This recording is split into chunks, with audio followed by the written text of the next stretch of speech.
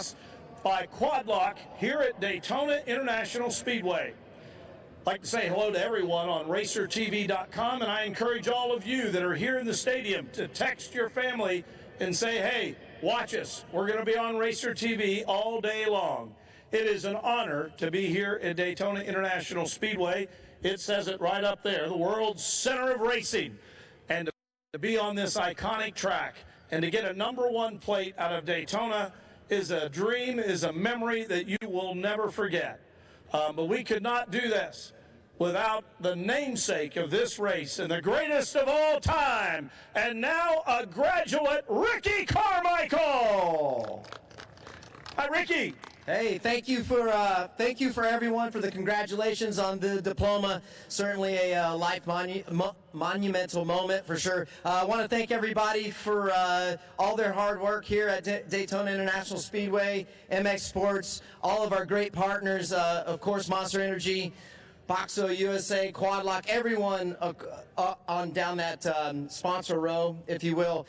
It's very humbling. 14 years ago, if you would have asked me if we'd be here where we are today, I'd be like, there's no shot. So thank you very much. The track is really good today. The weather has been great as well. That always helps. But nevertheless, great to see everyone. Hopefully everyone has a great and safe day of racing, and we'll see you along.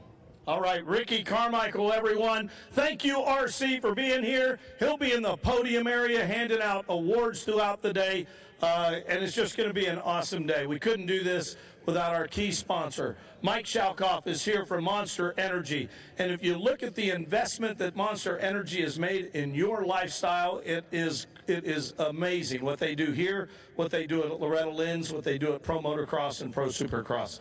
Monster Mike, thank you for being here. Thank you, Tim, and thank you to the whole MX Sports crew. We couldn't do it without you guys. Realistically, these events would be nothing without you guys. We're just the ones that are supporting it and just putting our names on it, and we couldn't be happier with the partnership that we've grown. And thank you to all the families. There was a great racing yesterday. The track here this year at RCSX, the MX Sports crew and Ricky have really killed it. This is one of the best ones I've seen in all the years of the event, and thank you to everyone for coming out. There's some great racing yesterday, and looking forward to crowning some champions here at Daytona. Mike Shalkoff from Monster Energy. You know that guy, they say MX Sports did a great job. Nope, it was Randy Poulter and his team, Sunset Bob from up at Sunset Motocross in Illinois. So thanks to Randy Poulter, a shout out to those guys, a great job. You know, we couldn't do this without a great foundation, and the foundation comes from the American Motorcyclists Association. They're the keystone of amateur racing, and here to represent the AMA is Mike Burkeen. Thank you, Tim. I just want to let everyone know that we're super excited that you're here. On behalf of all of our staff out at the AMA, we're glad that you guys were able to make it out here. And also want to thank our promoting partner, MX Sports. You know, one of the best relationships you could ever have as a sanctioning body is a partner that you have full confidence in, and these guys put it together. So put your hands together and let these guys know how much you appreciate what they do for you. And that's about it for me. Thanks, Tim. Appreciate you guys. Thank you, Mike. Before we get started, I want you to look around and look at the blue shirts around this racetrack, these flaggers. Flaggers, put your hands up. Wave those flags for me. These folks are hardworking. They're here at 6 a.m., and they're the last ones to leave. They are really a hardworking bunch of people, and we really appreciate them. Thank you so very much. They are the true heroes of this event, and really put in a lot of hard work. You know, here at MX Sports and Motocross, we call this family. Our family might be different than most families around the world, and we do things just a little bit different. We travel on the weekends, and we're unable to go worship on the weekends like traditional families do. But we bring our pastor with us. We've got the coolest pastor in the world, and he is always here to put us in an attitude of racing. So with that, would you please welcome Kevin Kozad from MXers for Jesus. Thank you, Tim. It's always my honor to be here with you all because we are a great family of racers. So as this great family, I ask you to join with me, if you will, and let us all pray together. Father, we thank you for this day, we thank you for this country, and we thank you for an opportunity to enjoy such a great sport and such a great venue as Supercross. Ricky Carmichael Amateur Supercross. What a day it's going to be. So we're asking for your blessings on each and every rider, on every gate drop throughout this day. We want your protection and love to be evident about this track and about this facility. Father, we thank you for the men and women that serve our country in the military, provide the freedoms we enjoy, and some of those freedoms are racing dirt bikes. We ask you again to be with the MX Sports staff and everyone it takes them to make this happen for us today. And we thank you for all this because we ask it in your name, Jesus. Amen. And now, ladies and gentlemen, I'm going to ask one more time for 1 minute and 30 seconds of your time. It's just 1 minute and 30 seconds. If you could stand up, take your hats off, and face the flag. The flag for most of us is behind you. And for the next 1 minute and 30 seconds, I want you to think about your loved ones that fought for our country, for those people that are in harm's way at this very moment, so that we can be the greatest and the freest country in the world.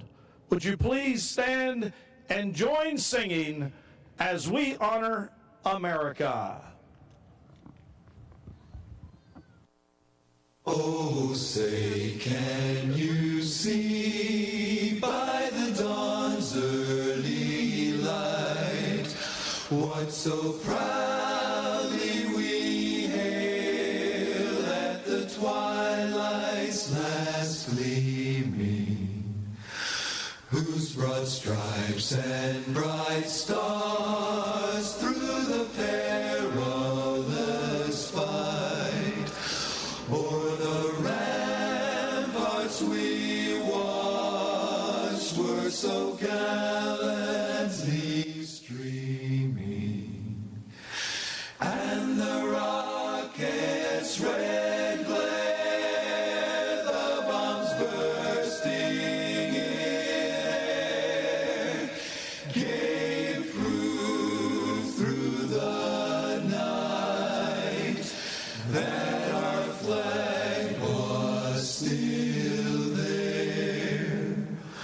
Oh, say does that star-spangled banner yet wave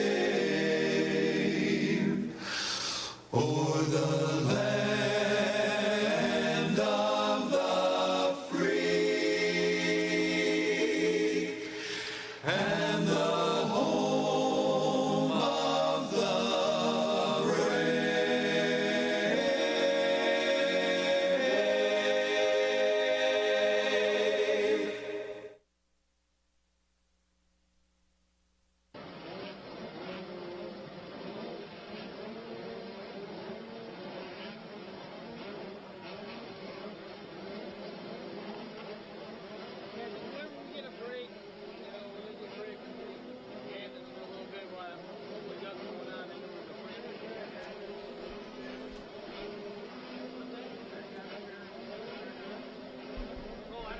Two card is up on our first race of the day.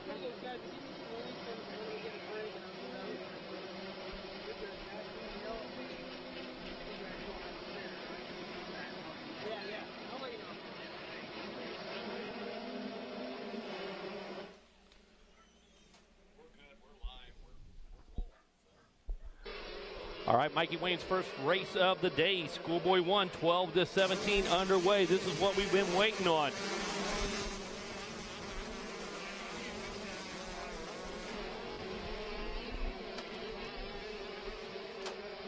Got great weather today. Outlook just about 80 degrees. Track conditions absolutely phenomenal. A little bit of track prep just before this first moto here. Just a bit of a drink. But look at this. Did not compromise any of the integrity of the track whatsoever. Still have those lines cut in from practice. Still have that race groove in the track. But just enough prep that we're really going to have some great conditions as we move through this first set of motos. Yeah, taking a look at it, Mega, this Schoolboy won 12-17, I believe a 6-lap moto for him. And, boy, feels good, man. You've been out here for the last few days. We got a crash already. Yeah, there we go. One of those berm turns, Mikey. We were talking about those early in the program this morning. We've actually been talking about them for 2 days.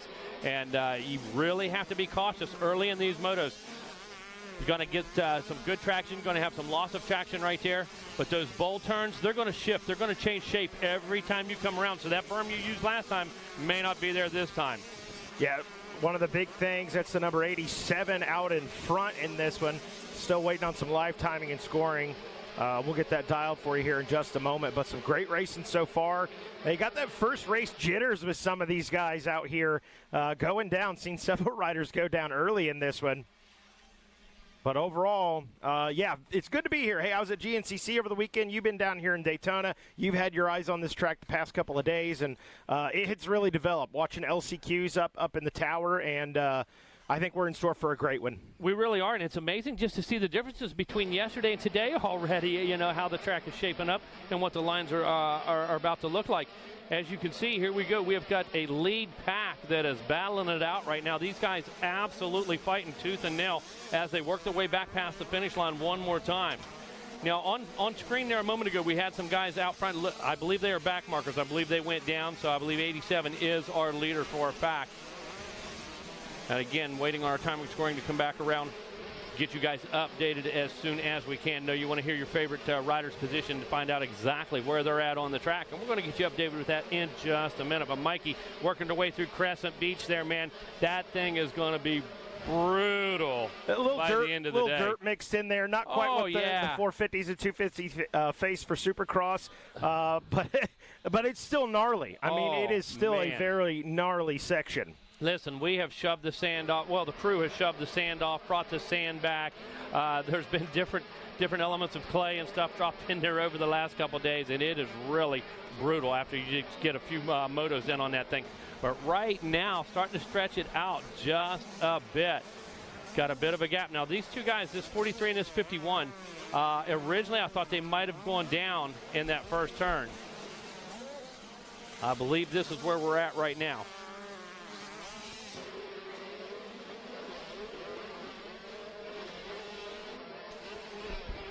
Look at the lines that have already developed here, just running through our LCQs. I know you guys and Ricky, the GOAT, with us, obviously. Well, you guys were talking about that. The line choices here are plentiful, to say the least, right? Yeah, absolutely. And again, today, developing even more so than yesterday, and I believe that's because of use. Now, yeah, we went out and graded the track last night, and we fully prepped the track, but holy cow, man. Right now, this thing is raceable from lap number 1 due to that little bit of consistency or that little bit of roughness we left from the LCQs.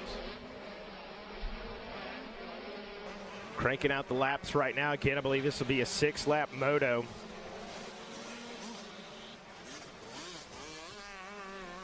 Leaders working their way through one more time. And Mikey, I tell you, a bit of a battle starting to shape up back in that 5th, 6th, 7th place. Leaders starting to separate themselves 1 through 4 pretty well right now, getting a pretty good gap.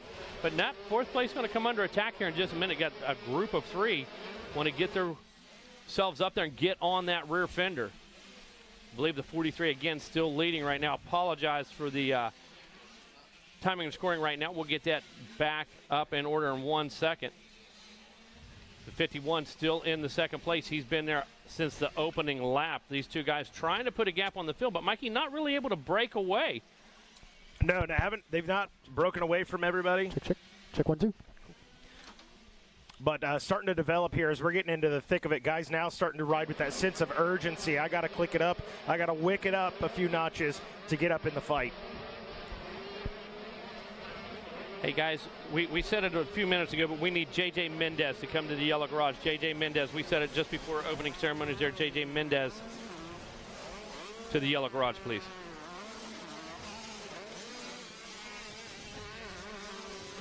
Oh, yeah, now we're getting some pressure. Under fire right now. Dips down to the inside.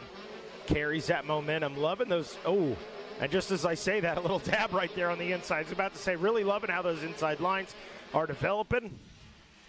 Announcer curse right there early. Well, that's fine. Let's get it out of the way now. Get it out of the way now. 92 Yamaha on the move right now. looking for opportunity, not playing following the leader, doing a good job of working that track inside to outside, looking for an opportunity to make a move. You know, Mikey, that's never a good idea. You can't do the follow the leader in any race situation. But even more critical down here, because let me tell you something. Number one, you're eating that roost. I don't care what goggles you're wearing. It's going to, you know, affect you. It's going to go up your nose. It's going to go down your jersey, this and that. And, again, bikes come to a stop so quick. You get into a deep section, the guy in front of you loses power. The bike bogs down, man, you're in trouble fast down here. So it's never a good idea. But you have to search for the changing lines and stay out of that brutal roost down here. Doing a good job of that so far. And there's a good example of those guys working that track. Going high right there, trying to get a good drive and carry, so get that power to the ground and carry that speed.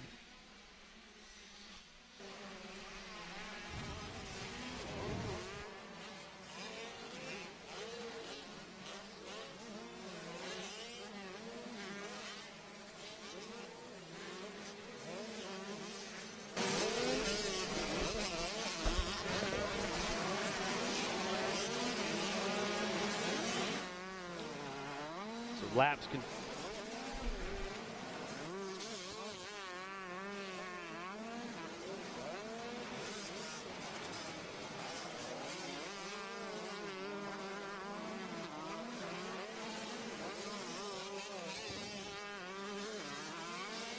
Again, folks, apologize. Just having connectivity issues here real quick. Getting it squared away as we speak right now as we continue to roll with race number 1. Schoolboy won 12-17. In staging right now, actually on the line, going to have our senior 45 plus. Got two divisions, or I'm sorry, got our senior 45 plus coming up, followed by our 250B and 250C. So on the starting line right now is going to be senior 45 plus. Behind them in staging 250B and pre-staging 250C. Still a nice battle going on out front as the laps continue to roll. Mikey Wayne's got it straightened out right now, and I thought that was Thomas Wood out front, to be honest with you. Didn't want to call the wrong name by any means. Want to make sure we had him in the correct order. And Nathan Jeffrey remains in that second place down that number 51 machine. Got that Justin Barsha lookalike going on. Looking good out there as well. Clark Robbins rides in the number 3 spot all the way down here from New Jersey. Weege's neck of the woods. Landon Hartz, Wilsonville, Alabama in the 4th spot, and Austin Schaefer, he rounds out the top 5 for us. And Mikey, I tell you, been a very, very, I don't want to say consistent race, but these guys have consistently run good laps and kept the distance just about the same. A couple passes, as we mentioned, there in that 5th, 6th position. But right now, Thomas Wood making it happen. Yeah, Thomas Wood out there looking, he turned a 1:01.8, and that's got him up throughout the course of this race. That's got him up almost 6.5 seconds on second place. That other gas ride of Nathan Jeffrey out of Orlando, Florida, making it happen in the home state. You know what's cool at racing at you know what's cooler than racing at Daytona? Being from Florida and getting it done in the home state. I mean, that is just as cool as it gets. When you defend in your backyard, man, that's what it's all about, okay? That's it. So Clark Robbins now into the 2 spot on that KTM. Where is Nathan Jeffrey? He's dropped to the 4 spot. So just as we were singing his praises, Clark Robbins able to make the pass. Landon Hartz up into the 3 position. Jeffrey drops to 4th, and Austin Schaefer on the KTM, the number 361, rounding out your top 5. Coming up next, Mike, I believe we have 45 plus action, senior 45 plus. Yeah, man. And behind them in staging 250C. So starting this thing off with a bang, really, to be quite honest with you this morning. Yeah, looking forward to it. This is just race number 1. Watching the number 43 gas of Thomas Wood out of Georgia. And brings in the checkered flag, Megawatt. We got one in the books. Unbelievable. Hey, glad you're here, buddy. Yeah, likewise, man. Yeah. It feels good. I got the nod. I talked to Mr. Tim Cotter over the offseason. I think I'm going to call a couple live pro motos with you guys. Yes, you and I at Iron Man, and then I think Lurch and I at another one. You're going to be at Budge Creek, as well. So I'll have the vending trailer there, the racetrack trailer, and give you guys just a little bit of help there. But you and Lurch are going to do it at Budge Creek, man. I've never called a race with Lurch. I've worked with Lurch. I've known Lurch for a while when I was working with Toyota at Supercross. doing just the fan fest, and he came by and he's like, I got to hear who this guy is. I'm like, well, likewise. I know who you are. Here we go. Race number 2. Senior 45 plus. Whoa, man, down early in that one. Got caught up there in the rear wheel of the rider ahead of him. Mercy. Hopefully that looked like a skidder, so hopefully, hopefully it was there. As this one is beginning here and we get in a little separation out front, good battles out front right there for the 2 spot. Forget it. Take it. It's the 1 spot. Or no, it is a 2 spot. Got the inside worked. Yeah. Yeah, you're right. How about it? The inside worked, dude. He brought it. Woo, coming together. Has to check up just a hair. Oh, able to triple away your early leader on the Yamaha, making their way into the whoops, going to the far east end. Mikey going to do a 180 and bring it right back at us. The number 4 machine out front and leading the way. We'll catch up with that here in 1 second. The number is that John Gruey in the number 2 spot, the number 70 machine, and is that the Bath? I believe that is. That's Barry Carson there in the number 3 spot. Timing and scoring. There. We got the old classes covered. That's it. Yeah. Hey, we got it dialed. We're ready. The big change, John Gruey on the KTM. There we go. Yeah. Love it. Pretty cool. Wanted to make sure that is Tony LaRusso. LaRusso out front. Making it happen. John Gruey, as we said, in that number 2 ride. As you see, a new look for Gruey. Yeah, very much. No longer on the green machine, man. Now he's got the sparkler graphics on the KTM. Look at them. They're prismatic, man. They change color. Yeah, they're prism. A little flashy for Gruey. He's normally a little more subdued than that, And there comes the bat on the 31. Yeah, Barry Carson on that Suzuki, man. You just can't miss the guy. The riding style alone. He got the vest on, the moto vest. I love it. To Barry's credit, he got a win yesterday, got a top finish in his other moto, and replaced 2 hot water heaters and alternator on the RVs in the afternoon. So I don't doubt it. He finished 3 ROs and got 2 podiums yesterday with a win. I do not doubt it. I love it. Oh, Barry. And for those of you who don't know, Barry's been in the RV business for years. Yes. And that's how he's made his money outside of racing. Now he's about 30% shareholder in Suzuki. They quit paying him. They quit paying him in contingency. They just give him shares now of the business. So winningest contingency rider in Suzuki history, Barry Carson. Yeah, man's man right there. Solid guy. Oh, and he's coming after the Gru. Yeah, he's hammering down right now, chipping away at him. Look at LaRusso, man. LaRusso changed brands. Gruey changed brands. You can teach an old dog new tricks. But one thing Barry Carson didn't do was change brands. No. Okay, yeah. I don't think. Now, the Gruey wouldn't surprise me. Yeah, but if Barry ever changed, I would when you're a 5-star general in the RM Army, man, your rank never changes, okay? All right? For that sure. is it. Yesterday we were calling him Major Carson. The longevity of these guys always just really impresses me. And not just that they're still throwing their leg over a machine, but the way they compete. Oh, absolutely, yes. They're still competitors. Nobody, your top guys out there, they're not out there trail riding, just having fun to say they did it. So the Bear made the pass at the finish there. line. Yeah, the Bear made the pass right at the finish line there and made it stick. I didn't announce it real quick because it looked like Gruey was going to come back at him.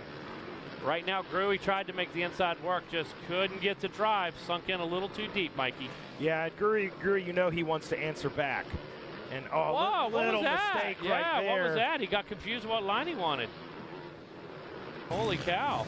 He was like in between the lines, Mikey, and kind of made a misjudgment there, misstep. Not typical what we see out of John Gruey, that kind of hesitation almost. Maybe he's got a little water in the ear or something. His equilibrium's off right now, I'm not sure. But the Bear's steadily pulling away right now. The Bear's going after LaRusso. Yeah, they're inching up toward him.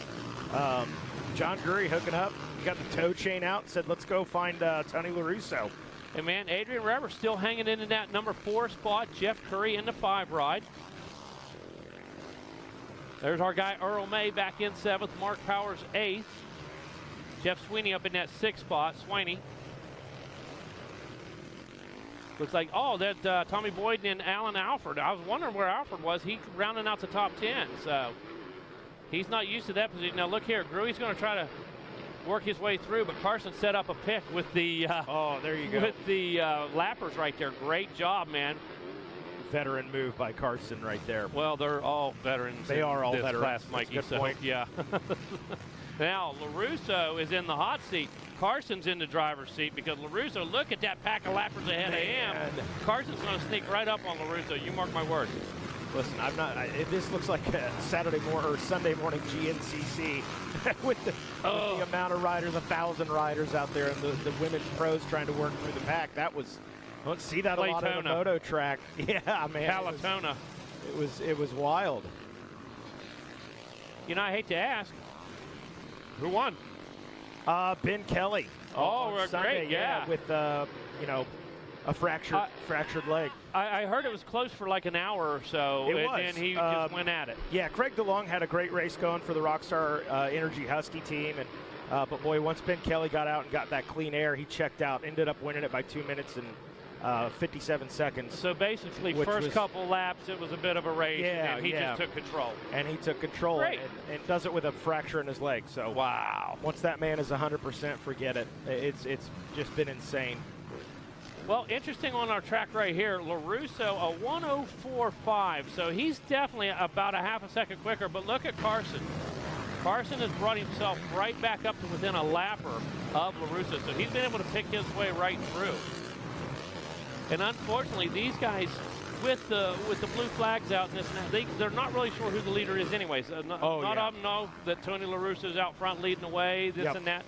So after the first couple lappers in a class like this, you're not really sure. That's a good point. Yeah, that's a good point. Now, when you're talking about Casey Cochran coming through or something like that, you know, it's easy to identify the leader. Yes, that's it. Casey Cochran, by the way, just I saw the segment during Supercross about mom and dad. Oh, how wonderful. I loved it, too, because it was like on cue. I was telling my wife about what an incredible family they are, veterans and all that. And we knew the story, and for them to show it, because, I've expressed it to my wife and my friends, and I said, people don't understand what a bad dude his dad was, and what a trendsetter his mother was. She was a groundbreaker. Right. You know, she was an absolute trailblazer. And for sure, and to see them take the time, they said they followed him around for about 3 days. And, that's awesome. Super cool, super cool.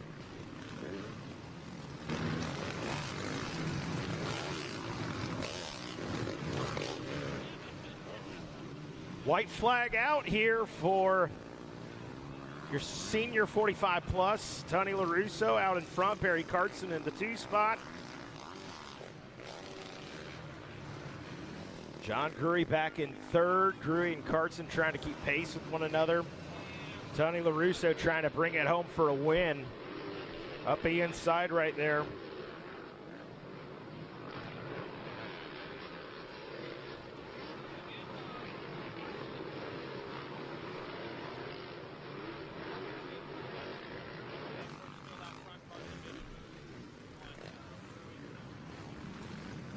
White flag out, just about to get the checkers here in just a moment as Tony LaRusso in control.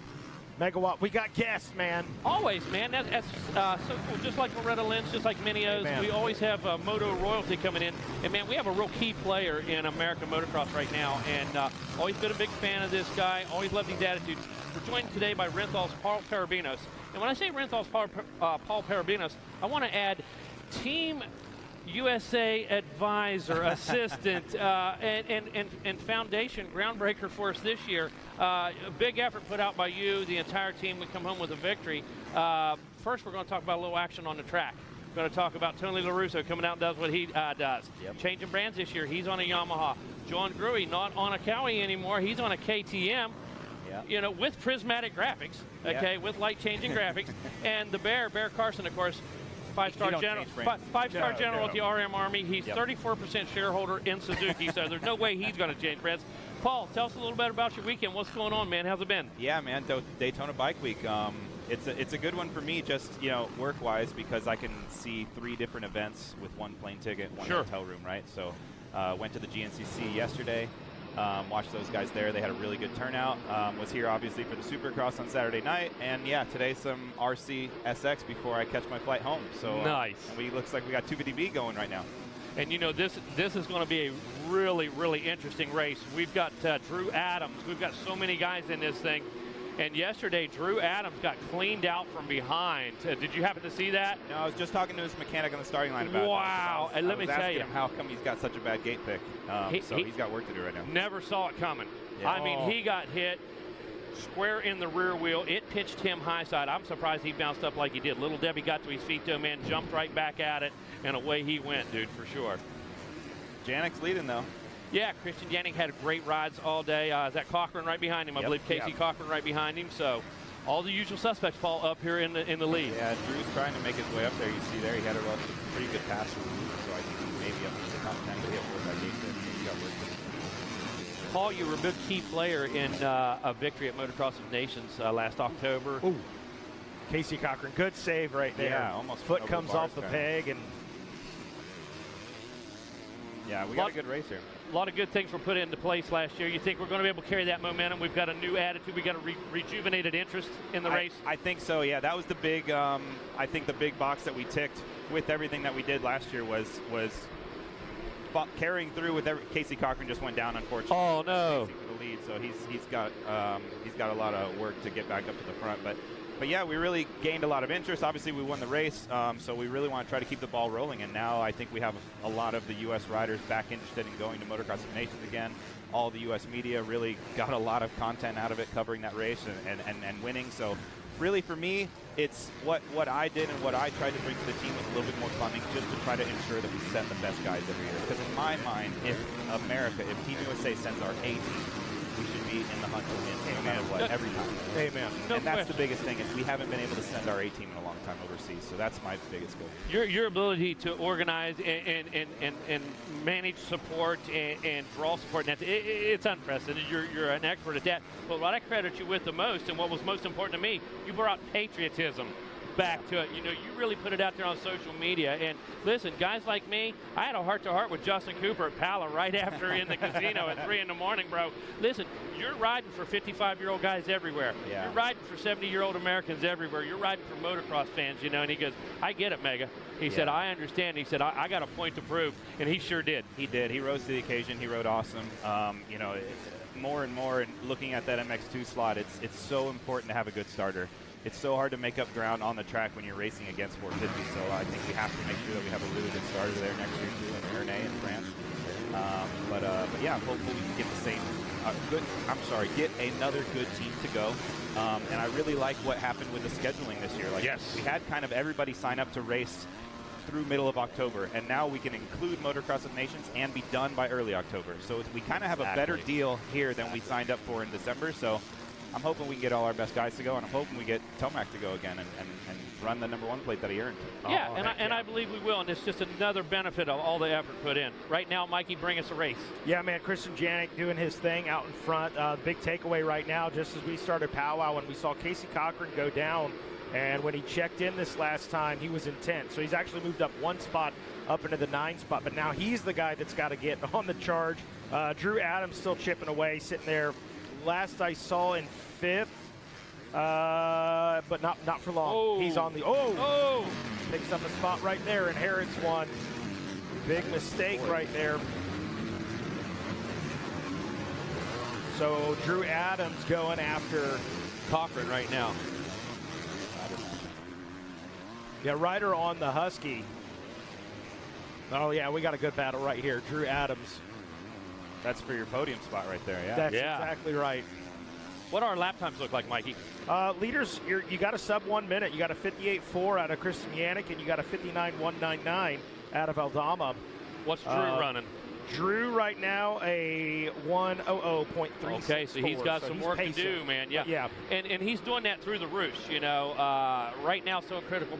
Paul, we always say never follow the leader ever in any race, but how critical is that at Daytona, bro? Well, yeah, this is a tough one. I raced here maybe, I don't know, 5 years ago. I came and did a plus class, but it's all start. You have to get a start, and if you get close, you're almost better off not showing a wheel. And when you do get close, you need to finish it. Like, you can't poke a wheel in 3 different turns, because you'll just get blocked for a whole lap. So you have to hang back. And in my opinion, when you get close enough, you have to strike and you have to finish it. When you pull the trigger, you need to shoot. Absolutely. Still got the works 450? No, I don't even have a motorcycle right now. You're actually. kidding me. I haven't been riding much. I've been riding my bicycle a lot. So I'm actually, kind of getting ready for a mountain bike race in Sea Otter in April. So I'm excited for that. And yeah, it just fits my lifestyle really good. And it's actually a really big growing segment for us at Renthal. So I'm kind of getting very educated on the whole segment at the same time. Well, I got to say, you and then between Goat and Emig just embarrassing me over the mic week after week. I got the brand new bike. I stopped at Club on the way down. There we go. Yeah, right there. Drew Adams cut back down to the inside. And like you said, he didn't show him the front wheel. He went for it, and he got it right there. That was great. He didn't waste any time. He just went for it. That puts him in a second. So now we got a Cowie Renthal 1-2, which makes me quite happy. That's it. Right on. Absolutely. A little checkup from the neck up real quick. Did you see the helmet on Drew, though, as he come through the whoops? The helmet was stationary. He let the bike do the work right there. He let the suspension do the work and was able to really get a great drive through there. Once he made the pass, he did what Paul said. He made it stick. Yeah. Yeah, that's what you got to do here. It's just, it's too tight. Everybody's kind of follow the leader. So really, when you get close, you have to can't waste your opportunities for sure. So you guys got a push in the mountain bike line at Renthal. Yeah, for sure. Like, we're starting to see power distributors worldwide carrying Renthal cycling product to sell to those e-bike customers in their power stores. So it's a nice little growing segment for us. I mean, I went to the GNCC yesterday, and I would say it's 1-to-1. If you're there racing a motorcycle, you also have an e-bike. Sure. To just get around the get around the facility or pre-ride the track a little bit. So yeah, they're just great fun. If you haven't got on one, I encourage you to, because it's not as people are like, oh, you're not going to get an exercise. You can do anything you want on that thing. If you want to get exercise, turn it off. Exactly. Yeah. It's an assist. Yep. Is what it is, and how much it assists is up to you. Yeah. Yeah. So here we are, lap 7. Janik's still leading. He's putting down really good times. He's in the 57, so he's kind of got a nice lead. But finally, Drew now put it down to 57 as well, as he's clearly in second. Christian had a couple runs yesterday, had to come from behind just a bit, and he's one of those guys, as you know, Paul, it tends to get faster throughout the moto. You know, his fastest lap may be the white flag, to be quite honest. But one thing about the guy is he is predictable. He's going to get out front. He's going to ride defensive, but he's not going to make any mistakes. You know what I mean? He's not going to let you rattle him. He's going to ride his race, and I think that's a good characteristic of his. How about it for Casey Cochran? Now up into 4th. He turned a 58.9. That is faster than Aldama in front of him.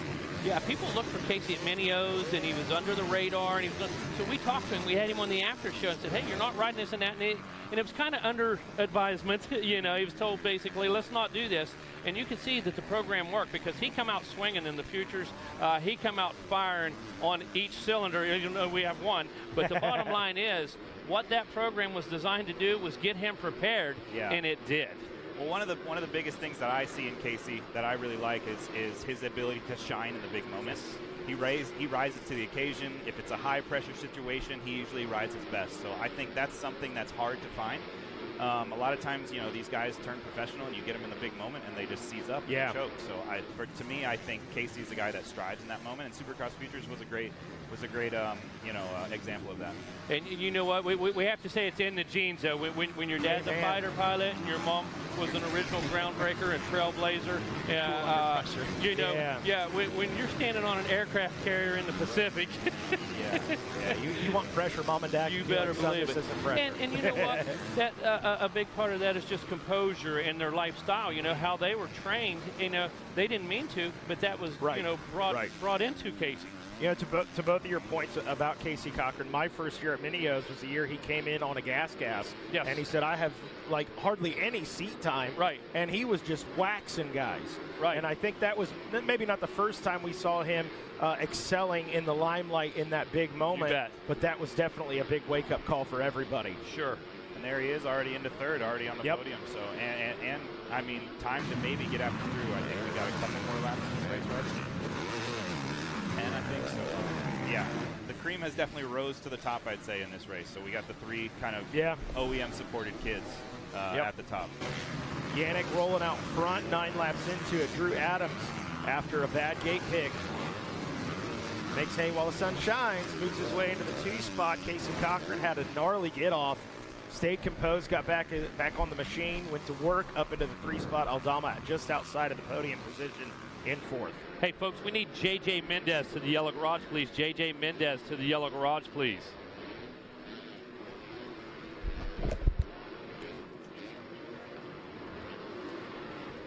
10 laps in now, and those guys keeping that pace of that sub 1 minute lap time. Your 3 front runners have been real consistent. I think the only laps they had over a minute was when they were back in the pack and were having to work their way up. So now that they got into that race pace, they're really clicking them off. I really love that they're, the race promoters and, are letting these guys get a lot of laps. Yeah. That's really nice to see. You can really see what a rider kind of does and changes throughout the long motor like this. But when it's Supercross style like this, it's a different kind of tired, I think, than like a Freestone or an outside type place like Loretta's. This is more muscular, muscular tired or high heart rate tired. It's not so much heat and draining you. But granted, it is pretty hot today, so maybe we're getting a nice mix of everything. But Janik's on his way, it looks like. He's got a white flag and about almost a 10-second lead. Yeah, what a ride by him. We focused a lot on Drew Adams and Casey Cochran because they had to work their way through the pack, but Yannick really riding well. And that looks like where the race is at. It looks like Cochran is all over Drew here on the last lap to get second. So we're following the leader, Yannick, but we've got the battle going on behind them. See how that checks in, hopefully, here in a second. Yannick just working, just hit your marks, get around the lappers, bring it home right now.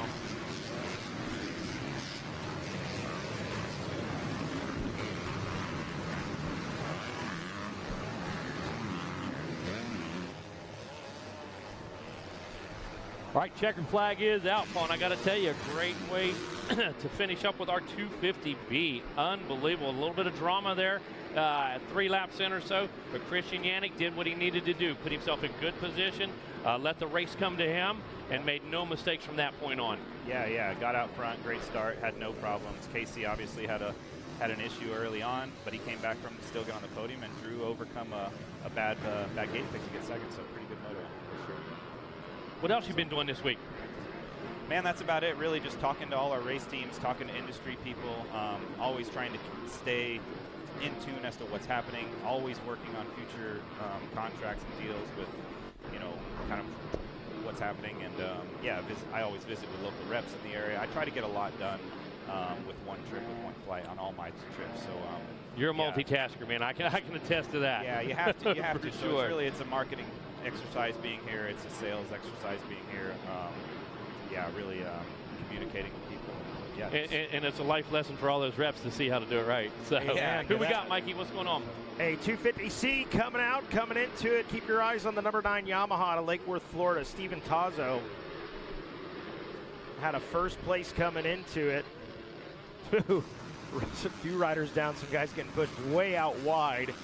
I think Tazzo had during it. Hey, Paul Parabanis, we appreciate you stopping in, man. Always good to catch up, man. You always have your finger on the pulse, man. You always bring us up to speed. Yeah. Safe travels, man, and we'll see you soon. Thanks, guys. Yeah, enjoy calling the rest of the races. Heck yeah, thanks for stopping in.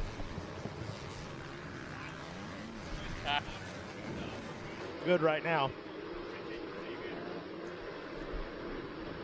What a good guy. Here I was complaining because I had to go back and forth. And he's like, well, I've been here, and here. Okay, I'll be quiet. There you go. Yeah, how about that, Wayne? I thought I was a hustler. That's it, dude. No, Amateur hour over here, baby. For me. So waiting on 1 lap completed here. Again, 250C out there right now. Working their way through. So these are clicking off fairly quick. We're on race number 4 right now.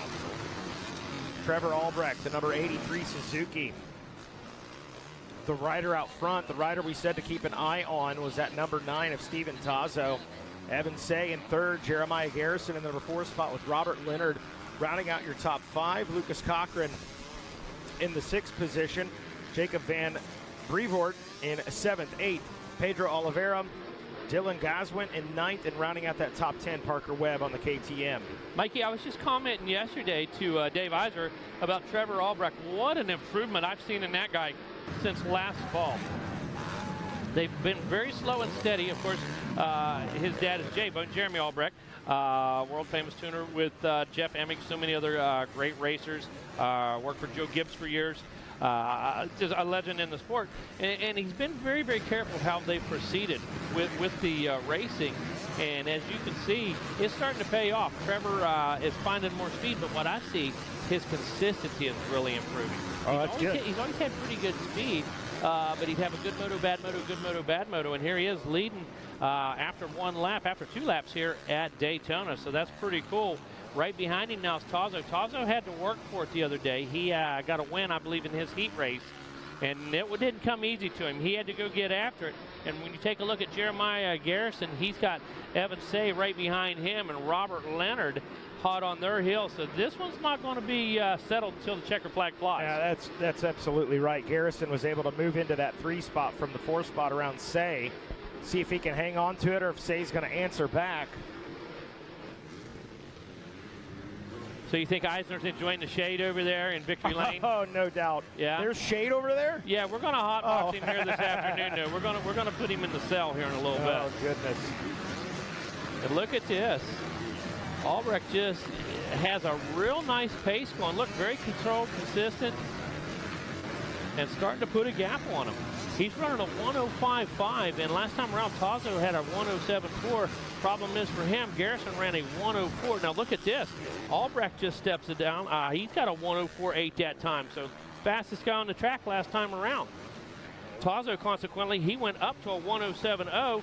Jeremiah went up to a 106, Jeremiah Garrison, and a 106 for Evan Say as well. So Trevor Albrecht, you do the math. When you're 2 to 3 seconds a lap quicker and you're out front, you know, you've got a pretty safe and consistent lead.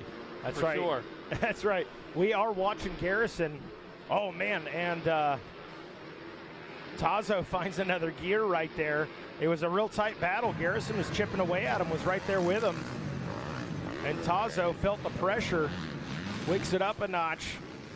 Here comes Garrison now trying to answer back. See how he handles the pressure right here. Nice drive through there. Nice steady drive for sure. That's the 175 of Evan Say on that Honda behind him as well. So darn near a 3-way battle as Garrison, no breathing room. You got the pressure from behind. Oh, that was close. Trying to keep pace and get around second. And they've got a lap rider just ahead of them here on this Yamaha. So look, here comes, yeah, that's Say right there, like you said on the 175. He's searching right now. He's sitting back here waiting for a mistake, searching for a line. Yeah. What'd you say earlier? Nothing better than a good BOGO. Buy one, get one. You know it. Go get 2 of them. I don't care if we're talking about ho-hos or passes. I'll take 2. That was a good job right there. Different Nice, line clean. choices. Inside line paying off for him, but ooh. Oh, see, there's the follow the leader problem. Yep, bingo. I was just praising him for racing the track and inside and outside, and right there the follow the leader. That was the example why you don't want that. Took a gamble, just didn't pay. Oh, you know, if they both got through there clean, he gained half a bike. That's right. But he lost 2. Yeah. It just didn't pan out. Guy in front of him had to check up just enough, and that was the difference maker. For sure. Man, Mikey, again, I'm pumped, man. I can't quit smiling, man. We're having a great time. It was a long winter. We got to do several events over the winter as well. But always good to work with familiar people and friends for sure. Amen. Glad to see Dan, the entire Racer TV staff down here again, man. Have a blast with you guys all the time. Yeah, it's funny. You and I were talking over the winter, I mean, like right after Mini-O's, and we thought, man, we'll be in Daytona like tomorrow. Well, it's tomorrow. We're That's here. right, man. For sure. Man, still going to work is Garrison, Tazo, and Say. That battle we're following. Now, Albrecht that time, Albrecht lost about 1 second. I'm going to guess he basically throttled that back. I'm not going to say he lost 1 second. He has himself in a great spot right now. The gap just keeps increasing. He's on lap number 5. Yep. So, you know, he is in a fantastic position. But we're going to have this battle all the way to the end right here. Yeah, Tazo and Say, they're going to bring it all the way to the finish line. And again, not out of it, I believe Garrison. I believe Garrison with a small mistake here or there. I believe Garrison's right in position. Whoa, speaking of mistakes, that was Garrison having to double dip right there with the foot. That's why you never put the foot on the ground. Yeah. Keep that heel off the ground. Here we go. White flag out now. If Garrison's going to make something happen, got about 3/4 of a lap to make it happen. You got the lap traffic in there. I don't think it's going to be a huge issue for him. But you can see him inching up closer now. But a little follow the leader right there. He's loved that inside line, and he has gained some speed right on that rear wheel. Shows it to him, but Tazo finds another gear. Listen, man, hats off to both of those guys. Yes. Okay, Tazo, man, he's on point right now. He's playing that defensive role. He's trying to keep the pace. And Garrison, he's thrown everything but the kitchen sink at him, going inside, going outside. Anything he can do to close that gap. Knows he's got less than half a lap to make it happen, Mikey. Here we go, Garrison trying to set him up. He's pushed the issue, try to force him into maybe a mistake or something, but hats off to Tazo. He's just answered to him every single time. He's closed that door on him, has just refused to let him around. And again, hats off to Trevor Albrecht. I got to tell you, this guy is a totally different rider than we saw 1 year ago. I watched him in some of those South Carolina championship races, that type of thing. Watched him in some off-season arena cross. And again, J-Bone was very careful with the path, you know, again, celebrity dad. And that can be a curse and it can be a blessing. And they're using it in the correct way. They're using his experience, and he's using his best judgment, what's best for Trevor. You know, we're not going to push him too soon. We're not going to push him into the next class before he's ready. We're going to develop it. If that takes an extra year or whatever, that's fine. But this guy went from mid-pack consistency last year to he's up front all the time right now, and leaves out of here with a win. He's got great insight. J-Bone does too, his dad. You know, he's been around, to your point, he's been around forever. So the sky is the limit for Trevor. Yeah, absolutely. What are we doing, Mikey? Hey, we've got our mini senior one. Oh, this will be a great one right now. Yeah, this should be good. Race number 5, moving right along. Coming up next, by the way, we will have our senior 40-plus BC, followed by your junior 25-plus. You're watching the future of the sport right here. It's always great to see these young kids and the young talent. I love watching these guys. And it just shows you the growth of the sport, not only with all these younger riders, these classes are stacked. We've got great partners coming on board each and every year. So that's good. Good sign of the growth of the sport. The sport's healthy. You know, we say the same thing, Loretta. I love Super Mini. I love Mini Seniors. These guys, they've been on these bikes for a long time, okay? Yes. They're at maximum size for these bikes. They're experienced. These guys, let's just face it, the top 8 or 10 guys, they're wide open. Yep. That thing's pinned. It's just a matter of gear selection and that clutch. It would put them out front. That clutch, the best set they can, keeping it in the right RPM. These things don't have the torque that a 4-stroke does, so it's very important to keep the revs up. And the other thing about this, they're getting ready to make a move, a lot of them. Yes. They're going to ride some 125s, maybe some 250Fs. So they've got a point to prove to themselves, to everybody else. Well, I think a great transition, certainly, from the 85 is going to the 125 2-stroke. I think, you know, the jump isn't as big as going from an 85 to a 250. So I think that's a natural progression or transition. When you go from 23 or 24 horsepower to 40, it's a big difference. Oh. Okay, all right? And I chastise even my favorite manufacturer. Okay, Big Red needs a 125. Yeah. Okay, you know, everybody needs a 125. Yamaha killing it, KTM killing it, Gas Husky. Those guys making a great unit, and it's just making the choice limited for the future. Yeah, and you learn how to handle that bigger bike, and you don't have to stay on the 2-stroke, the 125 so long, but just get the feel of that big bike and what it's like. To me, it's important to have that chassis and wheels. That's right. You're used to 2-stroke power delivery, so let's add just a little more. And then when we step it up one more step to the torque of the 4-stroke, then it'll seem natural. Right, exactly. You are spot on. And I agree 100% with you. But nevertheless, it's great. Watch these guys. I mean, the talent that is in this field, very, very tough class. And yeah, it's so critical, Ricky, not just the start. I get so tired of that. Man, we'll get a megawatt rant going, to the race, get a good start. No, get a good finish. Yeah. Okay, we watched Jet Lawrence win from 8. Okay, I watched a guy named number 4 win from 9th. Right. So get a good finish. Well, it's hard to do that these days. It's hard to do that. These guys are so close to speed. That's my point. If you don't get that start, which drives me crazy, in a class like this, it's hard to make up half a second a lap, because that's what the natural gap is between these guys. Might be a half a second or less on their lap time. So what do you do? Well, you get a good start, but you have to find better lines. Keep searching. If you get behind a guy, don't follow them. Be open to moving around. Zach Osborne was awesome at that. Absolutely. Racing day. That guy would never follow, and even to the point of in Monster Energy Supercross. Good guys, they don't follow. They're open to taking different lines, and never know, you'll stumble across the line that is a little bit better than the other, and boom, there's the time that you need to make up. And you know, we talked with Paul Parabinas about that. At any given race, you know, no follow the leader. Yeah, you might have the good race line. You stay just far enough out of the rouge away from mistake. But here at Daytona, even more critical to keep searching, because that berm's not going to look the same maybe next lap around. Well, that turn down at Crescent Beach is going to give way. Well, and that's what happens here. I mean, the lines are forever changing and evolving. So one lap, the inside might be too rough. Boom, move out another rut to the outside. So you have to be always searching. That's the crazy thing about Supercross and motocross racing. What these guys are so talented and they're able to do is be able to make changes on the fly. Yeah, be able to make that adjustment. That's the bottom line. And we saw the perfect example, Mikey, with the white flag lap last time. Yeah. One guy goes inside, gets hung up just a bit, and guess what? Third and fourth place should have been out here.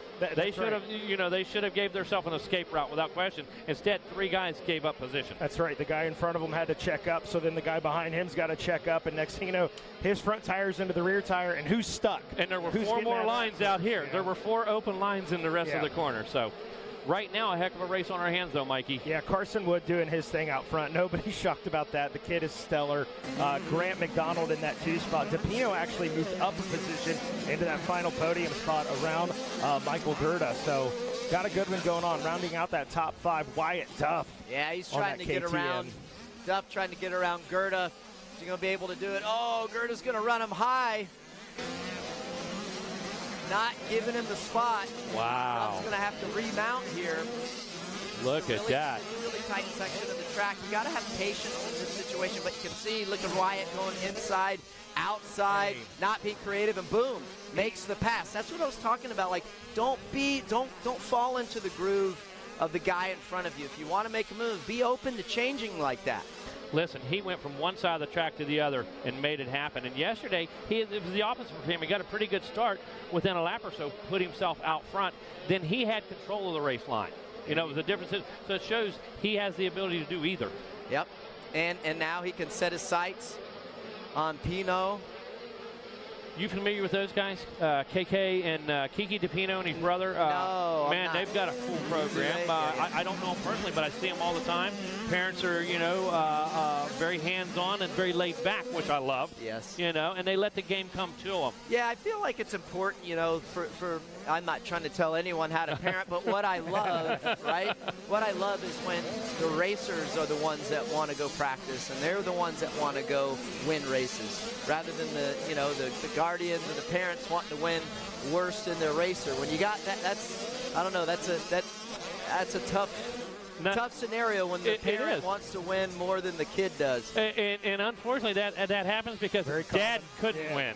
Dad didn't win. So we're going to get even with the next generation. Vicariously through their kiddo, right? But you know what? They should be living vicariously on a fun level. They should be having as much fun as they did as a kid with their kid. Yeah, and you can understand that, as a parent, you always want your kid to be better than you were and have more than what you had. So absolutely. Anyhow, that's the way I think. Absolutely, for sure. I can't imagine, though. I really have a lot of respect for all these parents that make the sacrifices to bring these young kids to all these races. It's not easy, so kids, tell your parents thank you. Yeah, listen, I preach that, and you've heard it at Loretta's. I preach that, and listen, when somebody comes in, they throw down an $8,000 Super Mini and say, this piece of crap. Yeah. I say, were you riding a TM75? That's right. Oh, no, you've never ridden one, so you've never ridden a piece of crap at 14 years old, okay? You better tell him thank you. What'd you say at Loretta's this year was basically you all have a factory ride. Yeah. That factory ride's mom and dad. Yeah, every one of these dudes down here. The practice bike, the backup, the race bike. When I see 8-kit suspension on a C-bike, you got a factory ride. That's a factory ride. You ain't joking. Oh, shoot. Hey, what's your gang doing? What's your son and daughter, what are they into? My kiddos, they're normal kids, man. They're into all kinds of different things. They're going to start driving here in another 3 weeks. So sorry. Yeah, sorry. Right? I'm a little panicked about that. It's kind of consumed my my mind the last month, knowing that that's coming. So I'm just trying to enjoy what these last few moments that I have with them, taking them to school, picking them up from school, dropping them off at work, picking them up from work. Because in about 2 weeks, those days are going to be gone, and I'm going to have a real worry when they're on the streets. Well, I spent all winter at middle school basketball with Hannah Grace. There you go. Now, can you imagine Megawatt as a middle school basketball dad? No. Can you imagine? I can't. That's actually what I would watch. Like, I wouldn't be even involved in the game. Yeah, I want to watch Mega in the stands reacting. Well, we did pretty good. We only got warned by the referee once this year. And I don't doubt it.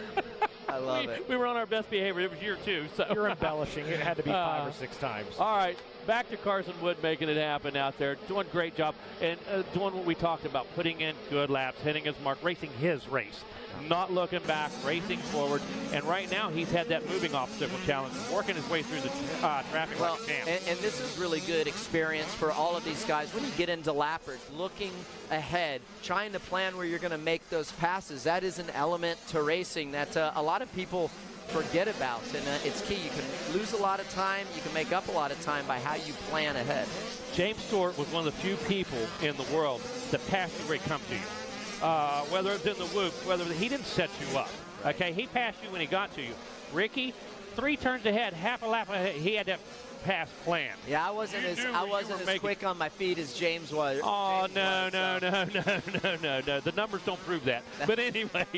Well, I'm saying like quick thinking like that. Hey. And while you're on the move, James was awesome at he was awesome at a lot of things, but certainly to your point, great at just making a pass, boom, like that. Instinct and reflex, he was one of the best. Oh, 100%. Yes or no? Yeah, absolutely. And that's what's necessary, what these guys can learn from. Yeah. But you said he made that quick move and then had to. But you yourself and a lot of these guys, that it's set up a lap before. Yeah. You know, without question, okay, we're going to close the gap. I know we're going to be within a bike length. So when we get to that U-turn, he's done. Yeah, it's nerve-wracking, too, when you get into the lap situation. When you come into heavy lappers and then you know you have someone beating down your door, you don't want to be slowed up. So it's extremely stressful. You're like, just another element you got to be paying attention to. Carson Wood ready to come out, get the thing done. There it is. Bang. Checkered flag flies. Carson Wood doing what we expect him to do on the Kawasaki now. Yeah, look at that emotion. In the air. Love the emotion. Shows you how special it is to win here. Go up there and do a burnout, Carson. Yeah, put her up on the wall and do a burnout. That'd be cool. Bring it. That'd be cool. I was waiting on him to just pull a left-hander and do it. Right. I got this. Well, boys, I think I'm going to leave it with you on this next one. I'm going to go get down on the track here. Getting a bit warm? Yeah, it's warm. Hey, we're in the sauna, man. It's warm in here in the booth. I'm training. Listen, you called me out, man, the year before last at Loretta's, and unfortunately I turned in a 2022 Honda with 4 hours on it. Uh-oh. The 2023 and Frenchie, you made it, homie. Awesome. Good to see our man Greg Paymart, MKS Moto Kicks, making his way into the trailer right now. Three-time defending champion of the Loretta Lynn's Kennel Club Dog Show, Greg Paymart. Yes. Hey, Ricky, I couldn't appreciate you coming in. Hang around, Greg. I couldn't appreciate you coming in, man, any more than we do. Always fantastic to have you. And thank you so much for keeping the torch lit, man. For giving these guys the guidance, for giving the futures. Thank you.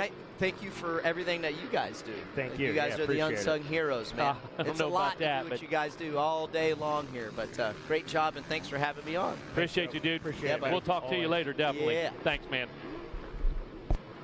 All right, we are rolling into the next moto. How cool is that? The event's named after the man. He said, I'm going to make some time to come in, call some racing with you guys, show the youngsters some love. Carson Wood, how about that? The GOAT, Ricky Carmichael. Give him the call on your race win. Love it.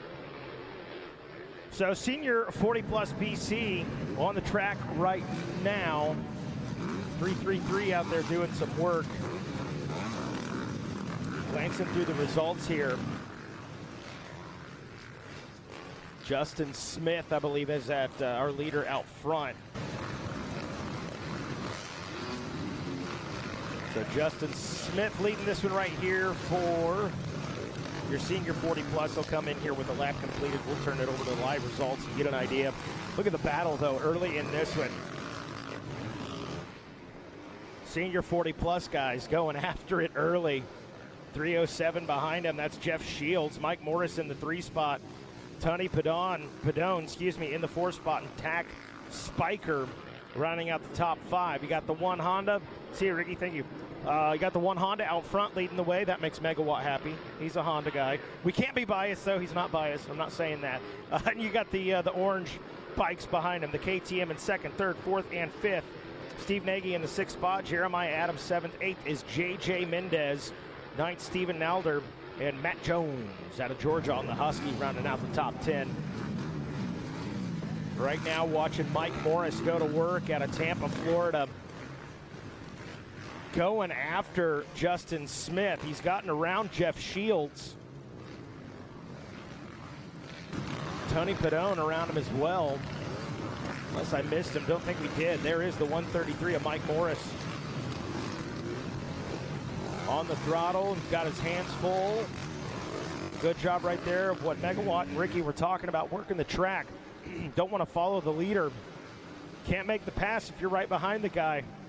Doing a good job working outside, the inside, and as I say that, he pulls away a little bit. Puts a little bit of a gap on him. But nonetheless, he's there in the fight. Tack Spiker in 4th, Steve Nagy up to 5th. Jeff Shields, the loser in that battle. Wondered where he went, the 307 machine. So tough break for him. He has checked in back in the 6th spot now. Jeremiah Adams in 7th. Colin Beverly up into the 8th spot. J.J. Mendez on the Suzuki drops a position. And then Pensini up into the 10th spot. The 333 Honda of Justin Smith still out in front out of Huntersville, North Carolina. 2 laps into this one. They're closing in on him. Mike Morris and the 429 of Tony out of Parkland, Florida. As we start to get into a little bit of lap traffic now, let's see how it sets up. It's going to play an advantage for Mike Morris. Oh, no!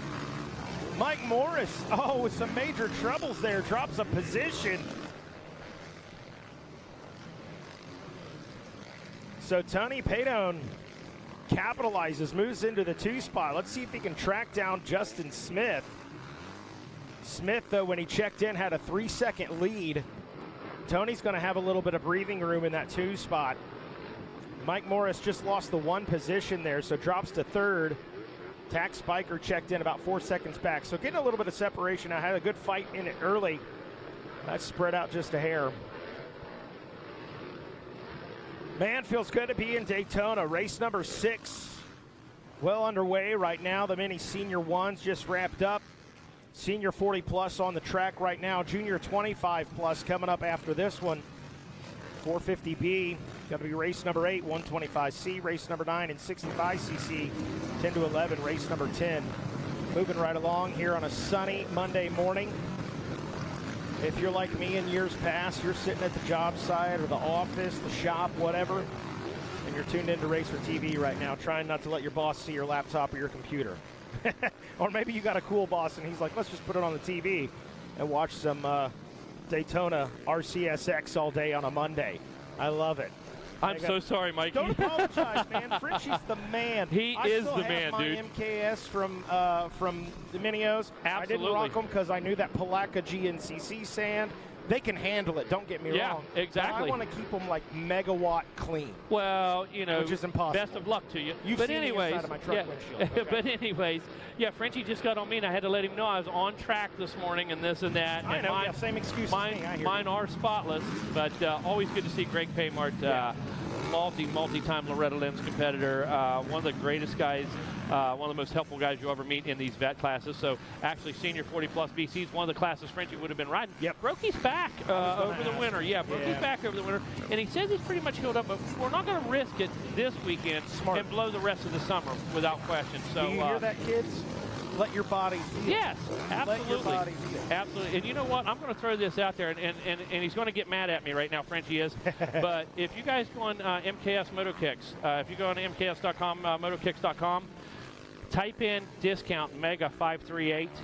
Oh. And look at what that does for you at checkout, okay? Look at what that does for you at checkout. You go online, you pick out your socks, you pick out your shoes, you type in discount MEGA 538 at MKS Moto Kicks. Hang on, I'm writing this down. Yeah, absolutely. And see what that does for you at checkout, bro. Because if that turns $120 into about 90. So because if you type in the Mikey Wayne's promo code, it actually goes up. Yeah, it goes up 10% if you type in Mikey I gotta Wayne's. Get my cut. Yeah. No, that's very cool, man. I love that. Megawatt, man, you're an influencer, brother. Well, a little bit, and the reason I'm doing this is because you and I have the shoes. I believe in the shoes. You know, multiple insoles, skid plate for pit bike riding, so you don't blast yourself on the Kickstarter and the foot pegs. A lot of thought went into it, and if I believe in a person, believe in a company, they've got me. So I'm going to back them, and that's Frenchie. I love it. 133 of Mike Morris out of Tampa, Florida. He's from down yonder way, is how we'd put that. Down yonder. Down yonder way. Wow, that's which means that over there. Sounds a bit like a Rodney Tomlin term. Down yonder is your leader, working his way through mile marker 7. I love it. Are you kidding me? I wonder if Rodney Tomlin's watching this morning. If I talked to him this morning. Yeah, he texted me this morning and this and that, and wishes us well. For sure, he's going to listen as much as he can. He's got his thing going on up there with the radio station. Yep. Yeah. Hello, Rodney Tomlin. What's it? Hello, pork chop? Rodney. No. Porterhouse. Porterhouse. Yeah. Yeah, Porterhouse. My goodness.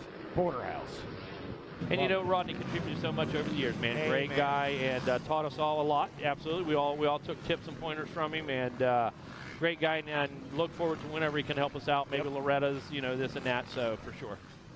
Justin Smith leading this one right now. We are 6 laps into it. The rider out of Huntersville, North Carolina, aboard that Honda. Turns a 110. He has about a 4-second, just shy of a 4-second lead on Tony Pedone.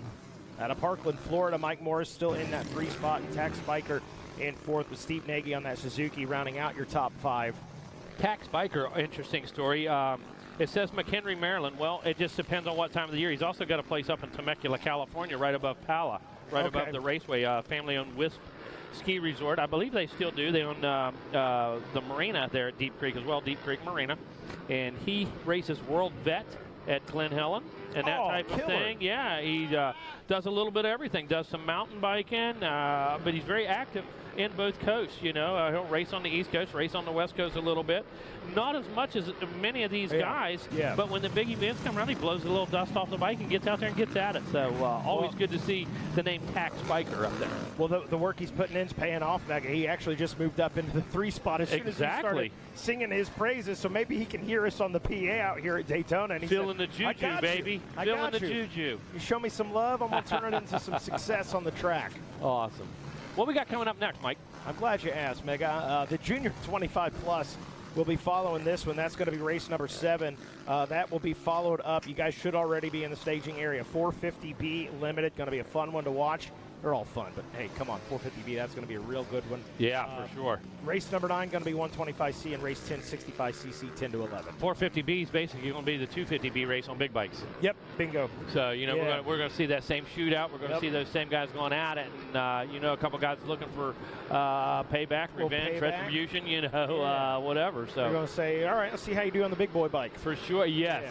Yes, let's put our big boy leathers on. And leathers, for you kids that don't know, are what we called racing pants in the day. So, you're showing your age, man. Yeah. No, my beard does that.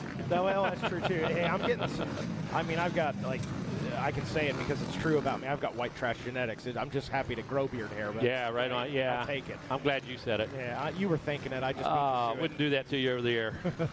Yes, you would. Yeah, I would. A long week at Loretta's, Minio's. Justin Smith's making it happen right now. That guy's, boy, he got out front, and he has just said bye-bye to Laterville. 15 seconds on second place right now, which doesn't, I'm not taking anything away from anybody else. Oh, no. There's a lot of guys out there, and if you're one of the top ones, you're riding very well.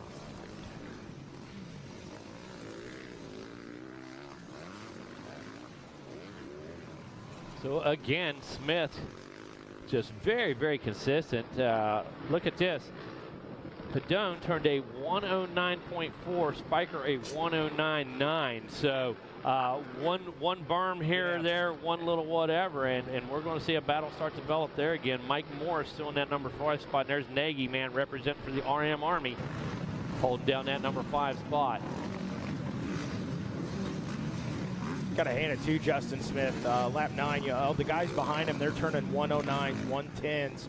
His last lap around a 111, but I think that's him settling in, making sure, hey, I got to hit those marks, be safe, bring it in for a checkers, which I believe is what we're about to see. If I'm not mistaken, this is white flag lap, and we'll find out right now. I got to tell you, Mikey, look, man, when we looked through the whoops a minute ago, I started to say, I'm going to go ahead and say it because I'm old too.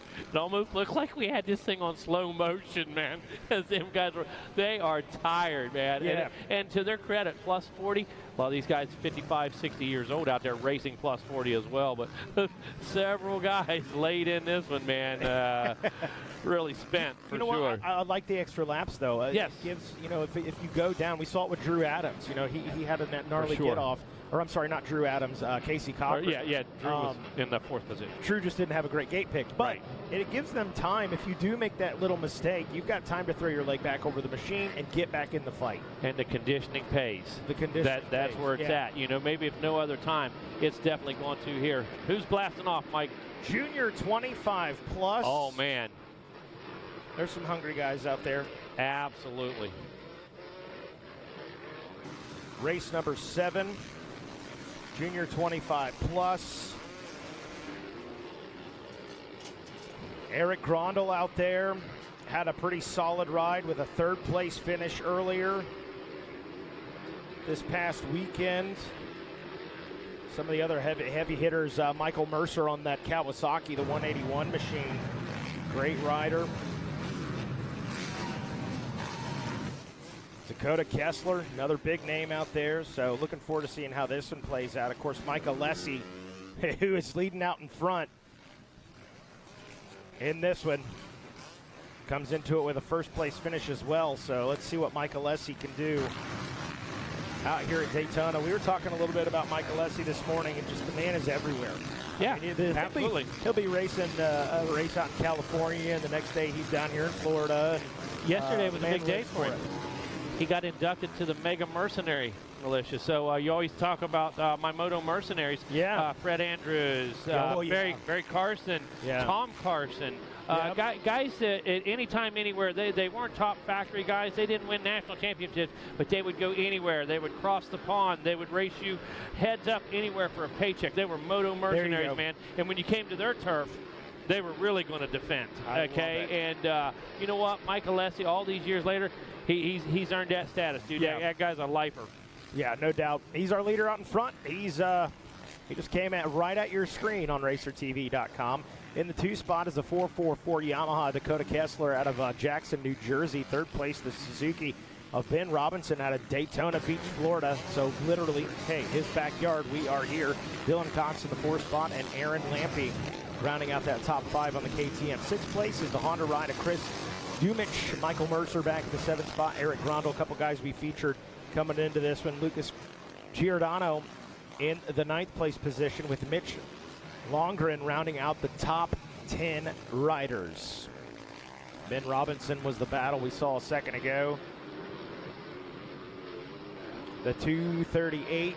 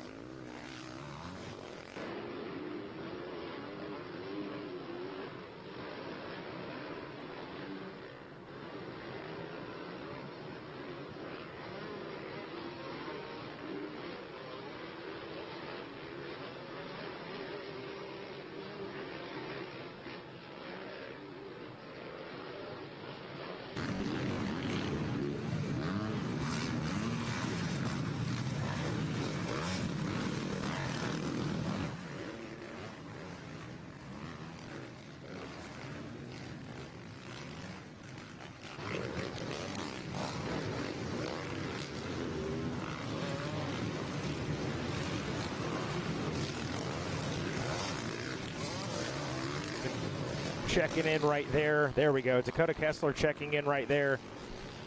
In the 2 spot, Michael Lessie leading this one.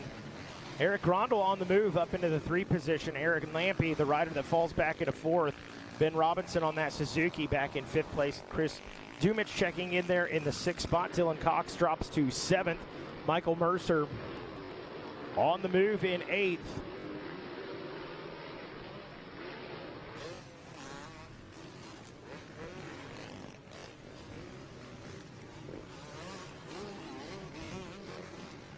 Well, Mikey, the guests keep flowing. You know, we've had Frenchie in here so far. We're going to get him on the mic in a little bit. We've had Paul Parabinas, the GOAT, was with us. And now, you know, really, and don't look at me funny, but the heartbeat of this operation right here, J.H. Lilt with us right now. And J.H., we have just had amazing conditions so far. We've had amazing racing yesterday through our qualifiers, our last chance qualifiers. We saw an incredible 250B race just a little bit ago. 450B coming up next. You know, we talk about logistics. We talk about a lot of things during these races, but how important is it to have support? How important is it to have partners? Yeah, absolutely. Yeah, no, I appreciate that. Yeah, I was out on the track watching the race, and track's holding up incredibly well right now. Randy Poulter did our track this year, did an outstanding job with the pro track and the amateur track, so he's doing double duty this weekend. And well, absolutely, it's a team effort, you know, for sure. There's a lot of people involved, a lot of moving parts. You know, it's a partnership with the Speedway. We have Speedway people that we work with. It's a partnership with MX Sports. They're promoting the event. I mean, they're really the heavy lifters of the whole thing and making sure this thing runs smoothly. Tim and one of the guys who doesn't get any credit is Win Curran up there in the top. He's our guy in the sky. Yeah, he's Oz behind the curtain up there, making sure we keep this thing rolling. But you know, but that is why this event is growing, you know, and why this thing has turned into, you know, we're here at 14 years and we're still adding partners. We had this year, you know, we brought a new presenting sponsor with Quadlock, which is great. It's a partner of Ricky's also, and they like what we're doing. And we sat down to talk about how there was other ways to engage and activate, you know, and you know, look at this event. And when we gave them the stats and the numbers, I mean, here we are. Look at this is live. You can watch this live around the world right now. You can stream this event. And they were excited. They're like, wow, like they just, and it's at Daytona. They're just like, wow, you got to be kidding me. Like, no, we bring in TV and this and that. And there's a sells out event, and they're just like, it's like a great kept secret, you know, for them. You know, guys are more trying to learn about the sport and get involved. And this is a great way. You know, they're going to be giving that product to every champion here. They're going to be offering a discount. You know, everyone that showed up and participated is going to get a discount on Quadlock product. They make awesome mounts and phone cases. We use them on our adventure bikes that we rode down here, so we're going to be using our cases and mounts on the way home. So. And how many people have already dropped their phone on the asphalt down here, have already dropped it in the pits? Yeah. You know, we're watching timing and scoring. We're trying to call grandma. We're doing all this stuff. So we are active people with our phones, and what a great marriage as a partnership. Yep, and they said for them to step in as a presenting sponsor, they're supposed to be here displaying. They're bummed their display didn't get done on time. That's how new they are coming into this market. They're going to be at Sea Otter, and their display didn't get done on time, but they'll be here next year. They've committed to a couple of years of being with us, so that's fantastic. You know, they're great people. They're based in Australia, and they love racing, and they're into motorcycles in general, so that's really cool. ODI, new sponsor this year. They came on board. You see their Tough Blocks out there. ODI is the other partner of Ricky's. He has a signature bar with them, and they do the Emic lock-on grip. And it's cool. They've really been pushing hard. They've transitioned our thought process of the misery of changing a grip to saying the glue and the contact cleaner and the on and the off and the wiring and all that crap. Can I say that on TV? Sorry, that was. Oh, you're funny. Hey, it's like HBO, baby. Yeah. All right, good. Okay, exactly. just make sure. Sorry, all that stuff. You get to deal with the. You can only say it once, right? You can only say it one time. Just used your get out of jail free card. But the lock-on grip, you just slide it on and tighten it up. Right. And you're ready to go. Done. So you know, and they are huge supporters of the sport. They're really involved in wanting to help out, and they help out a lot of racers and riders. Mountain bike side as well. They make great products, so it's cool. Again, they see this as an opportunity to showcase their products and get involved in front of, you know, a lot of, you know, high enthusiasts. We have, you know, some of the best riders in the world are here racing. That mini senior race we just had too. Man. And that's how many of those up and coming kids, you know, that you got there. Carson Wood, you know, you had Christian Yannick, Wyatt Duff. We had Duff racing with Wood, and for sure. I mean, there's just a lot of kids in that class, you know, and then you move up to you had the Yannick race with Cochran and Drew Adams. I mean, this is the future of the sport right here. We're watching it unfold before our eyes. And I tell you who I'm always excited to see, because I love nice stuff, especially when it comes to equipment and mechanical stuff. So pumped our friends at Boxo back with us again. I got to tell you, man, when you grab that ratchet I mean, that thing is contoured for comfort. You were talking about having sore hands from doing a little bit of wrenching for Dob.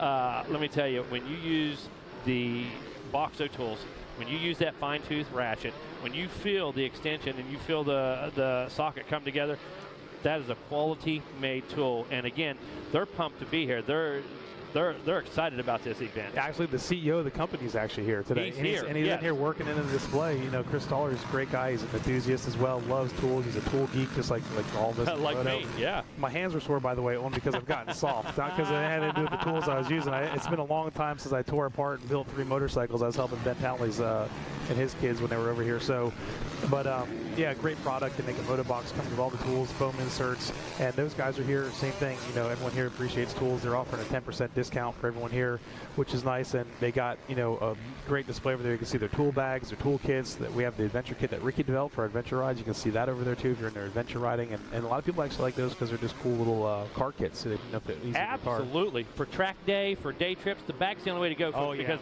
listen, I don't want my box nicked up, scratched up. I don't want dents in it and all that. So you take the same quality tools, you put them in that bag, and it's got pockets. It's got organizers. They're all labeled. It's got organizers inside of it, labeled, Mikey, for a guy like you. This is okay. So you know exactly what to do. This is speaking your OCD, isn't it, right here, Megawatt? Yeah, you are speaking Mega's Speaking Mega's OCD. Tell JH what I was doing at 6:30 this morning. Organizing the Racer X trailer. He said, right up there, he's sweeping the RV. He's sweeping the. Yeah, we got to get it lined up, and we got to get it lined up and ready to go. Yeah, I mean that's what we do. We're getting ready. I did the same thing this morning. I had to repack all my panniers and make sure I had my clothes I was going to change it to for the ride home. Got driving clothes. Daniel Blair's the same way. I heard him talking. He's like, Wednesday, okay, I'm doing laundry because I'm not going to get through the rest of the week wearing clothes twice. White flag out here, by the way. Check in real quick here. Michael Lessie still got strong command of this race right here.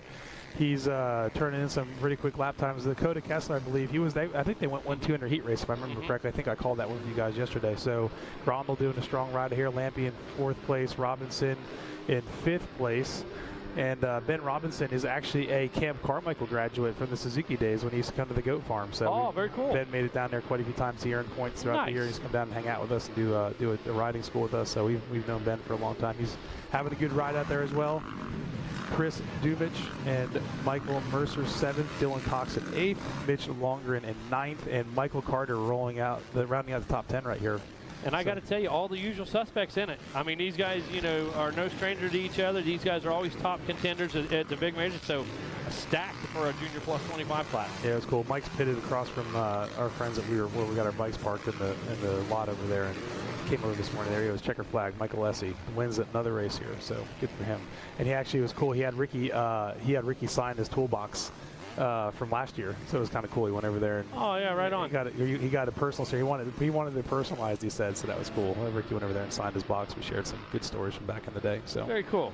Very cool. So the partners, like I said, and Kinetic's been with us for years. Klotz Lubricants, they're with those guys over there now as well. And you know, it's just nice to have these partners. You see them continuing to return and see the value of this investment in this race and this event with these people and these racers and all of our fans out here. So. And what a stand-up deal. I mean, Kinetic has been with Ricky for 15 plus years, right? Yeah, they've been great partners. Absolutely.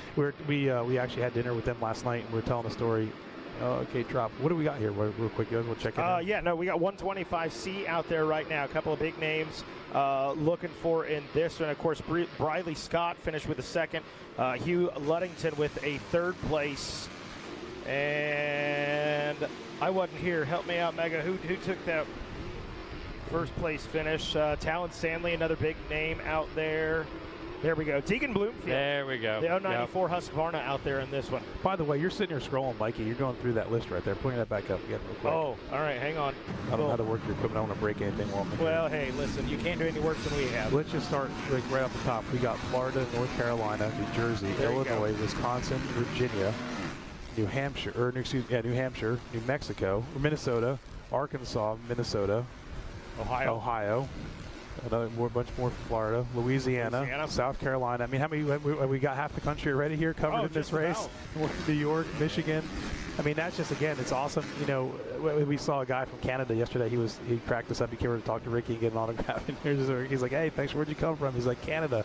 I haven't seen green grass in 6 months. Hey, man. He's just having the best time. Ricky's like, how you doing? He's like, oh, man, it don't matter. We're having fun. Like, it was awesome. You know, like, that's the vibe here. You know, people, obviously, there's a national championship, so people are coming here to further their careers and, you know, get them their names on the map, and there's an entire different agenda for some guys over there in that paddock. They're here. See green grass. He's here to race, have a couple of cool. It's like actually we joke around like, dude, you're on like adult spring break. He's like, yeah, try that. I love it. They're down enjoying Main Street. They had friends that came down with them that aren't racing. They just came down to like hang out with them. They've never been here before, and they're just like, this whole place is just incredible. They're going to check out the motorcycle museum, Hall of Fame museum, which is just outside of the stadium. They're going to check that out today. Yeah, Motorsports Hall of Fame of America is what that is. Ricky's in that too, by the way. Yeah, he is. Yep. Youngest ever inductee. That I didn't know, but I knew he was in. It's a great way to catch up with all your buddies. All my buddies from Almost Heaven Harley Davidson up there, they're down here. We do flat tracker, this or that, blah, blah, blah.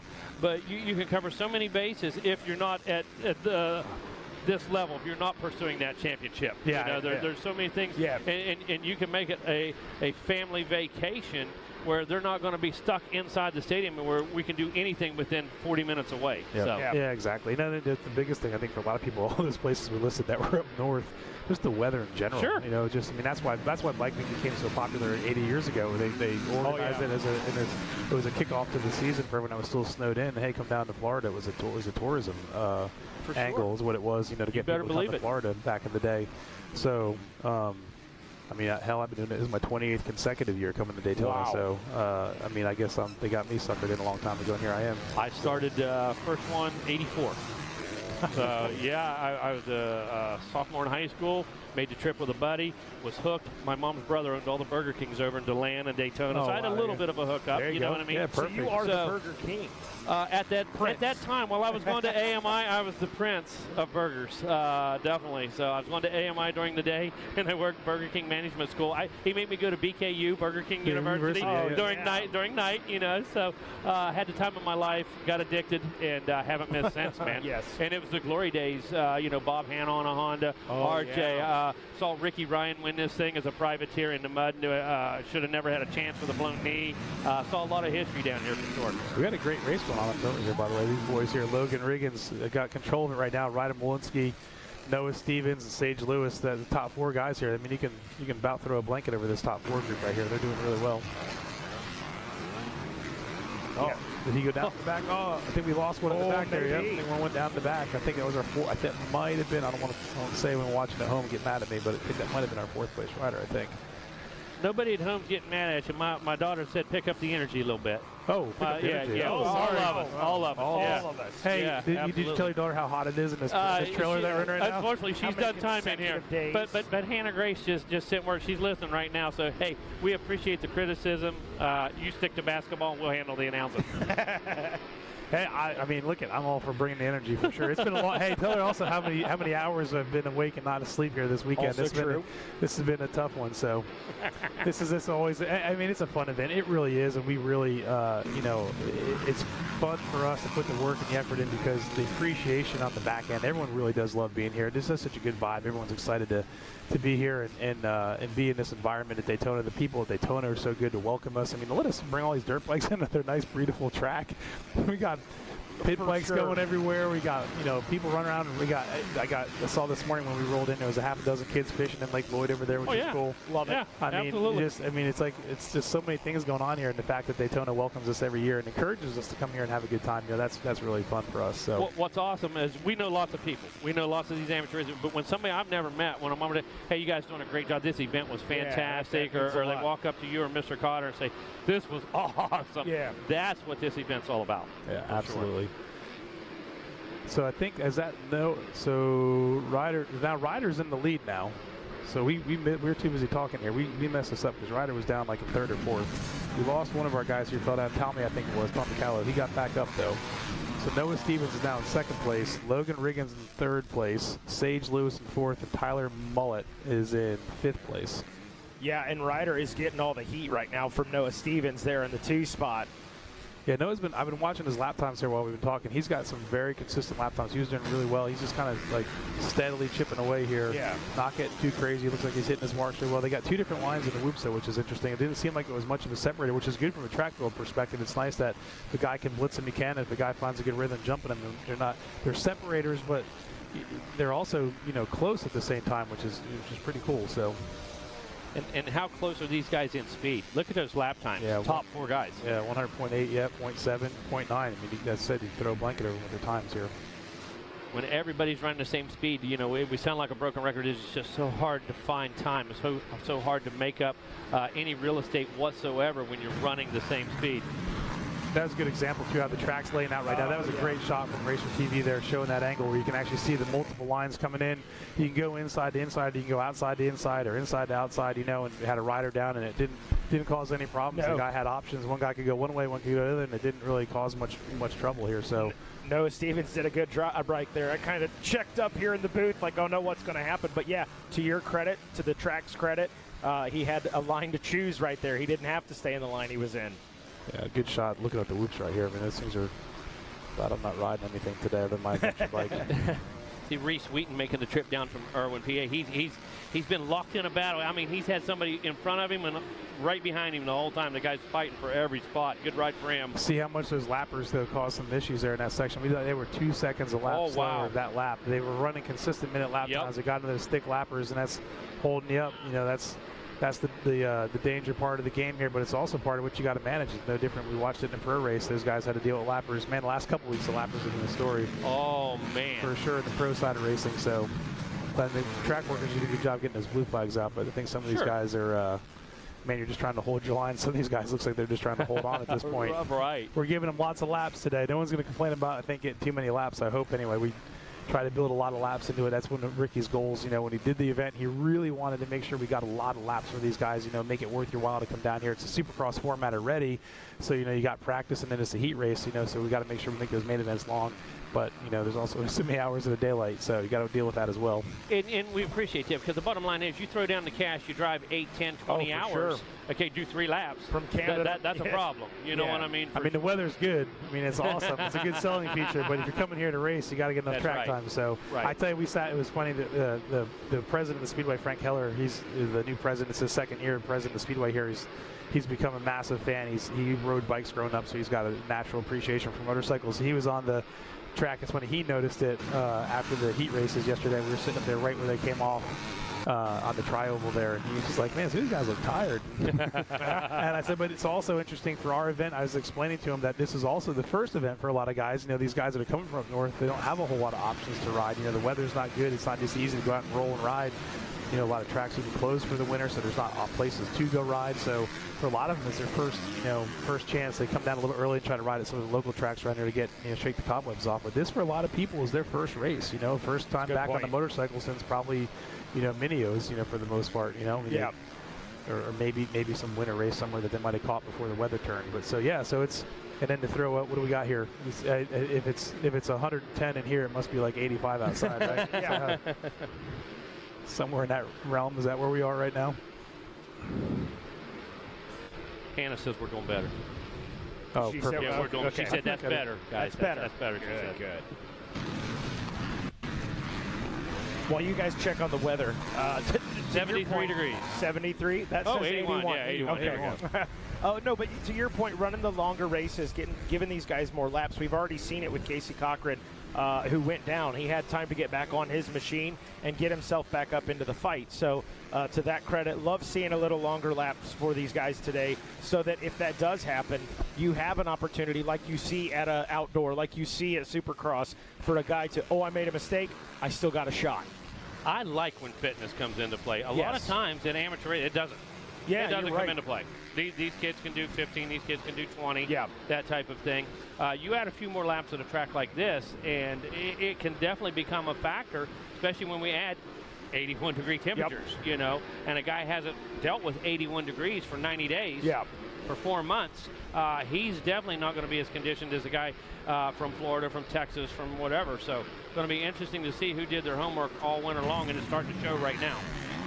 Yeah, absolutely. It's still a great race. Look at this. I mean, they almost had I mean, lap time-wise, again, they're still right there. 101.9, 101.1, 101.9, 101.6. I mean, these top 4 guys have just been matching each other, you know, as they navigate the lappers. It's really been a great race for these guys. Lots of learning going on, lots of laps to get the learning done. Here we are on lap 10. I mean, it's getting into time with this man. They're hanging on tight, arms getting a little rubbery. You should have seen our plus 40. That same camera shot.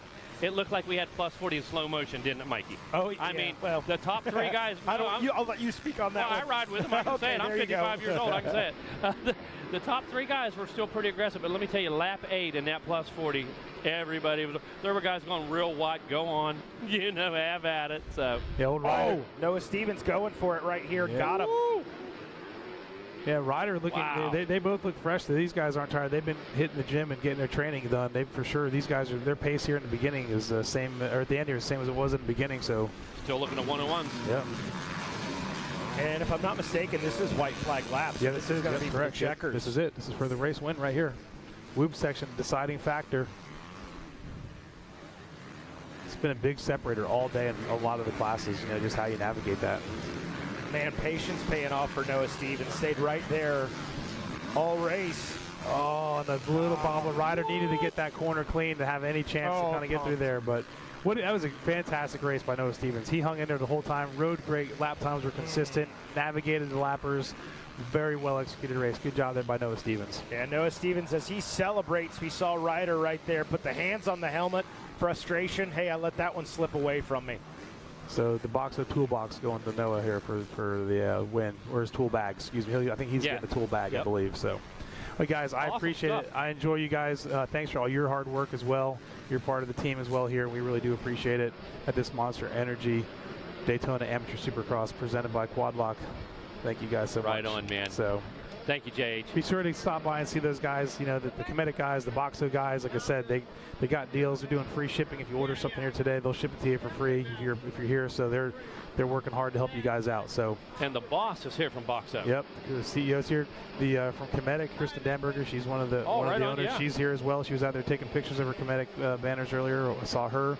So yeah, they all come to see it. I mean, these are the bosses of these companies. They want to see what's going on at the grassroots level here of racing. So they're here. Go by and make sure you say hi to them and say thanks. And say thank you for being a part of it. Thanks, guys. We appreciate it. Thank you, JH. Thanks for coming, man. Always a pleasure.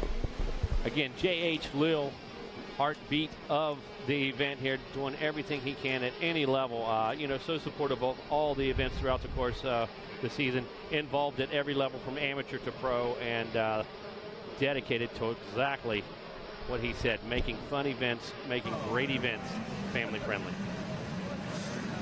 Mikey, who's up, man? Who's out there? I believe we've got our 65cc 10 to 11. Or no? I don't think so. No, that is not. No, I'm looking at the screen. That certainly isn't. So he changed up something. That was race number 10. So after our 450B, yeah, it should be 125C. That's my bad. Exactly what it is.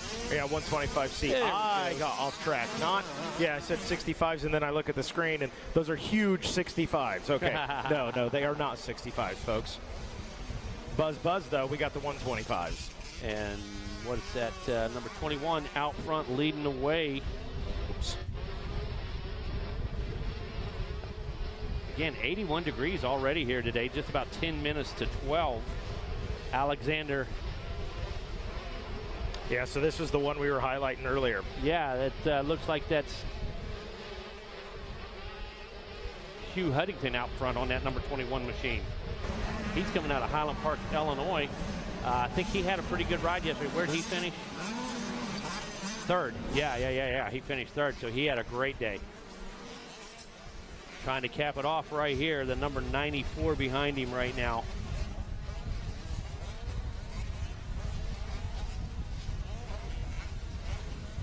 Look at this pack, Mikey, coming through 4 wide through the whoops. Yeah, 94 Deegan Bloomfield, rider out of California. Oh, Trabuco Canyon, been there many times. Caution flag now entering the whoops. One rider tips over. Those S-turns leading into the whoops, and at the end of the lap, absolutely a challenge for everybody. Oh, Bloomfield going for it. Got a little loose right there. regroups, able to get back into it. Wow, he did regroup right there, man. He saved that thing, brought it right back under him, didn't he?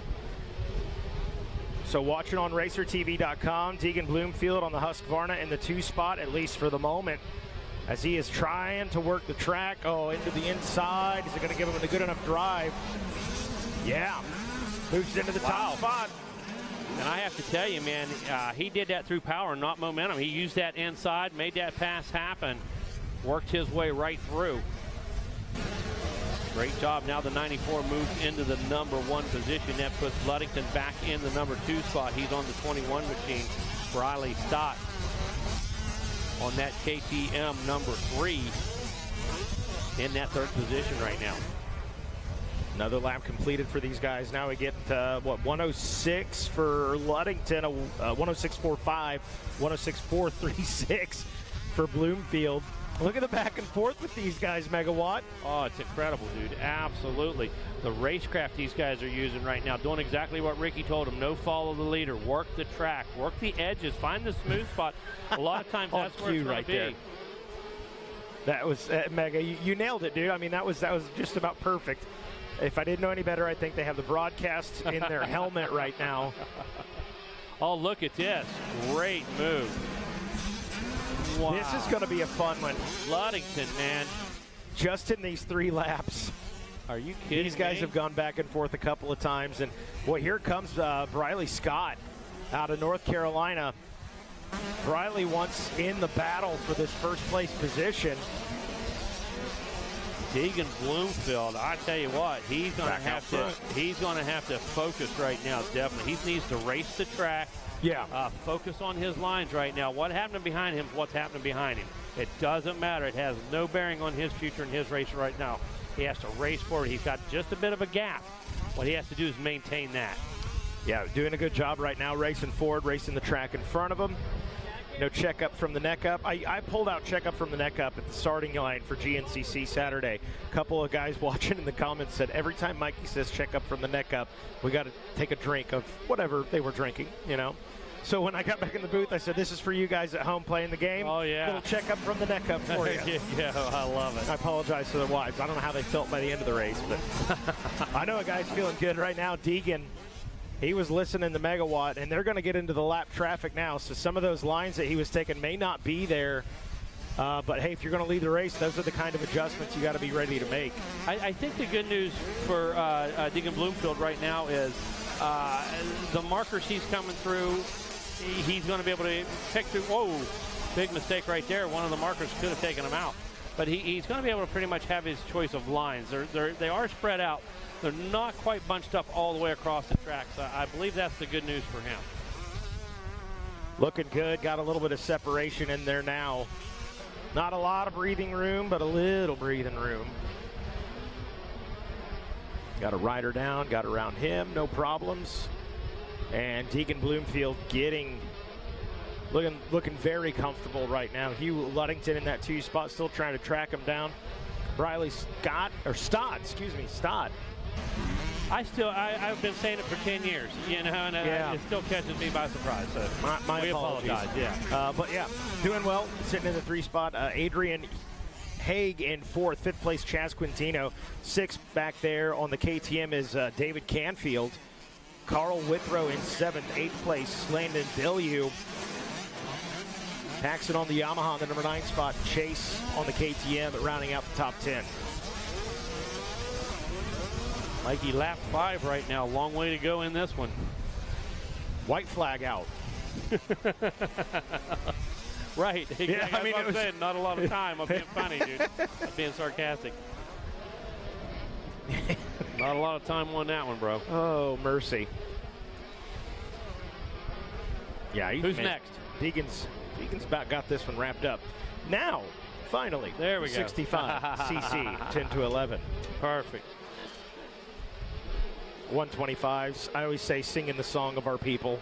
The sound. That's the truth. The smell. Singing the song of my generation. I can tell you for man, sure. There's just nothing quite like it. Love it. That buzz, there's just nothing quite like it. All right, less than 200 yards to go in this one.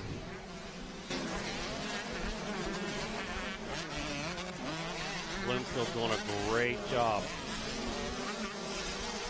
Very smart ride, calm, cool, collected. There we go. Bang, checkered flag flies. Deacon Bloomfield on that Husqvarna going to take the win. Yeah. The young man is stoked. Look at that. And rightfully so. That well is earned. awesome. Good job up on the foot pegs. That's a sight. That's going to be a framed photograph on the mantle at home, no doubt. Hugh Ludington. Got his fresh Thor kit on, looking good, man. Looks real good. Hugh Ludington rounding out, finishing second, and Briley Stott rounding out the top three in that one. Now our 65cc 10 to 11 is coming up next. That will be race number 10. And how cool is that? The other parents, stop Bloomfield, man, and congratulate him. Their guy coming in right now, Ludington, working his way through in that second place. But what great sportsmanship, Love to see it. For sure, dude. Very cool. Honestly, that's what it's all about right there. You don't know it in the moment, especially for the youngsters, these 65 kids. They don't realize it yet, but they are making the memories that will last a lifetime. Well, we want to thank you folks so far for watching. Don't go away. We're not going anywhere. We got to get a word in from our sponsors, and we'll be right back with more of this RCSX Live on Racer TV.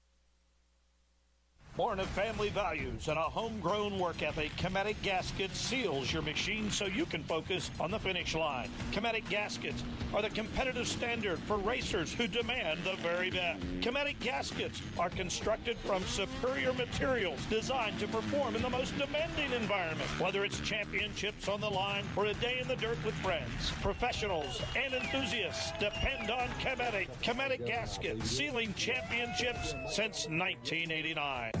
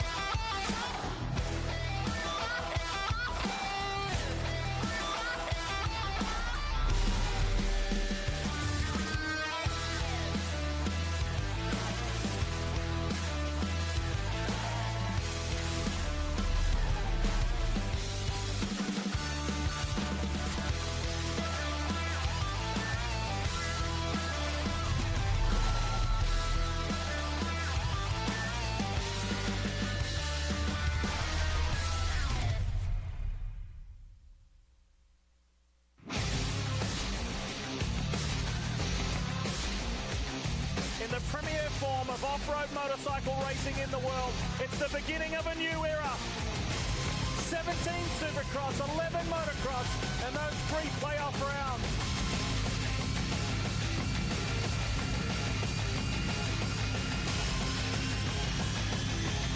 Super Motocross World Championship Final. Tickets on sale now. Visit supermotocross.com. How would you like to go to a school where we take into consideration how students learn best? Well, we do that because we find if we can build the curriculum around the things you are interested in, you're going to do a better job. The mission at On Track School is that educational success is possible while chasing your dreams.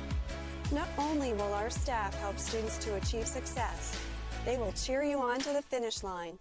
We encourage you to check out On Track School at ontrackschool.com, where we can help you chase your dreams and still get a quality education. OnTrackSchool.com. Check it out. The United States Motorcycle Coaching Association has been setting a standard for motorcycle coaching since 2016. Coaching is important for all riders, no matter the age or skill level. The USMCA connects riders with coaches, whether the rider is just starting out on their motorcycling journey, to a competitive amateur racer looking to reach their next milestone, or the professional athlete trying to clinch a title.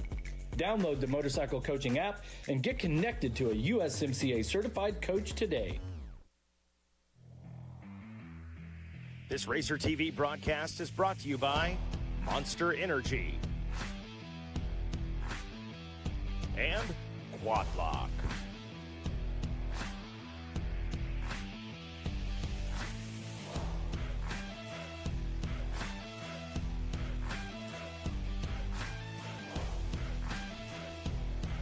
And welcome back to RCSX here on RacerTV.com. Had a little break there for some... Had to pay some bills. Had a few spots we had to run there. Took a quick break, as you can see. Taking care of a few issues on the track. No big issue, really. Just a little bit of touch-up. Yeah, a little touch-up. What we're doing. Give it a little drink. Get some proper traction out there. No chance of any dust, really. So, going to move forward here in just a moment. Little rippers locked and loaded down there on the gate. If you're just tuning in to RacerTV.com, 65cc 10 to 11 is what is down on the gate here at Daytona. And, boy, coming into this, got a lot of heavy hitters. Every class we see today, you're going to have some big names. Eden Steinbrecher out there, the rider out of Fair Oaks, California, aboard that gas coming into Craig it. Lowe, he's a local down here in Panama City Beach. Yep. Oh, Brody Bircher, you know, it's a who's who in the 65 class. Easton Graves, Robbie McQuarrie, Grayson's in there, Woodman's in there, Cran Stewart. You know, it's a who's who of 65. Yep. Definitely. Joseph Vicari out there. There we go, yeah. Out of Oxford, Michigan. The KTM had a third-place finish. Austin Keller, another big name. Colt Whitaker. See, I told you. List just goes on and on and on. We'll see how this one shakes down. Youngsters locked and loaded on the gate down there looking for opportunity.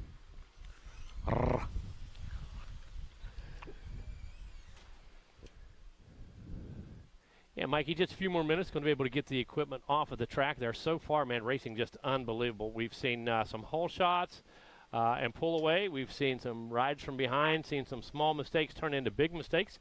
Running the gamut here right now for racing action at Daytona. Again, 65cc coming up here in just a moment.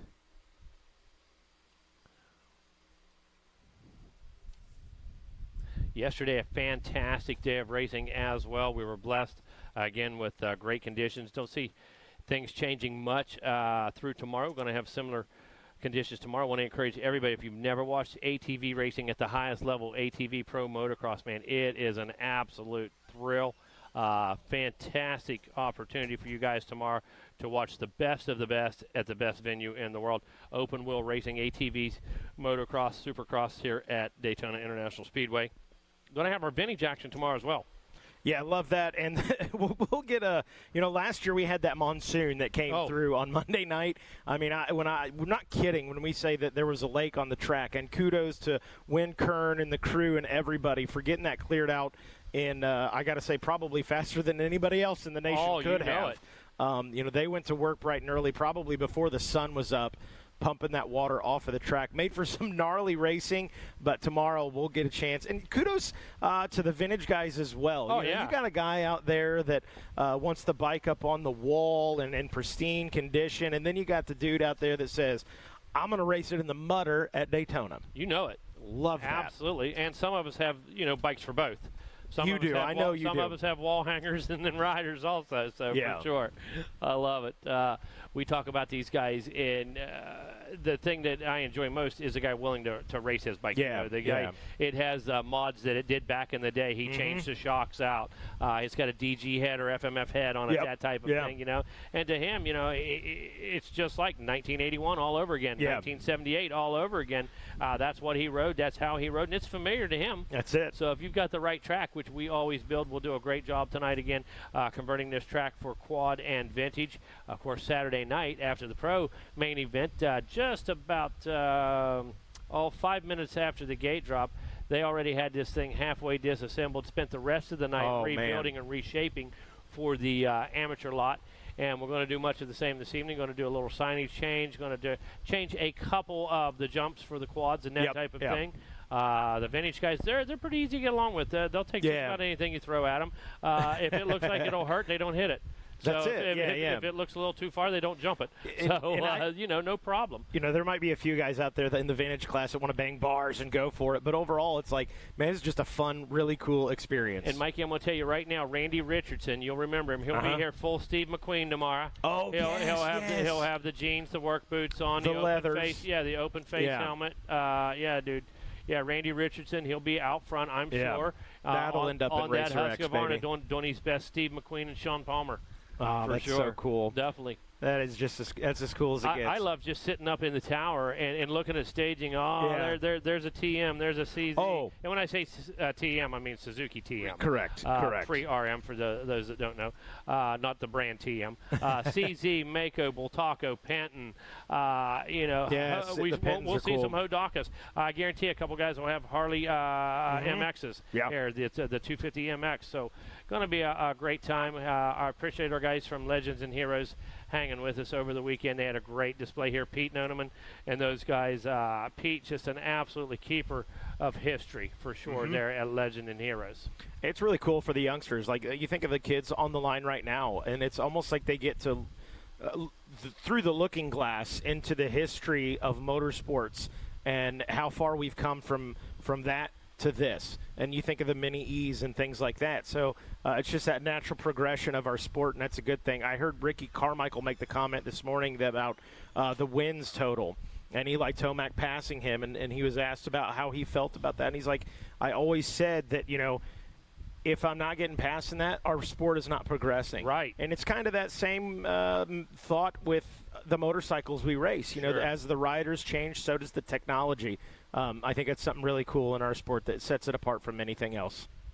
Oh, and you cannot disagree with that. It's funny, kids like, why does it have two shocks? Where are the radiators? You know, does it not have brakes? They don't even know that a drum brake is inside that hub. Goodness. Does it not have brakes? They're looking for a disc and a master cylinder, or a caliper. So a lot of fun with that. A great opportunity for those guys to get out, have fun, use those machines and experience, and also share those machines and history with everybody else. Yeah, absolutely. And how many other opportunities you get a chance to. We're rocking it. So still undergoing a little bit of track maintenance here. Kids chomping on at the bit to get on the track. Down on the starting gate. And I tell you what, while we do have, I know we highlighted a few of these guys, but while we got some time, why not highlight the whole class? I know Mom and Dad might be watching. Nana, Papa, aunts, uncles. Maybe your dentist is watching this morning. So while we do have some time, give you a complete gate rundown for the 65. Tyler Swanstick. You got Chase Olberg out there, the number 11 Slash. Camden Scoggin. We got Storm Kelly on the number 18 Husqvarna. Number 19 KTM of Jet Overstreet Jr. Love the name, dude. Number 22, Gas of Miles Duke. That's a strong name as well. Oh, you better believe it. Eden Steinbrecker. That's one that, hey, we joke, Mega, make us say your name, right? That's a kid that he follows that to a T. 11 years old. He's coming in with a second-place finish. Number 25, Cash Riley on the Husqvarna. The 27 of Cohen Chilton out of Missouri on the KTM. Brayton Craiglow, another big name on the Yamaha out of Panama City Beach, Florida, comes in with a first-place finish. And we got Brody Bersher, the 30X KTM out of Florida. We've got the number 31 of Easton Graves on the KTM. On that Dunlop back machine, saw Rob Fox on one of the camera shots as the riders were exiting. The number 48 Husqvarna, Robbie McCrary. The number 56 KTM of Grayson Dempsey. We've got the 58 Husqvarna of Bryson Woodman. The number 62 of Addison Bowe on the Gas. The 81 of Bryson DeJong on the KTM. The number 83 of Kalen Stewart. Number 89 of Waylon Ballinger. The number 94 of Jackson Wright. The number 100 of Talon Hill on the Gas. We got the 101 of Jagger Townley. The number 110 of Gavin Reynolds. We've also got Christian Tursky out there. Had a top 10 finish coming into this one. Joseph Vicari, strong rider with a third-place finish coming into it. Rider out of Michigan. The 213 of Austin Keller out of Orlando, Florida, trying to get it done in the home state. The 234 Gas of Colt Whitaker out of Greensburg, Indiana. Hey, that's my neck of the woods. It might be the first first Hoosier I've seen. So what's up, my fellow Hoosier? Good to see you. The 237 KTM of Carter Hildebrand. We've got the 312 of Lathan Porterfield, the 316 KTM of Talon Leach, the 716 of Kinsey Watney, the 804 of Bentley Rowell, the 837 Brantley Wills, Reed Cohn on the 991, and finally, last but certainly not least, the 998 KTM of Isabella Likens. Nice to be able to get that in right there. You know, they go quick. It's as tough, fast as things move. Yeah, as fast as things move. It's hard to do that many names when the gates drop. You got the checkered flag flying and one card's up at the other end and stuff, and we apologize for that. It's nearly impossible. It's hard to get through that list, and we appreciate that, and want to make sure that everybody on the move and everybody placing and stuff, you know, we want to try to say everybody's name at some time or another, but the best way to do that is make a move, get a hole shot, stick somebody, make a last lap pass, and we'll say your name. Believe your name. And if it's one of them that has 19 syllables in it, we will mess it up. Every consonant, we'll mess it up. We'll a few butcher times. it. Trust me. Mom and Dad come say, "Hey, here's how you say it." We may still mess it up a couple times. However, we're going to get it right. Minios, Loretta's, you know, they come to us and nobody's ever mad. Never. Hey, this is how you say it. It's Marsalisi. There you go. That's a perfect example. Mika Cicelli. You should have heard me and Rodney butcher that thing at High Point about 3 years ago before he turned pro. And now Luca, of course, you know, pro racing on Saturday nights, you know. But Marsalisi, that was a challenge. You know, that was and between Rodney and I, we were nowhere in the same area code. Oh, my goodness. Well, dads and the mechanics make their way off of the starting gate as our riders locked and loaded, elbows up, eyes fixed. Look and at that. on the Two throttle. card is up. Up, turn it to the one card. Down, there we go. Whoa, little bit of going contact. out wide. But everybody's still through clean. Oh, boy, there's going to be some discussion on that one. Yeah, there's definitely going to be a little discussion on that one. There's going to be some discussion about our coming off the track and carrying some speed, and that's probably jitters, nerves. They're young riders, but nonetheless, they got to know. Yeah, we missed the basic whole section. You got to know. So, yeah, for sure. But right now, working their way through Crescent Beach and back out to the east end of Second the field. place. Look at this. Right there with a full sin, going for it. Kind of floated back, and now a little costly. Actually cost him some time. Falls back into the 3 spot. Top 3 all used a different line through that corner. I love it, man. They used the opportunity that was presented to them right there. Again, no follow the leader, 3 wide through that thing. Wow, here we go. Coming back at us, headed west one more time. Rolling along the high banks of Daytona. Here we go, Mikey. Just another corner, and there we go. Going to complete our first lap. Easton Graves, the 31 KTM. He's a rider out in front, comes into it with a 21st place finish, and I thought, hey, big name there for a 21st place finish. Oh, yeah, absolutely. So, you know, not a good first moto. Looking good here, though, so we'll see how he does. Yeah. Making up for lost time, if you will. Good battle for second right there between the 89 and the 30. take a look at live timing and scoring. Graves out front. Waylon Ballinger in the number 2 spot. That's the number 89 Gas. I say 2 spot for now. Looks like a pass maybe. That's Brody Bersher, the 30X. Great racecraft right there defending the line. And the 27, I think that's actually the 127 of Joseph Vicaria. Yes. Went down right there. In that turn, a little left-hander. That one threw me off yesterday. Yeah, it happens. Times. Oh, man, rail on the outside. Great drive off of there. That was Ballinger. Ballinger brought that thing all the way from the top to the bottom. Mikey carried that momentum down that slope. Absolutely amazing.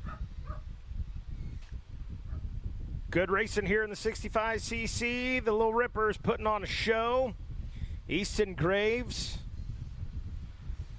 Hats off to him. You know, it's real easy, especially for a young rider. If you don't have a real good first moto, you come out in the second one and say, well, we'll just finish where we finish. No, not here.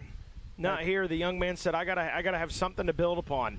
Absolutely. And, you know, when you leave out of here, or you had a mechanical, or you went down in the first turn, you were taken out, and you come back with a moto win, you still proved a point. Absolutely. Did you take home the big box? No. Yeah. Okay. Yeah. Bottom line is you proved your point. Yeah. We'll work with it. We'll deal with it at next event. That's it. You know, that's how that goes. But I'm with these guys. I love it. We're going to come back. We're going to make a statement. We're going to show these guys what kind of speed we have. Watching Eden Steinbrecher right there, getting a little bit of pressure from the number 89. That's Waylon. Yeah, Waylon Ballinger. Yeah, Ballinger, let me tell you something. He's riding a great – oh, look at this move. Back and forth. I think that was Steinbrecher right there. Look at Steinbrecher going to the outside, I believe. Check it out on timing scoring. I believe that's exactly what we just witnessed right there. Yeah, watching that battle, the number 89, that is Ballinger up into the 2 spot. The 24 is Steinbrecher behind him. And these two have gone back and forth a couple of times, making a grown man move right there. Woo! Eden Steinbrecher held it on about 4 feet longer, man. He makes the move on the and he goes down. Crescent Beach claims another victim, the deep sands. Grabbed that front end, Mikey. He got on the gas, and it just pushed and tucked just enough. Sucked him right under, man, like quicksand. Man, the confident pass, like I said, grown man move right there. That's a big boy move. And it's tough. You know, he got all the confidence in the world. He said, okay, I'm going to get out here and get some clean air and try to put some distance between me and Ballinger. And, hey, hats off to Ballinger as well. It was a good, clean pass. Yes. But it was an aggressive pass for the youngster. So for Ballinger to keep his focus and stay in it, not get, too upset, not get in his feels, and go back to work. That is Bersher behind him, though, the 30X and the bright yellow gear. He's now in a podium position for this moto in the 3 spot, and Bersher he's coming for Ballinger right now. Yeah, you can see he's got it right now. He's got the pace. He's searching for lines. He's up over that handlebar, and he's on a mission, Mikey. And when we talk about it, the lap times, very, very similar. Your leader's running 108. Bircher in that 3rd place. He's running 109. Ballinger had a bad lap, missed that corner, so that dropped him back to 111. But look at this, 109 back to Vicari. So those top 4 guys all within literally about a second of each other's lap time. Impressive stuff out of the 65cc, the 10 to 11 class. These are our veteran 65cc riders, of course. But nonetheless, still just absolutely impressive. And it's so crazy. This is such a instrumental time in a young person's life, because you think of where they're at a 10 to 11 65 class, and what a difference the next 5 to 8 years are going to make in their careers. Well, I have to tell you this much.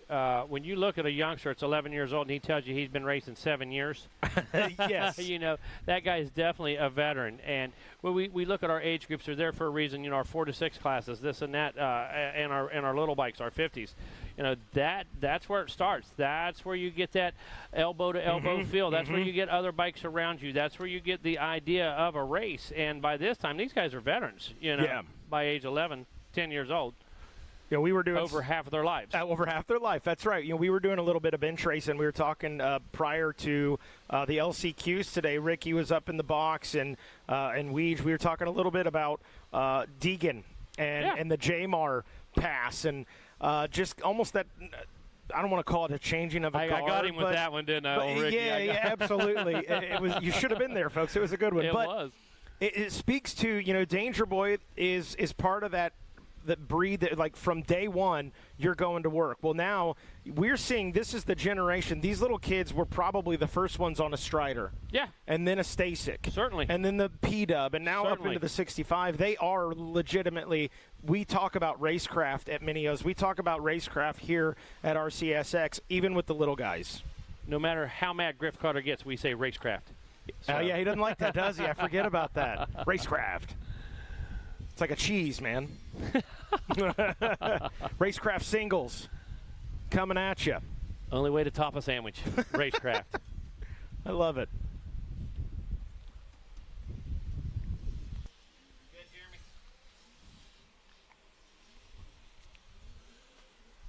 We are rolling right along here with our 65cc 10 to 11 race number 10.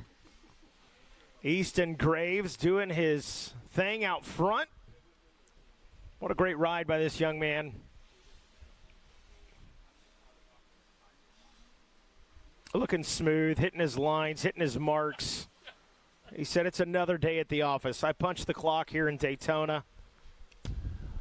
Oh, yeah, another lap, And there it is. They say another day, another dollar. Here we go. Checkered flag. Good job, Easton Graves. Man, yeah. There you go, buddy. Absolutely. That's pro move, right? You talk about big boy pass, grown man pass. That was grown man victory right there, bro. I love it. Put me on the cover, Davey Coombs. Absolutely. and beat the chest a couple times. About it. Yeah. That is cool, man. I love it, man. These kids, fantastic Good stuff. job, little guy. For sure. What we got, man? Well, I'm glad you asked. We've got race number 11. And I won't mess this up this time. We talk about Little Rippers, 51cc 7.8 limited. Yes. I believe we may have the fast lane Wygant in this one. Oh, yeah, you're right. I believe so, yeah. You know what? He was up there like father, like son, no doubt. Trying to make us look bad, like father, like son. We're basically bench racing about something, and he says, "Oh, leader goes down." Yeah, we're busy talking about fourth place. And I thought, maybe Wygant right next to me. Let's just get this man a headset. Yeah, the fast lane pointed that out while we're gabbing about fourth and fifth place. Oh, my he goodness. said your leader's down. Hey, your leader's down. Hey, guys that are getting paid to do this. Oh, man. Yeah, love it. What a great kid. I mentioned stopped at Club MX on the way down. Rode a little bit. And to watch Weege and Lane interact, to watch Lane teach Mitch Kendra how to corner, and Dustin Williamson a thing or two about the whoops. It was incredible. Love it, love it. Here we go. And big pile up right here. Hey. And Lil Wygant gets around. We don't get to say it very often in moto, but let's call it what it is, a little bottleneck. Yeah. That happened right there. For sure. Getting it all sorted out now. Man, good line choice there. He was like right against that Boxo tough block, and there we go. There's a proud Weege Papa out there somewhere right now. Said, good job, son. And the backside to that is Lane's level right now, some of his first racing going on. Oh, no, leaders come together. Both of them. Both guys down.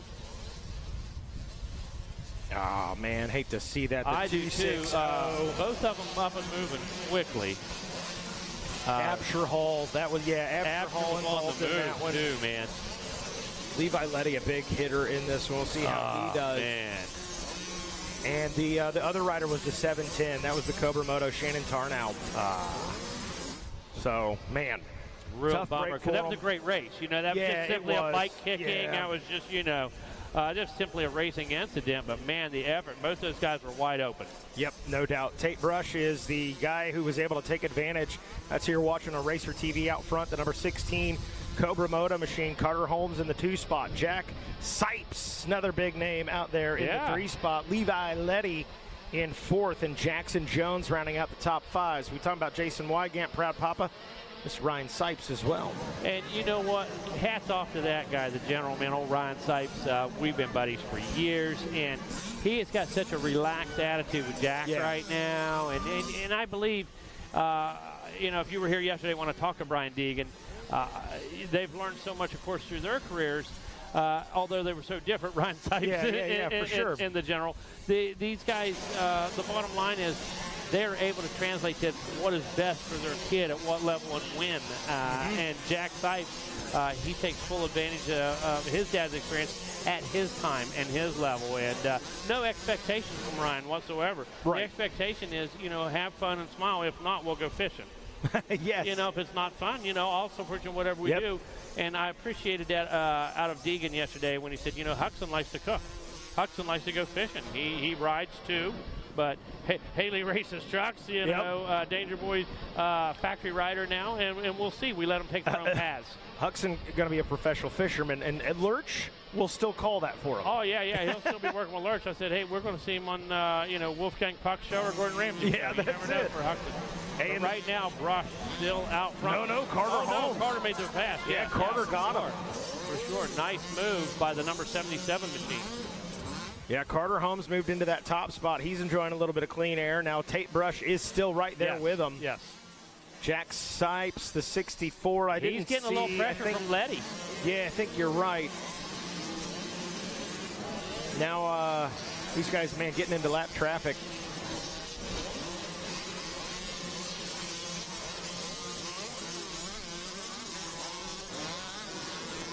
.51cc 7.8, not disappointing. The number 77, Holmes still up front. Tate Brush in that number 2 ride.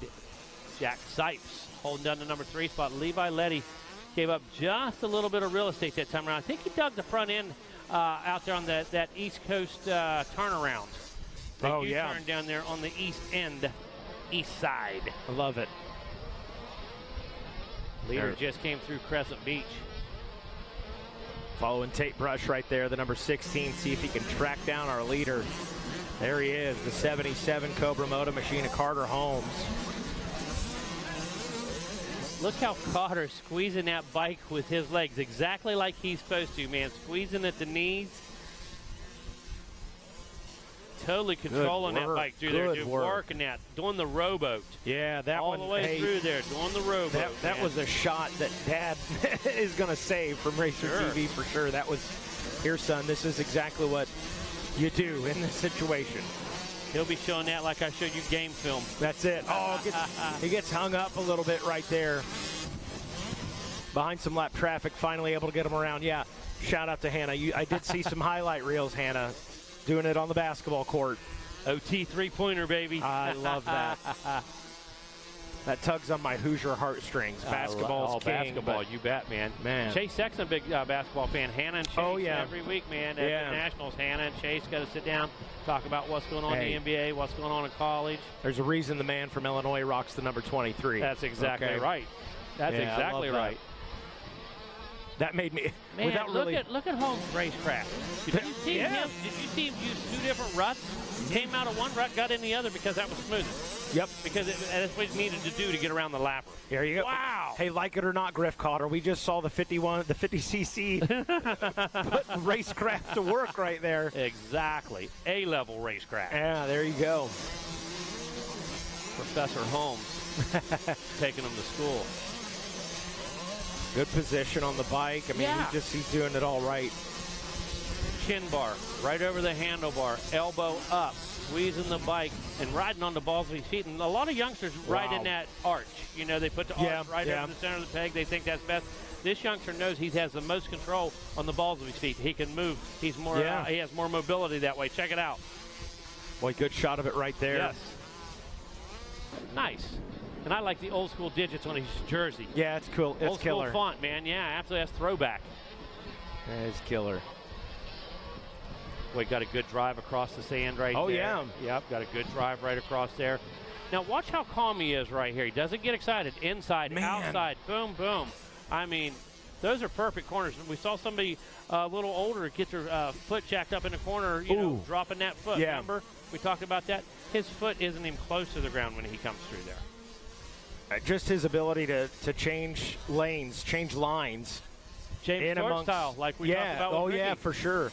On the fly. Yes. Very, very difficult for a youngster not to see the guy in front of him and go, okay, well, he got through that safely. Let me follow right behind. No, not about that. Yeah, made the adjustment, and that was that. Very mature riding for him. Well, behind him, Brush still in the second place spot. White flag out. Levi Letty in third, Absher Hall in fourth, Jackson Jones rounding out your top 5. As you said, white flag flying right now. The number 77 machine. Wow, again, just a nice, smart move, picking his way through traffic right there. This guy's making big-time decisions and choices for sure.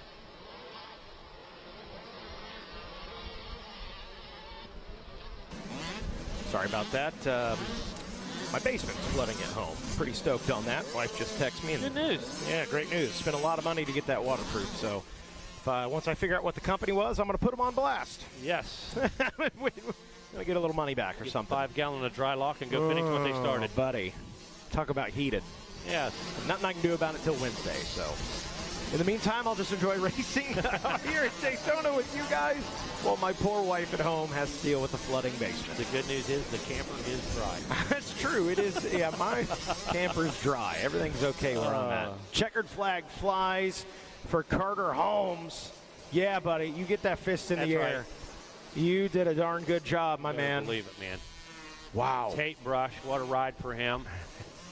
Levi Letty, man, he was back there working it. I mean, inside, outside. Absher Hall actually was able to pick up a couple of spots. He moved up into the 2 spot. Awesome. So he had a great battle back there. Tate Brush finishing in third. Take a look now, race number 12. This is going to be 51cc 4-6 limited. So these are the little guys.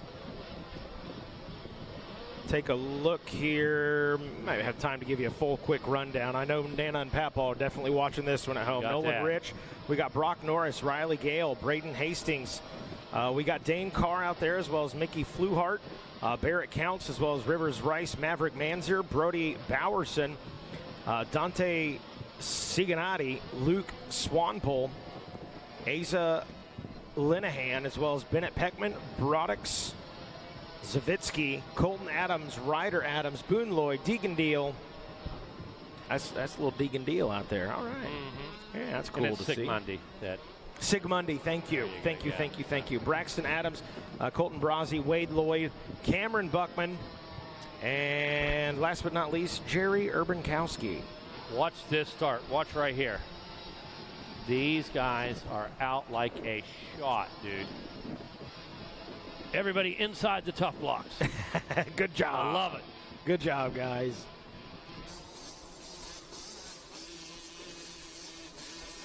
Again, right now, one of our youngest classes out there, and take a look at these guys. A lot of them been riding 2 years. Yep, for sure. A lot of them been on the bike 2 to 3 years at 4 years of age. So, wow, big double right there. Look at these guys not even thinking, Mike. Yep. Yeah, send it. Go have some fun. Wow, good paddle out front, side by side. Getting a little bit of separation now. Whoa, sending it to flat. Ooh, into the tough block. Oh, leader down. That's the 753 Cameron Buckman. Buckman coming into it. Oh, no. Man. Seconds feeling like minutes right now. Oh, no. That, boy, you got it. Come on, man. Oh, it's a learning experience for sure. There you go. That's okay. Now you Stick with it. Now you got it. You got this. He's not getting frustrated. He's in good shape right now. Just got to get back on it, get going. He's staying cool under that helmet, you can bet.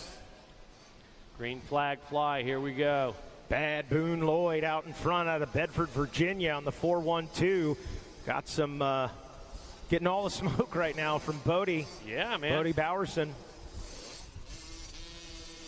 The number 50 machine.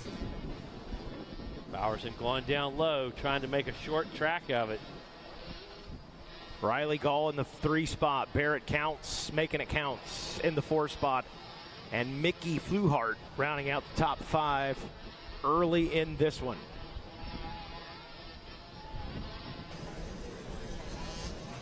Now creating a little separation out front is the 4-1-2 of Boone Lloyd. I got to tell you, that first lap, Boone sent it to flat over the wall right there. Oh, yeah. I mean, he's been over that thing a million times. I mean, sent that thing to flat on lap number 1. Oh, there's our old buddy Jimmy Perry standing there. Oh, good to see you, Jimmy. Jimmy, you're a TV star now, racertv.com.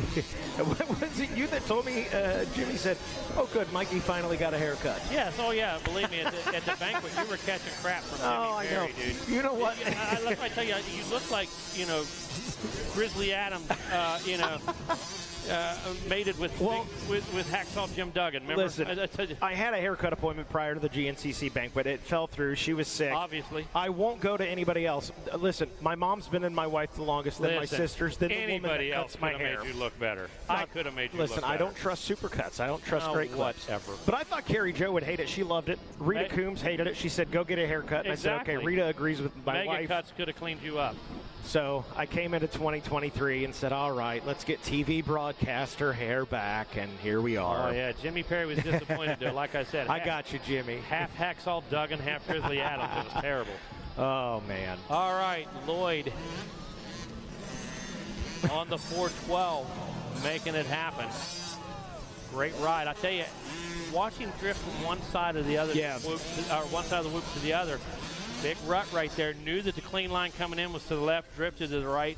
Nice adjustment. Watching Bodie right there. There comes Gall on the number 5 machine. 23, Barrett Counts.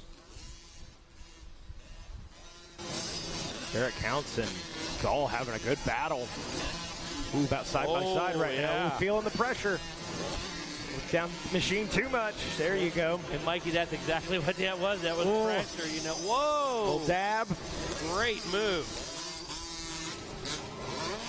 Wow. And we got to remember, these guys are 4 to 6, Mikey. Yeah, these are, these guys are 4 to 6 years old. Some of them aren't kindergartners yet, Right. Or if they are, they're barely a kindergartner. What'd you do preschool spring break? Oh, I went to Daytona and won. Went to Daytona and won. Preschool. What'd you do? I colored. Yeah, that sounds like a lot of fun. Yeah. Finger paint. Sorry about you. My parents are cooler than yours. I raced Daytona. I made a necklace. That has got to be a cool feeling, though. And do these guys just, comfortable another day on their bike? And of course, there's no way it can possibly sink in where they're at. They've been told. Oh, for sure. They've been told and this and that. Hey, it's the biggest race, and they know that. But they don't, fully understand the history and what has happened here. That's it. And what conditions it's happened under by any means. Any means. You think about just putting it in perspective. These little guys will grow up someday, and man, I remember I was there when Eli Tomac was there, and he was setting the records at Daytona and chasing his place on the Mount Rushmore, if you will, of Supercross. I was a little kid at Daytona racing those same years. That'll be pretty awesome. Yeah, you hear me talk about, David Bailey and Johnny O, fender to fender. Yeah. Johnny O launches at 100 foot past him at the finish line. Those are things that go down in Daytona history, much like the 7th win we saw the other night, and those are things that these guys will remember, and they're going to remember generations after I'm gone. Oh yeah, so that's the important part to me, is to make sure that they keep interest and they do know that hey man, this used to be the granddaddy, it still is, and I won it as a 4-year-old. Yeah, man, what a cool. When you put it in perspective like that, it just doesn't get any cooler than that. Boone Lloyd leading out front. Bodie Bowerson in the 2 spot. Barrett Counts in 3rd. Riley Gall 4th. And rounding out the top 5, Cameron Buckman. Been a good one here for race number 12. 51cc 4 to 6 limited. Who's next, Mike? Well, I'm glad you asked, Megawatt. Coming up next going to be race number 13. We get back to some big bikes. Working our way up toward the big bikes. The college 18 to 24. Coming up after this one. Always a great one. Oh, yeah. We'll highlight some of those heavy hitters. And the beauty of it is, here, Loretta's, Mineo's, you got the best of the best on every gate drop. You're not wondering, is this going to be a good race? Will this be close? The bottom line is they're all close because we got the very best in the country.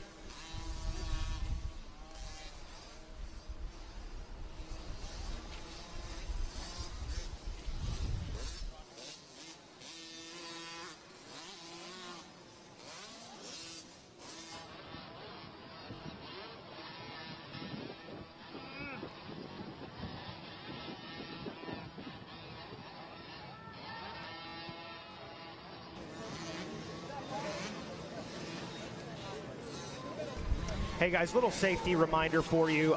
We need once the one card goes up. If you are back there staging area, you got to clear, or the start line, excuse me. Please clear the start line once that one card goes up. This goes for the mechanics, parents. We got a few of the folks out there that just hanging around a little too long. Yeah. So you guys have got to clear that starting line once you see that one card. That is a safety thing, big time. And we've got personnel down there can help you with That's that. right. If you're yeah. So when we tell you from the PA, it's the friendly reminder. Exactly. The next one is from the staff that's not as friendly. So please clear that starting line. Yeah, if you have any questions what the one card is, they'll gladly show you.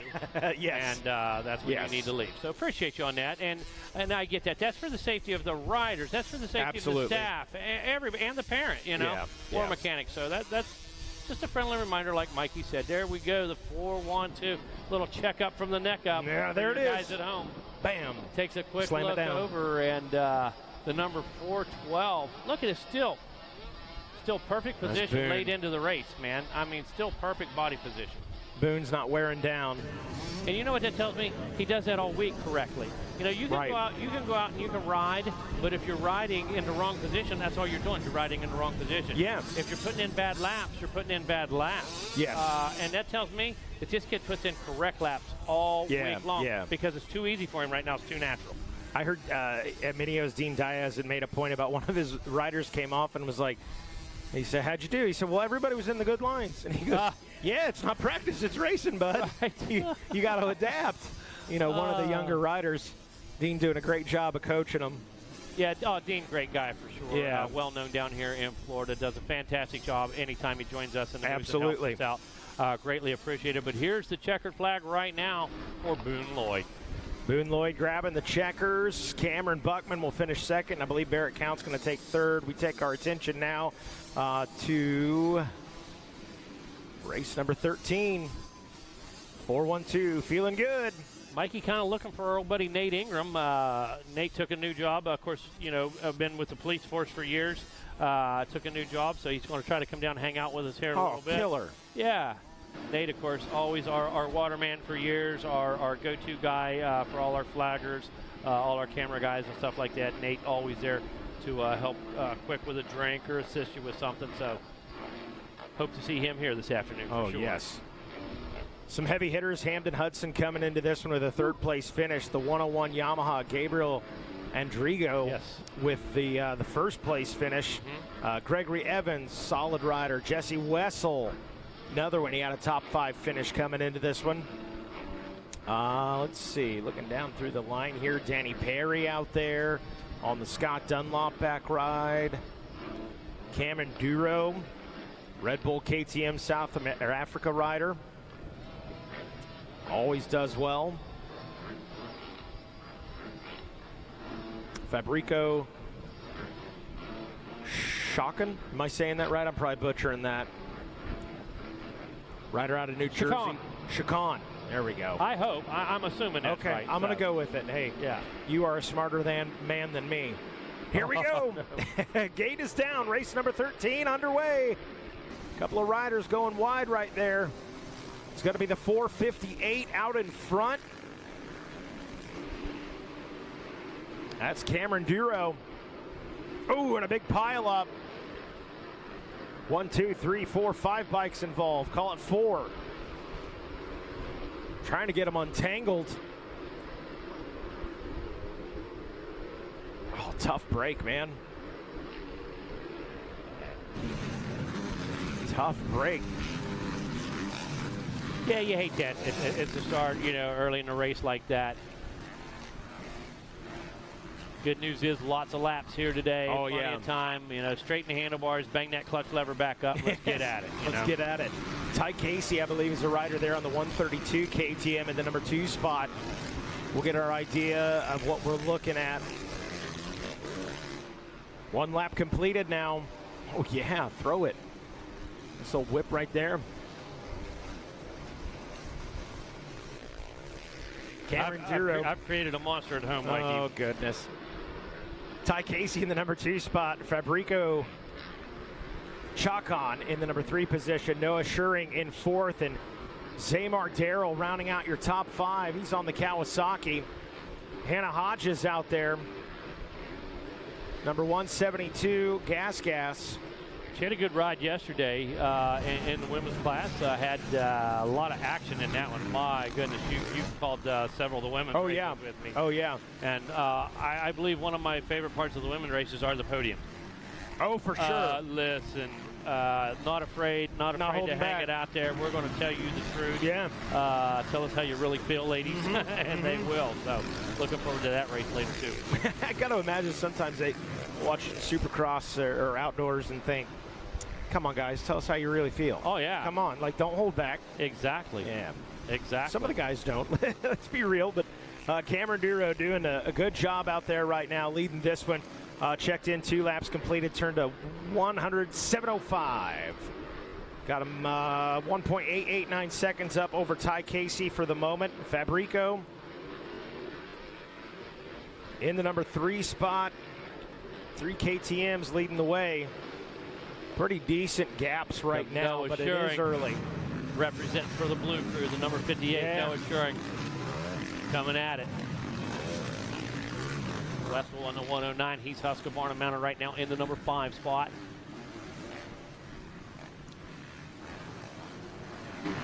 Starting to see the soil lighten up just a bit in some spots now, Mike. He's still holding moisture in some of that coarser sand, you know what I mean, some of that thicker grain.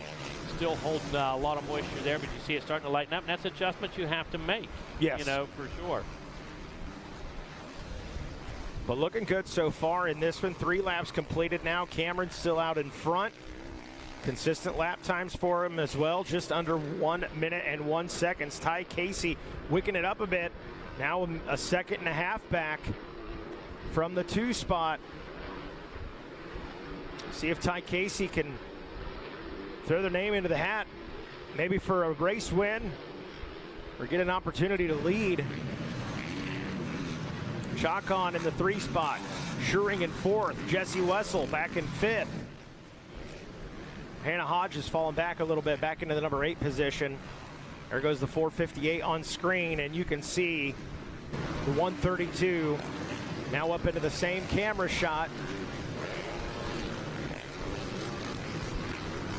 Yeah, inching closer and closer. Yeah, starting to gain a little real estate here and there. Yeah. And again, in this race, got plenty of time here. That time around, looking at a 100.94 to a 100.99. All right, so that was basically track position. That wasn't lap time itself, basically track position. Right. Setting it up to be a pretty good finish here.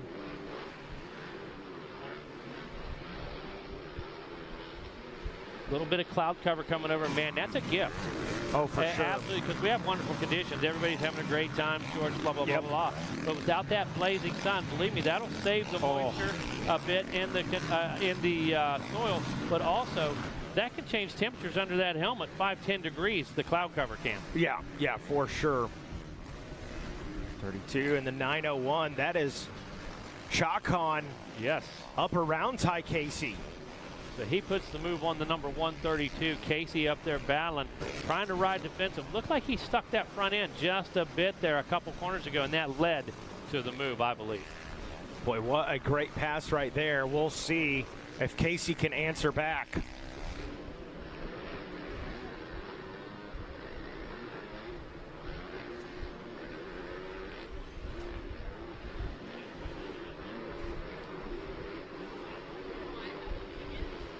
Cameron Duro leading this one out here. Chacon, what a great pass. Getting around Ty Casey into the 2 spot. Casey in 3rd, Schuring 4th. Wessel rounding out the top 5 right now. We are 5 laps into it. 901 right there, working through a little bit of lap traffic. No problems. Race number 13 coming up next. Going to be race number 14. What, Masters 50 plus, I believe.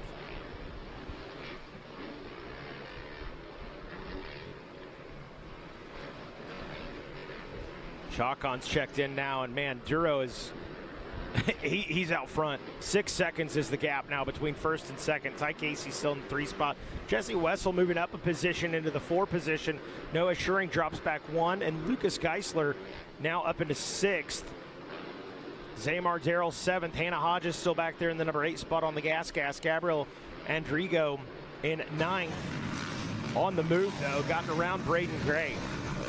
Mikey, I believe we might be 1 off on our race order here according to our screen. We've got race 13 as race 12 here. You might want to double check that. Why don't you check it against our screen there and make sure. Yeah, I'm guessing our upcoming race is Vet 50 plus. After College 1824, correct?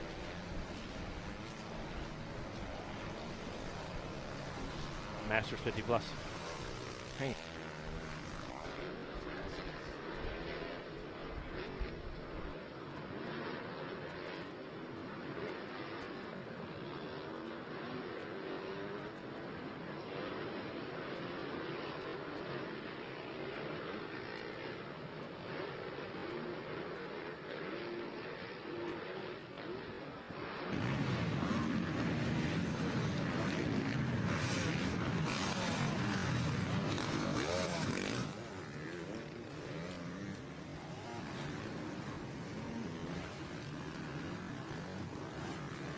All right, put our heads together there, tried to figure something out. Between the two of us, we come up with 3 plus 2 equals 5. Yeah.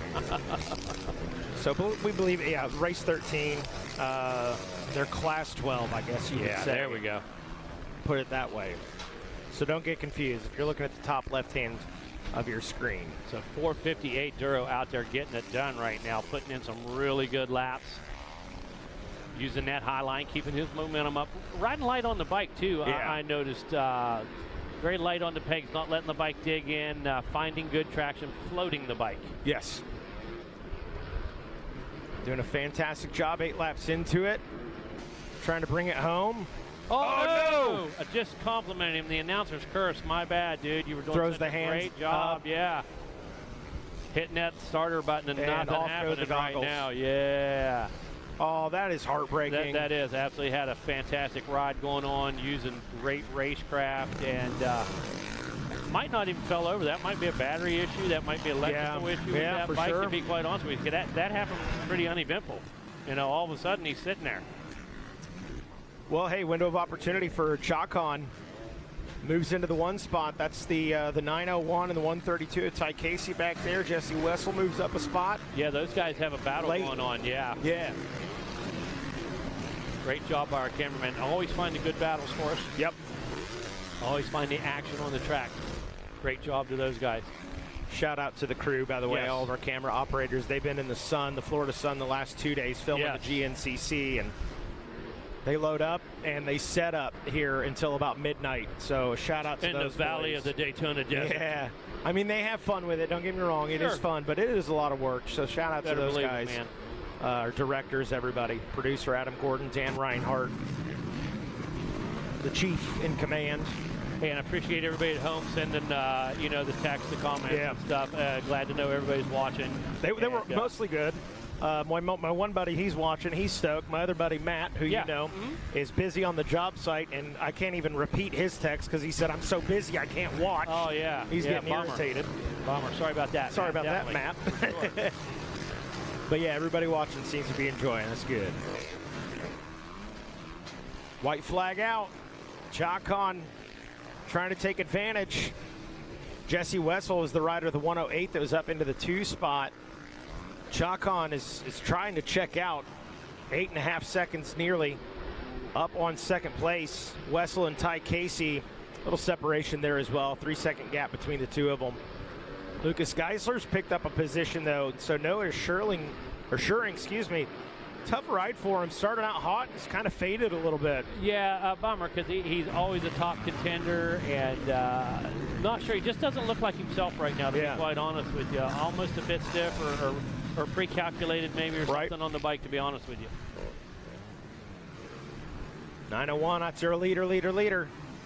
Chacon wanting to bring it home for the checkers. Very good race.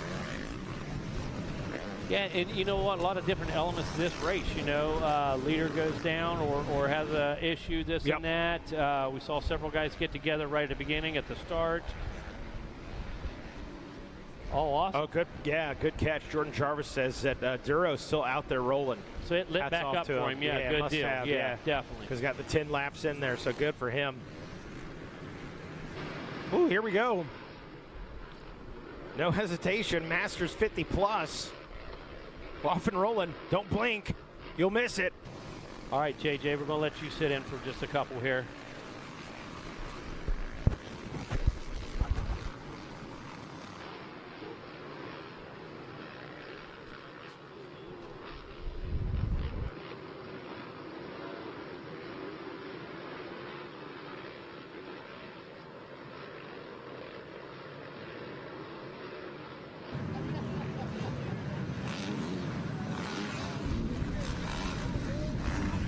All right, again, let's see. As soon as we get our listing, I'm going to make sure of that, but it's Masters 50 plus on the track right now. This is the number 4 out front. Tony LaRusso is out front right now with Barry Carson, number 31, following closely behind.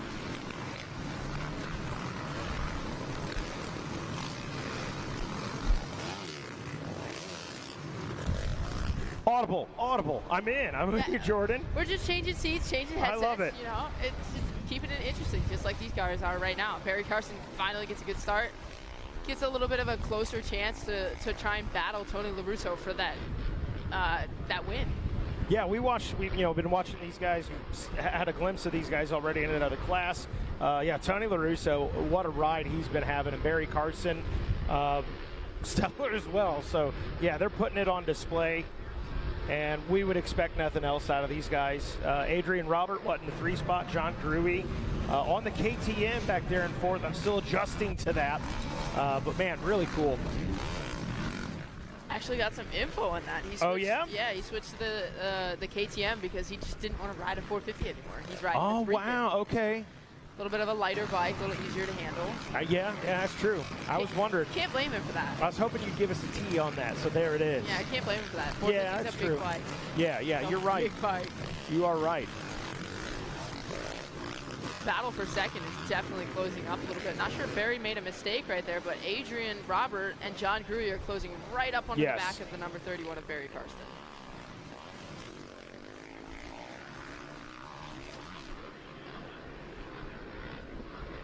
So race number 15 or 14, Masters 50 plus out there rolling right now. Tony LaRusso on the move. The Suzuki of Barry Carson, the Bear, in the 2 spot, and Adrian Robert in 3rd place. Not too far back in that 3 position. Looks like John Gruey's made his way around Adrian Roberts, and I'm looking at the lap times right here. Both Adrian Roberts and John Gruey were almost a second faster than Barry Carson. Oh boy, there is Gruey, the number 70 KTM right there. How many times have we mentioned in the same sentence John Gruey, Barry Carson? And Tony LaRusso. And Tony LaRusso, yes. Let's give credit where credit's due to all 3 of them. I'm sure John Gruey went back after that previous race. I was actually up watching that one, timed that one perfectly. And, and I'm sure, John Gruey's a racer. I'm sure he wasn't happy with that 3rd place. He's showing that he went back. He might have talked some stuff over, maybe changed some, suspension settings, stuff like that. Whatever he's doing, it looks like it's working really well right now. Going for it, trying to, good move right there. Looked like he was going to be in the same line as Barry Carson. He dropped down into the inside, trying to get a good drive and get around him, working the track. Ooh. Oh, here we go. Man, you guys were talking about the old guys not really banging bars too much. It looks like you're wrong forget in it. this We're one. throwing out the window now. Maybe not in the heat race. Yeah, true. They are definitely coming into something that I noticed in the last race as well. The lappers in these classes come in bigger punches than they do in the women's class. And I'm allowed to say that. I'm a women's racer. That's true. They're crazy. You're right. I use the WXC from GNCC as an example because they race the mornings with sometimes 1,000 riders on the track. And to your credit, to the ladies' credit, man, y'all are just good at getting around lap traffic, period, because it's something you've got to deal with more. And these guys, they're getting their dose of it right here. Absolutely. They don't seem to run into too many the first lap or two, but then third and fourth lap, they just hit everybody in packs of like 8. Yeah. It's absolutely wild. But it seems to be working in Barry Carson's favor right now. It seems he's stretched that gap out a little bit more over John Gruey. We're a little slow up right there by the Bear. We just saw Tony out front. Barry Carson's getting a little close to those lappers. Just trying to find a way around, but that was close. You think a little bit of that is that pressure John Gruey's applying? Absolutely. Yeah. Between, you know, he's got John Gruey coming up behind him. He knows he needs to get through these lappers quick, so he's doing everything he can. He's just, you know, sometimes that's what it takes is a close call to get around some of the lappers. Love to see that, you know, he's cognizant that Gruey is there behind him. Oh, he but knows. You're not going to see Barry look over the shoulder to see where he's at. He's racing that track in front of him. He's focused on the line choices around the lap traffic. I think if Barry did that, I think his son Corey might no rip doubt. right into him. No doubt. Battle for second still closing up once again between the number 31 of Barry Carson and the number 17 of John Gruey. Now they can go to work. Got a little bit of clean air in front of them. Got a minute or a couple of turns here before they should be up into this group of lappers. Woo. Man, these lappers are hitting sideways on some of these jumps. So I like the different line choice we're seeing from Barry Carson over that triple. He's going to the inside. Yeah. John Gruey was going to the outside, has now switched lines and is going to the inside, but not quite as far of an inside. Definitely seeing some, you know, different choices from both riders. Seem to be working out for Barry right now. See Tony LaRusso just up ahead of them. Far, about 3.7. It's a little closer maybe than what it was. Yeah, sir, you are correct. Yeah, it is 2.2 now. They are inching, chipping away. They got the axe out. Absolutely. That's what happens sometimes when you have a battle. You know, if it's the battle for first, normally that slows everybody up. But if you're in second or third, sometimes battling. Oh, got a little look over from Barry, I think, saying, "Hey, I see you, John. I'm not letting you by. Not by choice, of course." Right there, good example. Found another gear. Absolutely. Felt him beside him. Absolutely. Now that to me normally gives me a little bit of an adrenaline boost when someone does that to me. Yeah. They see me coming. Now they know. Now they have to start protecting their insides. Now they can't be really hitting the race lines because normally the insides aren't always the race line. So that's going to slow them up. So possibly give you a chance to duck around them in some place. Or especially with the lappers, they're having to come up with some really creative lines right now. That might just be what John Gruey needs. Oh, absolutely. Oh, the number 4. The number 4, LaRusso, feeling it, gets the white flag and says, I better take a look and see where these boys are at. Absolutely. Yes, sir, that was a look back. Oh, yeah. Yeah, I mean, it had style to it, but it was a look. The LaRusso twist, says Megawatt Matt Watson. Oh, stuck behind some lap traffic. Exactly what Good job jumping out of there, though. Got a face full of sand. Oh, yeah. Now, it looks like without any mistakes, it looks like he might have a good gap still. The battle, once again, is still between John Gruey and Barry Carson. Not too much further to go now. The Masters 50 plus.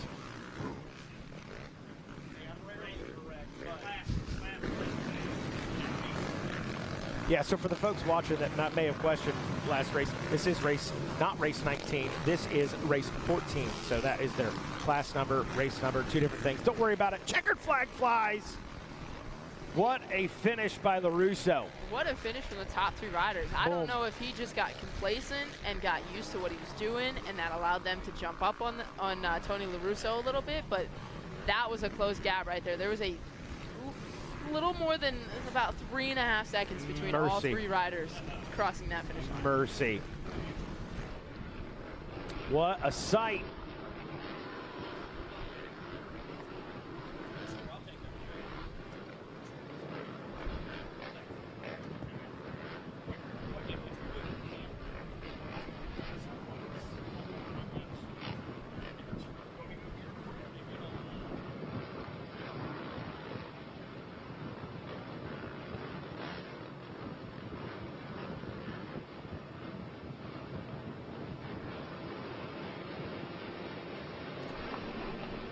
All right, JJ, where we at?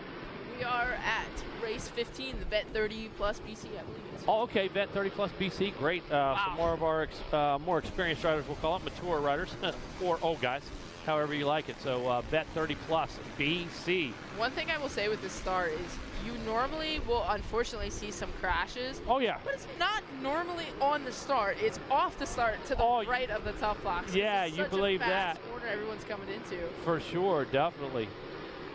And who's that with our early lead there? Let's see. I can tell you it's a Yamaha. That's about all I can tell you.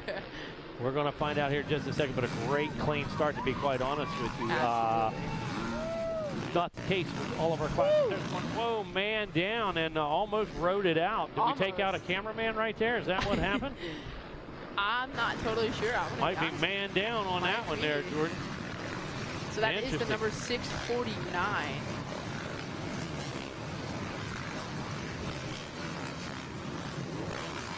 As we make our way through this first lap, lots of action already.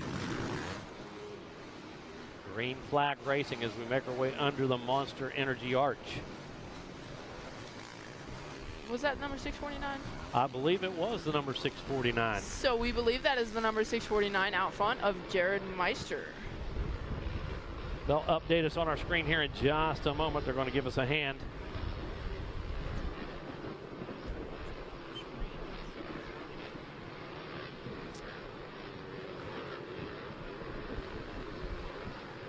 I got you, Megawatt. I got you. So it is Jared Meister in first. Tony Padone. Yeah, absolutely. I questioned myself. Aaron get there. Aaron Canair in that number 3 ride. Shelby Rowland in the number 4 position.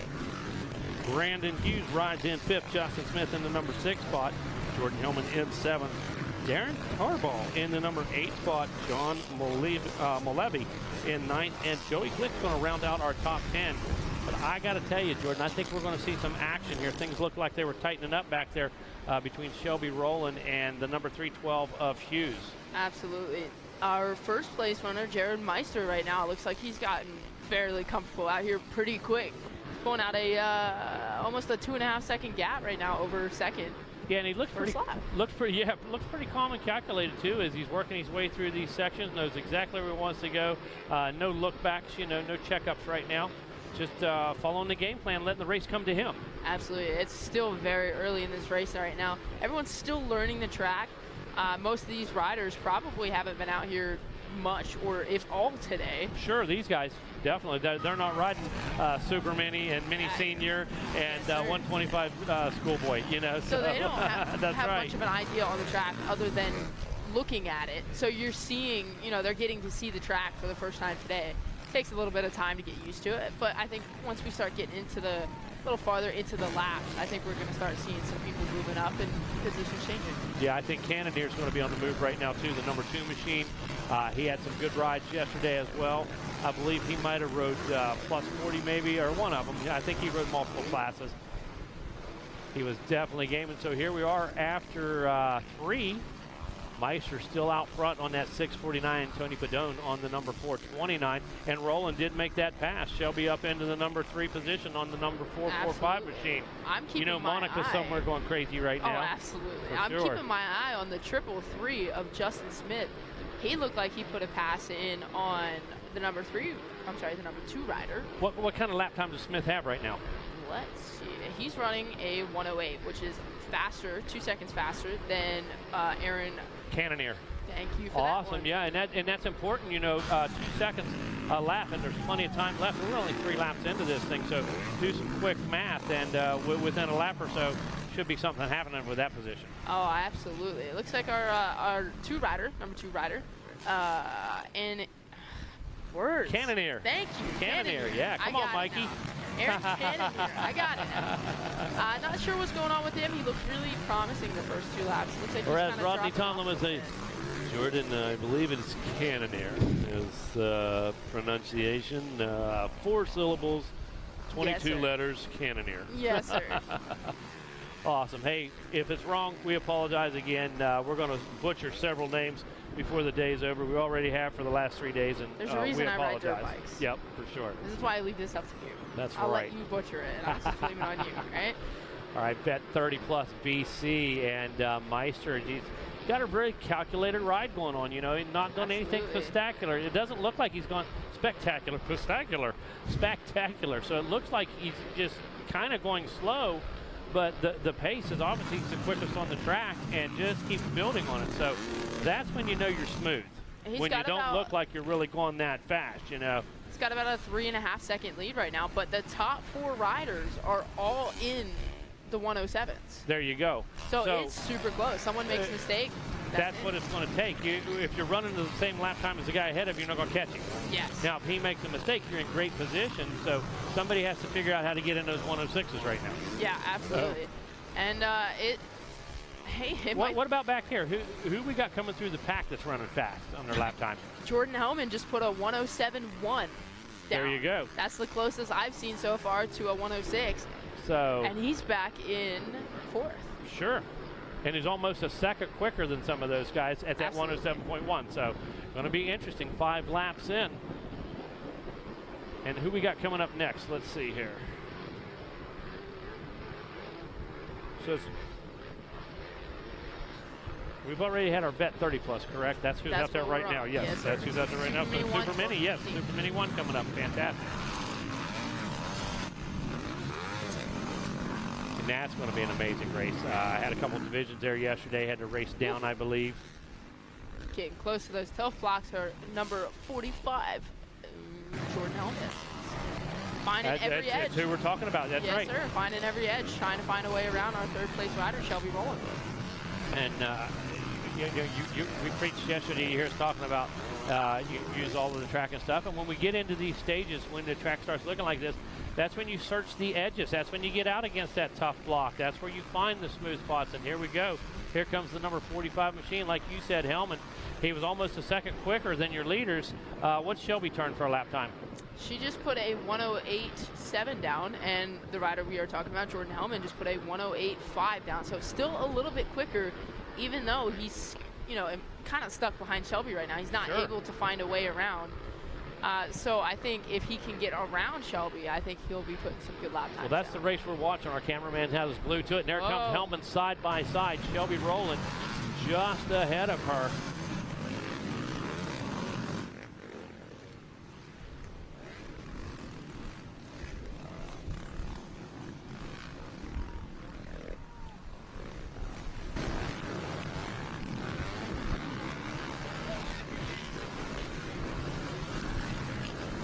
All right, 7 laps in. Here we go. And it looks like we have a pass for 3rd. It looks like, sorry, you think I would remember this. Jordan Hellman has gotten around Shelby Rowland for position number 3. Hellman was smoother than mayonnaise on that pass right there, okay? Absolutely. Get with it, Jordan. Let's go now. Cannoneer back there in that number 6 spot. Man, he's trying to make something happen and just... Jordan Hellman, got to bring him up again. He's still doing a 107.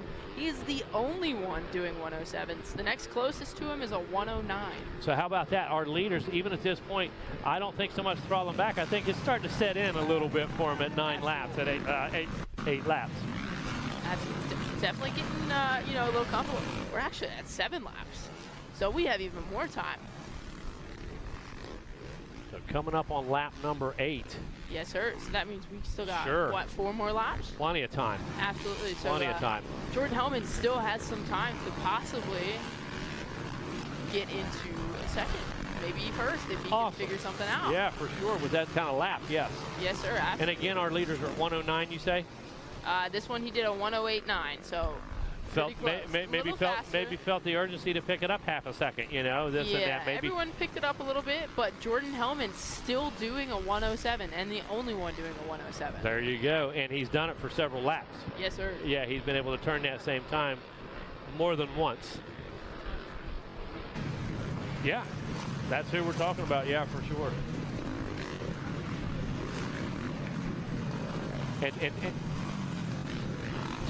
Yeah, for sure. And Tony Pedone, let me tell you something. He's been riding good for 2 days. The guy's smooth. He doesn't take chances. He puts himself in good position, picks good lines, and he's always up near the front of the pack at all times. So. And I'm sorry to interrupt you guys real quick, but we're looking at our leader right now, 649 of Jared Meister, and I'm pretty sure that's the number 45 of Jordan Hellman just back there behind him. Already in the same section. Absolutely. Okay, and you know as well as I do, Jordan, when you see him, all right, that gives you a little extra fire. Then you've got the scent. Okay, now we're on the trail. The hunt is on. So. And it looks like white flag is out. So if Jared Meister can hold on and stay smart, it looks like he's going to have a pretty good lap going. And again, look at Meister. Perfect form, just kind of running that 109 like you're talking about, this and that, because it's enough. Yes, that is all he needs to do right now. Absolutely. Because right now he's just got to be smart. He's got to get through this last lap while the battle is going behind him, because I do believe Jordan Hellman has closed up onto the back of second place. Right on. And I got to say, Jordan, I don't think Crescent Beach is quite as tough as it has been the last couple days during practice and yesterday's LCQs, that big beach turn. Yeah. I think Crescent Beach is smoothed out. It's a little more tourist friendly today than it has been the last couple days for sure. Hellman in the picture? Yeah, pointing out the battle between second and third place just in the background. Here they are back here. No kidding. Yeah, look at that. Padone and Hellman. Right on the tail end of each other. And it looks like it might stay the way it is. Yeah, going to run out of time here. Got checkered flag is out. And I can't say enough about the 649 of Meister. That guy just rode a smart race, set a good pace. I mean, he was fastest, no doubt, at the beginning of the race with that 107.1, 107.2, whatever. He was definitely fastest at the beginning of the race. Look at this, congratulating each other. I love that. Telling stories. Hey, man, what did you think of those whoops? Oh, they're brutal, blah, blah, blah. But good to see that. And Padone did what he does. Again, he's one of those guys calculated. Oh, we got a burnout going. I said it earlier. I thought our Super Mini guy was going to get up there and put a burnout on for us against the wall. The day's not done yet. We got another Super Mini class coming up. You better believe that. Yep, for sure. That's what you like to see. You know, he's put in a lot of effort. But I do have to point out real quick, Jordan Hellman did not have a good lap. That last lap was a 111 versus Tony Padone's last lap is a 109. And that's when he needed it. That is when he needed it. That's really when he needed it. We needed to pick the speed up just a bit, needed to apply some pressure. Absolutely. But right now, as you know, you tuck that front end, you come up short a little bit, you bottom those frame rails over a whoop, anything that takes that momentum away, and there it is right there. That's all it takes. Slight mistake in the sand, and you lose 3 seconds. Yeah. It just sucks you in. Exactly. All right, Super Mini 1, 12 to 15 on the gate right now. Putting some water down on that start. Yeah, for sure. Control the dust. Man, look at some of these lines. Look at, I can't see that number right here, but that is not That's not ideal by any means. Holy cow, Jordan, way to put that out right here. The same thing. Yeah, so look at the hole on this one. We're going to bottom that thing out, man, when we come across the gate. Whew. Some of these rides. Holy cow, that's like a braking bump right there. Oh, it absolutely. That's a hole. Yeah, that's not a braking bump. That's a hole. She right said there. that's a crater. This is why heat races are so important. Yeah. You know, this is why we see the battles we see on heat races. So we can study this. Yeah. So you can look at that game, man. We need to look at that hole. We need to look at how straight that rut is. Any hooks in it, that type of thing. So very interesting right now because conditions are varying across that gate to me, for sure. And it's odd to see this gate open. I mean, obviously this isn't the clearest picture right now, but that doesn't look like a bad gate. No, to me that's not a bad gate. It's better than the one beside it. So for sure. Maybe they see something we can't see. Absolutely. Easy to be an armchair quarterback. Absolutely. For sure. Well, I tell you, we talked about a lot of things so far. We've got the cloud cover still out there. They've been putting just a bit of moisture down. That's been able to hold.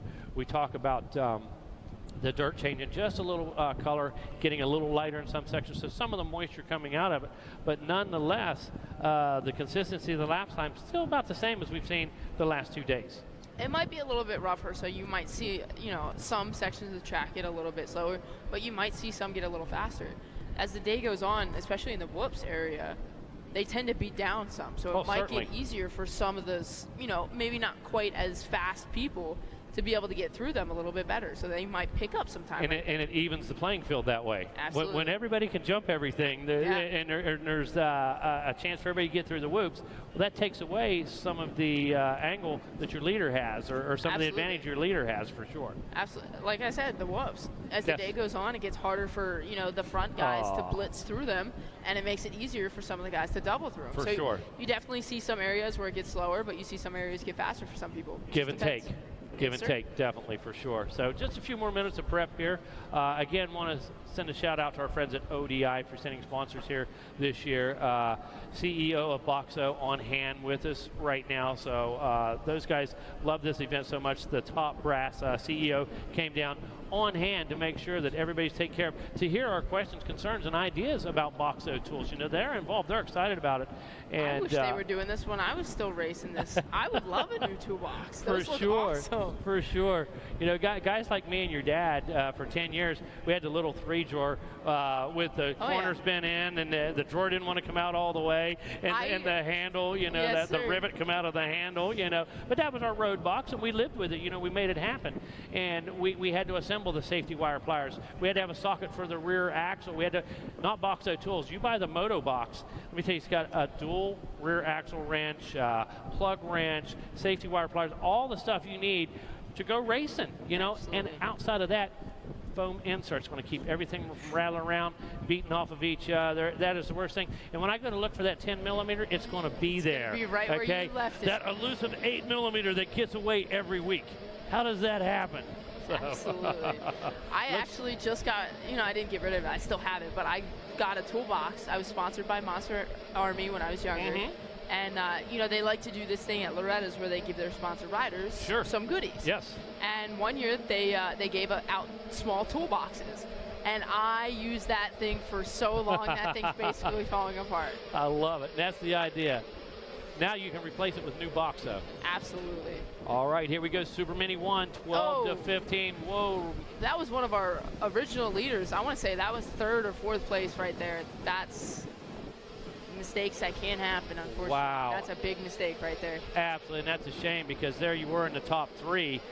Now it's a game of catch-up right now. Absolutely, and it's going to be hard. This track is relatively difficult to pass on. Yeah, and the problem is, as we saw in the last few races, everybody's running within a second of each other. Yeah. So how do you make up time when you're a half-second difference in the guy in front of you?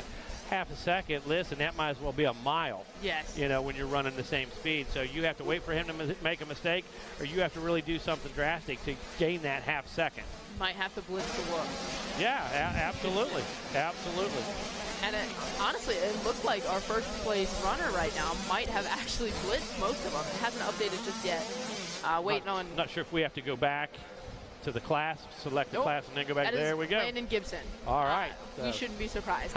No, not at all. We know that name.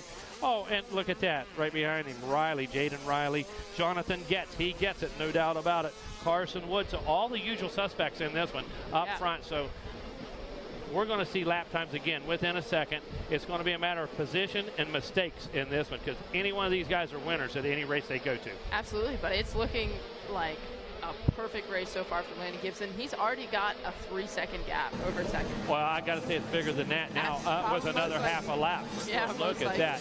Now there comes Wood, man. Wood's going to the inside. He puts it down, gets both wheels down, gets a good drive. Can he gain position? Sets him up to the inside over the wall. Whoa, a little sideways. He's going to hop through the whoops right now. I was about to say this is going to get interesting having two people battling while trying to get past. Exactly. Our second place rider, Jaden Riley. Jonathan Getz not giving it up, but there comes Wood again. Wood just relentless. Took position of the line. That's the bottom line. Possession of the line to gain the position. I'm sorry. So there it is. Wood Getz not throttling off in the least bit. He goes around the outside on the 22, trying to take the long way around. Not going to be enough. Wood's going to solidify that position. Absolutely, but Woods is going to stay on his mark right now. He's got to do everything he needs to make sure he's perfect because Jonathan Getz isn't going anywhere. He's going to stay right on his back wheel. Exactly, and I believe Brody Barth is on the move back here. Holy cow, somebody, and I believe it was him, made 2 passes in that straightaway right there. So I believe he's on the move. And another guy, anywhere you go, all the majors, Brody Barth, you're going to see his name up front. Absolutely, and it looks like Carson Wood is really trying to, whoa, woo! Jonathan Getz, sorry guys, got a little sideways off the single going into the whoop section. Hop from one side of the track to the other. That was wild. I'm going to assume that was a mistake. I'm going to guess it was, but the bottom line was throttled back into it, let the power straighten him out, didn't give up any position or real estate to speak of right there. So managing your mistakes, you know, using that racecraft is going to be so important in this class. The GOAT was in here this morning for Mini Senior, and every year at Loretta's he comes in for Super Mini, Mini Senior. Some of his favorite classes. These kids are at their full talent and age limit for this bike. They've ridden them, you know, for years and years and years. They're as strong as they can possibly be. These top 5 guys are basically wide open all the way. It's a matter of delivery.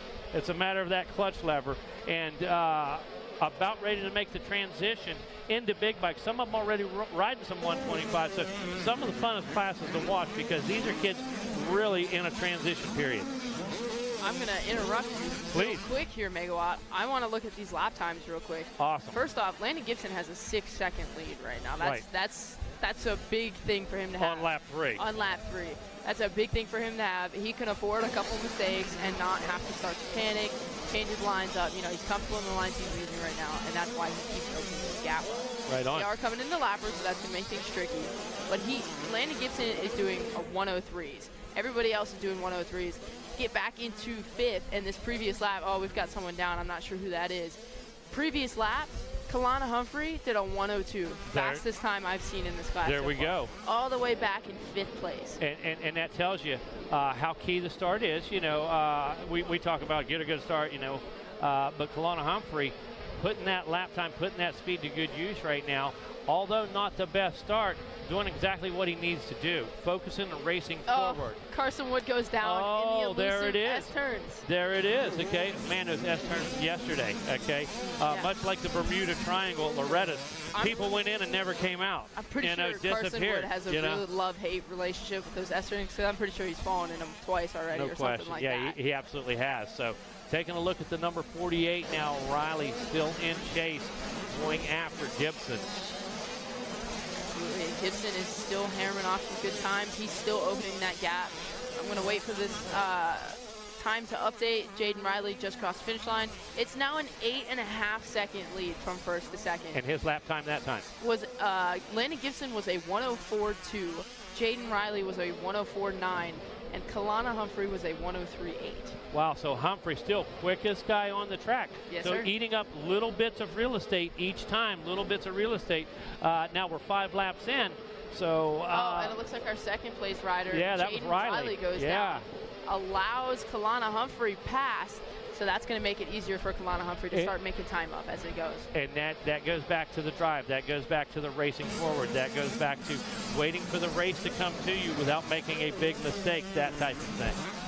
Not only does that help Kalana Humphrey, but that also helps Jonathan Getz, because as he was getting up, Jonathan Getz was going just around him, so they're side by side. That allows Jonathan Getz to get a relatively easy pass out of it as well. Yeah, because he was at full speed while he was getting up. Yes. So, you know, easy to make that happen and then give him a bit of a buffer. Now, back to work, you know? Absolutely. Landon Gibson is gone. It is now a 10.5-second gap. Wow. A little over, actually. Kalana Humphrey is still one of the fastest ones on the track, but Landon Gibson put the fastest lap down for this time around. He did a 103.0 versus Kalana Humphrey's 103.8. There we go. And that's a half a second. So you know how much distance a half a second is. So that's incredible to watch these guys make these adjustments. Had a couple different guys go down, okay? Had a couple guys have to make some moves, but right now, Landon Gibson doing exactly what he had to do. Kalana Humphrey not getting a great start, finding himself in excellent position. Absolutely. He definitely had some luck on his side for that last pass. Right. You know, he's got a relative clean track ahead of him. Looks like they got most of the lappers out of the way. We've already got around them. So now he has to put his head down and start working towards closing that gap up. Landon Riley's got to get back on the move, see if he can pick some positions up. And Megawatt's got to get some of that sweet tea. Oh, yeah, there you go. Nothing's like cold ice. There it is, I can tell you. Ooh, he's back. He's back, absolutely. I'll agree with you on that one. I lived in North Carolina for a long time. You ever had North Carolina sweet tea? probably going to Sugar Rush, honestly. It's exactly. Sweet Tea's the way to go. So Landon Gibson, what are we looking at? We're looking at a 103.7, so a little bit slower this time. Kalana Humphrey did a 103.4, so a little bit faster than Landon Gibson this time, but it is still over a 10-second gap from first to second. And let's see, this is 7 laps, right? Yes, we are on 7. Awesome. Yes, sir. Who's coming up next? We have race 17, 250C Limited coming up next. Nice. Following is 250B Limited. Nice. All the limited classes. Awesome. Good deal. As this one winds down, Landon Gibson doing exactly what he needs to do. Oh. And again, we talk about, it shows what these guys did in the offseason. It shows who put in correct practice and who just burnt gas. You can go out and burn 5 gallons of gas, and Frenchie's agreeing with me right now. You put in bad corners for 5 gallons of gas. Your bad body position, bad practice is bad practice, is exactly what it is. So it's a matter of who did the work correctly and put in the time. It always shows when we come down south, when we come down into the heat and get the season started again. We had a slight look back, actually, from our leader, Landon Gibson. That surprised me a little bit. Big old gap he's got. Turn around, check to make sure it's still there.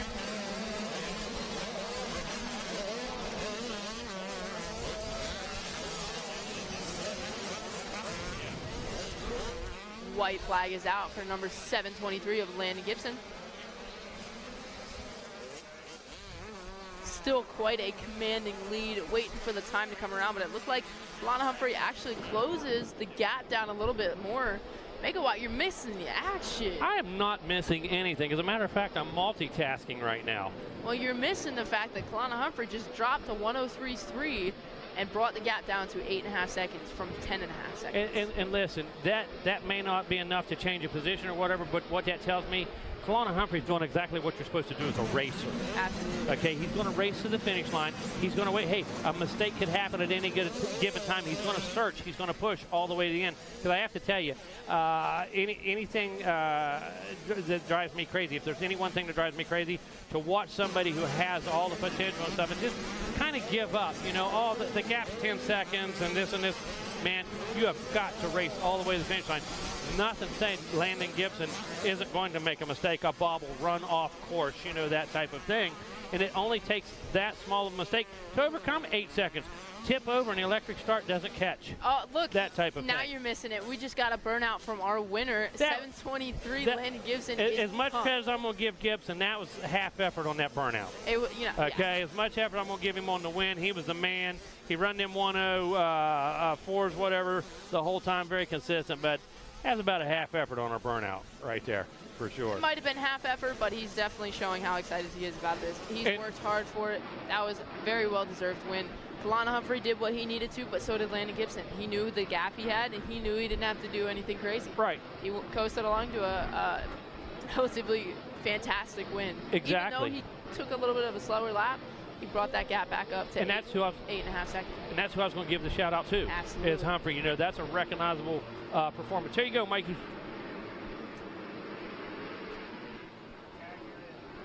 Gate is down on 250C Limited.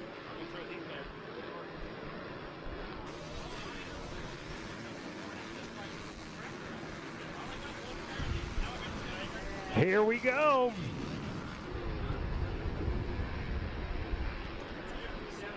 Yeah.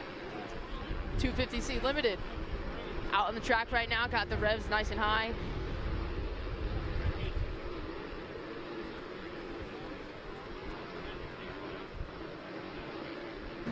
Oh yeah, already developing, already looking good. Absolutely. Good battle back there for the 3 spot. It's good battle everywhere. It is. Yeah, you're right, man. You're not wrong.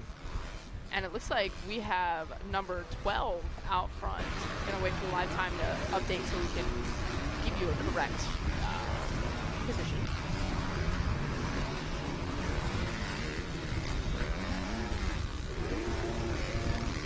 They're about to come through. We'll see on live timing and scoring.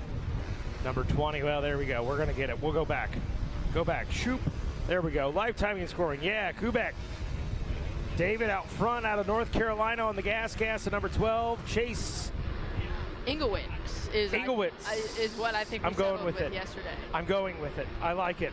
Sitting in the 2 spot, Briley Stott in the number 3 position. Bentley Good 4th, and rounding out that top 5, Ashton Day on the Husqvarna. And as we said, hey, a lot of great racing there in lap number 1. A little bit of separation out front early in this one on their second lap. Looks like David Kubik is definitely finding his way pretty well around the track on this first lap out here in the 250C limited class. Looking pretty good, not too many mistakes. Great battle going between 2nd and 3rd place. And 4th place is looking to get in on that action as well. Yeah, got to wick it up. Working that track, no shortage of line choices. As you guys can see watching on Racer TV, or if you're here in person, even going up the faces of the jumps. That's it, going up the faces of the jumps. Pick your line. Big shout out to just the way the track is set up. Here we go. Ingowitz, the number 20, feeling a little bit of heat in some places from Stott. Good back there in the 4 spot, not too far off either.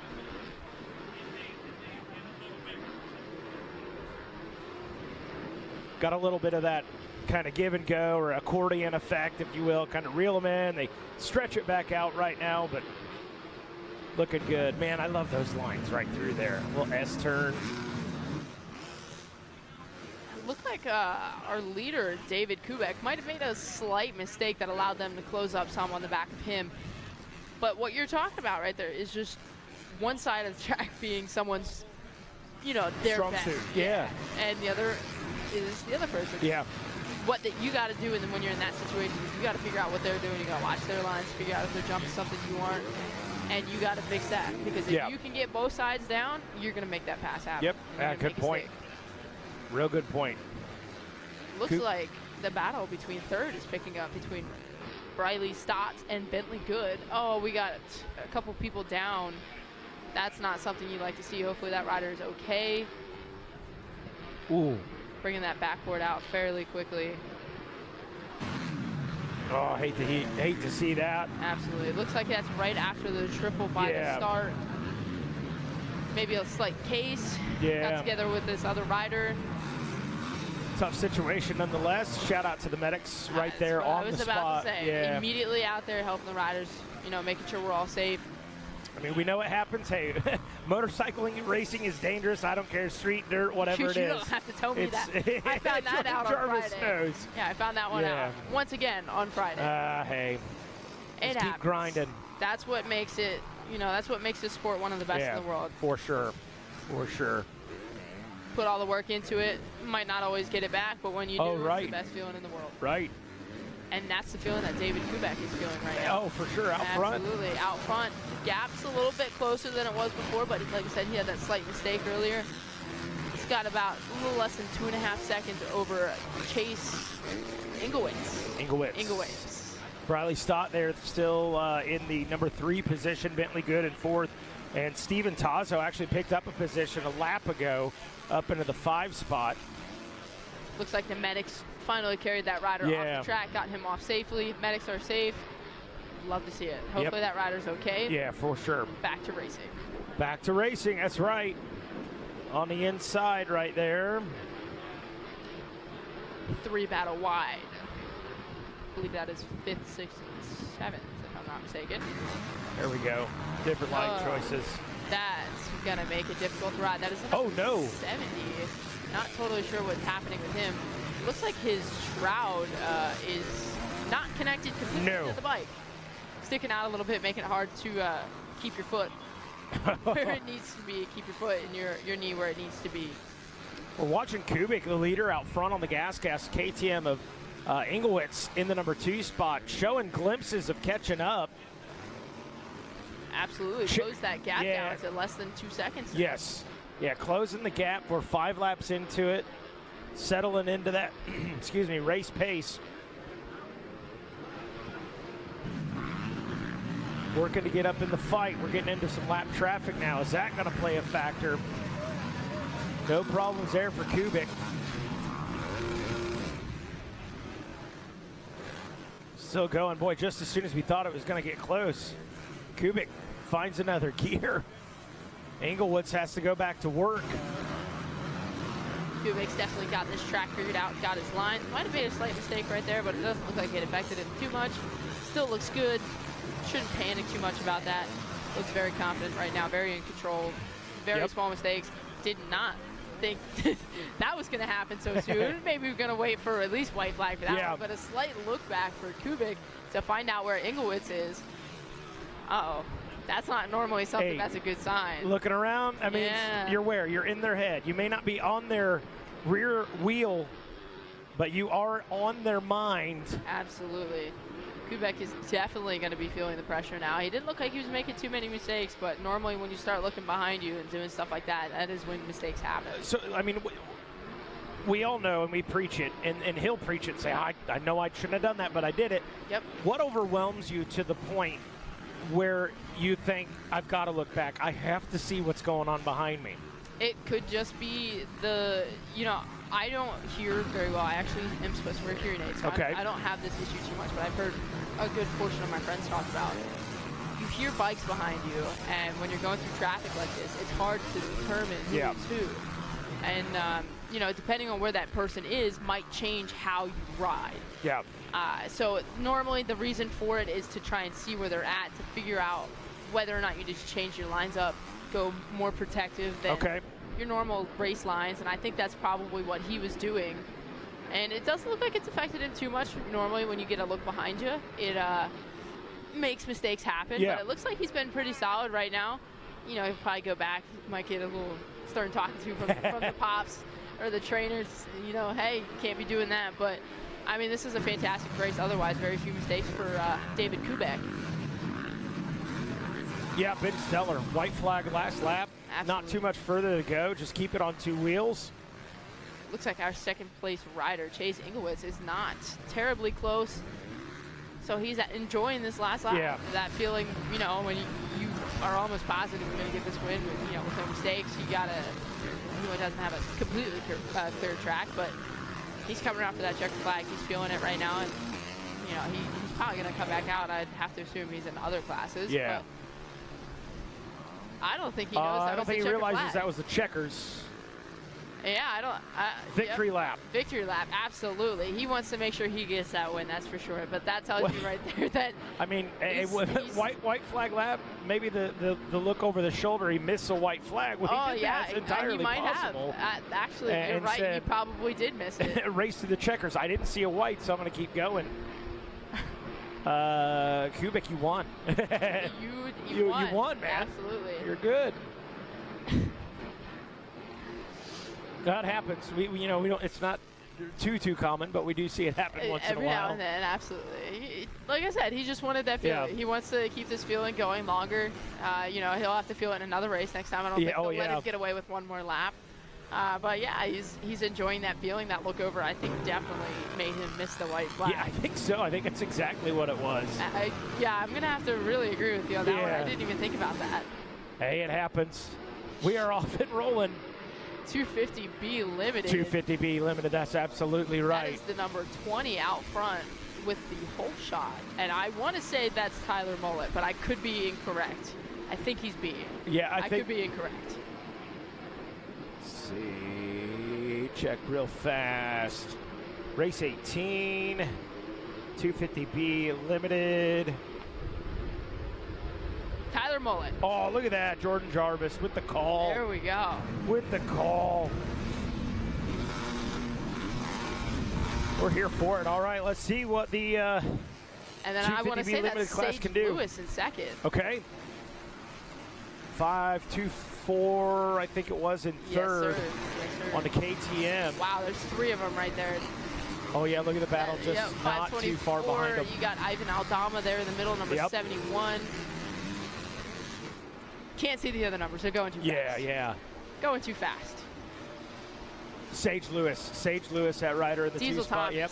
The Diesel. 520. Dawson Cobb back and forth. Aldama, as you mentioned, in the number 5 spot on that Yamaha. And we got ourselves a good race here after one. Absolutely. Looks like that whole shot for Tyler Mullet is really putting him on a good track for this race so far. He's carrying some good speed. gave him that confidence that he might have needed to win this race. Get out there and enjoy some clean air.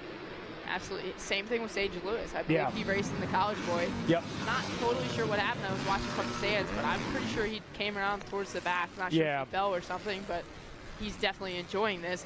But he might need to get a move on because this is a pack coming up behind him. Oh, yeah, we were darn near. Well, we were 3 wide. Not darn near. It was 3 wide right through there. So these guys going for it. Nobody wants to play follow the leader here. We're just not going to see it. These guys are going for broke. Ivan Aldama is right on the back of the 524 with Diesel Thomas, looking to get around him. Both those riders looking to get around Sage Lewis and try and contend with Tyler Mullet for first place. Yeah, they got to push. They want Tyler running away with this thing, getting away from him too far. Boy, riding with a sense of urgency is Aldama, the number 71 back there. There is 3 riders in the top 5 that are running 1-minute flats. The rest are doing 101s. Let's go. Let's go. Aldama going for it right here. Oh, puts him up. Stands him up. Those S-corners. Beautifully done. Oh, and then a mistake. Then a mistake by Aldama. Is it going to cost him? Maybe. Maybe, but see how we handle it. Now we got the number 15 of Dawson Cobb coming into this mix as well. Oh, look at this. They're going back and forth. Aldama ends up off the track. Oh, he might. That was close. Aldama, And I hate to see that. Aldama, I think maybe riding a little over his head right there. Came off the track, was a little, probably too much throttle. That might have actually got him in a little bit of trouble with the A-man. That might have been a no-no right there. But unfortunately, too anxious to get back on the track, trying to get where he was. Look at this rapid replay. Aldama. Oh, he may have actually gotten into the back end. Actually, so you think? There's a hole or a kicker or something on the edge of that, and I've been watching that develop for the last 2 days. Interesting. The longer you get, let's see if we can see it when these guys come around again. He was sitting down on the seat when he hit that. So when he hit it, it popped him up over the front, threw him over the bars. You can't do nothing about it when it comes to that. Little PBR action, little professional bull riding here at RCSX. He's going to need an ice bath. Hope he's okay. Not trying to make light of it at all. Hopefully he's all right. Man, Mike. Yeah, no good. No good at all. Not Hopefully good. he's okay. He did stand up and take his goggles off, I believe, so that's always a good sign. Well, look at the battle we've got going for, what is it, second place? Second place between Sage Lewis and Diesel Thomas. Whoa, right up the inside, Diesel Thomas goes, and I think he's got the pass made pretty solid. Yeah, Thomas making the move right there on Lewis into the 2 spot. Can they catch up to Tyler Millette, though? Last time he checked in, I think about, 4 seconds, just shy of 4.5. He is scooting right now. Absolutely. See him right there. He's on cruise control right now. Yes. We haven't seen his race pace just yet. That's I think once we get some pressure on the back of him, we'll see what he can really do for lap times. Saw a Sheriff shirt. It's Big John. It's Big John. The Sheriff. Yeah. Big John just got him a new nickname, the Sheriff. The Sheriff of Daytona. The Sheriff of every amateur race. Come on now. He's at every one. Hey, you ain't wrong. Big John. I don't want to mess with the man. What's up, Sheriff? Big John in the booth. Tyler Millette doing his thing out in front. Pretty well been flawless. Pretty well been flawless in this one. The Diesel. Thomas, the 524, going after it on the KTM. Really pushing right now. We'll see what that gap is. He has chipped away what was 3.5 seconds, now 2.5 seconds. And at moments might be a little closer than that, as Diesel Thomas is not satisfied clearly with a second place finish. Lewis in third on the Yamaha. Woohoo, right there with him. What's up, Sheriff? Just behind the number 142, Sage Lewis, is Logan Riggins, who's been quietly, patiently good point. On the back. Yeah, we hadn't really showed him much love, but you are correct. There's been a lot going on. There has been a lot going on. Good to see Ivan Aldama sitting up on the backboard. Yes, absolutely. I'm still unfortunate, but good to see him sitting up and relatively awake for everything. Glass half full situation there for sure. Absolutely. There he goes, Tyler Millette out in front. Coursing his way past the lap traffic. looking smooth, really. Absolutely. Now really starting to flow with that track, feeling comfortable and confident. That's got to be a very big confidence boost. You're 6 laps into the moto. It's pretty much been you out front. What goes through your head in these moments? You're just trying to get through these lappers safely and effectively. Right now, that's probably one of the biggest factors. I mean, obviously, look at the track. It's rough. Yep. Super rutted. Might be a little dry in some spots. It's 90 degrees. It is also toasty. Yeah, very hot. But right now, it's going to be about limiting the mistakes. You know, still running the pace you need to, but it's going to be about not making a mistake like we just saw from Adama. Yeah. There we go. For the live timing to come across, see if he is still running the same pace or might need to go a little faster. You're right. 101.6 for Tyler Mullet. What's the diesel doing? 102.8. So that was a big difference. The gap's now opened up from a 2.2 second gap to a 3.4. So a couple things right there. Tyler Mullet riding very well out front, hitting his marks, flowing with the track. Diesel Thomas maybe checking up a little bit too. He turned to 102.8. Gotta give a little quick look back to our fifth place rider, Noah Stevens, is running a 101.8. The only other one that's running a 101 is our leader. Ooh, good point. So it might be just an unfortunate start for him. You know, it looks like it might be a little too late. He might need some help with that, but still running some good lap times in the back, and I believe that's him. That's him right there, 97, just behind Logan Riggins, who is just behind Sage Lewis. Let's see if Noah Stevens can maybe pull off a 2-for-1. Matt Watson called it a BOGO earlier, the buy one, get one. I love it. Watching some of these lines develop and change differently. That corner we just saw before the finish line, everyone was going super, super far inside yesterday. It's now transitioned to a little bit farther out. We're seeing the different lines develop differently from day to day now that they've got some time on the track.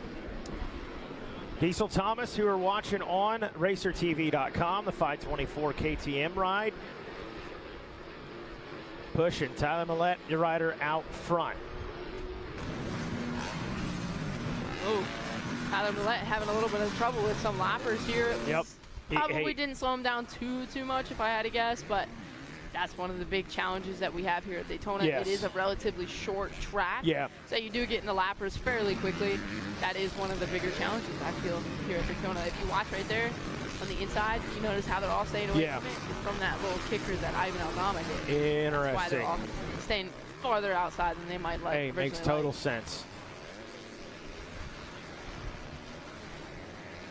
Mama, there goes that man. Scooting. Riding in style, got that top boot unbuckled. Oh, I love it. Not sure. I Might have happened in the first corner. Little pumping, little banging on his way to the whole shot. It might have, you know. Can't worry about it now. Nah, it's just getting a little extra air in That's there and it. cooling the boot down. Little some. ventilation. Absolutely. So looking at the lap times from this previous lap, Tyler Mullet doing a 102.1, Diesel Thomas a 102.9. So that gap is now opened up from 3.5 seconds to a 5-second gap. It's looking like Tyler Mullet having a pretty good race so far. Fairly clean racing. Not too many mistakes. What we like to see. It's what he likes to see, I'm sure. Oh, yeah. I'm sure this isn't his only race of the day. But when you have a race like this, it's not normally too taxing on your body. Right. Well, hey, that's a good thing. Absolutely. You need it in the Florida heat. Like, obviously, a lot of guys train down here in Florida or south somewhere, California, what have you.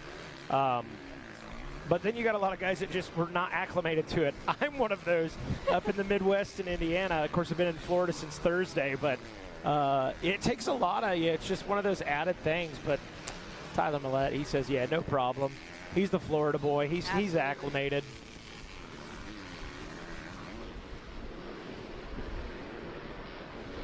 Diesel Thomas seems to have settled kind of into that number 2 spot. He's got a little bit of a gap. Yeah, went from what 2.2 to a 3.5, now at a 5.3 as far as the gap between first and second. Diesel says, "Man, Tyler, I got nothing for you, bud. You're riding. Not this race. You're riding well this race. I'm gonna have to fight you another day or another moto." I'm sure we'll have another moto. Oh yeah. These guys in oh it. yeah. How do you go to Daytona and not race 18,000 classes? Exactly. It wouldn't be Daytona if you didn't. Get out there as much as you can. White flag. Here we go. 1 lap left. For the 250B Limited, Tyler Millette out in front, the Diesel. Diesel Thomas in the 2 spot. Lewis third. Riggins fourth. Riggins have a pretty good ride, worked his way up into that 4 spot. Absolutely, having a very good ride. The last lap, he was one of the only ones still doing a one-on-one as well. Yep. Some positive takeaways there. Hey, maybe you don't end up in like a podium position necessarily, but you feel good about having some of the fastest lap times and being consistent in that run as the race wears on, and it gets tougher and tougher into lap 11, lap 12.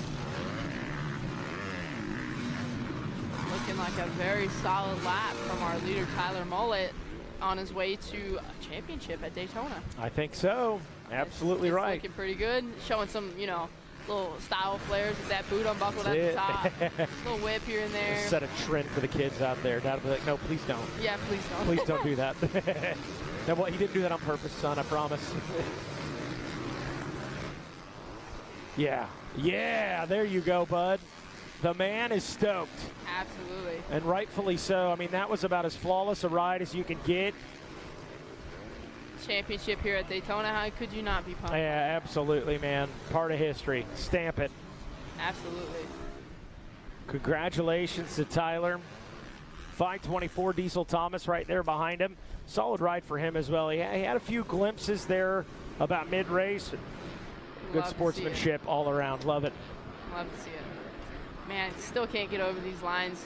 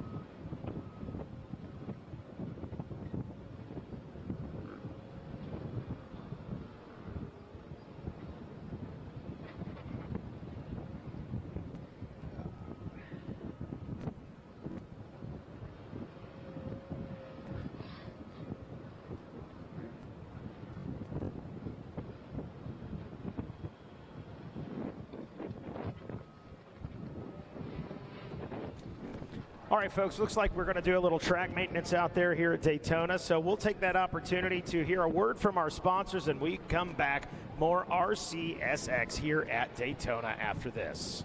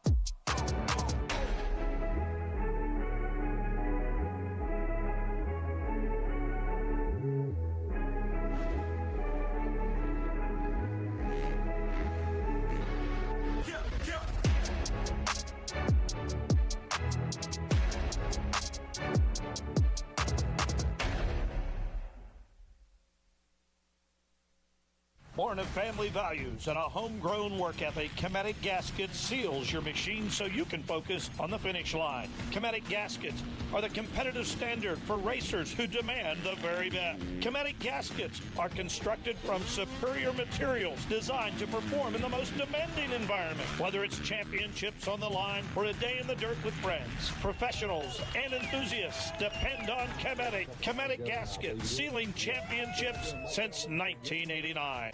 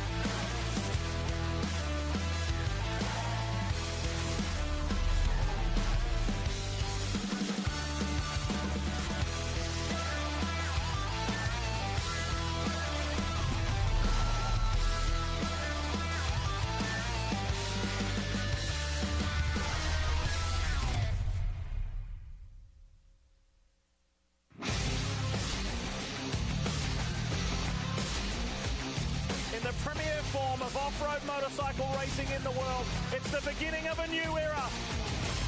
17 Supercross, 11 motocross, and those 3 playoff rounds.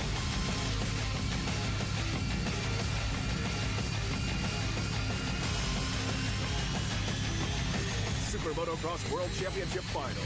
Tickets on sale now. Visit supermotocross.com. How would you like to go to a school where we take into consideration how students learn best? Well, we do that because we find if we can build the curriculum around the things you are interested in, you're going to do a better job. The mission at On Track School is that educational success is possible while chasing your dreams. Not only will our staff help students to achieve success, they will cheer you on to the finish line. We encourage you to check out On Track School at ontrackschool.com, where we can help you chase your dreams and still get a quality education. OnTrackSchool.com. Check it out. The United States Motorcycle Coaching Association has been setting a standard for motorcycle coaching since 2016. Coaching is important for all riders, no matter the age or skill level. The USMCA connects riders with coaches, whether the rider's just starting out on their motorcycling journey, to a competitive amateur racer looking to reach their next milestone, or the professional athlete trying to clinch a title. Download the Motorcycle Coaching app and get connected to a USMCA certified coach today. This Racer TV broadcast is brought to you by Monster Energy and Quad Lock.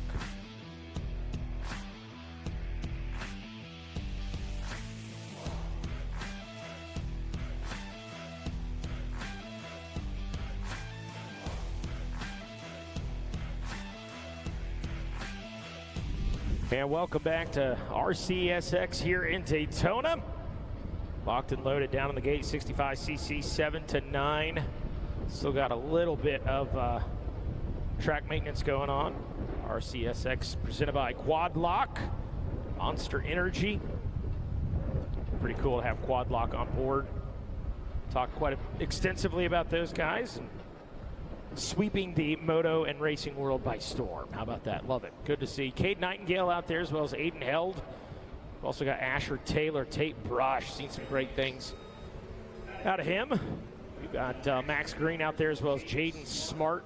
I feel like Jaden Smart has been racing for 20 years. The kid's only 9. He's stellar. Something to watch. Number 42 Cobra Moto machine. Dunlop back ride. The number 57 of Ryan Ciceretti in the home state, Brooksville, Florida rider. The number 60 of Addison Cimino. Number 72 KTM of Weston Auto. The number 77 KTM Carter Holmes out of Middleburg, Florida. Number 96 of Brentley Latimer. High Thumbs Motors backed ride. Jax Keller out of Atlanta, Florida. We've also got Jax Baker out of Leland, Illinois on the Rocky Mountain ATV backed ride. Jojo Caliendo out of DeLand, Florida. And I can't pass that up and not say the joke. We all know the joke. You know where DeLand is located. It's by DeSea. Yeah, all right, there you go. Every dad out there just laughed right now. And everybody that's young rolled their eyes. I get it. Tanner Butte out there out of Daytona Beach, Florida. Gavin Welsian is out there on the number 132 Cobra Moto machine. Jimmy, you like the hair, bud? Jimmy Perry's the hair look good? I got the thumbs up from Jimmy Perry. Good to see you, buddy. Braden Paxton, number 170 gas machine. Brindley Shepard out there, the 177. Forrest McPherson, the 198 Cobra Moto. The 252 of James Wood. And then, of course, we've got the 260 of Absher Hall out of Morganton, North Carolina. John Slade, the 288 gas, the 465 of Jake Smith out of Brooksville, Florida. We've got the 469 of Levi Letty. Had a 5th place finish coming into this one. See what he's got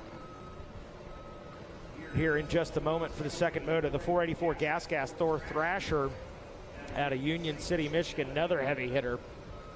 There's a name that we talked about for quite a while. Oh, yeah. Thor Thrasher. That's the I don't name. Doubt it.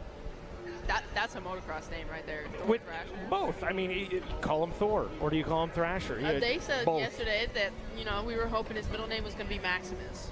Thor Maximus Thrasher. Absolutely. I love it. The Thor. Imagine that. He's back. The Thor Dunlop backed ride. Shocker. I love it. Thor, I'm about it, man. I love it. The 510 Cobra Moto, E.J. Dutton out of Graham, North Carolina. The 518 of Sebastian Withrall out of New York on the Cobra Moto machine. The 537 of Tanner Cannon. Cannon, that's a strong name, too. A triangle cycle backed ride. The number 674 of Anderson Waddell out of Georgia coming in with a first place finish. We will keep our eyes certainly on the 674 machine. Shannon Tarnow, another great rider out of Texas, the 710. The Lucky 777 of Nicholas Doyle, as well as the 813 of Brody DeJong, the 930 gas of Trip Lloyd out of Virginia, and the 981 out of Jefferson, Georgia of Easton Luttrell. And that is your starting gate here for race number 19, 65cc 7-9. Coming up after this one, Supercross Futures, if I'm not mistaken, 250As, so that'll be a fun one to watch. Spread the good word there. If your friends are not watching racertv.com, let them know. Hey, tune in. 65s are about to take the track, and we got a little Supercross Futures following that one. Time to tune in. We'll find out how many folks took a late lunch today to watch some Supercross Futures. What, 109? Is that? No. 209. So this clock is a little wrong, but nonetheless, still a late lunch. Jordan Jarvis, you just had a late lunch too. I had half a sandwich. Yeah. I woofed mine down. The boys stopped me on the way back to, Megawatt. He's head honcho, so I had to go pick up his sweet tea. I was handling his light work. Sweet tea is good. But it gives Mega a pick me up. He gets the voice up, the cadence goes up, he gets excited. I'll give it to him. I lived in North Carolina for 10 years. Sweet tea is the holy grail in North Carolina. Oh, I couldn't agree more. I'm Midwest, so up there it's just tea. And then finally, we go down south and we get some sweet tea, and it's real sweet Go tea. to North Carolina. I got you. Go to McDonald's. Okay. Get some sweet tea. Do you do a half cut or do you commit? No, You commit. Half. Oh, you do a half cut. No, it's okay. gotta be half sweet tea, half. Okay. You'll get a sugar rush. I guarantee you, the shakes. Yeah, the shakes, the sugar shakes. Oh, yeah. Goodness. They take the sweet tea seriously. All right. Pride and joy right there. I trust you. I just grab a Monster Energy or 7 right before I start calling racing, and then I'm good to go. Absolutely. I am good to go. So still, we're finishing up a little bit of track maintenance. If you're just tuning in, we just wrapped up race number 18. Tyler Millette pulling off a great ride for the win here in Daytona. 65cc, 7-9, about to take to the racetrack. We got Supercross Futures, your 250A class coming up next. After that will be Senior 40 Plus, and then your Schoolboy 2, 12 to 17. Well, Jordan Jarvis, how are things going for you? Not the best weekend. I'm not trying to, I understand, but overall, how are things going for you, Jordan? Well, I'll have to get back to you. Give me like 10 days. All right, fair enough. It was not the best weekend for me. Unfortunate, crash. It wasn't a bad crash by any means. Just landed the wrong way and messed my forearm and my elbow up. Not sure if anything's necessarily torn. Hopefully not. Yeah. It looks like just sprained elbow joint. Give me 10 days. Let's see how it feels. That's fair. If it gets better, then I'm good. If it doesn't, I'm going to go get an MRI, get everything checked out. There you go. Sure. But other than that, I am doing fairly well. Good. I got my house finished. So nice. Done with that. Finally able to ride a lot more this year. Yeah. So outdoors should be good. I got a really great bike last year. I'm on the same bike this year. Literally the same bike.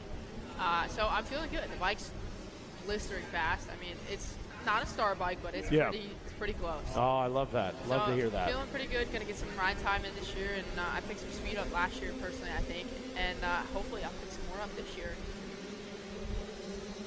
It'll be exciting. Hey, we got a gate drop. Ready for outdoors. Hey, I get to call a few this year for some live calls, so I'll be there. I'll be looking.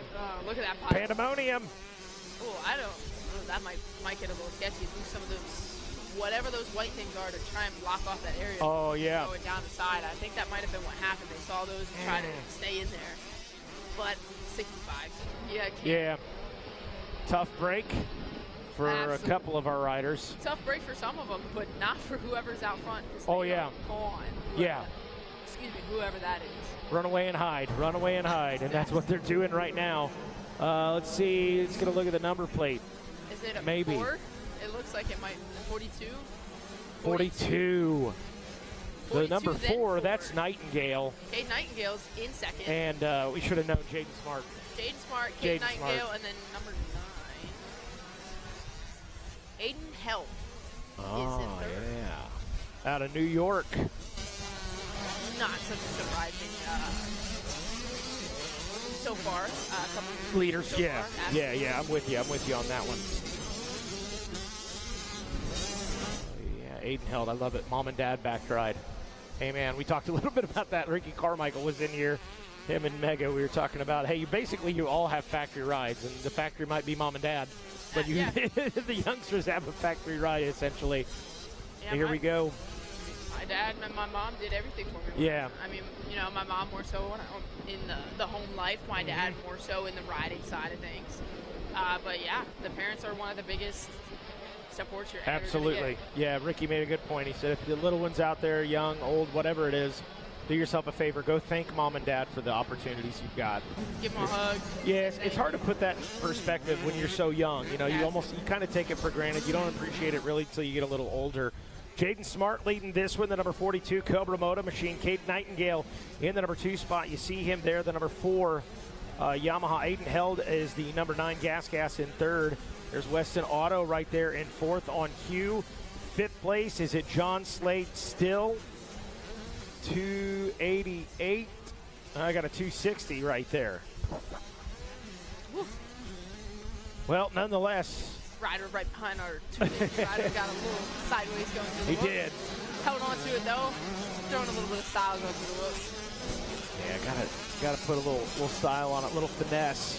Absolutely. Hey, you're on Racer TV, RCSX. That's as cool as it gets. Daytona. Get a little shout out from Mikey Wayne.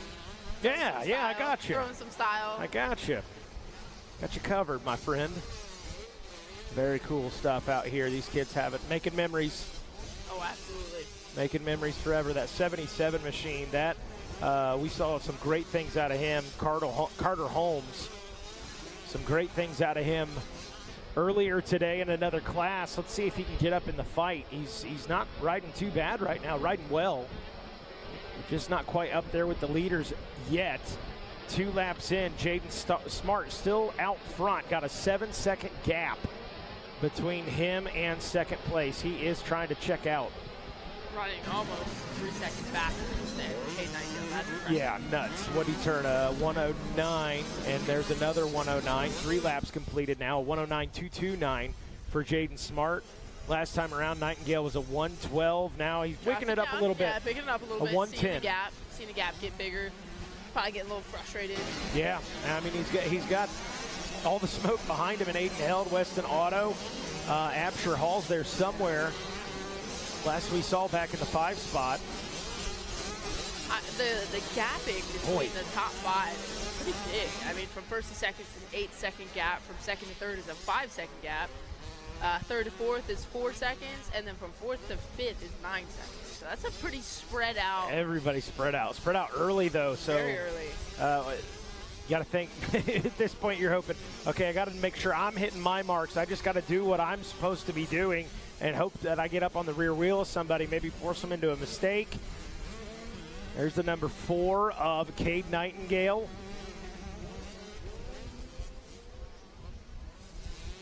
Cade looking good. Ooh. Flowing, ooh. Sideways. A little scary. Throwing some style. Scary Terry there, Western Auto.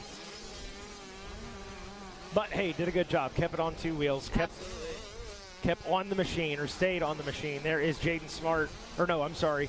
That is Cade Nightingale, the number 4. I was looking for 42. Jaden Smart is out front. Or is this Jaden? No, that's Cade Nightingale. Is it Cade Nightingale? Okay. Yeah, that is definitely 4, I believe. Yeah. Boom. Second guessing. Well, wait a second.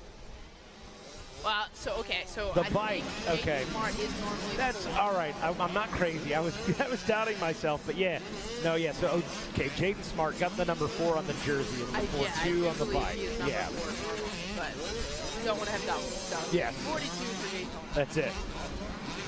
That's it. Boy, look at him go. My goodness. Absolutely. This young man, he rides.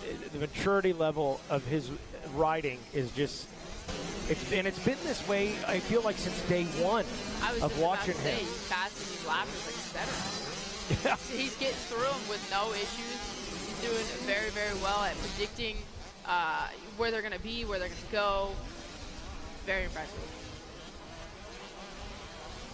Oh, yeah. Jade looking good through the lap traffic right here. Number 40 machine, or 42 machine. Railing around the outside. And gets a power to the ground, man. Just stellar riding style by Jaden Smart. Look at that. He was on the inside. He jumps back out to the outside because he cannot play follow the leader behind the lap traffic. No issues. Nope. Around the outside again. He's got a good drive. He says, okay, the lap traffic wants to go on the outside. I'll go to the inside. That's okay. He said, Ricky Carmichael, make sure I got plenty of lines. Not sure if that was a slight mistake a little right bit, there, or that was just a little bit of, what do you call it, leg swag? Is that what? Yeah, there we go. A little bit of leg swag. Give him some credit there. I'm going to say that one was intentional, just to, you know. Sure. That wasn't a mistake. That was intentional. We'll keep it going. Woo! Number 4, Cade Nightingale. Getting a little close to the lappers, but still very, very in control. Yeah, Nightingale, he's in control of this one. And I'm sure every lapper he passes feels like 5 at this point. He's got to do something to catch up. Held still back in the 3 spot. Otto 4th, Hall in 5th. White flag is out for Jaden Smart and Cade Nightingale. Wow. So this one just about in the books. Supercross Futures coming up after this.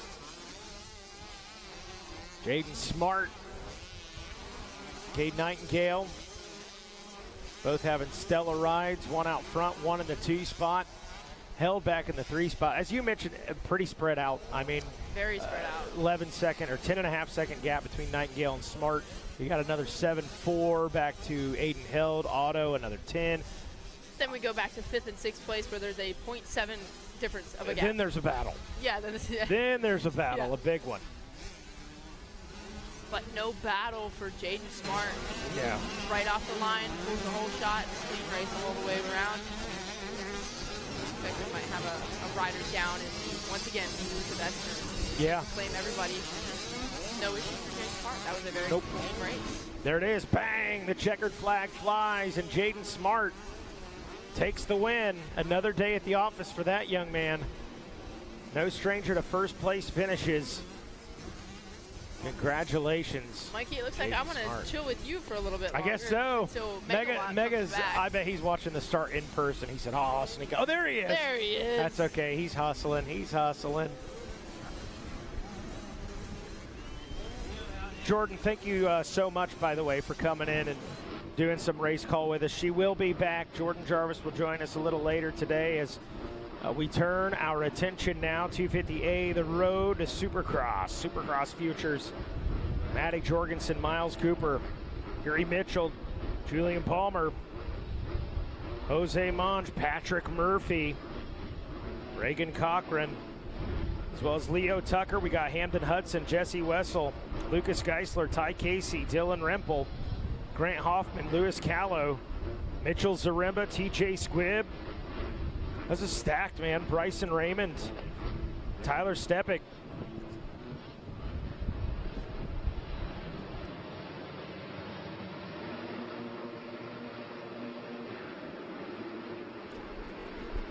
There we go, Mikey. Who's it going to be? Yep, Tyler Stepik out front, leading the way early. But man, oh man, he's got a challenge right now coming around the outside. Yeah. Heck yeah. Good point. Jordan Jarvis said 2 hole shots for him. He does come into it with a first place finish. The Maryland rider on that DC3 suspension back ride. Oh, look at the pressure early. Look at this. Look at second and third place. Jairee Mitchell, yes. That Fly Racing back ride out in front. And boy, with some clean air, he's trying to. Mikey, take a look at his separation. You can almost see the attitude through the goggles right now. Take a look. This guy's determination is through the. His anxiety is going wild right now. He's leading, has a few bike links, and knows it. And I got to tell you, he is all about it. Yeah, great point. Yep. By Jordan. This is a lot on the line right here because these guys are definitely racing for Supercross points. These guys are looking to make their name, make their way into what we call the big show. Yep. And right now, everything's on the line for these guys. Yeah, this is, I mean, you talk about pressure. This is pressure. Yeah, this is where it says, like the crock pot, son. This is a pressure cooker right here. That's absolutely it. So Mitchell got Stepik now in that number 2 position. So Bomer, look at this, the number 29. We saw him searching back there. Bomer was looking. He's in that 3rd position right now. Duro rides in 4th. Murphy in 5th. There he is, Mitchell Zaremba in that number 7 spot, man. That guy right there. Look for him to make a charge here. Let things sort themselves out this first lap. Wants to get some clear track right now, separate himself a little bit out of this pack, and you watch that number 183 Yamaha to start making a charge. Pushing right now, another lap in. Mitchell out front, Palmer up into the number 2 spot. We just saw the pass right there over Stepik. Cameron Duro in 4th, and rounding out the top 5, Patrick Murphy. You know, Murphy, I have to tell you, that's one of those guys right there. At any given time, he finds speed. He might be running along like he is right now in 5th place, but keep an eye on this guy because he somehow puts himself in good position all the time. Yeah, he seems like a guy, you know, whether it's Loretta's Minios here in Daytona, where he's always in the conversation. Oh, absolutely. The guy's always relevant, dude. To be relevant, yeah, in the moto. No doubt. Let's see, is that 3-1? That might have been Hoffman right there. Oh, okay, yeah. There's Patrick Murphy, number 35. Hoffman, Zaremba should be in the picture here in a moment. See if he's made any time up this last lap. I'm going to have to guess he has. I believe that's still that battle back. So yeah, Mitchell, Bomer, Stepik, Murphy up into the 4 spot as we saw the pass on Duro. The 458. There's the 145 on Racer Hoffman, TV. yep. Yeah. Grant Hoffman. I got to tell you, Mikey, just as you look out the trailer, you can see it.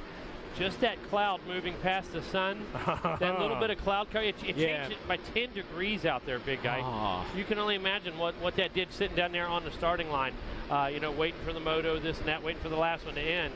I have to tell you, looking for that next cloud to come by. Yes, please. For sure. Please, Mother Nature, good Lord above, help us out. Give us a little cloud coverage. 145 of Hoffman. Leading the 183 is Zaremba right there. That is the battle you're watching on Racer TV.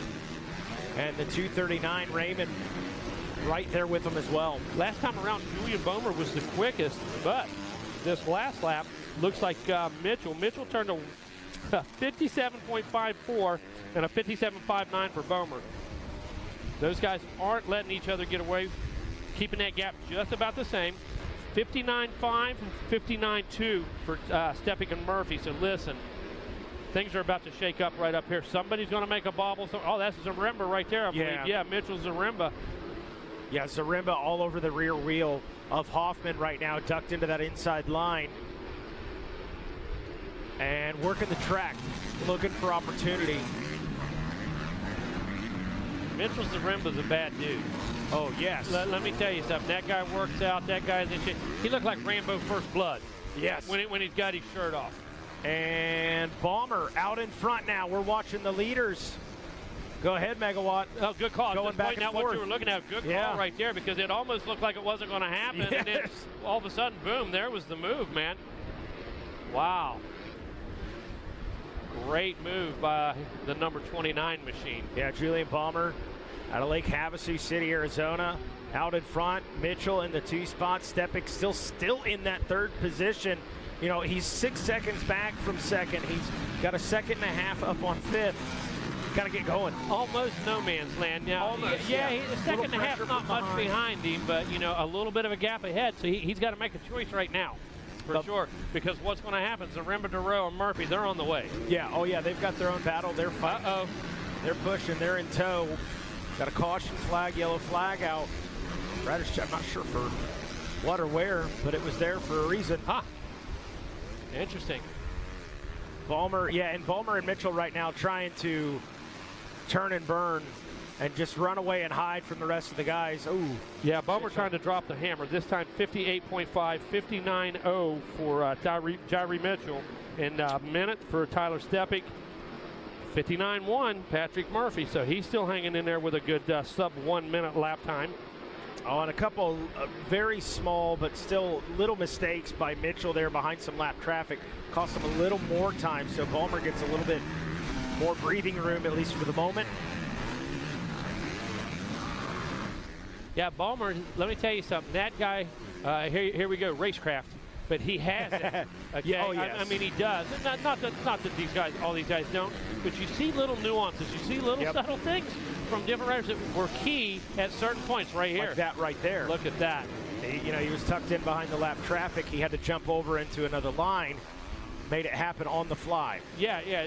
No time to make an adjustment. He just did it. Yeah. Didn't have to think about it. It was automatic to him. And look at what it does instantly. Yeah. Puts up a roadblock, gives him a little more breathing room, and he's going to continue to turn those sub 1 minute lap times. Yeah. And when you do that, you're going to increase that gap. That's it. Want to give a quick shout out, my buddy Zach Heron, been calling GNCCs with us for the first couple of rounds, been doing a stellar great job, Zach. Yeah, for sure. He said you guys sound good this morning, so he's watching Racer TV this morning. Shout out to Jackson Burrow as well, another new guy with us. All right, Jackson. My man, one of our interns from last year. Stepping up to the big leagues. And Zach, hey, congratulations to you too, buddy. Yeah. For Jackson, speaks highly of On Track School. Yeah, man. Part of that program. That's right.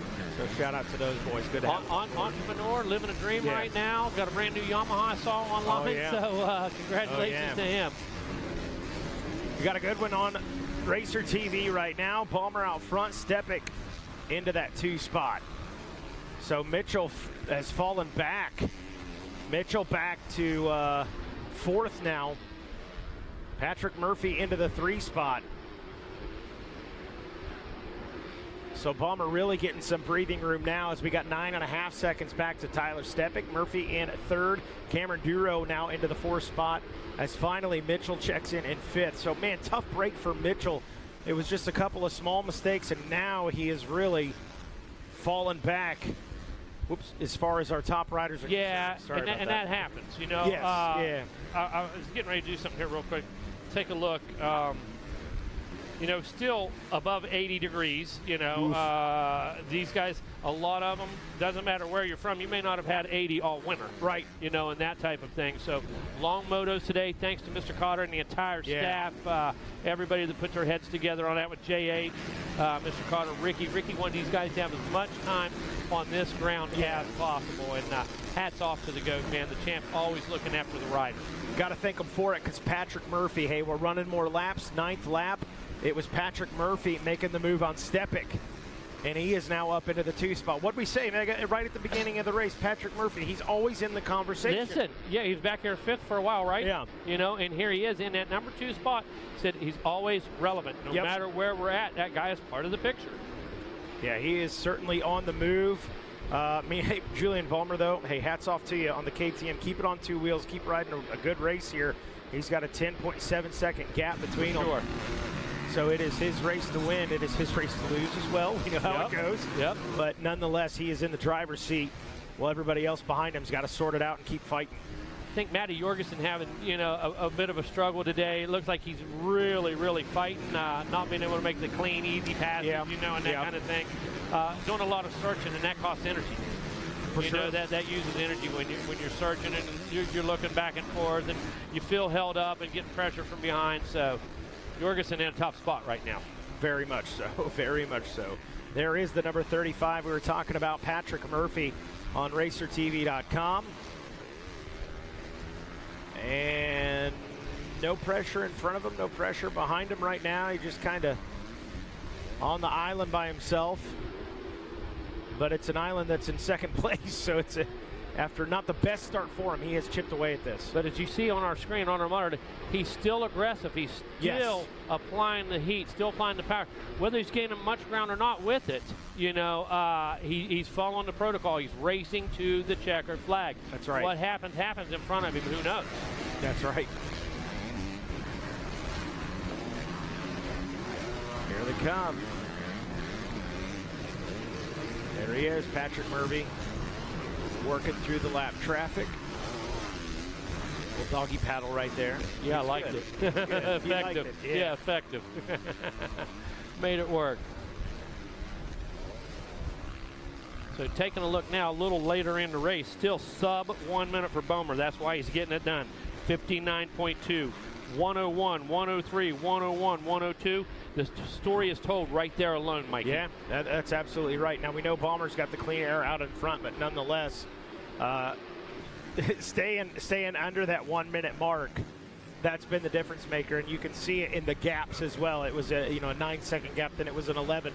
Now it's a 13.5. Yeah, so the pattern has stayed from, you know, the time he got in the lead to just adding the time, adding the time, adding the time, and he hasn't done any different. Hasn't done anything different. He's taken the same lines, racing to the end, being consistent. So it's kind of like a broken record, but I mean, those are the ingredients, you know. But it's also got to feel good as a rider that can come out, you grab the lead, and you say, okay, you won. All right, what are the takeaways? Well, you won, and that was good. But let's look at your lap times. Look at this consistency. Right. And now look at your gaps. Each lap, as you checked in, you were adding time because you stayed in that sub 1 minute. And as we say that, he turns a one-on-one. But we're getting down to the nitty-gritty. That's here. right. It's okay if he checks up a little bit and he's comfortable on the machine flowing with the track. Yeah, and when we go back and look at it, we're going to look at mistakes. And he's made less mistakes than anybody on the track, I believe. Yeah, bingo. There's been some missed corners. There's been some blown opportunities. There's been basically some jam ups and some ruts. So been a couple little things right there. And those are mistakes. You know, and that's what you attribute that to. Watching Bomer on screen on the KTM. Turning and burning. 13 laps completed now.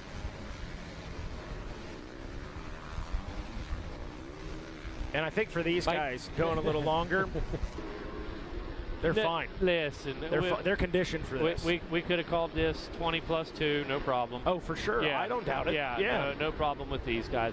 Like I said, anybody we're looking at, Rempel in 10th, Harrington 9th, is all the way up that list. Yeah. Those guys are good for 20+2 and 80 degrees. Yep. This is what they're training for. Supercross points. Very, very cool program, Supercross Futures. This is simply getting them ready, like we said, for the big leagues. And part of that is the final round of the outdoors last year, Pala 105 on the starting gate, 105 degrees, 30 minutes +2. that was a gnarly one. All right. That was a heater. That's what these guys are preparing for. Yep. Who can suffer, Mikey? A lot of guys can run sub 1 minute. Okay, they can do 1 lap, 2 lap, 3 laps. But when it really starts to hurt, okay, when the pit of your stomach starts to cramp up, when your forearms feel like bricks, when you can't let go. That voice is creeping in into your head. Sure, absolutely. Are you willing to suffer? And I don't care if we're talking about a marathon runner, we're talking about a motocross racer. I'm not a big football player, but that lineman with 30 seconds to go in the game, 4 quarters down, man, and we Arms need it feel right like now. Jelly. Who's willing to suffer, bro? And that's any professional level. And that's what these guys are preparing for here today, and I love it, man. Yep. You need to read some David Goggins books. Yeah. Ultra marathon runner, the guy's a veteran. He's the bad dude. He talks a lot about that. He says some things I can't say on Racer TV, but the message is exactly what you were just talking about. Who's willing to suffer? Who is willing to put in the work? To that. You, absolutely. I'll send you some of this stuff. Really good. Have to really listen good. to that. White flag out. Julian Palmer doing work, trying to bring it home. He's rode very, very well. He's now, early on, I would say, Mega, through the first, 12 laps, he was running in about 58 seconds, and now he's settled into that 101 pace. Yeah, absolutely. He's got the pit board. He knows exactly what's going on. He hasn't even taken a look over. I haven't seen him glance. I've not seen a checkup from the neck up once. No. Slam it. Slam it. The long and short of that is he wasn't concerned. Yeah. He's following all the rules. Yeah. Never look back. You know, the very basics. And the basics of what win, Mikey. It's not this jump. It's not this way through the whoops, okay, whatever. It's following the basics, following the plan.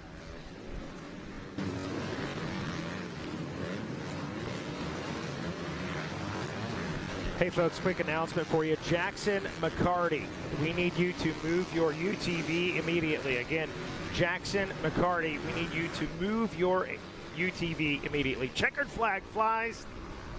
Julian Palmer, megawatts clapping for you. I'm cheering for you. That was a ride. And the body language of that man right there says, I could have gone 4 more. How many more you want? Right. Right. I can appreciate this right here. This is a fantastic ride, man. Awesome. Who we got on the line, Mike? Love to see it. By the way, congratulations, Patrick Murphy and Tyler Stepik rounding out your top 3. Oh, for sure. Murph, man, what a great effort by him. Right. Where are we at? Let's see. Is this senior? I think this is race 21, senior 40 plus. It is. Locked and loaded down on the gate. Hey, how cool to see our buddy Frenchie, man. He told me he had no plans Friday of being here. Oh, really? Listen, man, that guy made it happen. He was not going to miss Vet Day and Vintage tomorrow.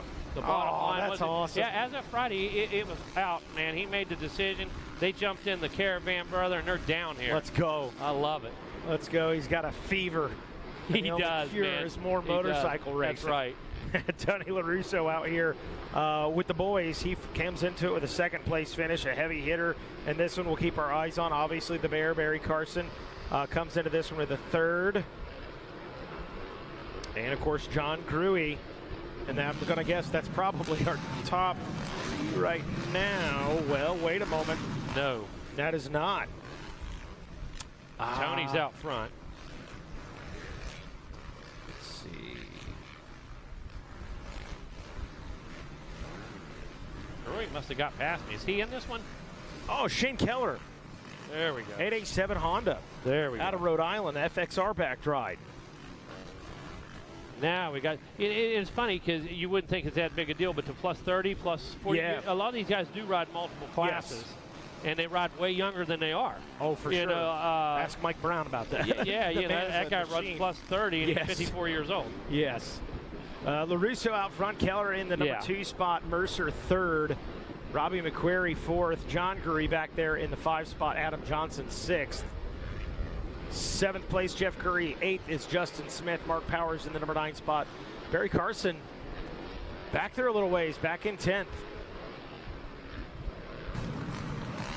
You know, it's funny to say he's been there before. Yeah. Okay. And very methodically. Yeah. Okay. You're not going to see this big super move out of Barry. Yep. He's going to methodically put it together. Michael Mercer goes for the pass, and both of them go down. Yeah. Gruey's able to make his way past right there on the 70 machine.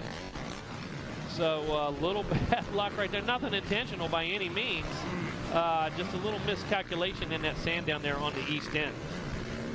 You know how things are on the east side, Mikey. I understand on the east side. Listen, they get a little, they're a little rowdy on the east side. So. I'm the closest big city to me, Indianapolis, east side. Oh, hey. So, I need to say, if you're from there, you know what I'm saying. It's tough. You better be tough on the east side. I'm telling you that right now. All right, LaRusso continues to lead. Got a good start, put himself out there right away. 103.7 for him last time around. Robbie McQuarrie turns a 105.7. Behind them, Gruey a 106.0. Jeff Curry in fourth, a 106.2. Take a look a little further back. Are we able to take a look, see if we can find Carson there, see what he's running.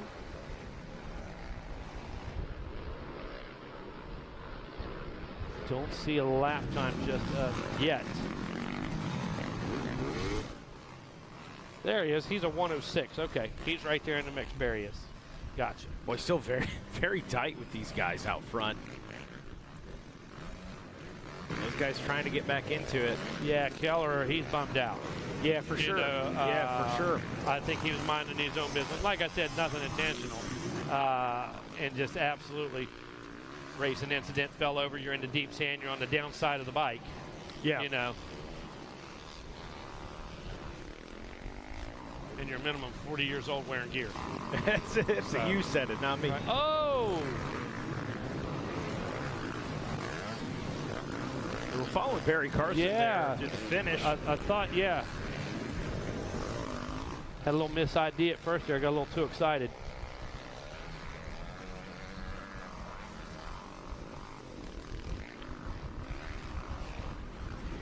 LaRusso out front in this one, the Yamaha ride. McQuarrie still in the 2-spot. Gruey third.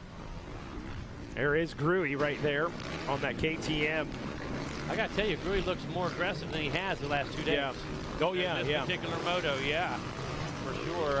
Nosey's up near the front. Probably see McQuarrie right there just ahead of him. A little bit of a gap there between them. But he hasn't had the greatest of starts and was involved in an incident, I believe, yesterday.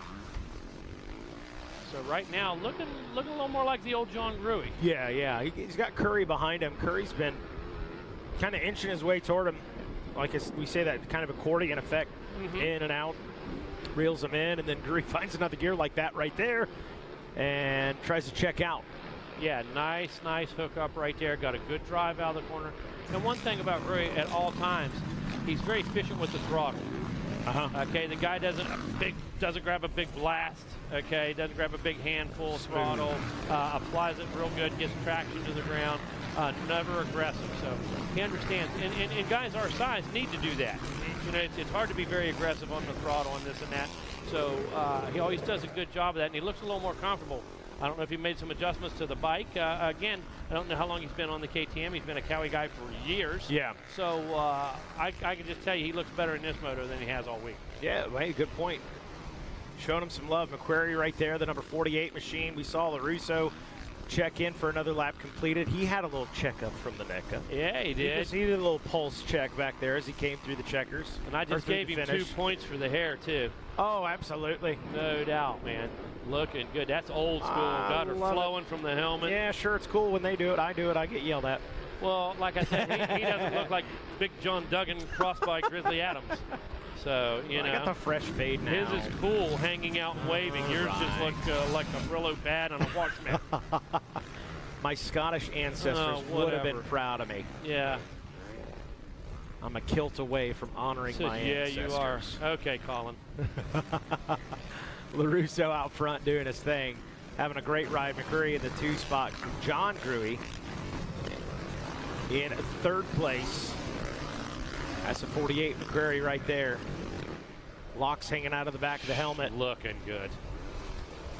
That's one thing about these guys, you know, us vet guys, you notice their stuff's all relatively new, clean, looking pimp, because we don't abuse anything, and, if necessary, we can throw the money around and get it. That's true. If we want it, so I appreciate watching these guys, I really do. It's my buddies and I talk about this all the time, because whether it's motorcycles, bourbon, vacation, it's who gave us adult money? Oh, it's who stupid. gave us dumb. grown-up money? Because we're not growing up. Yeah, but you get the adult money, you can start having some fun with it, and you can begin to appreciate it. As you know, dude, in the dealership business for years and all this, and not only, put in hard work, made a good living as that, but you make the contacts, you make this and that, and then you look at it sometimes and say, this is ridiculous. This is ridiculous. I have a problem, and I'm not going to stop. Exactly. LaRusso still putting in good laps like he does. McQuarrie, listen, he's sitting back there waiting. Yeah. He really is. And John Gruey, again, looks more comfortable. But there comes the bear. If you're at home watching, keep your eye on the number 31. Shows he's still back in that 5th place. Looks like he's starting to pick the pace up to me just a bit. Yeah, he is. And unfortunately, he's only got a lap to do so. White flag out. Look at him charge. And are you kidding me right there? He said, come on, boys. There we go. Wow. That's Curry, by the way. That's the 907. Barry's going to get him. Yeah. Barry's going to get him for the 4 spot. Into the inside. Oh, no. Did not pay off. Misjudged that inside rudder. That tells me he hasn't used it, but he was looking for a line. Yeah, that tells me he has not used that line most of the motor. He would have known it was that deep. Yep. Yeah, good point. Good catch right there. But he was willing to try anything. He was going for that move. Now he hit the reset button, and here he goes. He's got a trip to the east side. Can he make it happen? Get down there and rough it up a little bit. Oh, look at Bear's this. Going for it, It's going to get dicey down there in that 180. There is LaRusso. Looking good, man. On the pegs, cruising. Good for him, dude. Yep. Yeah. Bang. LaRusso. Yeah, you earned it, man. For sure. Checkers. McQuarrie, you too, brother. There goes right Gruey. on. Gruey rounds out the top 3. Never cut your hair. Things Megawatt would never say to me. Oh, absolutely. Never cut your hair. Yeah. Get a haircut, you hippie. I got to get on this trend too, like McQuarrie, and who'd we see lower? Got the throwback jersey numbers and just black and white. Oh, the 77, one of the youth riders. Looks so good, dude. I love it. I'm Very cool. I'm going home and make a phone call Thursday. There you go. Yeah. Oh, my goodness. What do we got going on? Well, coming up next, we've got some more racing. I know that much. That was our senior. I believe it's Schoolboy 2. 12 to 17, got so sucked into the racing here, wasn't marking it off on the cheat sheet. Let's do that. What number are we on? Let's see. Senior 40 plus Schoolboy 2. That is race number 22. There we go.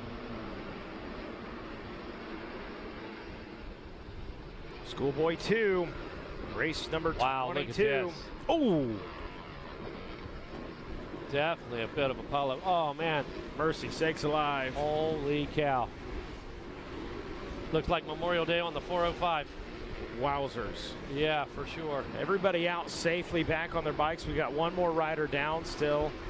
Kind of favoring that leg a little bit. Hopefully he's okay. We turn our attention to the leaders. And front 4. Good battle for first, good battle for third. And we know that's going to tighten up as well. Drew Adams. Drew Adams absolutely had an amazing start there. Christian Yannick right behind him. The Cowie Boys Team Green. Ryan Holiday loving it right now. Those guys absolutely nailed it. They had the perfect arc around that first turn. And when I tell you they are going to set sail, folks, that's exactly what they're about to do. Yannick trying to set in behind the number 300 right now of Drew Adams. Drew really coming into his own over the last year or so. Again, I can't help but mention yesterday in one of his qualifiers got cleaned out from behind, and I was truly concerned for his well-being. He was able to get up, but I want to tell you something. That dude got slammed yesterday and never saw it coming. True hit and run. Right now, Yannick just kind of giving him room to work right now. Yannick letting him move around just a bit, but the two of them doing everything they can to make their way, put a little bit of real estate between them and the rest of the field.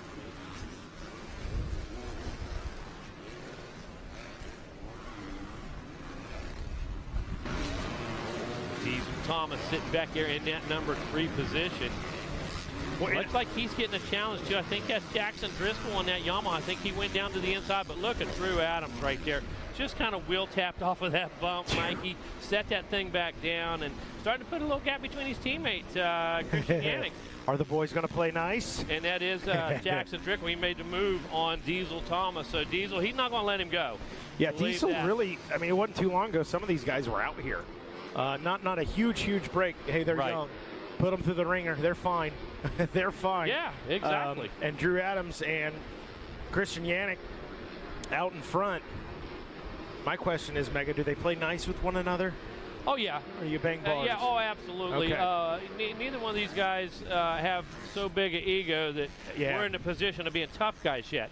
Yeah, they want to beat the other guy, but neither one of them wants to come out of here with a busted wrist, a broken collarbone. Oh, for sure. So that's that. Yep. And both these guys are smart enough to know that. They've been coached well. Great kids. So, yeah. With the big title isn't on the line yet.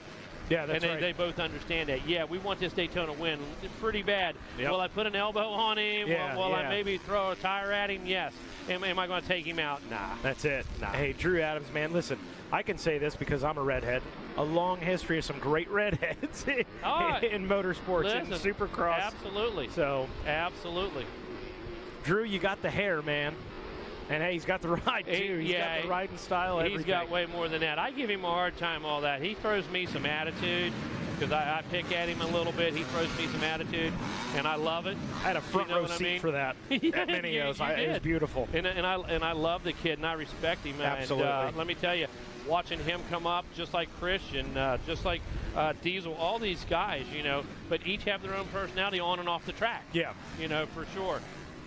There's Driscoll right there. Driscoll seemed to be slowed up a little bit right there as the Diesel Thomas was trailing right behind him, knocking on the door. Checking in this time, Drew throws down a 57.9. Christian Yannick said, really, I got a 57.8 for you. Okay? Fast. Right, absolutely. These guys feeding off of each other right now. Instead of bogging each other down, they're making each other quicker. We're talking 1 minute plus. 1 minute for Diesel Thomas, and it goes up from there. Yeah, 59.8 for Driscoll. These guys got 2.5 seconds on the next fastest guy.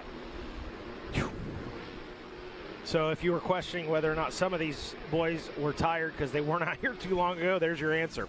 They are not. They are fine in the heats of Florida here at Daytona. Wow, Drew just exploded that berm. It looked like somebody set off pyro. There you go. I mean, it blew that thing to pieces. Yannick said, no problem, I'll just dodge it. Yeah, closes up on the rear wheel, no problem. Drew Adams, your leader out in front on the Kawasaki. Yannick behind him on a Kawasaki. Clear to the inside. Drew's got the main race on. I mean, Yannick doing exactly what he did. Yeah. Just sitting back, and he's not making drastic changes, but he's staying out of that direct. Oh, look at that. He is all over Drew right now. Go. We've got a lapper in the way right here. Big spray off the rear wheel for Drew. Yannick smells blood in the water. They're side by side. What's the lapper going to do? Where's he going to go? Oh, it's in Yannick's. It's to Yannick's disadvantage, but he gets back ahead of Drew. Drew not able to triple. Yannick bounces his face off the crossbar pad and still makes the pass. Holy cow, coming into lap traffic. Mikey, I got to tell you, that was the sequence of the day. I've got to wonder if he has a bloody nose right now, if he bit his tongue. I'm telling you, he slammed his head off the clamps right there, was able to get back around. Drew wasn't able to get the momentum and triple. No, now Drew looked like he had an almost off-track excursion. Wow, unbelievable. So, hey, they're going to play nice with one another, just not with the track. They absolutely did. Yeah, they did. There was nothing dirty in that sequence whatsoever. Not a bit. I cannot believe it. And I feel bad right away for Yannick because he got screwed. I mean, the lapper here, he just made the move right then. But I thought Drew had it sewn up. Yeah. He was able to cut the track, or not cut the track, cross the turn, and boom, square it back up. Drew lost momentum, and here we are half a lap later. Wow. Here's the replay, I believe. That was gnarly. Okay. Wow. Gnarly. And when he bounced his head off of that handlebar, I'm telling you, he's probably got a bloody lip, a bloody nose, loose tooth. So, hey, he'll think about it later. Oh, yeah, he's not going to believe that. The way he was able to stay on the machine, one. keep his head on that figurative swivel to get around the lap traffic and take the lead away from his teammate Drew Adams. Without those two coming together, that's one of the coolest things we've seen all day. I am blown away, Mikey. I'm not going to say I'm speechless, but I got to tell you, I'm almost at a loss for words. Good job, boys. Woo! Good job. In the meantime, look at Frazier. Frazier putting himself into that number 3 spot, man. He picked one up last time around. Look at this. Oh, no, I'm sorry. We had a 37-second lap time, so something going on with timing and scoring. Oh, yes. Because I went from not seeing him to 3rd place. So. Okay, yep. So Driscoll should be up in the 3 spot. We'll get that straightened out here in a moment. So Christian Yannick and Drew Adams, again, 1-2 now. Nobody between them. No lappers between them at the moment. So let's see how this one plays out. Only 7 laps in. Yeah, exactly. Only 7 laps in. They might throw us some more replay-worthy moves before this one's said and done. Yannick and Adams. Dude, I looked at your face and your mouth was hanging open. I mean, you were just stunned at what you saw, and I'm sure everybody at home was too. And of all things, man, our cameramen were on the spot, man. Dude caught it all for us. Yeah, you get one of those almost spectator moments where you can't get it out anything else but because it's just that incredible. That's what we're here for. We love to see it. Yannick, what a grown man move right there by both him and Adams. Oh, and Adams gets caught up in some lap traffic right there. Yannick was on the winning end of that one. Able to get around a couple of lappers, and there is a swarm ahead of him. Let's see how Yannick handles this pressure getting around these lappers.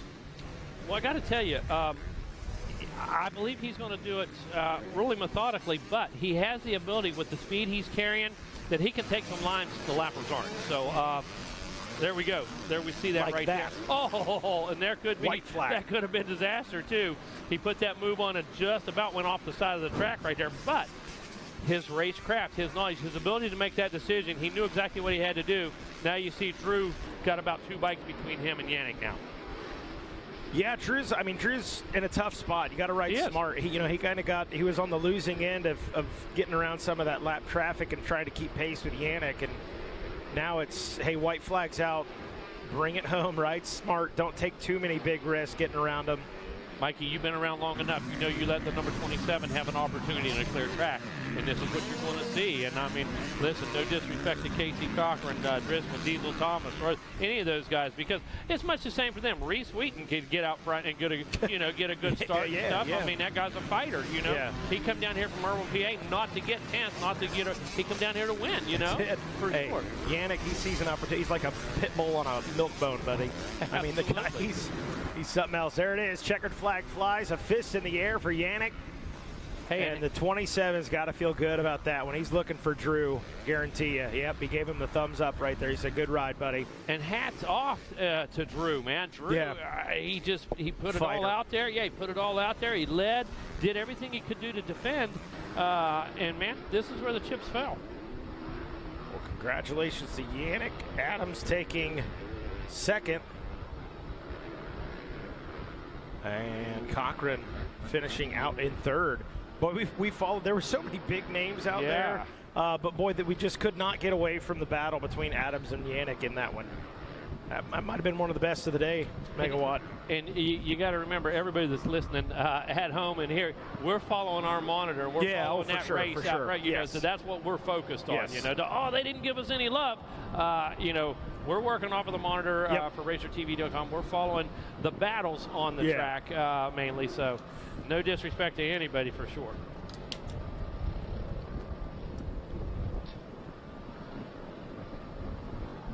What we got, Mikey? Well, coming up next is our 85cc 10 to 12. I think these guys are loving the spray off of that truck right there. The mist. I think those guys are loving that. Without a doubt. Working on the golf swing. Yeah, is that Jamie Nimey out there working on his golf swing? Oh, no, that's Chris Cruz. It is. Yeah, Chris Cruz got the flag out there, trying to perfect that backswing. Not looking very good, Cruzy. Either he can't hear us or he's ignoring us now.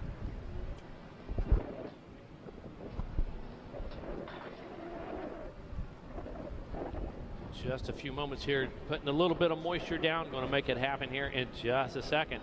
Already on race number 23. Long motos today, great weather. Mikey, look at this. We got a youngster back here doing jumping jacks, and it just made me sweat. You know what? He's clearly a Florida native. He goes, man, it's chilly out here. I got to stay warm, man, baby. I got to keep my body warmed up. Got to stay warm, baby. I broke out in the sweat just watching him. Unbelievable.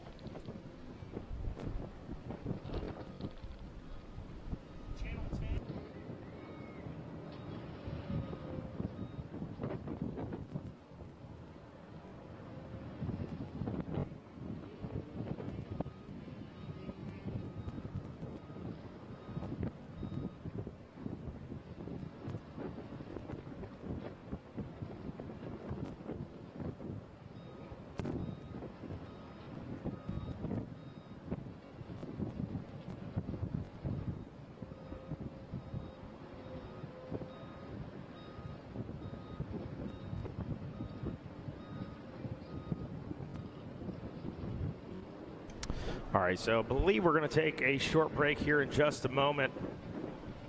Needed to make an announcement, see if we get the details on that before we take a short break.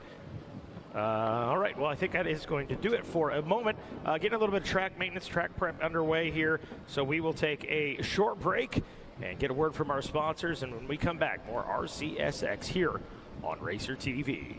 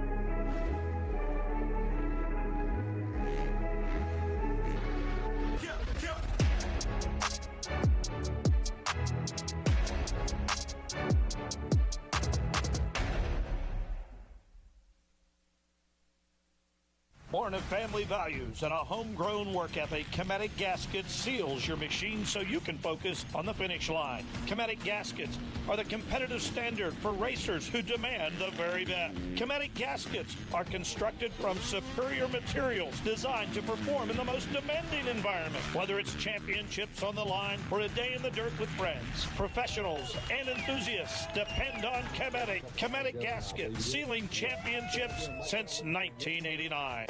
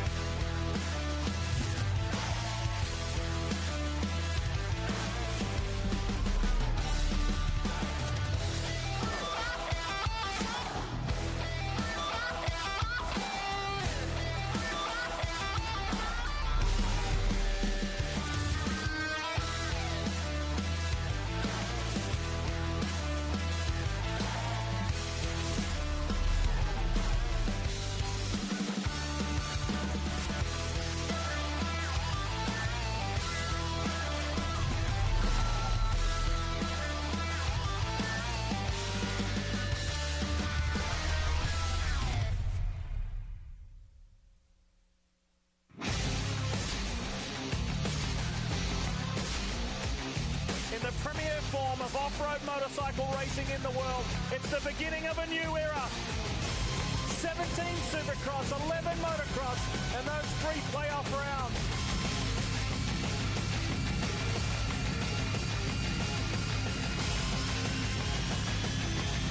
Super Motocross World Championship Final. Tickets on sale now. Visit supermotocross.com. How would you like to go to a school where we take into consideration how students learn best? Well, All right, there we go into the first turn. Mikey back at it. Whoa, couple riders down. Wow, several riders down. Looks like no real high speed, no high impact, it doesn't look like. So good news there. Everybody getting back to their bikes. 5 or 6 riders, though, got a lot of work to do, Mikey. Yeah, I got their work cut out for them early, and welcome you back from the commercial break. Hey, we got going quick. Yeah, we did, man. We got caught off guard a little bit. Real quick, have an announcement we need to make. We do need Cole Kutzler out of the 250 limited class. Again, Cole Kutzler out of the 250 limited class. You need to report to the yellow garage immediately.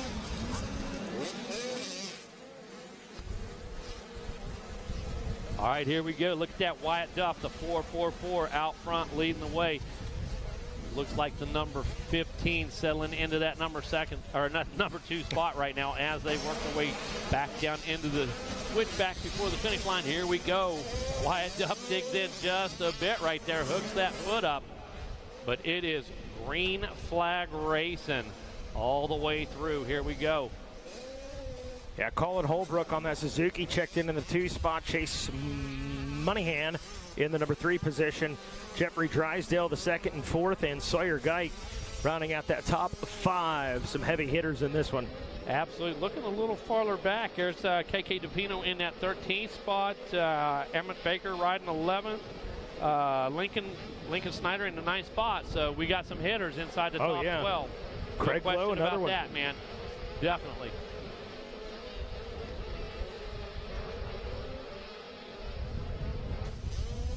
Watch them sort it out front. That 444, that is Wyatt Duff, your leader. And the 72, Chase Monahan in the 2 spot. There is the 15, Holbrook. He was in the 2 spot when they checked in with the first lap completed. Back in the number 3 position right now. Let's see if he can answer back. Yeah, Moynihan had a good line, got a good drive, and just able to make the pass nice and clean. And look at this, already put some real estate between him and Holbrook. On the move right here. See the Monster Energy finish line right there for the riders. Number 18, Sawyer Geick right there. And the 311 behind him, that is Nolan Murphy. Oh, tough break for Lincoln Snyder. Drops a few positions. Back into the number 9 spot right now, so a little trouble for him. Got a little time yet to regroup, though. Well, good news for all of these guys. Like you said, early in the race, only a couple laps in right now. But it's go time. You have to make that decision. You can't set things up right now. You can't say, oh, on the next half a lap, I need to do this. No, you need to go. You need to get yourself clear vision right now. You need to separate yourself from whatever battle you're in, whether it's 3rd place or 7th place. I love the point you made earlier. One of the other motos was you love seeing a guy that races through the finish. They don't get in their head about, hey, I'm back 10 seconds. I'm back 12.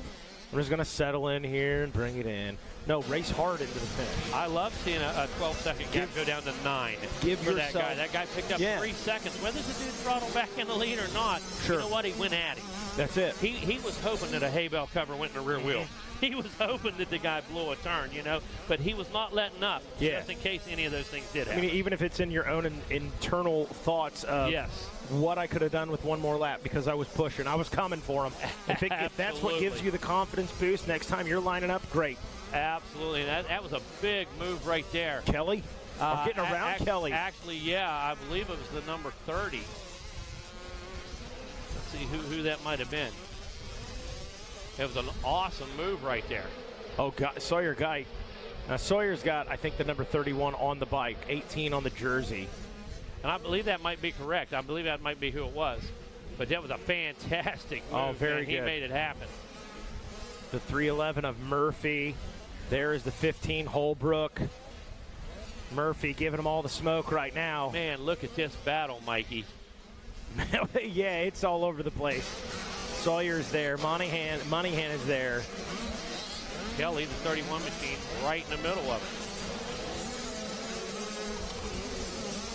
Oh, Monahan, good move right there. Yeah, slick. Was on the outside, cut back down into the inside, makes it work.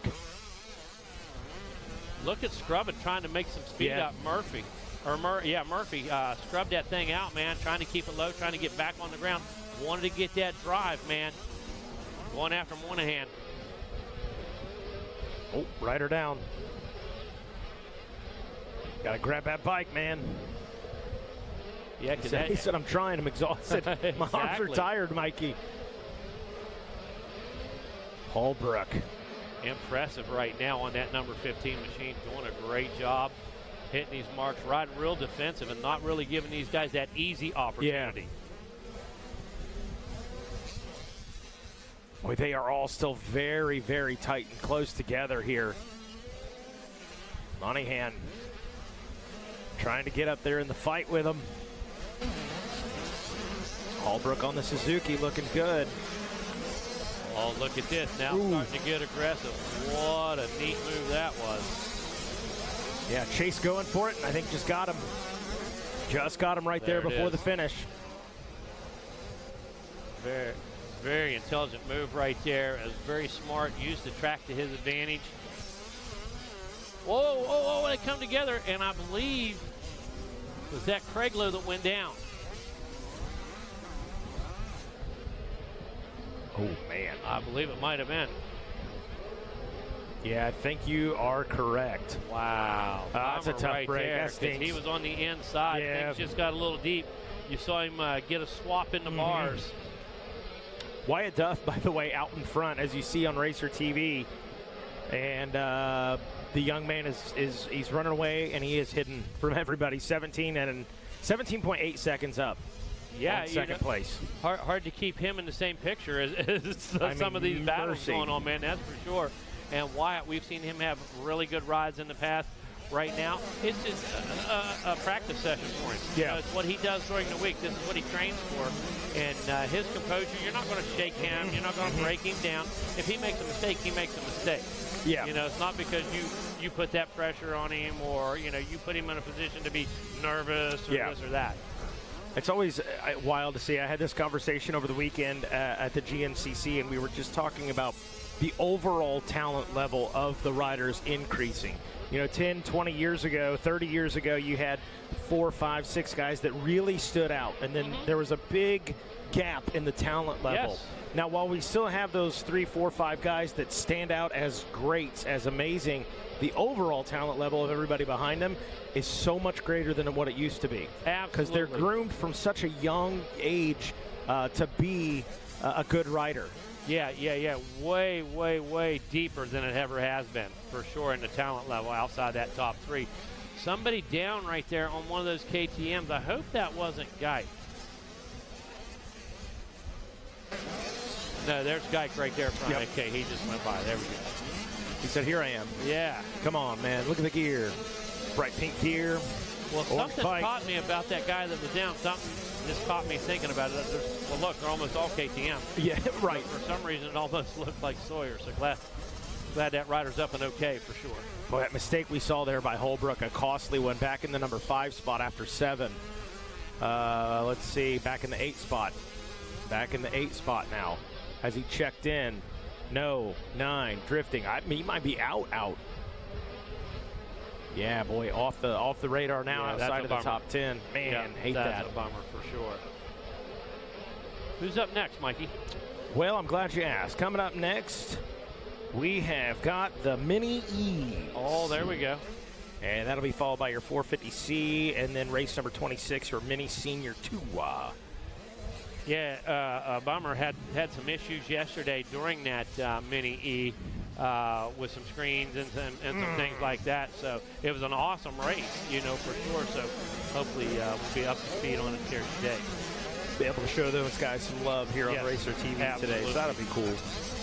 So Nana and Papa at home, back home watching. Get ready. We're ready. 3:15 in the afternoon. Maybe pour yourself your favorite drink. Maybe a coffee, water, or something else. Yeah, because we're going to be just in time for that early bird special at Denny's. Oh, yes. So going to be just in time for that. You had me there. You had me at Denny's. Maybe some Sonny's barbecue. You win already. I get it. Whatever. All right, we're doing Waffle House tonight. I'm in. Jimmy Perry going with us. Is he? He doesn't know it yet, but he's going he doesn't know yet. He walked in, he saw the hair, he's... Yeah, exactly. Hey, give me a thumbs up. I got the Jimmy Perry approval.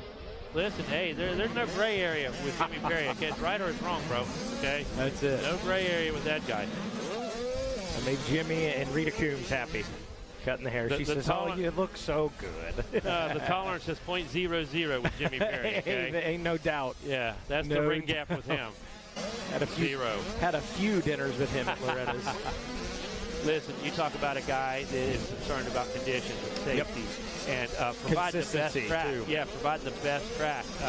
Let me tell you something. That guy expects it, from all of us, from you and I, top to bottom, to the staff and everything, and love that guy, dude, because it's all about these guys having the best track they can have in Jimmy's book. Yeah. Putting on the best show we can put on. I love it. Yeah, does a fantastic job. There we go, the number 18, Sawyer Geit. On the move on Racer TV. That's who we're following right now.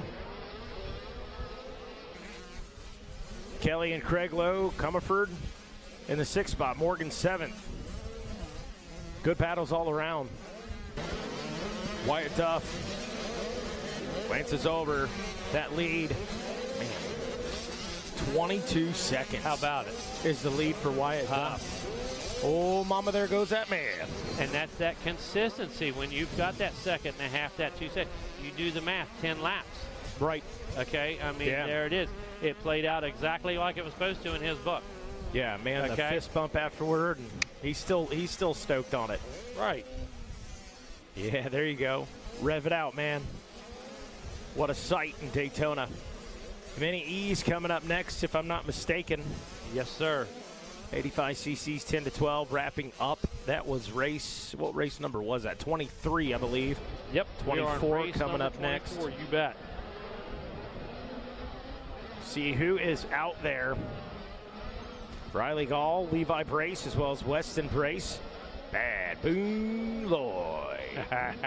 Mickey Fluhart, Parker Langer, as well as Logan Perret, Tate Brush, Brantley Tursky.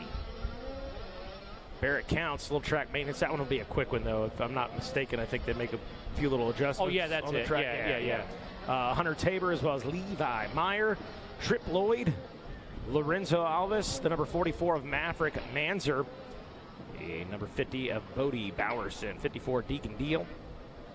Jacob Riley's out there, Ryan Ciceretti, Cheyenne Hines, Jackson Jones, Gunnar Lusk, as well as Lane Wygant. The fast lane. Lane Wygant. They're off and rolling.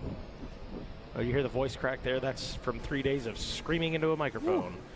Absher Hall going to be a heavy hitter in this one.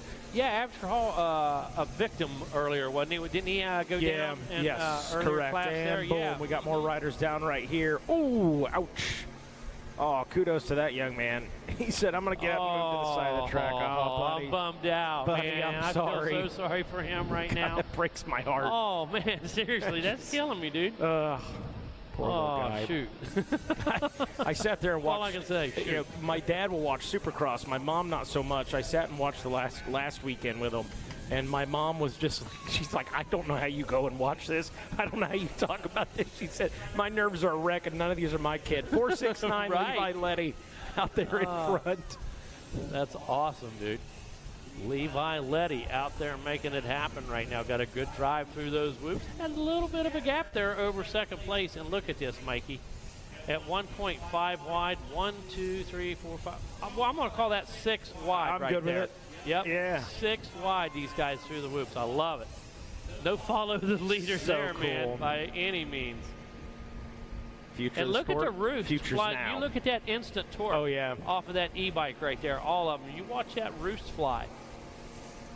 I mean, instantaneous. And look how smooth, though. You can see the power applied. Our guy's up over here. Yes, who was good, down, good catch. Good deal. That makes me happy. He got up immediately, and then he went down. He was so bummed, for sure. Letty out front, Levi Meyer in the number 2 spot, Absher Hall, who we talked about a moment ago, the 260 Cobra Moto in 3rd, Ryan Ciceretti in 4th place, and Lorenzo Alves rounding out the top 5 on that Husqvarna. Outside of the top 5, you got 6th place, the Gas, Cameron Buckman, Tate Brush in 7th, 8th place is Barrett Counts, Justice Pierston in the 9th spot, and Mickey Fluhart rounding out the top 10. Now, Mikey, something I'm noticing as I watch a lot of these little e-bikes come through here, they take a different pitch than the gas bike does. No Good question about it. They absolutely have a little different chassis attitude to them than the gas bike would. I don't know if it's absorbing the torque differently, a little stiffer. That's interesting. You know, that That's type an of interesting thing. point. But yeah. So these youngsters are riding both gas bikes and e-bikes. They understand that they handle differently. Body position, where you're at on the machine. Yeah, when you apply the power, that bike's going to react differently. So that's a challenge for an adult. For to sure. go back and forth between bikes like that. Man, and it's so wild, you know, when we're that young, we're absorbing everything like a sponge, mentally, physically. So it probably, you ask them about it, and they're like, yeah, it's different. What about it? Yeah, you know, exactly. For them, it might be Game Boy, PlayStation. I don't know. You know, who knows? They can wear multiple hats, and it's no issue for them. That's commendable. You got that right. And again, the development stuff is in their hands. Yeah. Okay, the future of these bikes are what we're seeing here today. What's working right on these bikes? What do we need to improve on these bikes? How do we make these bikes better? How do we take them to the next level? Well, that's up to these guys. Right, correct. Okay, that's up to these kids right here that are riding them. So that this is going to be interesting. And I love it that they're accustomed to both. Because sooner or later, you're going to have a kid that's never ridden a gas. Yeah, okay, you're correct. And how does he tell me the difference? How does he tell me what really needs to be improved to take this? Now, is it better than the first one he rode? Okay, he'll tell us that. Yeah. But he's not going to help us with this transition. That's a really good point. Yep, and hey, just how we talked about how the riders begin the cream of the crop and all that stuff as they continue to up their game, so do the machines we ride. Yeah, absolutely. Absolutely. Very cool. Very cool. Levi Letty still in control of this one. After 3, he's got a 2-second gap between him and Absher Hall. Ryan Ciceretti in 3rd place. Levi Meyer got a strong start, falling off a little bit back in the number 4 spot. Still in it, though, only a few seconds back. Nothing to panic about. Cameron Buckman rounding out the top 5. Take a look at 6th place. Taking a look at 6th place here, we got Lorenzo Alves in the number 6 spot, Justice Pierston 7th, 8th place, Tate Bush, Brantley Tursky 9th, and Ryder Likens rounding out the top 10.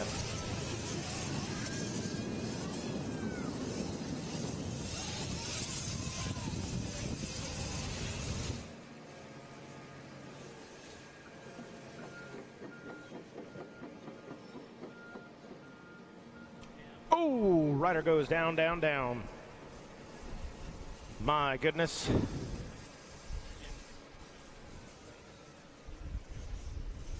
Boy, hopefully he's all right. Pretty gnarly crash right there. Levi Letty, who is the rider we're watching up there into the lap traffic. Absher Hall in the 2 spot, Ciceretti. 3rd, ooh. Okay, I think we finally got our rider up and going. Good to see. Everybody breathes a sigh of relief. Daytona International Speedway, RCSX Live. Be sure to use that official hashtag, RCSX Live, on social media. Spread the good word there about what we do. And for that, we thank you. ODI, by the way, new sponsor for this season. We're returning. Good to have ODI on board with us. See the tough blocks there just past the finish. Trying to get our rider going, make sure he's okay. He said, I'm good. Let me back out there. I got to go to work. Watching the finish line camera here. Again, Levi Letty just checked in there. 5 laps completed for him. Turns a 1:15. Ciceretti into the 2 spot. Buckman into the 3 spot. Absher Hall, I think, might have been the rider that had some trouble back there that we saw. Yep, Lorenzo's checked in now. So, man, another tough break for Absher Hall. Hate to see that. Yeah, man. Don't like that whatsoever, man. Nah. That guy's a good kid, and again, everywhere we see him, always relevant, always in the mix, man, always bringing it. So, bummer. putting in all the work, doing everything he was supposed to do, doing everything right. You know what I mean? So, shout out to him. There you for go. Sure, man. Love it. Race 24, what we're watching right now. What do we got next, Mega? Hey, coming up next, 450C. After that, going to be our mini senior 2, 13 to 15. Wow, that's going to be a good one. Oh, yes. For sure. Then we're going to jump into 450B, 125, and then women. So Jordan's going to jump in next, Jordan Jarvis. She's going to take us through the women's, and then you and I are going to close it out, man, the last 6 or 7 races of the day. Cool. Yeah, absolutely. 469, Levi Letty on a gas. Looks good, man.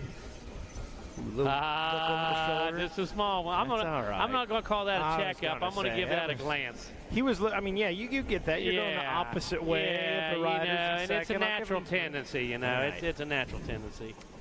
All right. Jordan shaking her head. Yeah, it is. Yeah, there you go. I can tell you this much. At Washougal 2021, she didn't so much as glance back. Believe me, she did not turn that head backwards one time. Did you, kiddo? On a mission. I love it. Oh, boy, here you go. Levi Letty's like Levi Letty on a mission. Coursing through the lappers there is no problem for Levi Letty, man. Yeah, that was smooth, wasn't it? I mean, he just literally 1, 2, 3 just picked right through him. So nice. Oh, look at the style. What? Look at the style. Dude, that was like an inside scrub to whip. You know, I mean, I'm not even sure what to call that. Levi Letty doing Levi Letty things. Checkered flag flies. Oh, look at that. Sends it. This kid. Right on. Incredible. Give us a fist pump, Levi. Come on, man. He said, I'm all business. Yeah, I'm all business. Exactly. No time for that, Mega. No time for that. I'm headed to victory lane. Yeah. Love it. Going to celebrate with some swag. All right. Going to bring JJ in for a bit. Going to give you a break in a couple minutes, Mikey, and we're going to close her out together. You're good. I'm into it. Go get you a breather.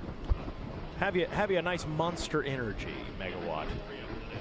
He said, I need 3 of them. Briley Stott out there. Am I on the right one? 450C, yes. 450C. We're looking at that gate right now. Steven Tazo, David Kubik. Some heavy hitters in this one. Kubik's been great. Rider out of Flat Rock, North Carolina. Tommy Jinks. Engelwitz, Chase Engelwitz.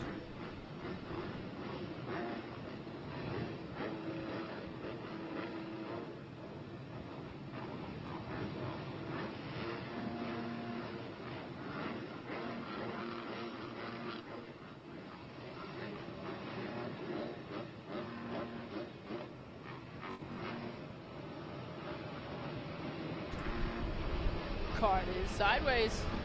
All right. Rev's going. Welcome back to the booth, Jordan Jarvis.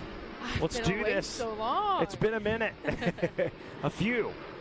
I had to go down and watch that 250A race. That was a good one. Too good to miss. Boy, the Kawasaki boys were putting on a show. That one was stellar. Here we go. Engelwitz, I got to give a shout out. Megawatt said, hey, he's the demolition man. The family business. He said, be sure to get that shout out in there for him. The family will love that. So that's very cool. And we are off and rolling here with the 450C class. After Levi Letty just put on a show with the mini E's. Back at it. It does look like it is number 12 out front, followed by number 9. Pretty sure that is Engelwitz. I think you are correct. The 12 machine Kubik. No, Kubik. Yeah, 20 KTM. That is Engelwitz. Yeah. Okay. Not too far off though. We were close. He is close. He's in the fight, I'm sure. Becker somewhere. Let's see. Here we go. 1 lap completed. And Kubik out front. Tazo in the number 2 spot. Evan Say in 3rd. Trevor Albrecht in the number 4 spot with Isaac Henderson rounding out the top 5. Jeremiah Garrison in 6th. Gardner 7th. 8th is going to be Finley McKay. Oh, Engelwitz with some troubles back in 20th. You know, he may have been one of those riders there in one of those first turns that had off at the start. Yeah, I think that's exactly what happened. But we'll keep our eye back there and see if he's able to click off a few positions. But in the meantime, David Kubik out of Flat Rock, North Carolina, aboard the Gas ride, going to work out in front. It's North Carolina. What did I say? It's the state. Oh, okay. Carolina. Okay. Whew. No, you're good. It's been a long weekend. I was like, what did I say? New Hampshire? I was nervous. No, it's North just Carolina. That's North Carolina for you. I Got some love rippers it. coming out of there. That's for sure. It's good. Got a nice going battle back here. What is it, 4th and 5th? Yeah, Albrecht is right there on the Suzuki, leading that group of riders battling for position. There's Tazo, the number 9. That's the Yamaha ride. And up ahead is Kubik, just about all in the same camera shot. So while the gaps stand at, second and a half, 2 seconds, they are still certainly within striking distance. And there's the 3:45 of Isaac Henderson. I'm going to give Isaac a little shout out. I've been helping train some kids at PAX track here in Florida on Wednesday, and I've worked with him a couple times, the last 2 times I went. He's picked it up. This is awesome to see. Now I can really give him some pointers, really mess with him That's great. Next time I see him. Hey, you got the bird's eye view on RacerTV.com today. I get to see all his mistakes today. Hey, no pressure, bud, but the coach is up here watching. Absolutely. The bird's eye view. I'm looking, Isaac. No mistakes. Albrecht right there trying to chase down Tazo in the 2 spot. That's for second place, the battle we're watching. Albrecht is all over the track trying to find a smooth line or a smoother line, probably at this point, yeah. Yeah, I'm not. Ooh, got a little sideways, little mistake right there, but it didn't seem to cost him any time. Still puts his head down and is working the track really good right now, trying to find a line around Tazo. Yeah, and Tazo just glanced over the left shoulder there. He knows. He knows. He can hear him coming. He can feel him like right there. He's getting a sample of some sweat. And seeing that front tire. Sweat and sand is what he just got right there. Oh, yeah. Big mistake there by Albrecht. Got to get back to it, regroup. So that's the mistakes that Kubek isn't making. Those little mistakes cost a ton of time.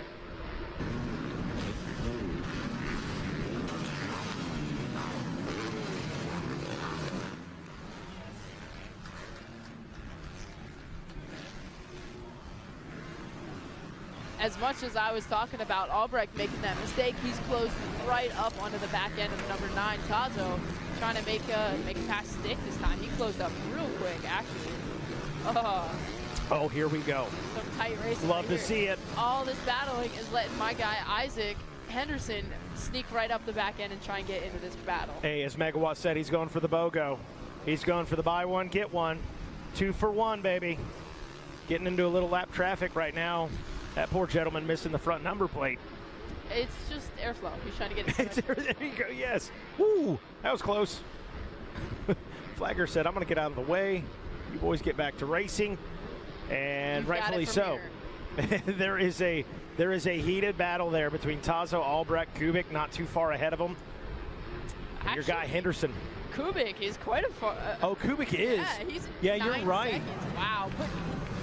David Kubik is putting some heaters down right now. He got a good idea of what the track looked like a couple motos ago when I was up here.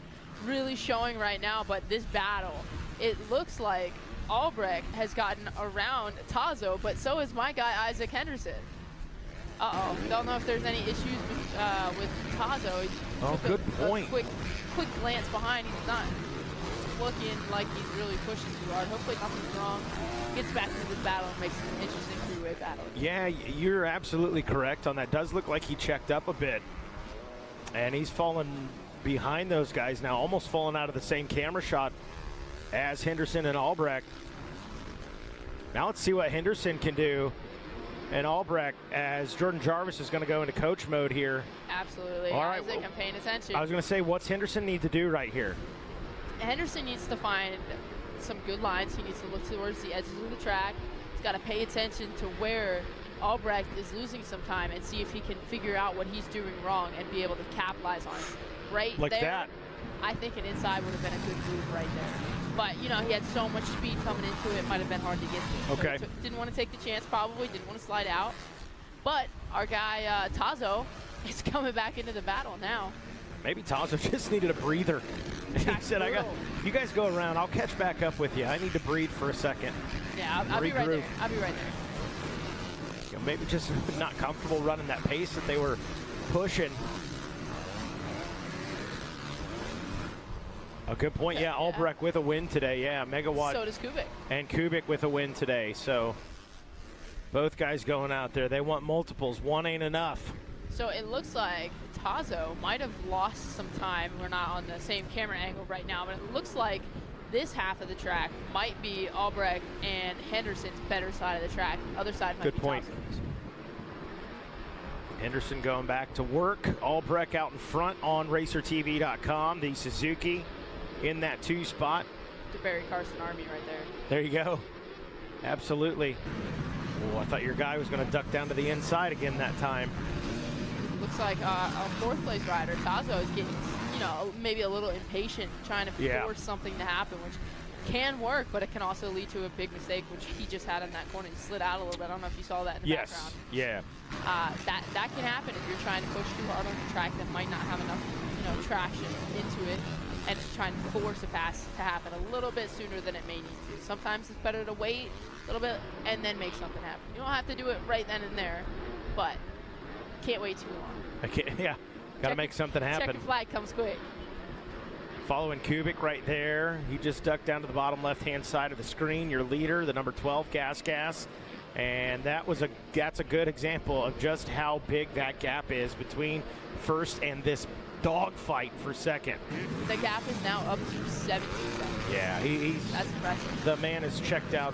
Throw one back to my old announcing buddy back in the day, Jamie Deere. He's always said, checked out the Laterville. I stole it from him. I'm using it. That's where Kubik is at. A little quick glance back for Kubik, checking out how big his lead is.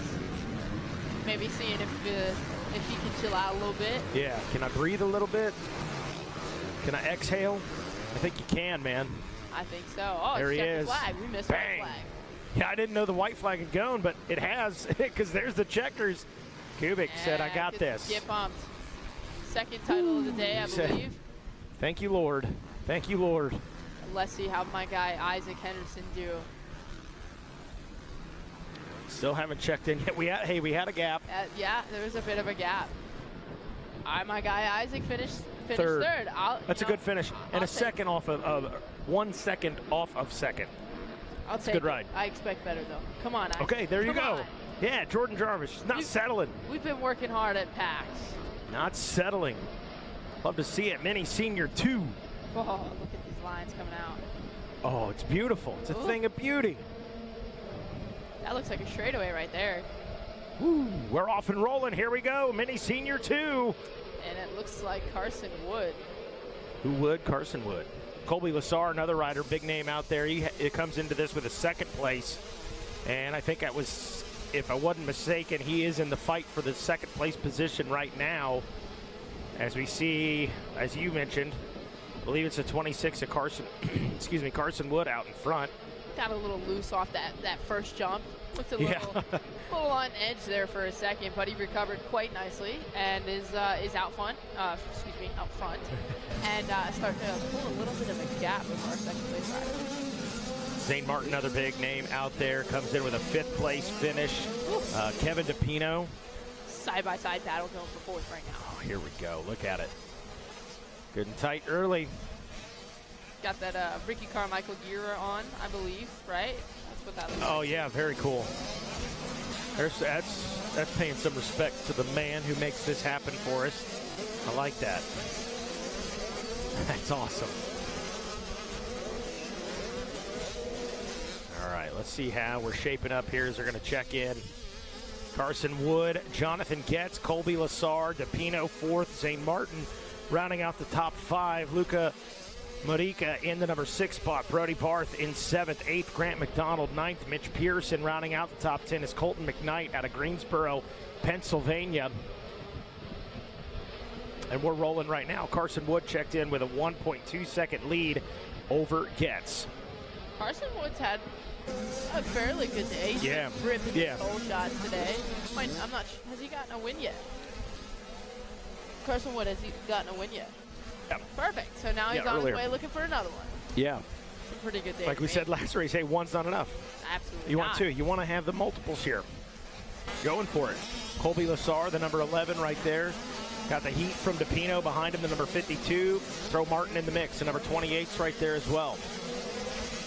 Then number 5. It's battles all over. Things still very, very tight here in lap number 2. Carson Wood just turned to 103. That puts him up 1.4 on Jonathan Getz. Colby Lassar in the 3 spot. DePino up in a 4th. Zane Martin rounding out the top 5. Zane Martin is who we're watching out front, and he's got the smoke from Modica. Man, that sand section's getting interesting right there. It's pushing really far up into the bank. Hopefully it don't go too much farther, else it could be in the other lane. It's going to make things real interesting then. I'm liking the different line choices. Yeah, what? I lost count. I was at 5, and I'd lost count of the line choices in that left-hander. So Lassar right there, the number 11. DePino going to work behind him. DePino doing a good job of working the track. No follow the leader right here. That might have just gotten him.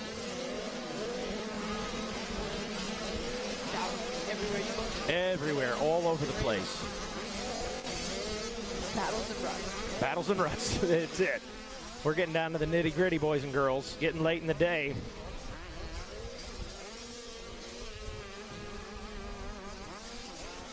Closing in on the 4 o'clock hour, 11:40 in the afternoon. Had some great racing throughout the day.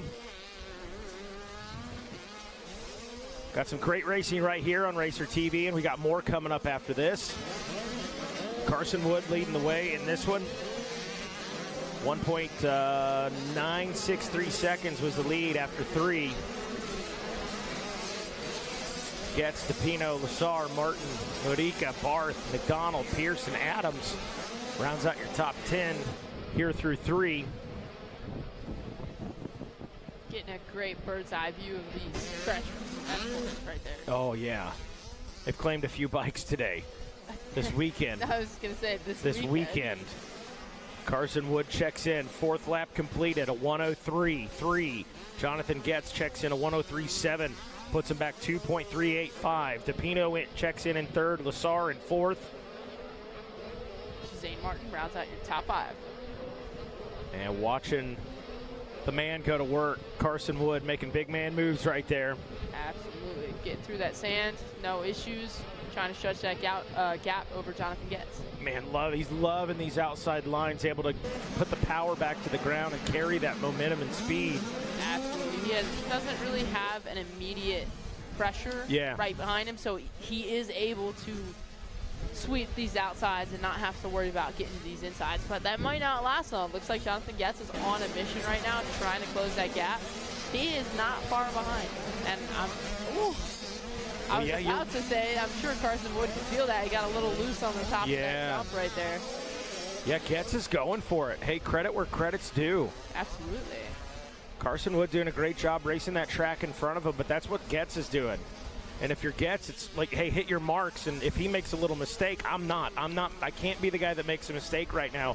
I got to be flawless so that I can get on that rear wheel. Got to be right there and wait just in case he makes that mistake. And it's not, out of the question. He was only, Jonathan Getz was only 1/10 slower than Carson Wood was.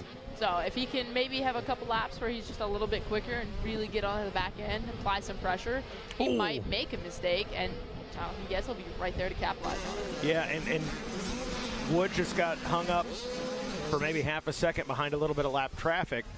Getz no problem around it. So Getz chips away a little more. It's a 2.5 second gap at the end of 5 laps. What's it going to be here at the end of this one? I think it might be a little bit bigger. Yeah. Maybe just a little bit. Hey, we're still going, though. I think maybe white flag next time around, I imagine. The gap went from 2.5 seconds to 2.4. So he's chipping. Let's see if Getz wants to make a push, or if he can. He's like, hey, Racer TV, I'm doing everything I can. I got nothing left. Carson Wood is just putting the laps down. He did a 104.38. Jonathan Getz did a 104.31. Wow. That is shutting off a little bit, in the, letting off a little bit earlier in the corner. That's all that is right there. So, Jonathan Getz is doing exactly what he needs to do. He's still right there. Every time you see Carson Wood, you see Jonathan Getz. Yep, there. He's right there. He is not far, and he's waiting to see if Carson Wood will make a mistake so he can capitalize on it. I don't know, though. Carson Wood looks pretty confident right now. He really does. Looks like he's really flowing with the track and really enjoying it, and looking to get that coveted second title today. Yeah, correct. White flag out. Carson Wood into some lap traffic. Getz got to go to work. White flag's out. If he's going to make something happen, might have to get a little bit of help here. But Wood does a great job of getting around the lap traffic to put a few bodies in between him and Getz.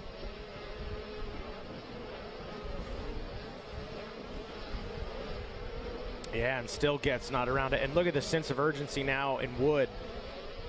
Full send right there. Ducks back down to the, Looks like Jonathan Getz is getting, unfortunately, in a bad area with the lappers, so that's going to open Carson Wood's gap up pretty big right now. As long as he doesn't make a major mistake, it should be his race to take home.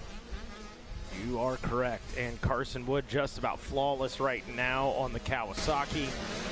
Throwing a little style, a little bit of a whip across that rutted face right there.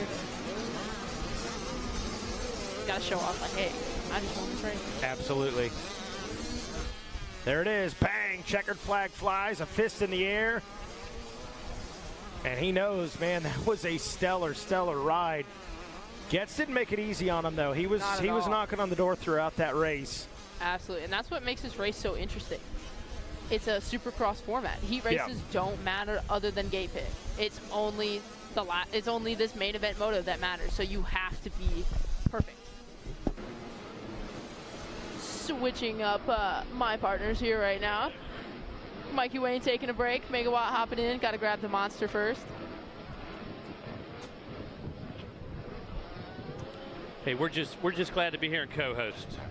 You know what I mean? It's just an honor for Mikey and I to sit here, the legendary JJ. It's my honor. Come on. Let me tell you something, kiddo. Your game's coming along really well.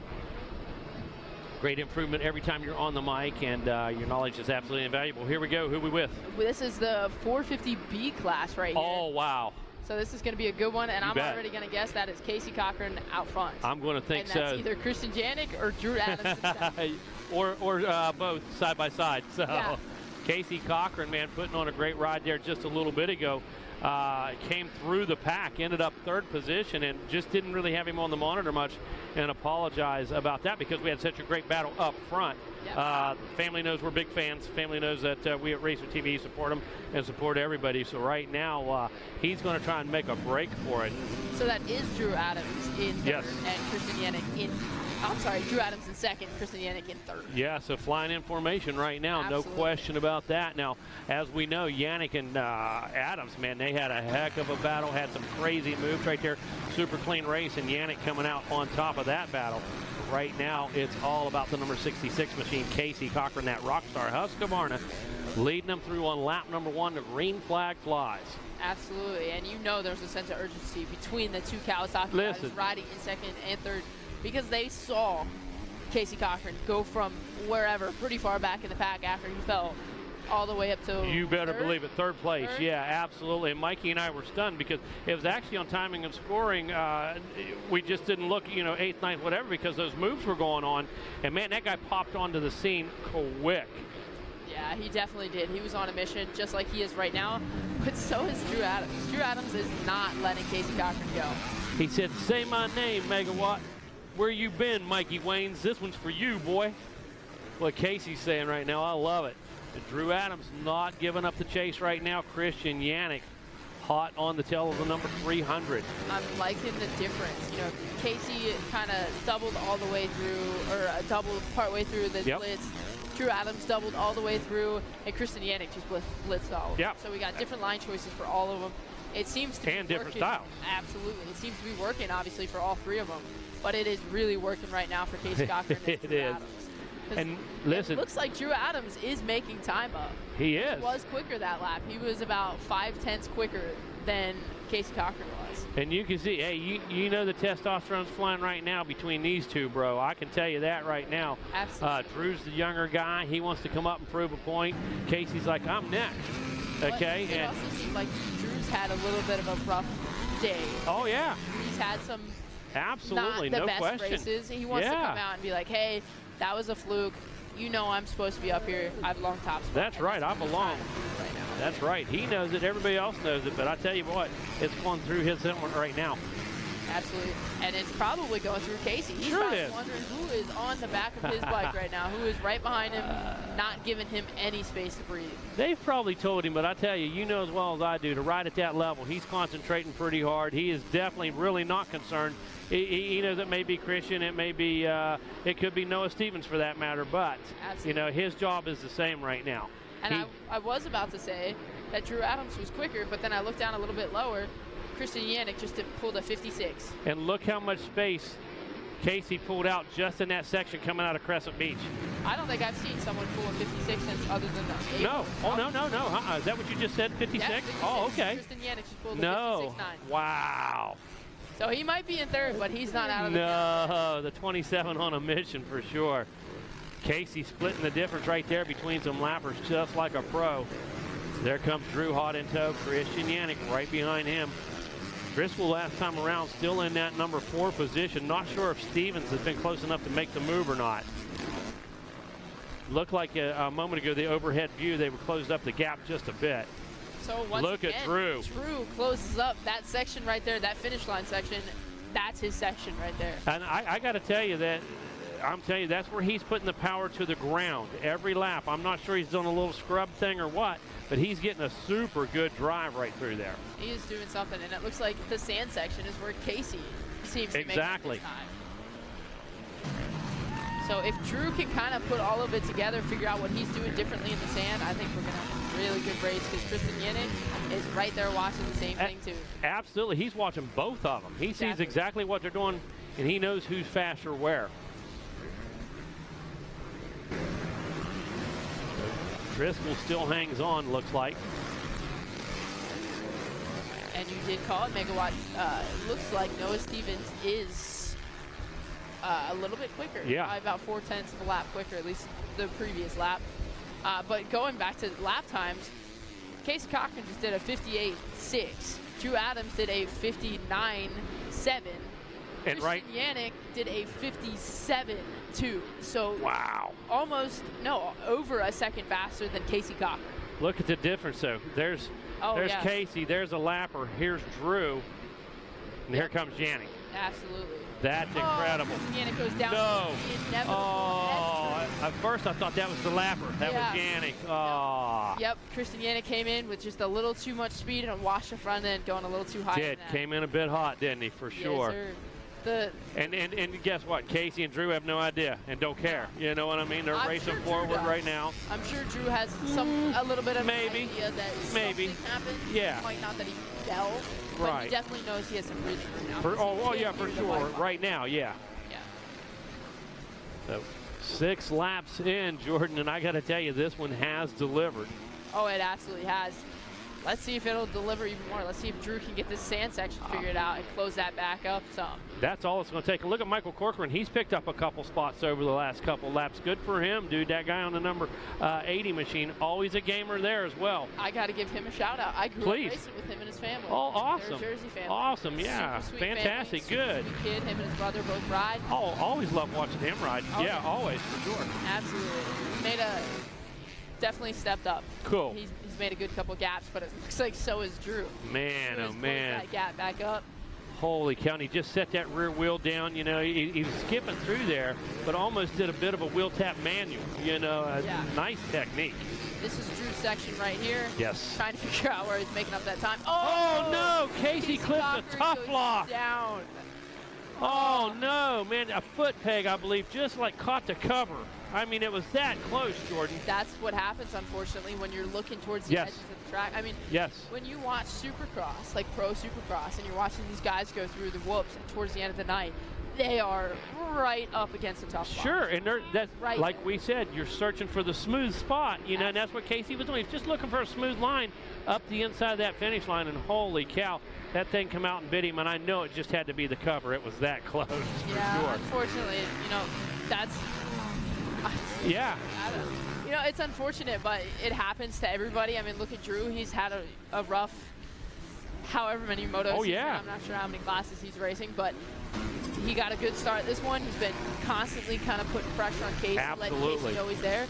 And boom, Casey made a mistake. Christian Yannick made a mistake. He's the only one that hasn't, and he's out front by 8 seconds. Yeah, he dealt with the pressure of Yannick. Yep. Okay, he applied the pressure to Casey, and this is where he is right now. So hats off to the number 300. And Casey, man, you know, no discredit to him. Like I said, just a small mistake. And I couldn't tell you couldn't have put a sheet of paper between his foot peg and that tough block. It was that close. Probably not. And, you know, Drew Adams is still doing 59, so he's still putting heaters down.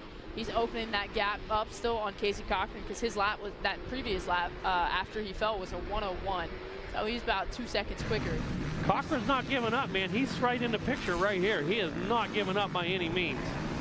He's 10 seconds off, actually. I'm not sure who that is, but what I was looking at, though, is Kristen Yannick is right on Casey Cochran. When you said that, I was wondering, okay, I got the gear mixed up again, so I thought that was Casey right there. Okay, I thought he was able to get rolling again. Okay, gotcha. Casey's somewhere on the top of the screen. So yeah, I'm not sure, but I got you. Casey's about 11 seconds off right now, yeah. But Kristen Yannick is only 3 seconds off of him. Wow. And Kristen Yannick ran 3 seconds faster this on the lap. Yeah, there we go. So we'll see when the times update on this one. Yep, good call. All right, so Casey Cochran just put it down a fairly good heater, put a 59, but Kristen Yannick did a 58. Wow. So that gap has closed up a little bit. It's still about 2.5 seconds. Still coming into lappers, though. We are watching Casey Cochran right now, and I'm sure we're going to see Kristen Yannick, yep, just behind him, coming in from the left side of your screen in that Ricky Carmichael Tribute Fox gear. Casey looked just like the lapper. That's what got me. Yes, okay. Side by side you right got now. me. In my defense, my old eyes. I mean, he looks just like that guy. I'm 21 Only faster. and he looks exactly the same. But, you know, you're all good. Oh, awesome. But there he comes. Here's Yeah, look Casey at him. Cochran, and Kristen Yannick is just to the left of the screen, right behind him. How about these folks at home getting a treat? I mean, are you kidding me? Absolutely. They're sitting at home in the air conditioning, got their favorite drink right there, got a big Philly cheesesteak in front of them, chilling out, hiding from the boss at work, watching RacerTV.com. Only way to go. I was about to say, I mean, you know, they at least get to watch online, but hey, it might be nicer sitting at home. Exactly, man, for Eat sure. some ice cream or a popsicle or something. In their favorite chair. Yeah. Okay, no porta-john for them. No, okay. sit by a pool, maybe. That's right, man. Absolutely. I love it. Appreciate all of our viewers out there at RacerTV.com. You know, we do this for you guys, and it's all about bringing the racing to you. You know, those of you who can't make the trip, we're here for you, and so glad you joined us and support us. There comes Drew Adams to bring it right into your living room or your office, wherever you may be, man. How about that camera shot? Absolutely. That was a fantastic camera shot. The crew is doing an amazing job right now, getting all the great views and showing us who we're going to be looking forward to in Supercross here in the next few years. You know it, George. Kristen Yannick, Casey Cochran, and the gentleman who just grabbed the white flag in the lead. You better Drew believe Adams. it. Absolutely. And it's just a matter of time. You know, Noah Stevens, Schofield, Clark, all those guys. You know, it's just a matter of time. It just wasn't their weekend this weekend. And the future we're looking at right here, this entire class. Absolutely. Not even just this class. Every class we get a chance to watch on Racer TV. That's who's coming. That's who's coming. At one level or another. Absolutely. I mean, look at the 50 class. Oh. Smart and, you know, all of those guys. It's going to be a little bit longer, but... You and I went berserk at Minios when they doubled up across the Gator's back. Oh, absolutely. Okay, on that was the 50s. Okay, you and I went berserk. We went nuts when they hit this jump. That's the gap the other day. Yeah. Oh, my gosh. Are you kidding me? And if that's our future, we're in good hands. We are definitely in good hands. We are in good hands. In a closer view of the future right here. Even better hands with Drew Adams. You better believe it, man. Grab that checkered flag. Yep. First one of the weekend, I believe. It is, you know, and he earned it, man. He has been in it every time. Casey Cochran, wow, can't say enough about that guy. What an effort he's put in all of his races, without question. So the Rockstar Husqvarna team, his mom and dad couldn't be more proud of him. I'll guarantee you that, okay? Absolutely. They understand racing. They know about tough blocks. They know about, you know, racing situations. And I have to tell you, man, I couldn't be more impressed with him, Yannick, Drew. Congratulations right there. We see the 300 riding off, man. Tough Great blocks job. look soft, but I promise you they're not. No. What's going on? So we have the 125 class up on the line. The rundown as it is right now: Drew Adams with first, Casey Cochran second, Christian Yannick third, Jackson Driscoll fourth, and our good old reliable Noah Stevens. Right on, man. Absolutely. All those guys. Congratulations to all you guys in the top 10 for sure, That's man. huge. That's an accomplishment. That's big. Believe it. Believe it. The B class is absolutely stacked right now. There is so many heavy hitters. Oh. Every class, honestly, I'm not sure what totally happened. That might be the one thing COVID gave us. Right. Was the depth in each class that we've been getting. Listen, everybody just had that opportunity. I mean, they put us in that position, so we took advantage of it. Absolutely. Okay? We didn't go downhill by any means. We took advantage of the situation. Absolutely. Looks like the card is out and sideways. We have a gate drop coming here very shortly for the 125, 12 to 17 class. That is race 28. Here we go, Jordan. Oh. Whoa. That looked exactly wow. what Carson Wood did 2 races ago. Yep, that was nice, wasn't it? It was nice, but I think the gentleman, I'm going to assume on a gas had an even nicer start. Right, for sure. Oh, and it looks like we have someone down going into the sand corner. Man. Great heads-up riding by everyone. Didn't see anyone really taking that line and getting stuck. Only one guy maybe, you know, had to make a move, so that was great, man. Like you said, heads up by all those guys, because that could have been a bottleneck, man. That could have been absolutely. That could have been a traffic jam for sure. Absolutely. One person comes in behind him, falls over this way, and then it's a domino effect. Right on. Here we got him coming at us. I'm seeing Luke Fowler and Kate Johnson. Yeah, right, Johnson, like you said, Fowler 482, I believe, or 462. Yeah, 482. Got 51 out front. And look at this. Here comes Fowler. Oh, you see what he tried to do there. He just couldn't get enough grip, so he thought better of it, because he could have blew it right there. Yeah. Could have put himself on the deck, so that's actually very mature to just lift a bit and think better of it. Actually, I know exactly who that is. I was just talking to him and his sister. That is Nathan Jeffries. Jessica Jeffries. Oh, okay. There we go. There we go. Jeffries' brother. There we go. Second hole shot of the day. Right on, yeah, because I've seen him up front for sure. So great job. Yeah, absolutely. Second hole shot of the day. Definitely has the whole shot figured out. It looks like he's got the track pretty figured out right now. He's keeping Luke Fowler behind him, along with Kate Johnson. Yeah, Johnson. And Clark Robinson. Ooh, Johnson tried to come up on Fowler right there and shove him wide. Didn't happen.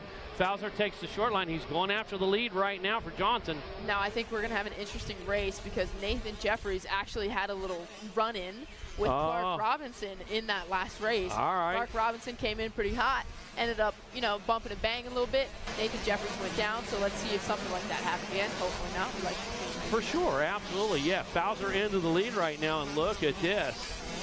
Absolutely, and I want to say that's Clark Robinson. I think it is, yes. That was a good, quick move lap for Clark Robinson. And it was clean, He wasn't worried about anything other than the position, for sure, and that's awesome.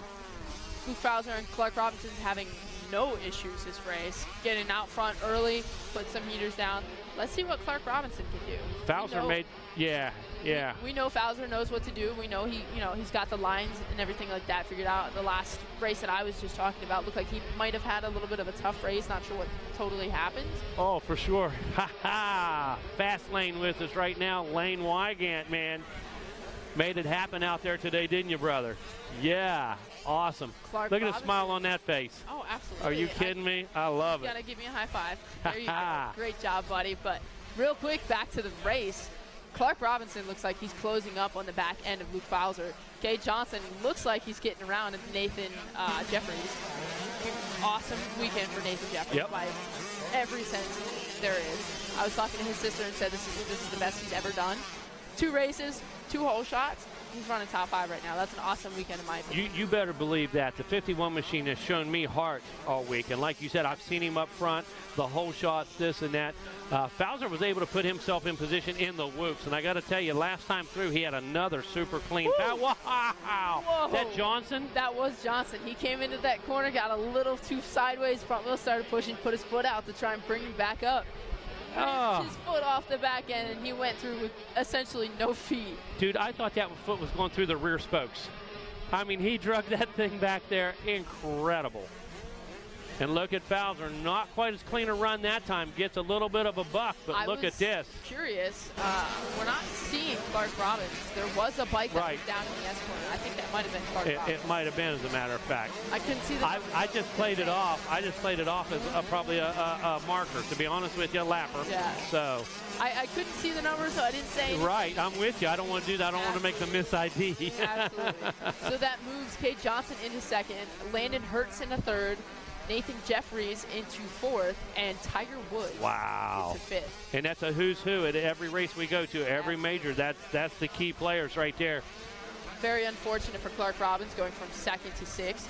Oh, absolutely. Absolutely. That's what changes these top 5. That decides who wins. Yep. Who has the least amount of mistakes. Yeah, absolutely.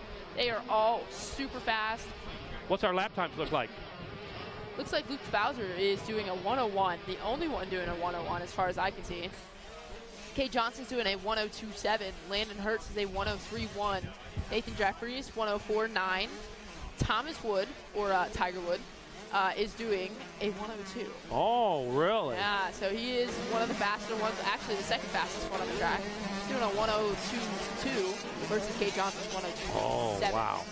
So just a bad start for him. Yep, for sure. But it looks like we've got a battle going for second. It looks like Landon Hertz is trying to make the move on Kate Johnson. Well, I tell you one thing. It looks like Johnson right now, he's searching for something. You know, he's looking for something. He's putting in good laps.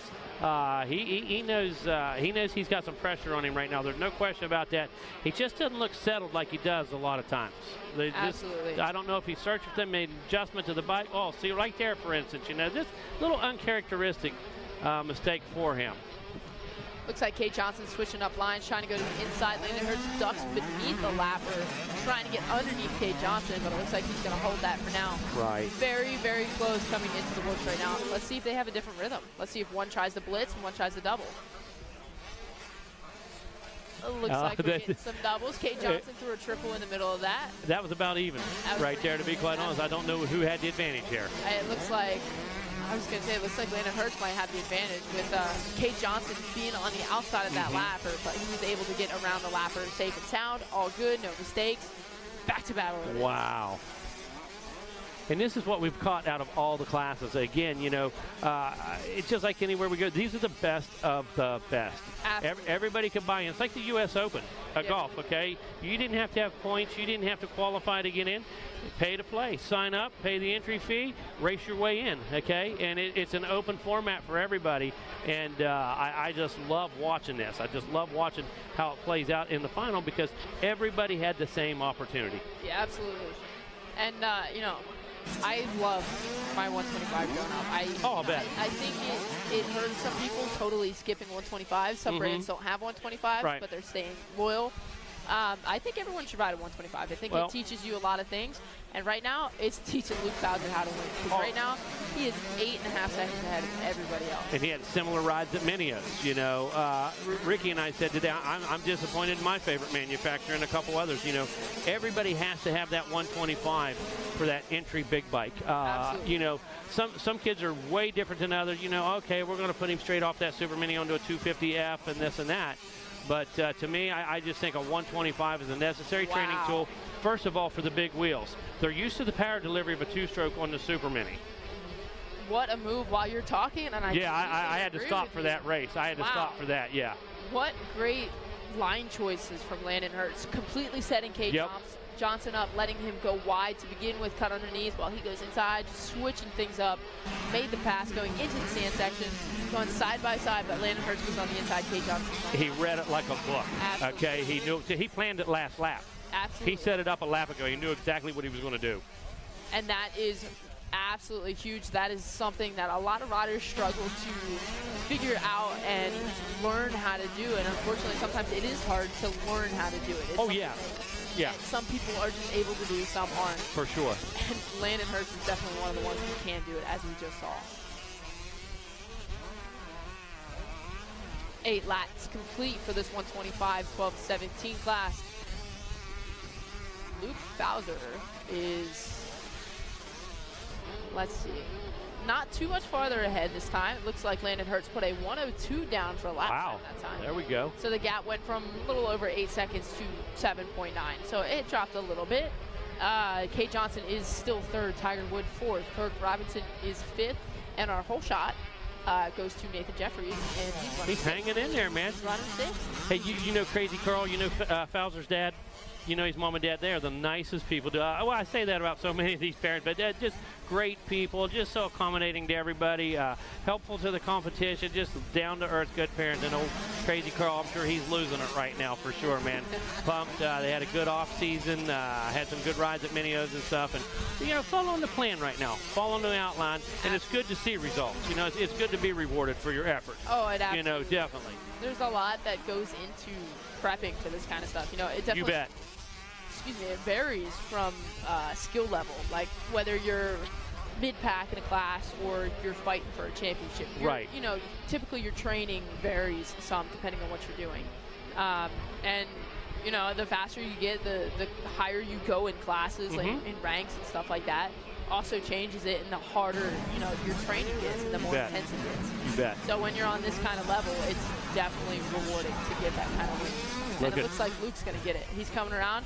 Just past the white flag, coming around looking for that checker flag. Probably, I'm going to have to guess, might be his last race of the day. I'm not seeing any more 125 classes. So, good way to end the weekend You out. better believe it, man. Very, very good way to end the weekend out. And I'm sure couple his corners to go. Will say the same.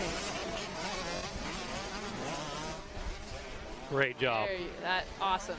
Checker flag out. Luke Bowser with the win. And you earned that one, bro. 462 on the number plate, number 1. Definitely. At Daytona. He got out front, got in the lead, started making, you know, some really good line choices, getting around the lappers really well, and just put his head down and kept charging the whole time. Wasn't worried about anybody else, just kept going. Like you and I said, made the move when he needed to. Absolutely. You know, no hesitation, was able to capitalize, just gutted up right there in the whoops, delivered, made it happen. We have the women's on the line, getting ready to take off. Cards going sideways. Luke Bowser is your winner of the 125 class. Landon Hurst 2nd, Kate Johnson 3rd, Tiger Wood 4th, and Clark Robinson rounds out your top 5. Out to the women's class, and that looks like Brianna Sheldma. I know who it is. Looks awesome. Like Brianna Sheldma, and that looks like Anna Hodges. And I want to say 3rd is my friend Cynthia McCowan. There we go. Who decided to blow off the track last moto. She cased that triple. Oh, yeah, right. And blew the burp. So she's coming out with a bang, coming out in this next one. Nice. And I'm going to guess that 4th place is Jamie Astudillo. Well, I'm just along for the ride in this one, I can tell you, in the women's class. So I'm going to let you pin it to the rev limiter right here. And, I'm wrong. That was not Brianna Sheldman. Oh, That's no. Kylie It did look like her, didn't it? For sure. It's the cow in the box. Just like Luke looked like the lapper. Got me. Absolutely. So this is a much better start for Kylie Stallings in this main event. Heat race, she didn't have the best. Hannah Hodges puts an aggressive move on very quickly. I don't think Kylie's ready to give up just yet. No. So keep a close eye on that. It is Jamie Astudillo in 3rd, Cynthia McCowan 4th, and I cannot see who that other rider is. I don't know that I've ever said Stallings and give up at the same time by any means. Absolutely not. So here we go after 1. How's it play out? It is Hannah Hodges 1st, Kylie Stallings 2nd, Jamie Astudillo 3rd, Vivian Contreras, that's a name I was looking for in the heat race, is 4th, Cynthia McCowan 5th, Brianna Sheldma 6th, Alicia Gogol 7th, Shelby Rowland 8th, Ignacia Riveros is 9th, and Jenna Schultes rounds out your top 10. Still hard for me to get it into my head, Hannah Hodges on the gas. You know, it is, you know, for sure.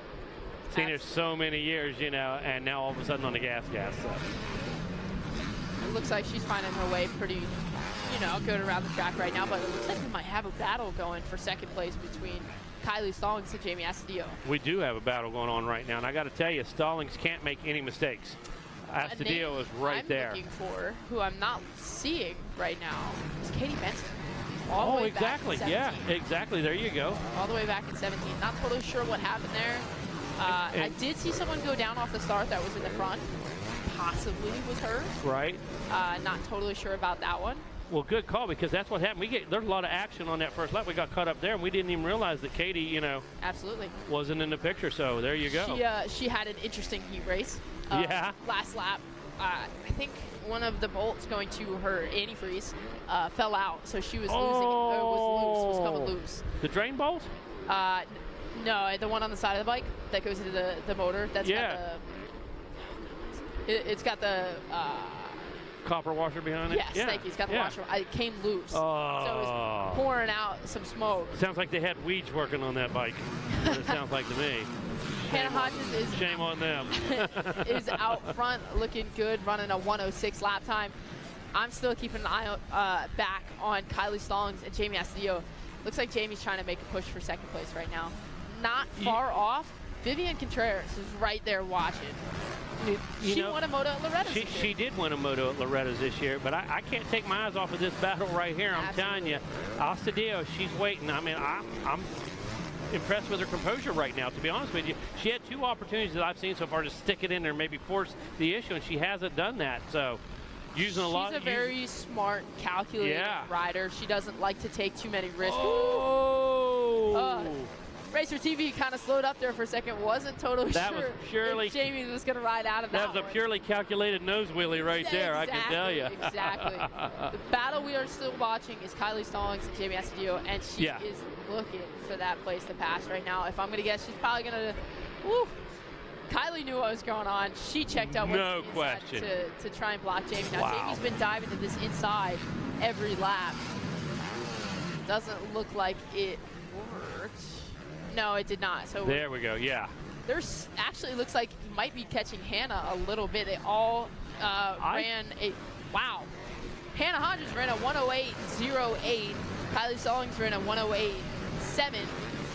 Jamie ran a 108.09. Oh my goodness. So super close battle, all running about the same speed. But somehow it looked like they picked up a little ground on Hannah. Yeah, they got a little real estate. So they definitely did. That was a little bit of a slower lap for Hannah. She did a 108.9. Kylie Stallings did a 108.6 and a little bit of a slower lap with Jamie Astudillo with a 109. She got a little hung up in traffic right there, but not a huge deal. Lap 4 of 12, I believe. Yeah, and sometimes, believe me, that number doesn't tell the story in distance. Not sometimes, at all. You know what I'm saying. Yep, for sure. Absolutely not at all. The gap from Hannah Hodges to Kylie Stallings is about 3 seconds now. Not ideal, but not race ending right there. Yeah, and here's the problem. These two now starting to hold each other up instead of push each other forward. Astudillo and Stallings are going to be a hinder to each other. They haven't really put the push on to close that gap. And I think Hannah's just bringing it right back around. I think she's opened it right back up with her a little more concerned. And guess what? If you're Stallings right now, you cannot give it up to Astudillo by any means, but you still have to do everything you can to keep Hannah in sight. Absolutely. It looks like Jamie struggling a little bit. I'm not sure. It looks like Kylie might just be moving around the track to get to her lines, but it looks like Jamie's getting hung up by trying to avoid her moving around the track to get to her lines, and that is hanging her up. Jamie's going to have to push for a pass. Yeah. She can't wait for an opening. She's going to have to make one. Just before the finish line, you saw her almost hit the rear wheel of Kylie and this and that. So to your credit, that's exactly what I'm seeing as well. Absolutely. Jamie and the whole time, Hannah saying, thanks, girls. Yes. Appreciate the help. Yeah, because Hannah ran a 107 that lap versus Kylie, who's a 109. And Jamie a low 102. Well, I can. Every lap. Every lap. I can tell you right now, we're going to watch this same battle. When I take a look at Astudillo coming up the inside right there, she did not do that last time. She did not use that inside through the S turns. If you notice, both of them were clear. These guys are using every single line on the track. Different rhythm, and there we go. There we go. There is the fantastic. Uh-oh. Had the drive, and look at this. Here. Oh, no! Jamie Astudillo and Kylie Stallings come together just before the finish line and end up taking both of them out. And that's what we were afraid of. We were just complimenting the both of them on being very calculated and very precise, and just one little bit of contact, and that's all it took. Both of them on the ground. Vivian said, thank you so much. Absolutely. You know, that's unfortunate. That's racing. It is. I don't want to say I was going to call that one, but coming out of that corner, neither of them let off. They both kind of went for it, and it's very unfortunate. I really thought Stallings had a great move going, coming back, you know, and then all of a sudden there's the contact, and that's a racing incident. Absolutely. You know, that there was no ill intention from anybody on that. No. Nobody wanted to be on the ground in second and third place. But it looks like Kylie Stallings got up first. She did. So no two ways about it. Yeah, it looks like she got up first, so Jamie is still stuck behind her. Let's see what Jamie does. Let's see how aggressive she is with this pass now. You know, now I was going to say she was frustrated before, but there's definitely some other words that I'm sure Jamie would probably describe it at the moment, but they're coming up on a big pack of riders right there. These young ladies would never do that. They would never use that kind of language. I don't know who you've been on. Maybe not in public, but I can promise you under that helmet, there's a lot going on right now. There's a lot going on, she says. There is definitely a lot going on right now. And, look at Jamie's feeling it. Kylie's feeling it. Vivian Contreras is saying, thank you very much. I will take that. That was a very easy pass for her. And to her credit, guess what? She had to be there. Yeah, she had to be relevant. You better believe it. And she was in position. She was able to take advantage of it. And guess what? It's up to her to keep that right now. Absolutely. Okay, and she's got several laps to go. She's got some work to put in, but Vivian Contreras in a fantastic position right now. Yeah, it was, like you said, it was a racing incident, but Vivian Contreras is saying thank you very much. But let's take a glance back here. Yeah. Kylie and Jamie aren't far off. No, not by any means. Now, will the two of them show that extra aggression? Will they push themselves forward? Because early in the race, they slowed each other down and allowed Hannah to just really check out. So let's see how it plays out this second half of the race. Yeah, we will definitely have to see. It looks like that was a bit of a slow lap for Jamie. The gap was a little bit bigger. Right now, with Hannah and Vivian crossing the transponder line, Vivian was faster that lap. Kylie was faster than all of them, doing a 108 versus Vivian's 109 and Hannah's and Jamie's 110. You gotta hop in here, Weege. Finally happened. I'm finally here. There you go. Jordan Jarvis, we were just going to leave you solo in here. Megawatt hopped out of the booth for a bit. Jason Wygant here checking in for work at 4:22 p.m. Finally got to work to call the final laps of this women's battle. And my son and I were back here. We were joking around. We saw that number 21 Callie. We were calling her Jason Anderson. I said there's only one thing missing from the Jason Anderson style. The shirt untucked. No, I was going to say the contact, but then we got it. Yeah, wow. And I was like, oh, we got full Jason Anderson there. Yeah, but that wasn't intentional contact. I don't think Anderson's always intentional either. It's just called going for it. It's just called going for it. I believe there are other riders where it's intentional. We might have to agree to disagree, because it seems like this year, for the most part, with the exception of Tampa, I would say, I don't think that one was. That's just called going for it. That one was going for it, but the rest of them, yes. Okay. Heading back to the race. Yes, exactly. Yeah, I don't believe that was intentional. That spot is just super tight. Not by any means. You know what that's called? Going for it. That's called not wanting to lose a position. Yeah, exactly. Like, I'm going to try as hard as I can right here, and whatever happens, happens. We saw it in this turn right here with Hunter Lawrence and Nate Thrasher on Saturday night, and it was just like, well, I'm going to try this, and whatever happens, happens. And if it works out really good, even better. Exactly. We've got 3 laps left. I believe it's a 12-lap race. And Kylie had a little bit of a tough lap right there. She got stuck behind some lappers, so that's allowing Jamie to catch up to her. I don't know that I'm sorry, that wasn't Kylie that set that lap. I was about to say Kylie's been setting some heaters down, but that was actually Vivian Contreras who put a 108 down their previous lap versus all 109s. Let's see this lap. Hannah's got a 13, maybe a little bit more. Waiting for Vivian to come across. She's in the shot. It's not quite over. almost 14-second difference from Hannah to Vivian Contreras. But it looks like Kylie sets another good lap with a 109 versus Vivian's 110. Jamie has to deal with a low 108 that lap, so definitely picking it up. All right, we might have a podium battle then before this one's over. It's not quite over. And we'll see if Kylie can run the defense if she needs to again. Taking a good look at Ignatius right there. Oh, I remember her getting on the map. Yeah, I can't remember it was here. It was here. She won. She yes. won because Hannah had an issue and fell, and Ignatius ended up getting the win. I had honestly never heard of her before that. She was going fast all weekend. Yep. Took advantage. And right she's place, been quick. right time. Yep. All right, here's Hannah Hodges ready to try to stamp this one. Let's see what the flag says. One to go. Flag. There it is. White flag's out. Vivian Contreras still holds second at the moment. I don't believe it's changed. Well, we'll see when she comes across. Here's Hodges. Hodges works a full-time job, right? Isn't that her deal? I think that's what she puts on social these days. Racing is a weekend thing now. Still does pretty well, as you can see. You know, definitely was chasing it hardcore back in the day. Contreras second. There's Hodges. And now a half a lap to go. I like that it's so different the way that finish line, super awkward S-turn and 3, I don't even know, are they even jumps? Humps? Yeah, it's just make something. Them jumps. Yeah, Make them into jumps anyway. But it's all designed, I'm sure, to just slow the track down. It definitely is. Yep. And it's been interesting with the ruts coming out of that corner leading up into that first roller. But, you know, there's ruts all over the place. I mean, look at the face of that jump. That is nuts to see it from the front side. Absolutely. Because all day long, if you stand, most fans in those bleachers there, you're on the infield, you only see the backside. Yep. You never see why that jump is so tough. Here it is, folks, checkered flag. Hannah Hodges wins the women's class championship here at the Ricky Carmichael Amateur Supercross. Florida native. Good stuff. Steer still out on the motorcycle and making it happen. Let's see how this battle for third place ends up. It is Vivian Contreras comes across for second. Kylie Stallings comes around for third. Jamie Asadio was not able to push hard enough to get to that third spot, so she finishes fourth.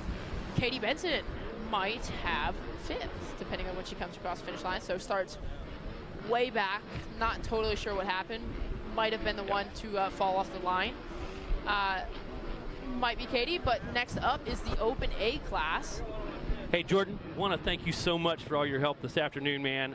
We appreciate you so much and always look forward to being in the booth. Hey, guys, I've got something we need to address right now.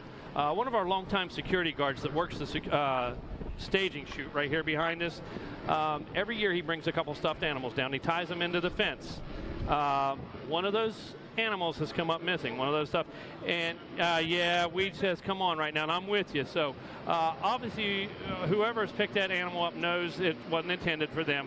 And it has a lot of sentimental value. So we would appreciate if that stuffed animal from the staging chute would find its way back to our security guard down there. Again, it has a ton of sentimental value to him, and no questions asked if it shows back up.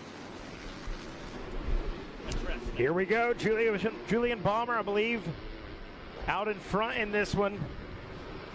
Thank you for that, Jordan. Thanks, Jordan. I cannot believe the stuffed animal got stolen. Come on, people. Yeah, you have no bounds. That's not cool. No, seriously. Yeah, we saw them. They had them zip tied up to the fence line down in staging. That's a cool little thing to do.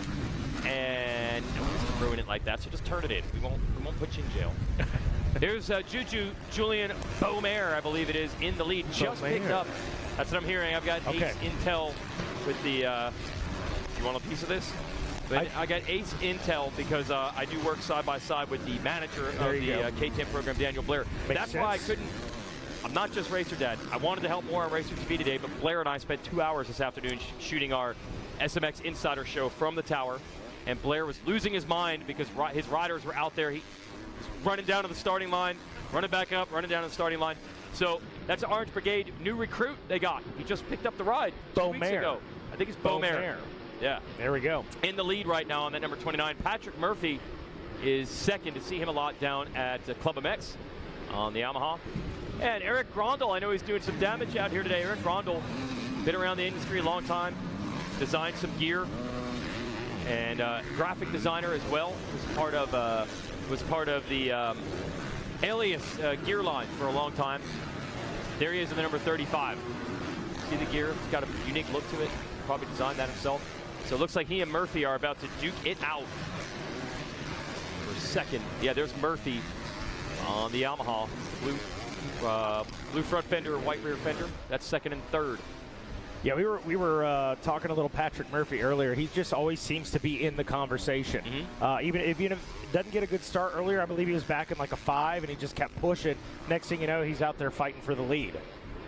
Matty Jorgensen up to 4th, and Chacon is 5th, Leatherman 6th, Mitch Zaremba 7th, Wessel Hoffman and Kieran. That is your top 10. Early on, this is Open A, one of the faster classes out here. You can see Boom Air is pulling away. Yeah, wait, checked in. Yeah, 2 laps completed, 3.365 out in front. There he is at number 29. That gives you an idea.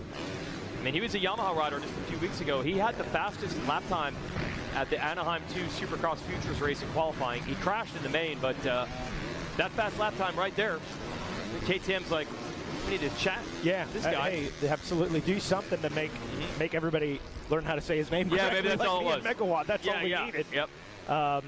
Patrick Murphy, if you guys are watching on Racer TV, he's the 35 Yamaha. He's going to be 135 in scoring. Grondel is also number 35, but he is on the KTM in 3rd. Yeah, he's 351, right. Yeah, yeah, 351, but 35 on your screen. Yeah. So not to confuse you guys any more than I was just confused for a second. Can't get them mixed up. Yamaha, KTM, we got it.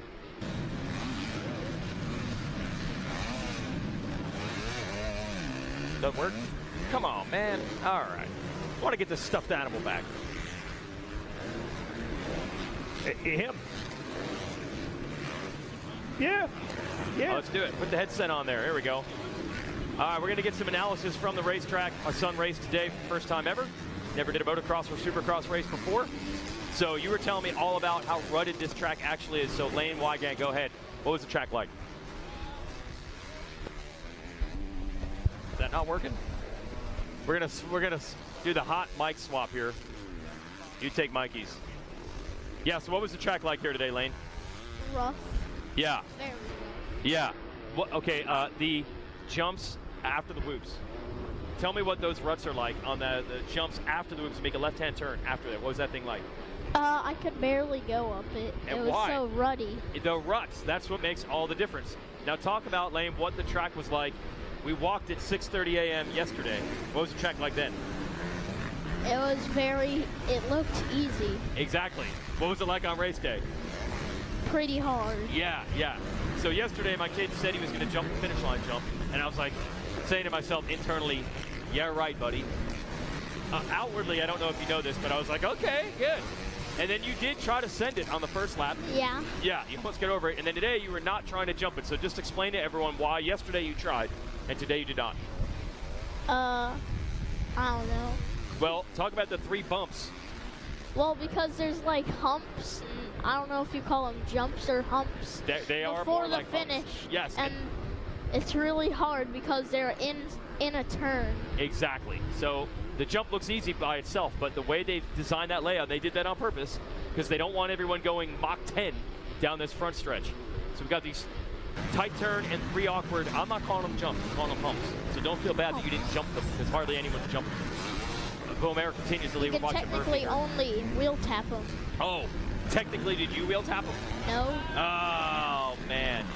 Yeah. See, this is the rut we're talking about. So all the mini parents who are in the bleachers saying, why are you not doubling into this section? When you see it on Racer TV, it's a cone. It's just, Jeff Emmett used to call it corduroy pants. Yeah. That's what the face of the jump looks like. It's just straight ruts as you watch Murphy here. Now, good news, Lane. You know where Murphy rides? Club. Yeah, Club. Are you part of the club at Club? Yeah. Yeah. Well, every once in a while. Yeah, not nearly as much as he'd like to. A couple times a year, yes. Here's Matty Jorgensen coming up, the number 4. He opened some eyes at Loretta's last year. Really fast in the B classes. Mikey and Megawatt, they remember that one. So let's see if he can get on the podium today. He's up to 3rd, battling Grondel. Just put Grondel behind him. Grondel's in the pink gear. So Lane, you never raced a gate drop motocross event before? I raced day in the dirt. Yeah, they did not drop a gate there. Yeah, your they did. memory, you should have a better memory than me. You're young. They did a green flag start there. So what was, you've ridden motocross tracks, but now you did a race and you had a gate drop. What was the thing that was most different than you thought, or most surprising, or most like, wow, I've never done anything like this? What do you think?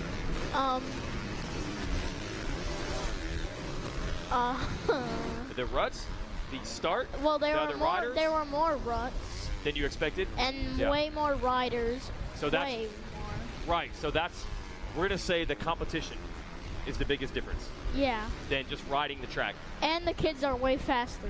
Yeah, that's really what it comes down to. This is not quite Loretta's. There are probably some other big events that might have an even thicker pack than this. We're going to be at the JS7 Spring Classic in a couple days in Texas, Mammoth Mountain, Mini-O's, of course. But this is close. If this isn't the best of the best, it's a lot of the best. Yeah, so that was eye-opening. Especially the Cobras, I would think, right? Yeah. The Cobras are ridiculous. They're crazy. Yeah. Yeah. All right, we're back. And what happened to Beaumare? Patrick Murphy's in the lead. Patrick Murphy must have made a mistake or something. Exactly, must have made a mistake. Well, this is what you said, Mikey Waynes. He's just always kind of there hovering. And now he's taking the lead at the halfway mark. So now it's going to be to Beaumare to try to make a comeback.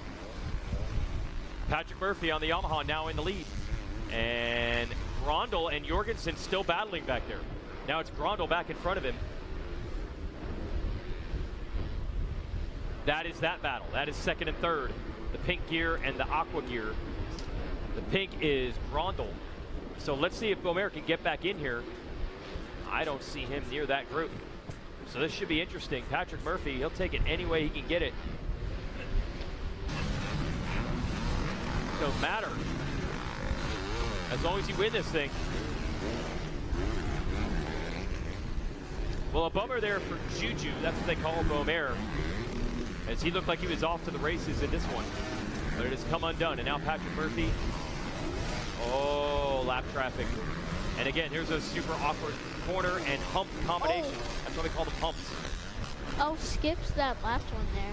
Yeah, now why did you not go outside there? There's a lot of ruts. Yeah. Fewer ruts on the inside? Yeah. Not as many, okay. Do you know the difference? You know what the difference is between the word fewer and the word less? Do you know?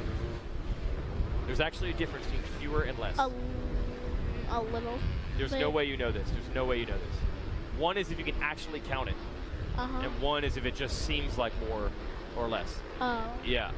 So less is, yeah, I'm gonna tell you right now. Less is when you don't have an actual number, and fewer is like, I know it's one was 6 and one was 8. So there you go, everybody. There you go, everybody. That's the difference between fewer and less. That's free. Anything else? Call Andrea Lee. If you want anything more advanced than that. Yeah, call On Track School. Go to ontrackschool.com. Here's Murphy. Time running out in this one. Oh, that battle is still going on back there with Grondel. Show it to you.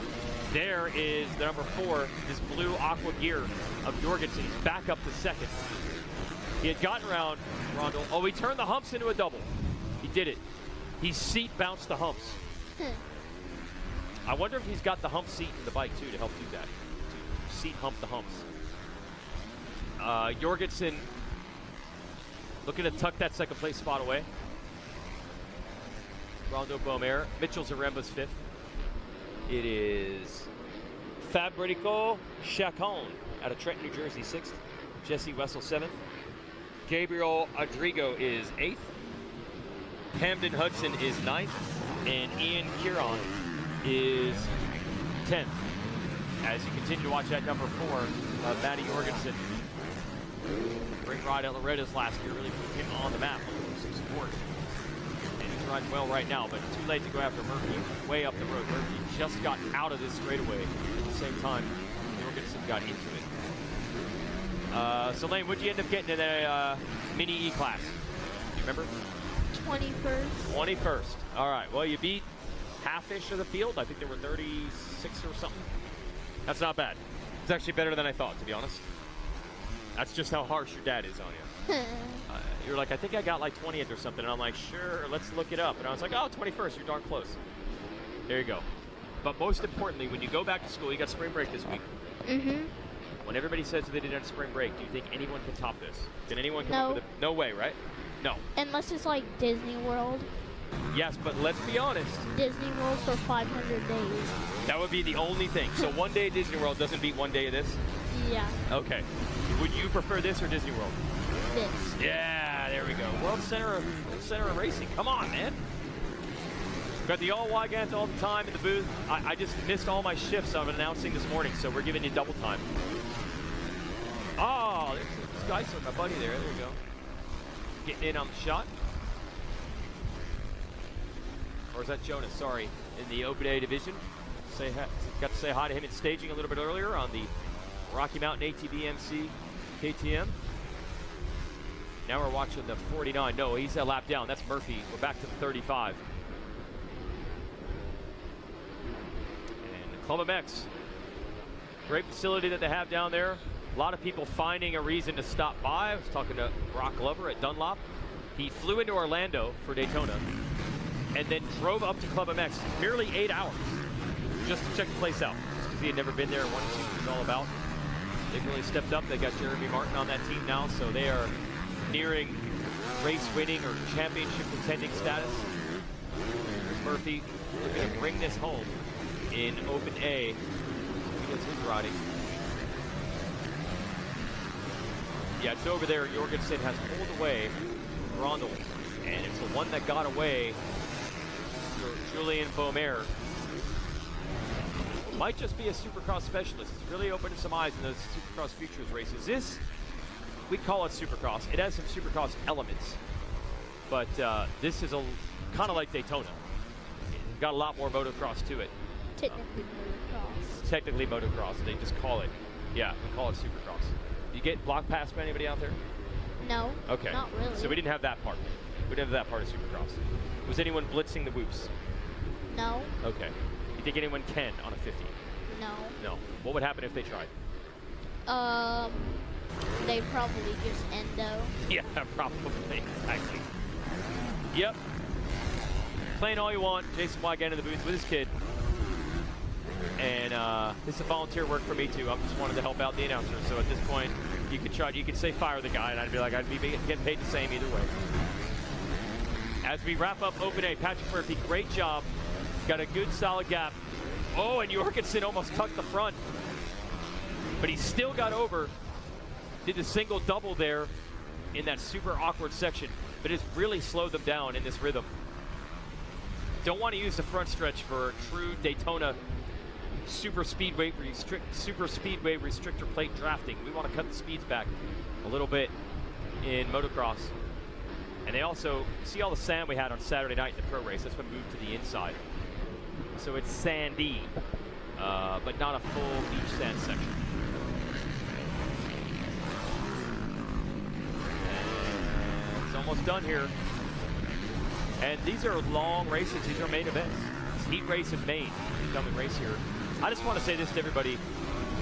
I know the race is advertised with Supercross. I'm making the point that it's more motocross-like than you think. Yes, we're talking about some of the high-flying top amateurs out here, and that it trains them for Supercross. That's what we're saying. But I can tell you, when I finally got to do track walk for the first time in the morning at 6:30 a.m. on Sunday, the track it's doable, everybody. Don't not come to the race because you think it's Supercross and that's out of my league. It might have a similar layout to what we saw on Saturday. Everything is rounded off. Now, it's a lot tougher now because of ruts and bumps, but you have that at your local track too. Your local track should get rough. The technical aspect, it's fine. So, if you're up north right now and you're dealing with snow, or if you're in California and you're dealing with snow for some strange reason, I don't know what's up with that. I mean, I was talking to a guy in staging there from upstate New York, and it was snowing when they left in Rochester area. This is just an excuse to get into some sunshine in the spring. Do not be intimidated by this track. And then Megawatt, the expert on all things vintage, will tell you that tomorrow they take another edge off of it. So if you're at all saying I have a vintage bike, why would they have a vintage Supercross? That is insane. It's really not, okay? We call it that. Yeah, but guess what? Yeah, they did ride vintage bikes when they were modern in 72 on this track, and the track wasn't like, oh, checker flag is out. There it is for Patrick Murphy. Patrick Murphy gets the win here. He'll go visit David Iser over on the podium. And that's another thing, all racers, we do have a podium at this event. The Albrecht family got a win earlier in the 250C, and our buddy J-Bone, Jeremy Albrecht's like, I didn't know they had a podium. I went back to the camera, and I'm like, what's taking so long? Luckily, everybody else went over and celebrated. So Patrick Murphy's headed there as well on that muck-off Club MX Yamaha. And the point I want to make is, yes, they did have a Supercross here in 1971, 72, 73, but they didn't have modern Supercross jumps back then either, so we don't have it tomorrow. Yeah, look, we got a full gate here for this next group. What do you see there, Lane Wygan? There's a few kids off the gate. Yep, they had that in your class yesterday. Yeah. It's awesome to see when you get to those mini bike divisions that there's that many riders that want to go race. No, I asked you to give up your gate. What did you say? No. Come on, man. Because then I wouldn't get a good start. Well, I didn't get a good start anyway. No, why was that? Because you didn't fix the clutch. Shout out to everybody over at the Gas technical truck. Kobe, our boy over there. We got it straightened out. We had some problems this morning again, but in the race, how did your bike run in the race? Really good. There we go. Yeah, way, way better. Yeah, see that water truck? That was ridden right over me. Well, there's... Yeah, okay, this is what... Yes, we have one job for you as an 8-year-old announcer. This is where your demographic, your expertise is going to come in handy. Now, you saw that stuffed animal hung on the fence earlier, right? You thought that was cool, right? What was it, like a T-Rex or something? Dragon? It was a dinosaur. Camouflage dinosaur. Camouflage dinosaur. See, he was... So, this is my point, everybody. When you get an 8-year-old racer and they see that mascot hanging on the fence, they appreciate that, and he remembers what it looked like. So you are ripping away at the heart of these 8-year-old racers when somebody stole that stuffed animal, and the kids really appreciate that thing being there. The very fabric, the very camouflage stuffed fabric of our program. You remember that thing. Now you'd be sad if it was gone, right? If it was mine. You'd be happy if it was yours? No, if it was gone, I would be mad. If it was yours? Yeah. And they stole it? Yeah. Exactly. Yes. So somebody stole that stuffed animal. Just bring it back. Just throw it. If you want to wear your helmet and goggles, so we're not even able to identify who you are, that's fine. Just give us the stuffed animal back. The kids appreciate it. And it looks like we got some littles on the gate right now, and that's why there's track maintenance, because we smoothed the track out. Yeah, I hate to tell you here, Lane Wygant, but you think the track was rough. Yeah. They had just, quote unquote, smoothed it before your moto. Did it seem that way? Did it seem smooth? Not very smooth. Exactly. Trying to make it more of a mini cycle track after the Open A class and the women's division just ripped it up. And it's really interesting. Now we have the Scotty Moto Combines. Mikey Waynes, you know what that's all about. And we have the ex-professionals that come in as coaches, Chad Reed, Michael Byrne, Brock Glover, Jeff Stanton, you name it. And they were all identifying at Redbud, and I think Ironman too. They said the track is actually rougher on Friday than it is on Saturday because you end up with every size and shape of bump. Where at least the pros, their bumps are bigger, but they're all in the same spot where they expect them to be. And really what this all comes down to, and yeah, some of you at home already know this, the pros brake really late and they get on the gas really early. So they just leave a bump right in front of the turn and they leave a bump on the very exit of the turn. It's a huge bump because they're on the brakes hard and they're on the gas hard. People like me, they're coasting into the corners. I'm braking like 100 feet before the turn, so I'm building bumps way out. So the pros that have been coaching at these combines are like, dude, the Friday tracks are insane. We had the 50 bumps, the 85 bumps, the 125 bumps, the C-class bumps, the A-class bumps. Then the combine riders go out, and let's be honest, they're about pro speed. They lay down their tracks, and they got a super gnarly track to deal with. So here we're able to time it a little better, and time the track maintenance and all things like that. So it's a little bit better for the big bikes and a little bit better for the small bikes as well. On Lane also, I gotta say, you were able to identify, so you had a terrible gate pick in one class, and we had an outside gate. The other class, your gate pick was pretty good. Yeah. But we were surprised how far inside one gate was open, and I wanted you to take it. But then what happened? The rut was big. Yep, and you said no? Yeah. Yeah, so you were able to identify. Yep, there you go. And what we call that in racing. And they got a good start with the other gate I had. You did. So this is an old adage that you just learned here from Rick Johnson. legend of Megawatts past. I mean, Megawatt had some Rick Johnson posters on the wall. You bet you, right? Pants and jersey, oh, the whole thing. One color one side, one color the other, or what? Zebra? What do we got? Oh, the Thor gear, the 89. Oh, okay, yeah. So Rick Johnson back in the 80s said, condition over position. Pick the better condition rut instead of the better position on the gate. Don't be like, I must go inside at all costs. Worry about the condition of the rut, not the position of the gate, inside or outside. Okay. So that's what you did. Yeah. Does that make sense? You picked condition over position. Oh, yeah. What kind of gear do you have, Megawatt? Which theme? That Cyborg? No, which RJ gear do you have back in the day? Oh, I know what you mean. It's a blue brush. Yeah. Was that Fast Boys? No? Okay. Okay.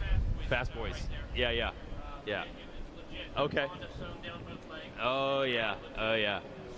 Yeah, Rick Johnson, man. I really feel bad. I mean, we got 8-year-old racers over here, I can tell you firsthand. And these guys were legends in our day.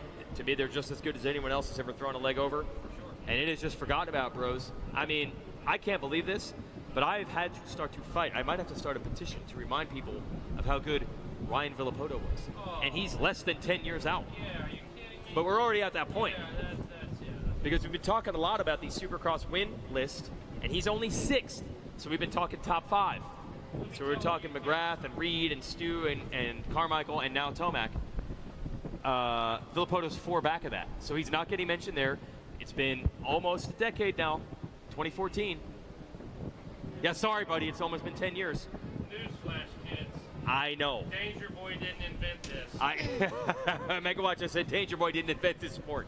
Yeah. Our first champion was not Jeff Lawrence. Yeah. He won the Gary Jones Award. He wasn't Gary Jones. Well, Megawatt, I'm just going to give you a little life advice. For the sake of your heart, don't ever bench race with Jet Lawrence. Do not. Do not. Because Jet Lawrence's knowledge... One of the greatest days of my life is when he didn't recognize Rick Johnson, and Rick Johnson was butthurt. Bro, you see this rock-hard table in front of us? This rock-hard table? His knowledge is that deep. Yeah. There is none.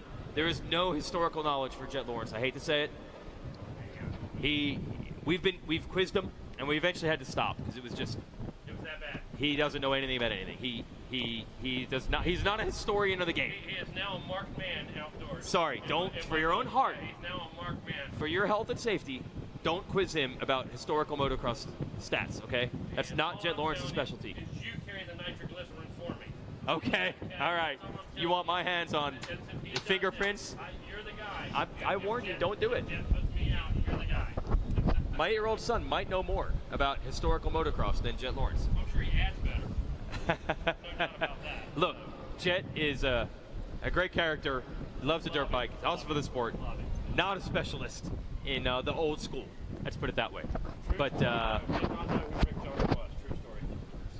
dude, at the Honda headquarters. We were asking one day, and we were like, "Do you know who Jeremy McGrath is?" Don't answer it. Don't answer it. Actually, we don't want to know. We don't want to take the risk that you might say I don't know how good he was. So let's just move on. Yeah. I'll tell you another thing. Well, we're at track maintenance, so we're just wrapping here on Supercross. You know what? You know who's a real winner with all this Eli Tomac, all these race wins? It is getting the Jeremy McGrath win thing back into perspective. Yeah. You know who the big loser is in all of this? Yeah. Chad Reed. He's getting bumped. He's still top 5. Oh, more starts for sure. Chad Reed's got the star style. What does Jet know more about, Lane? Donut shops. Which ones are better? Yeah, he does know that. Which are the better donut shops? Anyway, the McGrath 72 has been a hot topic. I mean, it gets brought up on every television show, and it's reminding you, like, dude, these guys are not even close. Like, he's almost 50%. 50% more. Mark, I said it here. It lives forever. I mean, James Stewart, unreal. Second on the list is almost 50% off. Listen, nobody will have that's unreal. 10 seasons. No, okay. No, that's crazy. Yeah. Okay. Yep. At the peak of their game. Yeah. To join that list. No. Without question. Well, let's put it this way: Tomac would have to race next year, and basically have a perfect rest of this season and next season to try to catch McGrath. Can you dig that? He has to win, like 25 more races. Right. Okay. And now I'm making myself think about this. How many historical records in a sport does the number one on the list is like 40% more than second? I mean, that is crazy, dude. Right. Jeremy McGrath, 72 wins. Right. Shout out to the king. And Super Bowl rings? No, not the king. no, and our guy Megawatt, this is what I love. When McGrath shows up at a race, he only refers to him as king. He just never says his name. You looking good, King? King, I wanted to ask you this. That's his name. That's respect. You refer to, yes, I love it. He's just king. Listen, the man is royalty, and I treat him as such. Yeah, he is royalty. He's treated as royalty. I love it. You just call him king. Never called him Jeremy or MC one time. Good to see you, King. Has to respect its due. Looking good, King. I love it, man. All right, we're almost done with track maintenance here. 14th annual Ricky Carmichael Daytona Supercross. I was telling the boys back at the Racer X camp, speaking of history, this event started with a one-day race and a one-day Ricky Carmichael University. It actually started with the riding school. Yeah, with the riding school. I think we had Emig Stanton and Damon Bradshaw and Carmichael, of course. And the darn entries. Yeah, Jet Lawrence, letting you know they were good racers back in their time. And I think the entries, first race, or I'd say about 2-3 years, took a while for everybody to get a feel if they wanted to do this race or not. Then the entries started really blowing up, so we moved it to a 2-day, and then threw in the vintage thing as well. The vintage thing is good because a lot of these kids want to go to Texas and race the JS7 Sprint Classic, so we don't want to extend it to a 3-day event. I think that's why. And it's good to get the vintage bikes out here as well, and the ATV motocross. Got to hang out with Chad Wienen a little bit today. So I was, all the guys. Oh yeah. Joel Hetrick, and since I was here with my kid, I was talking to Chad Wienen, and he's like, "Yeah, man, I didn't race growing up." Hilariously, Chad Wienen, the 8-time ATV champ, said he went to a local track when he was a teenager with a couple buddies, and they're like, "Hey, man, we should try this." And then he got all the way to the top. And then his sponsor, SSI Decals, was also the other guy that like checked out that race that day, and they basically went all the way to the top together. Yeah, they helped each other out. You know, they were old enough where they didn't have to have their parents help pay for stuff. But as far as getting to the races and wrenching, and they did it together, and there they are, 8-time champ. Yeah. That is pretty good there. Cool story there from Chad Wienen on the ATV motocross side. Another pretty safe title. Yeah. Well, I want to say this. I like Chad. Yeah. Cool guy. But he is tied with Gary Denton. Yeah. If Chad Wienen tries to get that 9th title, I might run on the track and cross block him. Chad's going to be tough to beat Chad. Yeah, it's gonna be. Well, he's tied with Denton, dude. Right. That's cool, but Denton was my guy growing up. So if you try to take the Chino, you can tie him. I'm cool with it. If you try to take the Chino Chargers record, Chad Wienen, there might be a spectator running out on the track. Chino Charger.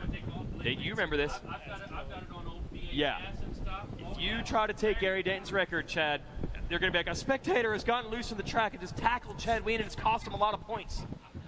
Just saying, man. Win all the races you want, but to take the record away from Gary Denton, wow. How about I'm watching the 84 Super Bowl? Yeah, they had the quad race at intermission. Yes. And guess who had the brief lead temporarily?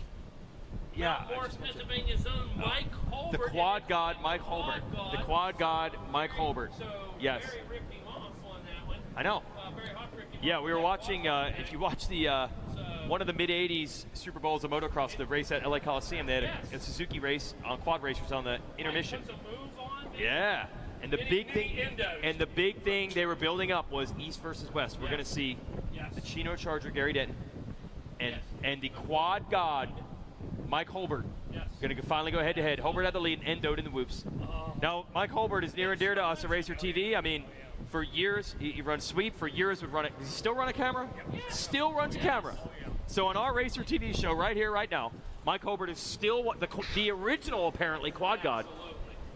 So he will ride out to a point, whip the camera out of the backpack, and give you your shots right here on RacerTV.com. Yep, battling the Chino Charger back in the day. Yeah, yep, it was looking good. Yep, the quad god. And we'll have the quad gods out here tomorrow with the opening round, the ATV Supercross at Daytona. And that'll be a fun one to watch. Always a pivotal round. We've seen that race kind of set the tone. I mean, Joel Hetrick was practically cursed at this thing for years, He finally got it done last year and then goes on to win the title. It was Wienen that struggled here last year. Yep. That cost him dearly. That race is the very definition of you can't win the title in the first round, but you can definitely lose it. If Joel Hetrick's back at the motorhome listening right now, he's shaking his head. He's like, yeah, he knows. He knows. Yep. All right, track maintenance almost complete here at Daytona as we get ready. And we'll send more little bikes back out here as we close it on 5 o'clock. We did not change the clocks this year, so we have a little less daylight. Some years, just to torture our staff, if you're going to pick, if you're going to pick one Saturday where you don't want to lose an hour of sleep, it's the one where you have a professional Supercross at night and an amateur Supercross that starts at daylight the next morning. That is the one day. Like, if I got to trudge to the airport and I got 1 hour of sleep instead of 2, what's the difference? I'm going to sleep on the plane, and I'll sleep when I get home. But this track crew, what they've gone through with the daylight savings time, where we lose 1 hour when they got to work overnight. But this year and last year, I think we've been spared. We will not change clocks until next weekend. Yeah, because that day after lasts 5 to 7. And I mean 5 a.m. to 7 p.m. Oh, yeah. Yeah, that next day is a full-on work day for everybody involved in this event. Yep. And everybody wants to flex on that they were here. Everybody wants to flex on you saw me out here at 1 a.m. on Saturday night, and you saw me here when daylight broke on Sunday. Everybody wants to say that. Everybody wants to pitch in. Nobody wants to be the lazy one. So then everybody's losing that hour of sleep. Yeah. So luckily we had some mercy, but that means we have a little less daylight to work with today because the sun will set. Yeah, we got to give to get. Yeah, exactly. And then I know what everybody's saying. Can we just stop the darn changing? Can we just, when we get to next Saturday, set it and rip off the knob. Lock it in. Set it and forget it. Lock it in and rip off the knob. I don't even know. It's going through Congress or something. I've heard it's official and it's not. I don't know where it's at. I don't know, man. I've heard conflicting reports. All right, Lane. I'm gonna throw your headset over here to Megawatt. Who wants in? Or Mikey, you want in? Who wants in? Okay, let's do it. All right, we're bringing Mikey Waynes in. You can still sit in the chair. Go ahead. I don't know how I follow Fastlane. Yeah. The insights. I mean, the man, and between the four of us, he's the only one that's raced the track today, okay? Well, that's why, I don't want people to think I brought my son in here. Yeah, I didn't bring him in because I'm like, hey, check out my son's announcing skills. I was trying to get a rider in here to tell us what the track is like. Don't be humble. Here's the thing. Father-son moment that was killer. And whoever out there can't appreciate that. Yeah, but it's not my personal playground. It's not about that. It's not about that. That's all right. I mean, I'm going to say it for you. If I want, I'll have Adam Gordon send me a video file at home, and I'll do the home studio for my own personal enjoyment. That'll work. Here we are, yeah. Track maintenance is over, and we are underway with our next class.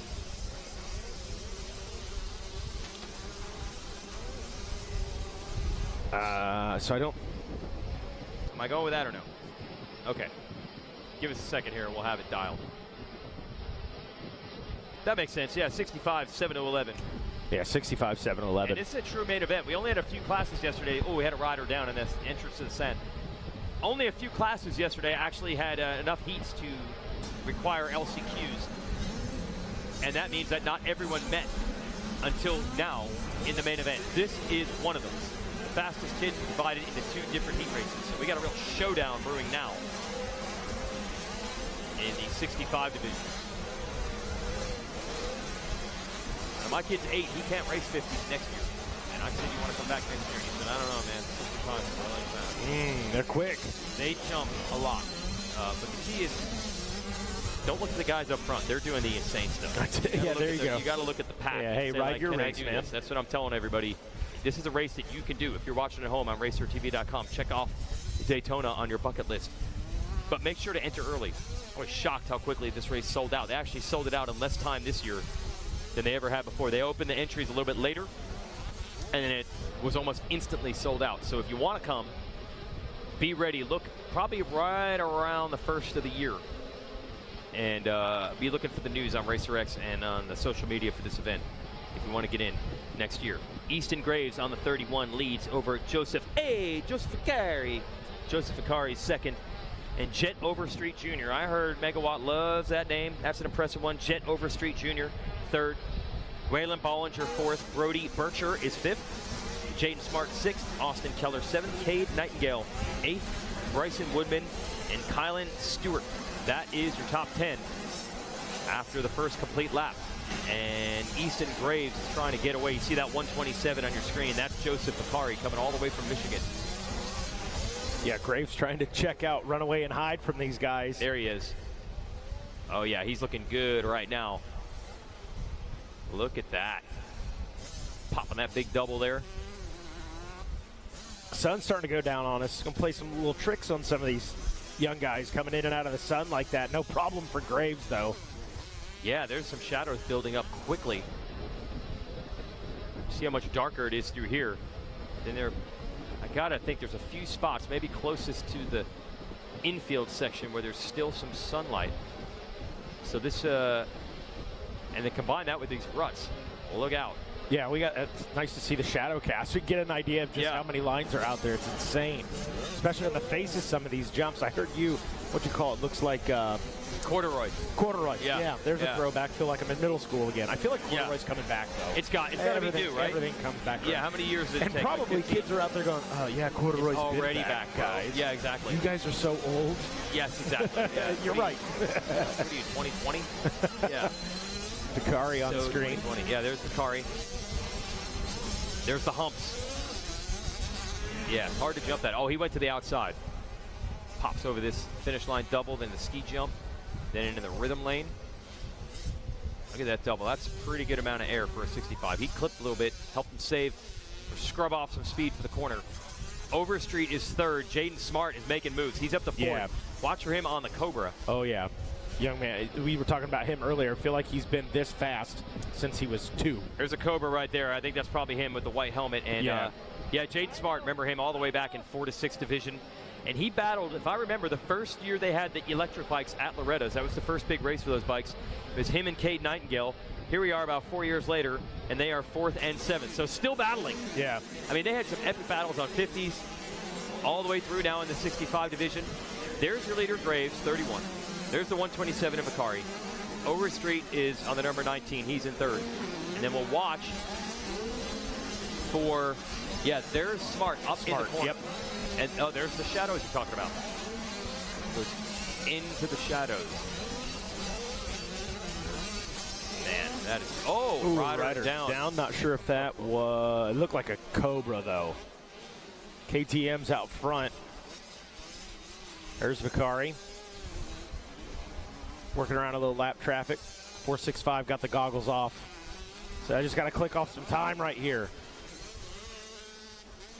You're paid for those things, son. Don't throw them into the infield. He's going to do that whole moto with the goggles on the bar. That's the way I would recommend it. Jaden Smart on the move, up in 3rd. That's right. Now coming from the back, the fast movers. Christian Tursky and Eden Steinbrecher. Man, Steinbrecher is one of the rippers out here, but he has been done in by his starts in a bunch of the motos this year.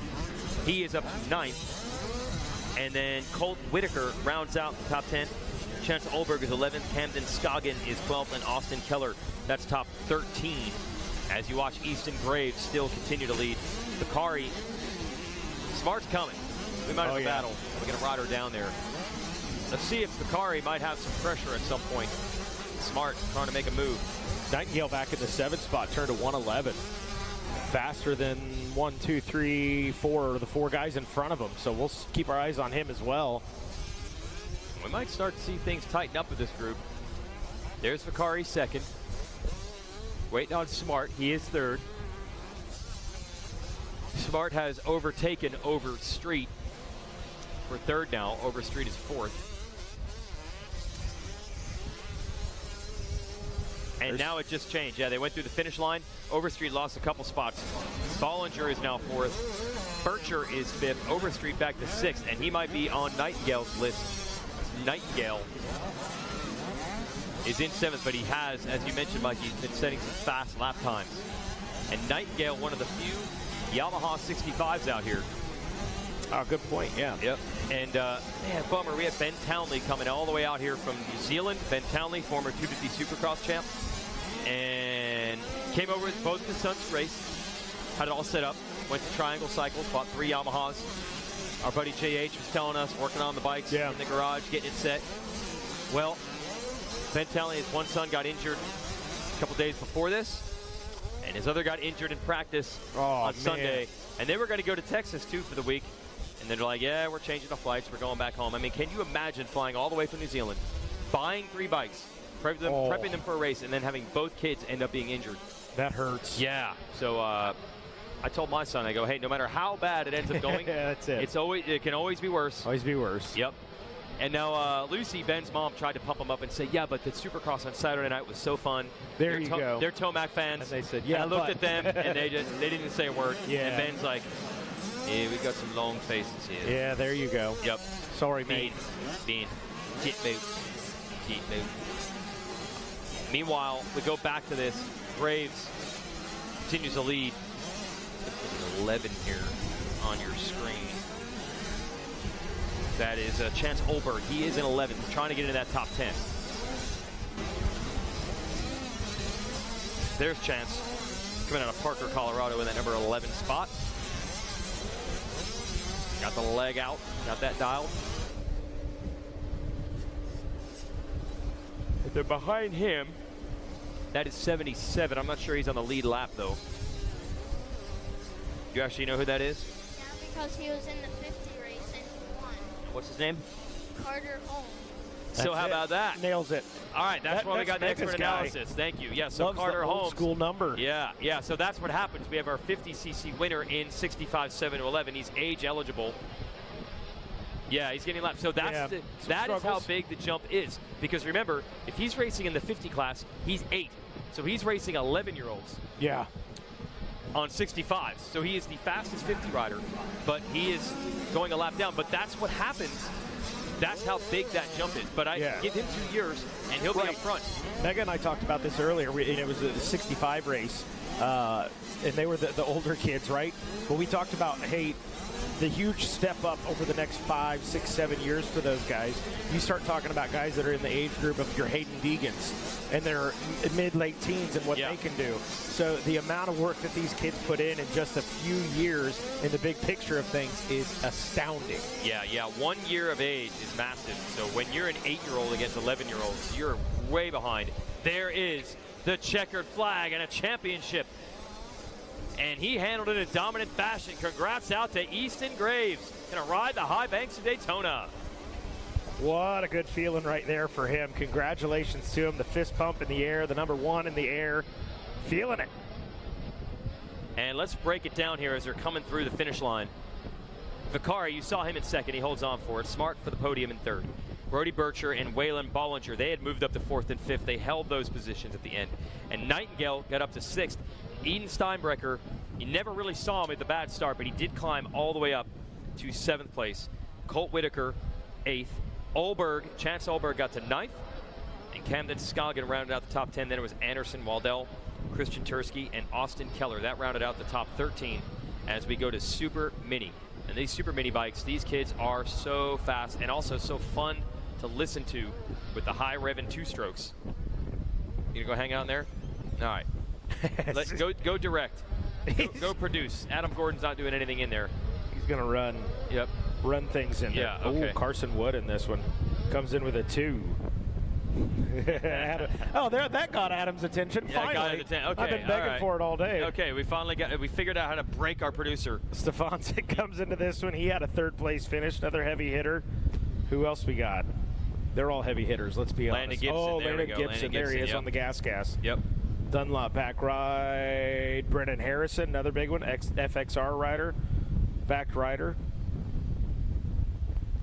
I have not stepped up at the time. This is the first time I've seen we now have the announcer's tablet, the announcer's iPad. Well, this is thanks to the scoring folks. I mean, that's great. Yeah, Jim hooked us up. Well, I mean, this used to be 80 pages of printouts. You want to hear a funny story about this? Last year was where he presented this to us. Really? And the old guys, Mega and Rodney and everybody, yeah. oh, I need the printed sheets. Nice. So he looks over at me and he goes, you're younger and newer. Can you? I said, yeah, let's do this. Mikey Waynes, the next generation. We're pushing it forward. I like it. Listen, the 2 new guys at GNCC, they're in their early 20s. So I'm now no longer the young, but how old are you, Weech? NA, not available. Not available. 44. Okay, you got me by a few. 44. 37. I know. I'm low man on the totem pole for outdoors. So hey, but I want to talk about our new announcers later. That's our apprentice program paying dividends. We'll talk about that in a little bit. I was really proud when I watched round 1. All right, we are underway here in Super Mini. Yeah, we got some new announcers coming to the ranks. I want to talk about that. Our buddy Jackie Legs. He's in the booth on Racer TV. Yeah, buddy. It's great to see that at round 1. I was really happy. That's right. I forgot about the Jackie Legs thing. Jackie Legs. That makes me happy. Yep. I have to bring that back up. He's like, oh, crap. Yeah, he didn't want that. Super Mini underway here. Yeah. Give me the announcer screen. You want the announcer screen? Yeah, you got to teach me. I got you. My bad. Your ways, Mike. All right, you go back, you hit the announcer tab, and we're going to go to race, what is this, 32, Super Mini 2. Hit the back button. Oh, you couldn't function it earlier. Yeah. That is Nicholas Stefanik in the lead on the 87, but battle on our hands. And we said it. We knew it was going to happen. The 723 Landon Gibson is on the move. Trying to take the lead here. Oh, good job. Got stood up. Great defense. You want to lead a lap with Daytona. Oh, that's going to be yeah, buddy. Right down to the transponder. That'll be down to the 10. So who led that one? Landon Gibson trying to take over the lead. Around the outside. Oh, this is spectacular action here in Super Mini. Going for it. Both riders doing a great job working the track. Little follow the leader right there, but it ain't going to last long. Ducks to the inside. Little dab cost him some time. So Nicholas Stefancic was putting up the fight, but now Landon Gibson going to try to get away with it. But that was a good about half a lap battle. Good defense by Stefancic. Then it's Milliken, Getz, and Riley. And they're skimming the whoops. Landon Gibson is skimming the whoops. And you're not seeing much of that. Humphrey was on it. Yeah, Kalana Humphreys skimming as well. So watch for Kalana Humphreys in 6th right now, behind Riley on the number 48. I'll give you the top 10. It's Landon Gibson, Nicholas Stefancic, Carson Milliken, Jonathan Getz 4th. Hey, Jonathan Getz. Jaden Riley 5th. Gabagool. We mentioned Kalana Humphrey. He's now actually 4th. He's gotten around Getz. Then it's Riley, Carson Wood, 7th, Aiden Bailey, Tavin Crudop, and Caden West. That is your top 10. So some fast movers. See the Kawasaki at the top of your screen right there. That is Carson Wood. Watch for him. He just ran a 1:04. That's a little bit quicker than both Getz and Riley, who are in front of him. Right now, Carson Wood in 7th place. There's your leader, Landon Gibson, on the gas. See how he does right here, Weege. Yeah, he's skimming. Stefancic picking up on it. He is riding well. Monkey see, monkey do, man. Anything you can do, I can do better. I'm at least going to give it a shot. Yep, well, I'm impressed. I mean, look, he fought him off for a little bit. He's trying to keep him in sight. I believe he's on that Rides Unlimited Rocky Mountain ATV MC team. And they keep doing that. They keep finding these kids. Nate Thrasher came up through that team and now is a Supercross winner. So this is what they like to do. Take maybe a little lesser known rider and put it together on this Rocky Mountain ATV MC machine. It's our old buddy out of Chicago, Greg Geisler, spinning the hits with our 2nd place rider. Kalana Humphreys up to 3rd. You saw that coming in the whoops. He's on the move. Yeah. Yeah, we saw that first lap or 2nd lap around. Really had a good rhythm through there, and he was one of the only riders outside of Gibson that was willing to risk it, and it pays off for him, making up some time. He might make up more. He's in 3rd. There is Humphrey on your screen, 3rd place. And watch out also for the 67 of Carson Milliken. Here we are in the whoops. Let's see if Stefancic can hold on to this, because they're coming. There is 3rd, Kalana Humphrey. There is Milliken 4th. Jonathan Getz. And I think we're going to see Carson Wood on the Kawasaki up in this group before long as well. Yeah, Wood's still going. He's faster than the guy in front of him last lap around a 103.4. And Jaden Riley turned a 104.4. So let's see what it is here. Where you at, Carson Wood? Check into the finish. Ooh, might have lost a little time, actually. And matter of fact, Carson Wood, some troubles. Oh, he's dropping. Bailey, didn't come Kutrip, through. West, Pierce, all in. No signs of Carson Wood. Didn't see a yellow flag. As the end of that charge. Tough break for him. Kawasaki man. as Landon Gibson tries to get away again. He has been blazing fast these last 2 days, and he's trying to get it with a very coveted Super Mini Championship. Hats off to Landon Gibson as well out front, man. A 4.5 second lead in this one, 4 laps into it. The gas ride out of Georgia. Got that clean air and he's enjoying it. There, we found him finally, Carson There Wood. he is. What are you seeing? Oh, yeah, our man Mitch Kendrick patrolling the infield, shooting photos for RCSX. Those guys were hanging out in the sand at the GNCC yesterday. There we go. Watching Carson Wood right here on the move, trying to make something happen. Yeah, so not a great start we found for him, but not where he wants to be now. No. He's 16th place, so he was in 7th, then he fell, I would imagine. And Carson Wood is going to say, yeah, but I rode well. Don't look at the result. Don't look at the result. Super Mini 13 to 16. These are the, well, they were 105s for a while. They're actually a little bit bigger than that now. Dads are at home saying, don't you know what it is? Come on, man. It's like 112.3 or something, or maybe it's even bigger than that now. Get it right. Yeah, exactly. As you watch Carson Wood come through, back to our leaders. Stefansik's holding Humphrey back. So Kalana Humphrey gonna have to dig if he wants second. And you can't get first, got to put yourself in position for it. Humphrey at least like to get to that runner-up spot and then hope for a mistake from Gibson, who is just flying right now. Yeah, I think, Humphrey got him. Humphrey got around him. He did now. Yeah, he did. Yeah. Yep, he's got him now. Now he has the hard chore of making up 5 seconds somewhere. All right. Not a whole lot of time to do it. If the mistake happens, he's in the position to capitalize. That's it. Looking at the lap time, though, 103.9. Only rider of the 103s. That's our leader, Landon Gibson. And he was out here on press day on Friday for the pros. Let's check it out. He's got great support, of course, from the group, as we call it, the KTM Gas Husqvarna people. So he was down there just seeing how the big show works. He'll be there before you know it. Might only be 2 years away, the way some of these kids progress. Could be a B year, then a A year, and maybe you see him in Supercross Futures or something like that. And he's big enough for a 125. Oh, yeah. There he decided is. Yeah, I think he rides at or races at some spots. I don't think he's doing it this weekend. I mean, he's definitely tall enough. I mean, he towers over his team manager, I can tell you that. Towers over Daniel Blair. I didn't mean to laugh, Daniel. Yeah. Sorry, buddy. If Blair, if Gibson I'm not much taller than him, let's be honest. Gibson messes up, Blair's like, don't make me come up there. Don't make me come up there. Where the air is thin. Yeah, nothing to yell at him for here, though. This is exactly how they would have drawn it up. Gibson is hauling the mail, and he's pulled clear. Kalana Humphrey back there in the number 2 spot. Humphrey must have heard us. He went into the 103s. Wow. But then Gibson went into the 102s. Look at them skim these whoops. Yeah, you might be right. Hey, Gibson might be ready to shake some things up. Absolutely. Here in the next couple of years. Yep. Yeah, you know Supercross, full Supercross, is in the not-too-distant future for him. And another lap down here in this Super Mini main with Humphrey and Stefansic in 2nd and 3rd. Then it's Getz, Milliken, Riley, Bailey, crew top. 9th place is Caden West, and Brody Barth rounds out the top 10. Back to Stefansic. Great job on the podium.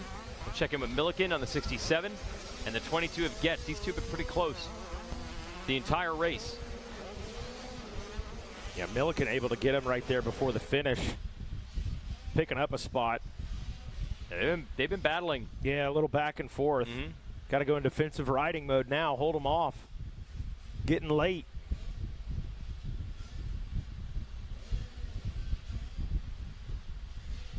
Gibson. Carson Wood. Carson Wood coming across. Sorry about that. Go ahead. You're fine. Yep. Okay, I was going to say, just a late turn to 102.3. Humphrey right behind him on 102.7. So that gap's still 6 seconds, 6.294. So still pretty good gap, but got to hand it to Humphrey. He's not quitting. Like to Mega's point earlier, he said, I love to see these guys. Hey, I might be 6, 7, 8, 10 seconds back. I want to see you charge hard to the finish. Give yourself a good takeaway. You had a good ride. You're going to, well, let's not count our chickens for the hatch. Knock on wood. He's running second right now, but you want to come away with something positive. If you're not able to get up in the fight for a win, carry something motivational away from it.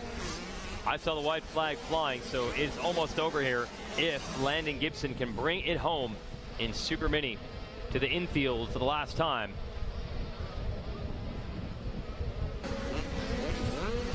Yeah, great ride here.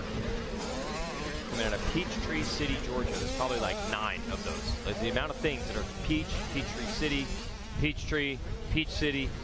I mean, they're not very creative with the street or town names there in Georgia. Just throw peach in it. Just somewhere. throw peach in it. That's yeah. it. Yeah. Well, they got a peach right here. Like that. I the see gas there. White flag is waving. We're going to switch it to a checkered, and we're going to hand out a #1 plate. Your Super Mini champion is Landon Gibson here at Daytona. He's doing the burnout. There you go. There you go. Burn it down. Beautiful.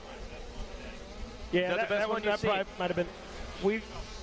Okay. Yeah, Landon Gibson, soak that up. You won at the World Center of Racing. Got the burnout for good measure. Got the media coverage. There you go. Do it for the gram, buddy. That is great. Kalana Humphrey ends up second. Stefancic held on for third. Carson Milliken and Jonathan Getz round out the top 5. He's looking for every photo he can get. Yeah, look at that confidence. He's telling Davey Coombs right now, put me on the cover. Put me on the cover of the Racer X, yeah, buddy. Do it. Love it. Love the confidence by him. We got 4 to go, or actually 3 to go, because this is the main event. 85, 10 to 12. Vet 30, 250C. That's going to round out our racing here. So we're back for the 15th annual event next year, which I will be back with a 65 for some racing, correct? Don't know about that. Don't know about that. We'll see. All right, so we got revs up and gate down. 85. 10 to 12 limited. These are stock-ish bikes. There's a few modifications you can make. And first turn carnage there. One rider down, a lot of riders off the side of the racetrack.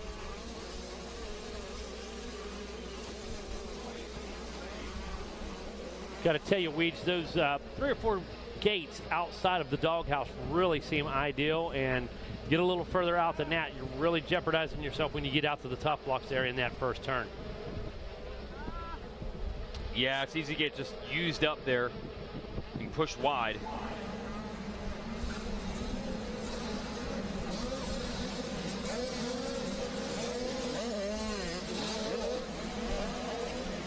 Right now, here comes that battle. Right at us through the whoops. Not seeing any skimming with this group. No, a little bit smaller absolutely bikes. not. Wyatt Duff Wheel on the size. move right now. Looks like Geik may be there. Let's see. Man, is Geik already on an 85? I think that might be. I might be wrong. All right, here we go. Oh, wheel-to-wheel combat. Wyatt Duff. With 1 lap in the books, Tace Morgan, Wyatt Duff. That is Sawyer Geik back there in third. So. I cannot believe that. I remember him on a Cobra. Right. Not that long ago. And sending it. Oh, yeah. So now they're on 85s. 85, 10 to 12 limited. Tace Morgan. Yeah, out front leading the way. Wyatt Duff in that number 2 ride. Sawyer Geik in the 3rd position. Monahan, look at that. He's got another good ride going. Been relevant all weekend. McCarty in the number 5 position. And Brandon Comerford trying to work his way up there. But look at Craig Lowe. Craig Lowe sitting in that number 7 spot. Barker in the 8th. KK DePino in that number 9 spot. 10th. P-Tac rounding it out for us. But look at this. Here comes the move right now by the 444 machine. Yep, that's Wyatt Duff trying to make it. I mean, look, he was battling for second hard. He knows how to make passes. He's going to try to go for the lead. Whoa. Can Tace Morgan hold him off? This is where Duff made the move in the previous lap, and he does it again. Wyatt Duff in the lead. Yeah, great setup right there. He knew last lap he just couldn't make it. Said he knew he was going to set him up, close the gap where he could pull the trigger. You know, you getting up there and making the move are 2 different things, Weege. You know, closing the gap, but making the move, absolutely 2 different things. He set him up, like you said, the lap before, knew what he was going to do. Was able to close the distance, but you're not going to get rid of Morgan that easy. Wyatt Duff out of Lexington, Kentucky. Can he get away from Tace Morgan? Morgan's pacing him right now to go to the infield, hoping to pick up on some of the lines. Oh, we got a rider down. That'll tighten things up even a little more because they all got to feed into the same line on the track. Maybe the whoops are going to tell the story. Can Duff on the 444 get away from Tace Morgan on that 810. Here we go. Duff gets a good drive, has a good. Whoa, Case is just a bit there, and look at that. Morgan triples out. So saving himself a jump right there, but it doesn't make up any time for him. The real estate looks just about the same. And maybe Duff has opened up maybe one more bike length since the last lap, but just about the same gap. Sawyer Guy continues to run third. In fourth, we've got Chase Moynihan, Jackson McCarty fifth, Braden Comerford is sixth, Brayton Craiglow seventh, Emmett Baker eighth, Kiki DePino is ninth, Steele Kelly rounding out the top 10. And that is absolutely not our friend Kevin Kelly. He's never been called Steele. No. Would never be called by no Steele. means. By no means. No. He's like paper at best. He's like melted candle wax. That's about. Oh, it just gets better. There's no steel. It just Kevin gets Kelly, better. Our announcer buddy. No shape there. No, not at all. Gosh, he had a good one. Our buddy Wes Kane likes to say it's like sticking your finger in a light socket. Oh yes. We were talking about some of the older guys out here. They're like they were racing when they were like it's like sticking your finger in a candle. Oh no. Yeah, that's good. Exactly. Here we go late in the day. Most of the shadow's now completely over the track. Sun going down right behind the grandstands there. So pretty much most of the track now in the shadow. So that's actually an advantage. Cooling things down just a touch makes the visibility a bit easier. And what are you laughing about right now? It's like sticking your finger in a candle. He's like, yeah, Karsten and Crew have been battling so long. It was pre-electricity. Pre-electricity, and the term, dude. it's like sticking your finger in a light socket, had not yet been invented. Oh, I love it. Gosh. Duff trying to stretch it.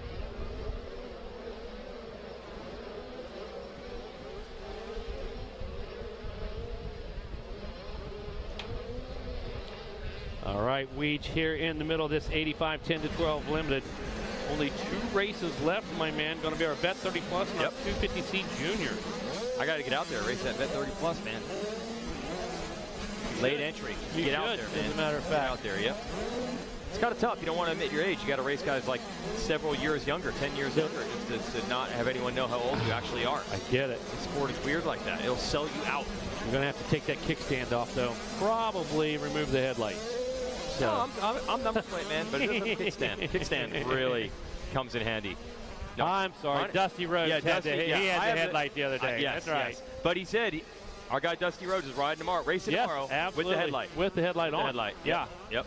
I did it back in the day. He knows it's coming. I rode High Point with the headlight. Right on. Never lived it down. Yes. Never lived remember, it down. yeah. On the WR. I was part of that. from you. Yeah, I bought that WR from you. I was part, and that one lasted. I was part of that.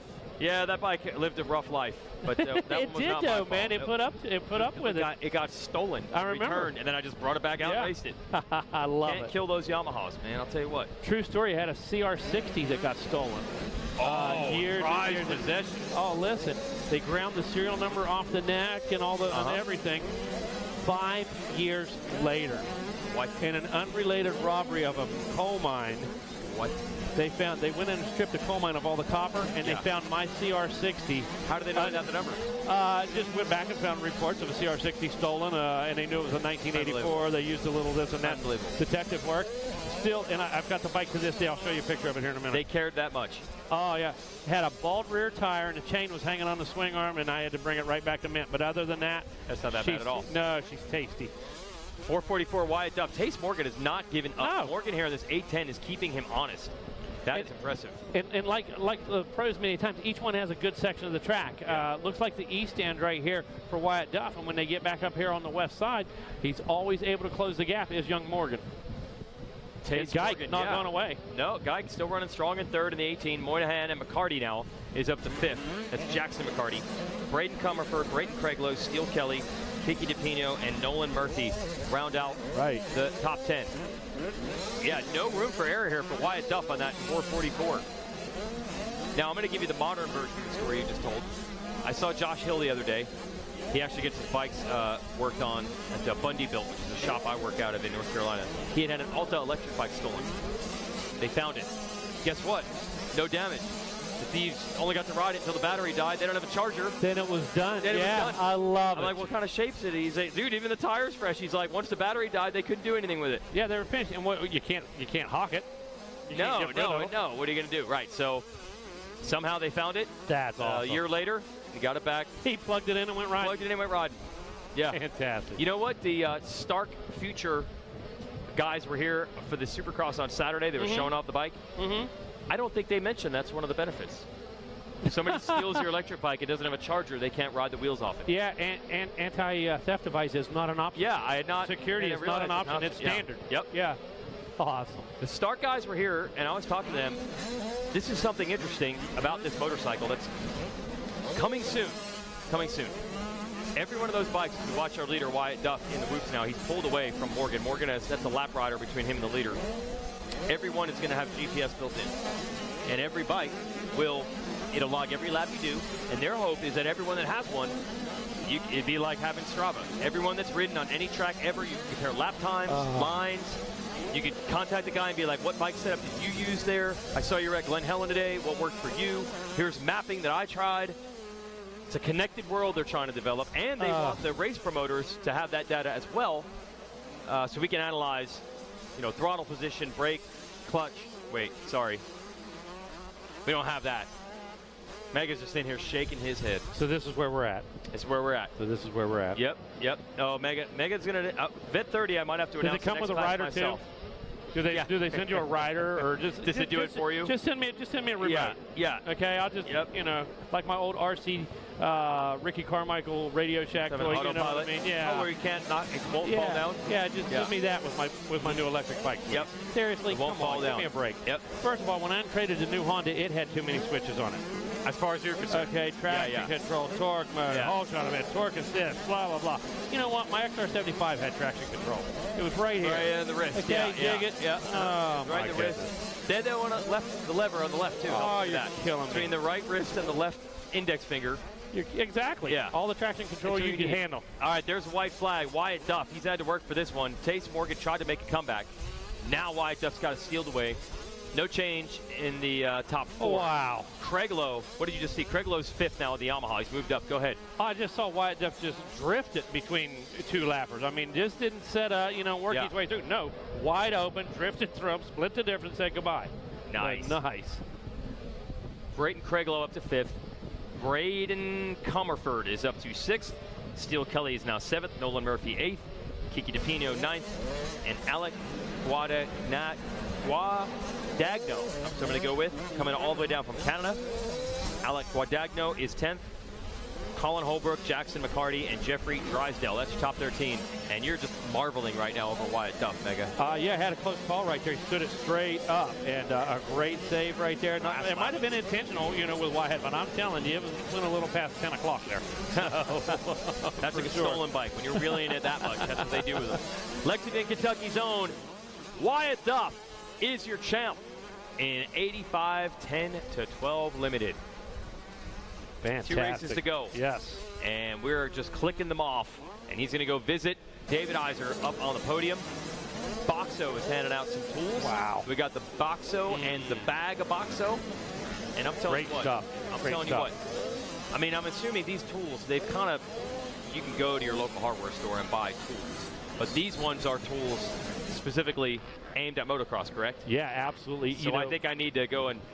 Oh, I know you need to. Yes. You need a moto box. Yeah, Yes. you need. It comes with safety wire pliers. It comes with axle wrenches that are reversible, so you can use the front and rear with just one wrench. Okay, Wow. 2 sizes in one. Wow. Again, when you grab that ratchet, it's got a contoured handle, fine tooth, so you don't have that click, click, click. Yeah. Really? Yeah, man. All right, precision like a Swiss watch. Boxo, bro. I remember you at Loretta's. You were looking, you were thinking, and then you pulled out the credit card. Ended up with a box. So that's all I can say. Here we go. Vet 30 underway. Wow, good job through that first turn. I thought we were going to have two riders knock each other down there. Nope, no such thing.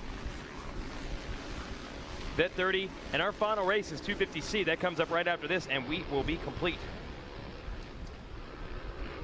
Is that Tony out front? Get a better look here. No, that's a red bike. My bad. I'm trying. Couple riders down on Crescent Beach. A1A on this track. Mike Alessi out front. Why did I even bother looking? Exactly. To be quite honest with you, I forgot he was in this. I should have just known. He will get the whole shot, and he will pull away.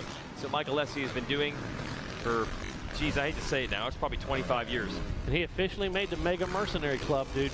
Really? Absolutely, he's a Moto Mercenary now. He goes in the books with Fred Andrews, Tom Carson, guys like that, Barry Karsten, Jojo Keller. Okay, those guys were Moto Mercenaries. They go race anywhere, anytime. Show me the money. Okay, for sure. I like it. And all these years later, congratulations, Mike, you made it. Getting in the Moto Mercenary Club for Megawatt, that is one of the highest honors. You better believe it. Sport, yeah. I don't take that one lightly. No, Mike. I mean, look. Been there, done that, bro. Yeah. Okay. Yep. And listen, we had our differences in the day. That's what I'm saying. He had to climb out of a hole. Absolutely. Oh, yeah. And TA went from negative value to he's got the highest stock on my book right now. I love the guy. Absolutely. Great guy. TA's a magic man when it comes to build motorcycles, race strategy, and all that. He's got it dialed. And finding talent. Yep. He can do it. Yep. For sure. It's Dakota Kessler on the 449 you're watching in second place. It's the son of Mickey Kessler, a legend out of New Jersey. And Mercer on the 181 right here is third behind Kessler and Alessi. And Kessler Sr. is part of the Mercenary Club. Mickey. You're going to say that? Absolutely. That guy lives. Mickey quick. Believe it. Show up in a big pickup truck, a van, 2-gallon gas can for the day. Seriously, man. And would make it happen with duct tape around the boots. Yep. Okay. Yep. For sure. And that's when men were men. Mickey was a 500 specialist. That's where he could run a 250 well. Yes. Back in the day, they had some 125 top 10s, but 500 is really where he made his money. Yeah, and you talk about, it's not funny. You know, these guys, a lot of them didn't race motorcycles till they were 16, 17. These guys have had a career today. They've been on the bike since they were 2, been racing since they were 4.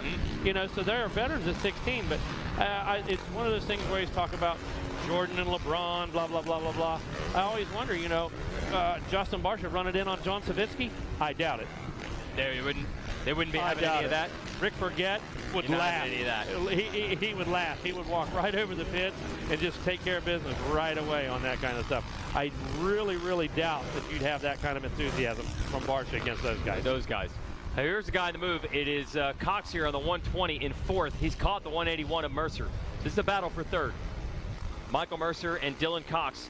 Alec Forte is behind them in 5th. So this is our closest fight with Kessler and Mike Alessi out front. Yep. And Mercer, let me tell you about that guy right now. He's going to run the same lap time here for about 3 or 4 laps, and I believe he's going to pick it up just a bit. He's always stronger at the end of the race. Oh, okay. Absolutely. He might be doing it right now, trying to get away. Well, there we go. Yep. Yeah.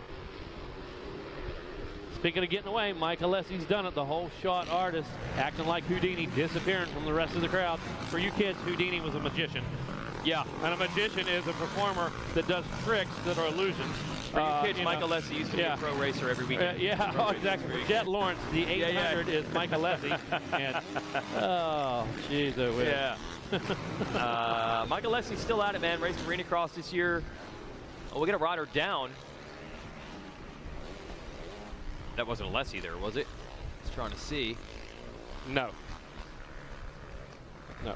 It was. I didn't think great camera work, boys. Yeah, I didn't great camera work there on Racer TV. That was Mike Alessi over the falls. And now he's got the no visor, got the bullet head.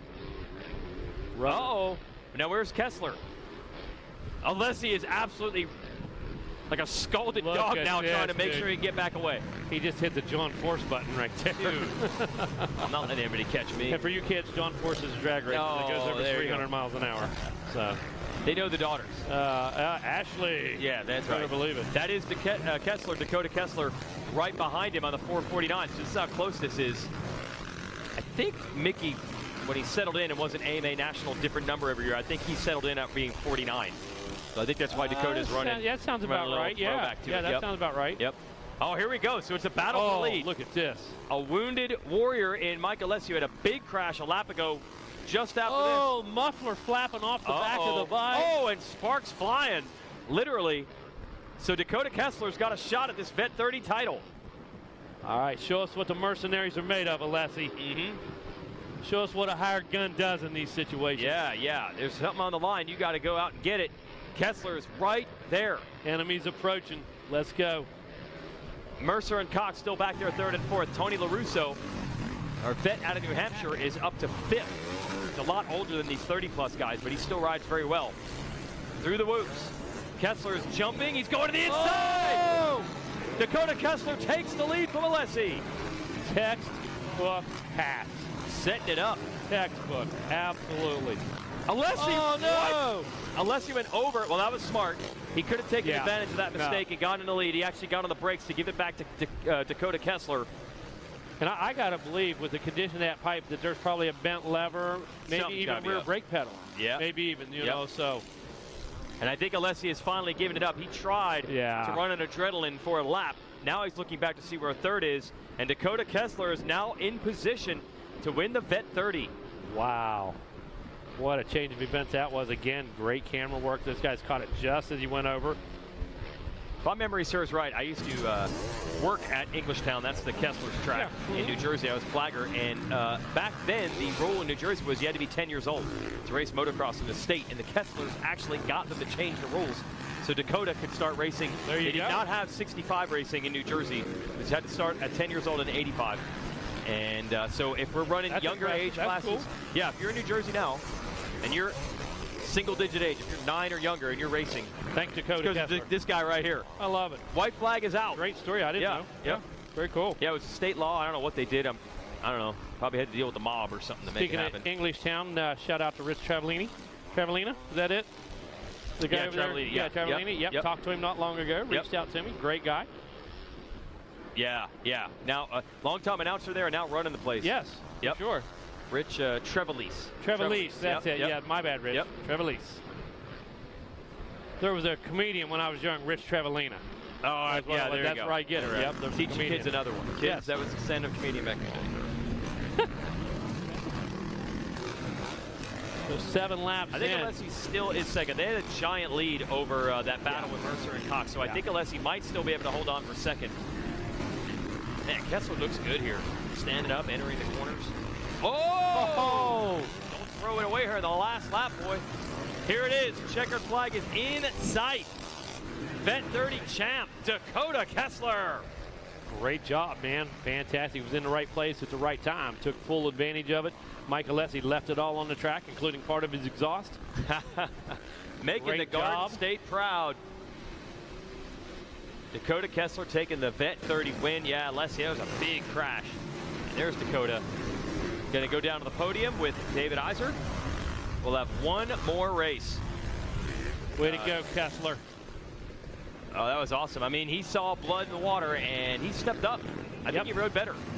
Absolutely, I agree. Alessi went down. I agree. And you see the KPS logos. That's Kessler Pro Suspension. His dad is good at setting up suspension as he was at riding a motorcycle. So they got that thing dialed. Had to be. Came out of the sands up there. Stock suspension was crap. So, you know, you had to make it work. Yep. KPS. All right, last race of the day, everybody. 250C. 250C. 12 to 17. 250C Junior. You already called the whole shot in this one, Lane? Stott got the whole shot. All right. Glad you're here, buddy. Whoop. We need Easton Graves to the yellow garage. Oh, the parents of Easton Graves. Sorry, parents of Easton Graves go to the yellow garage. That's our office. Or we call it the Sprint Cup garage back in the day. It's got the old Sprint colors from when they were the NASCAR sponsor here at Daytona. So Easton Graves, we need your parents to our trackside office. We call it the yellow garage. Oh! And it all hang out here in the 250C ranks. Oh, and almost tipped over. They went front wheel to back in that corner. The bad news gave it up. The good news still on 2 wheels. Yeah, so he's going to try to get some revenge here. Making a move, working their way in toward that finish line. Green flag racing. As we work our way through this final race of the day, the sun has set behind the grandstands. Complete shadow across the surface now. Great conditions for the rider. Good visibility. Good. You nailed it, Lane. Here. It was Stott with the whole shot. There it is, dude. This dude's out here calling C-Class without an announcer sheet, knowing he was whole shotting. Dude, how about it? Fastlane had to correct us, yesterday. Yep. Didn't see the leader go down. You know, we're calling second and third place. He's like, your leader's down. Thanks, dude. Briley Stott. Good call, my 8-year-old son, noticing who got the whole shot. I don't even know how you did that. I don't even know how you did that. You were watching him race before, and you remember? You remember the stot in the back of the jersey. That's the number 3 on your screen. Yep, number 3 out of Mill Spring, North Carolina.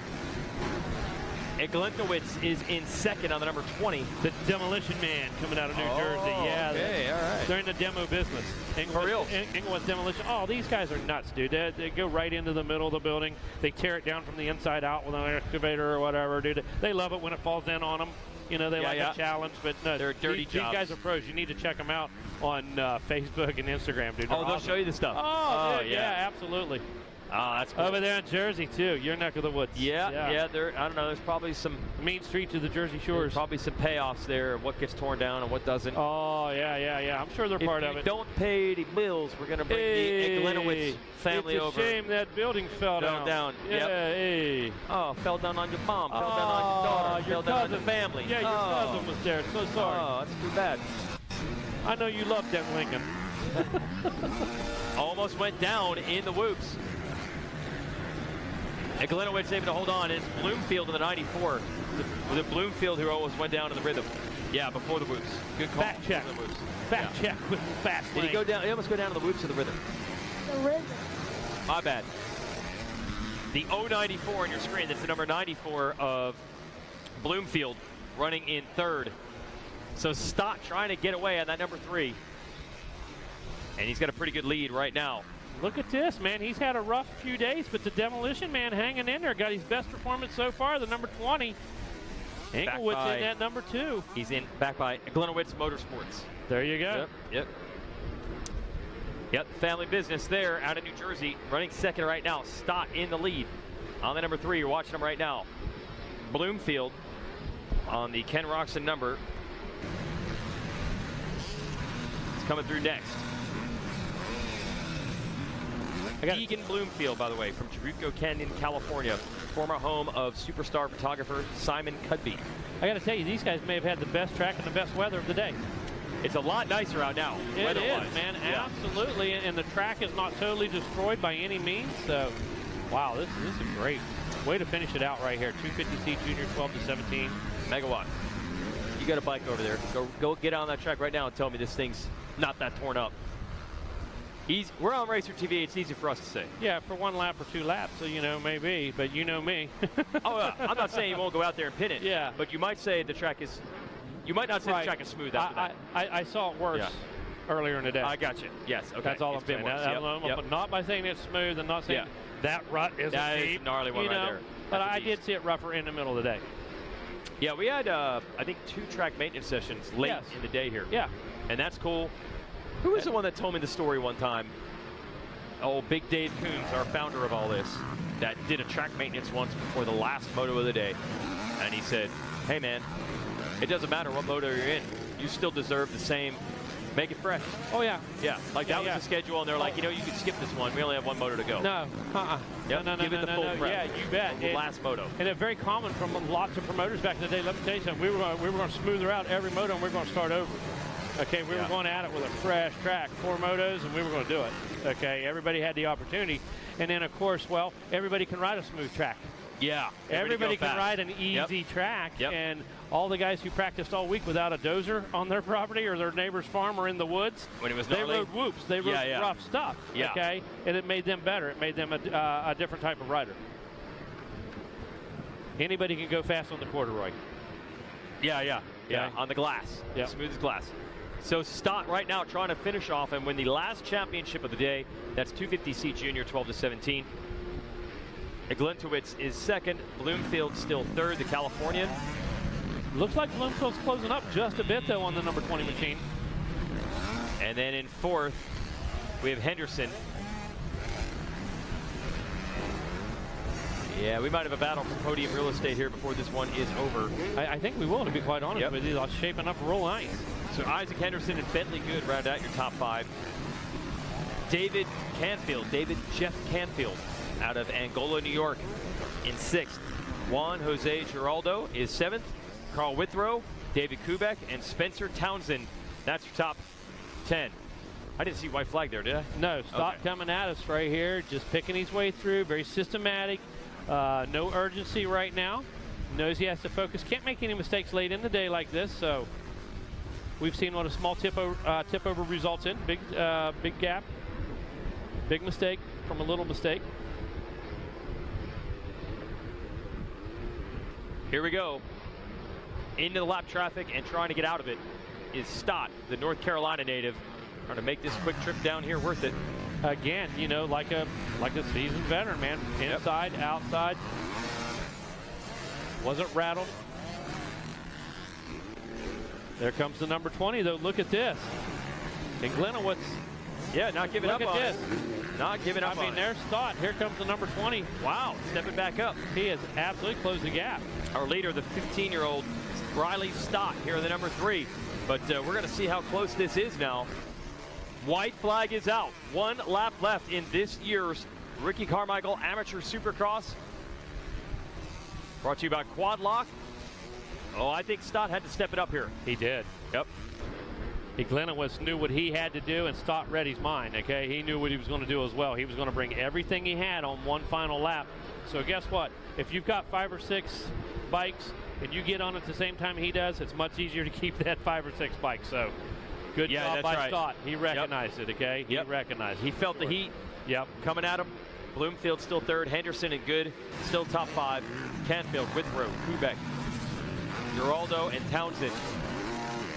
The demo man not giving up. No, Glenowitz on this 20. He's really good on this other side of the track. From the east side, yo, hey, he come from the east side. That's what it is. Or maybe there's some mafioso on the side that are threatening Stott if he wins this race. Nope, didn't work. See some guys in black suits. Yep. We're into the final turn, though, Megawatt. Checkered flag is out, and it's going to be Riley Stott with the win. Yeah, great ride. Oh, and you love to see the appreciation and the respect for what a win here at Daytona means. You bet. And he knew he had the pressure. He immediately gave the thumbs up to Glenowitz, so he knew the pressure was there. Oh, absolutely. And to the credit of Glenowitz, I didn't see a mistake out of him. No. You know, just real estate was there. He just couldn't overcome it from the start. So great ride by both of these guys. But hey, Stott's the champ. That's how that works. That's Can't awesome. take it away. Fantastic. Oh, there's the family going nuts there on the right side. He's headed to the podium with David Iser. Big thanks to Iser for handling all but one podium today. Is that right? Well, that doesn't surprise me. I wanted to shut down the perfect season right off the top. Oh, yeah, didn't even listen. Nope. Didn't even let it bloom. Nope, exactly. No, I was like, I'll handle this one. I love it. I love it. So what do we do now, Megawatt? What do we do? Well, right now we thank everybody for coming. We reflect on what an amazing 2 days of racing we have. We thank Ricky Carmichael, J.H. Lill, Tim Cotter, and the entire MX Sports family is what we do right now for providing us the greatest amateur supercross experience in the world. It does not get any better. Look at that infield right there. There is no more fun place to hang out when it comes to motorsports than this. This is, every once in a while, Cotter will call High Point the country club of motorcross. It absolutely is. This is a country club. If it's not the country club, it is a country club. Absolutely. Yeah. Absolutely. I call it hallowed ground. Yep, myself, no doubt. And that's exactly what it is. Again, I'm not going to give anybody a history lesson right now, but if you only knew Jet Lawrence, what had happened in these stands. He does not. Okay. Really good at riding a motorcycle. 50 years. I know, it's unbelievable. And we will be back next year for 15 years at this. This is the wrap of our 14th annual Ricky Carmichael Amateur Supercross at Daytona, presented by Quad Lock. Big thanks to Monster Energy. All of our announcers, George Jarvis coming in to help out, David Iser on the podium, Mikey Waynes, Megawatt, Matt Watson. I'm Jason Wygant. We'll see you back here next year. Fast Lane. Yeah, and Lane Wygant helped out a little bit. Super spotter. I mean, literally did call some of the names and numbers better than us. Absolutely. Yep. So thanks for watching, everybody. We will be back here next year, hopefully with you in person from Daytona.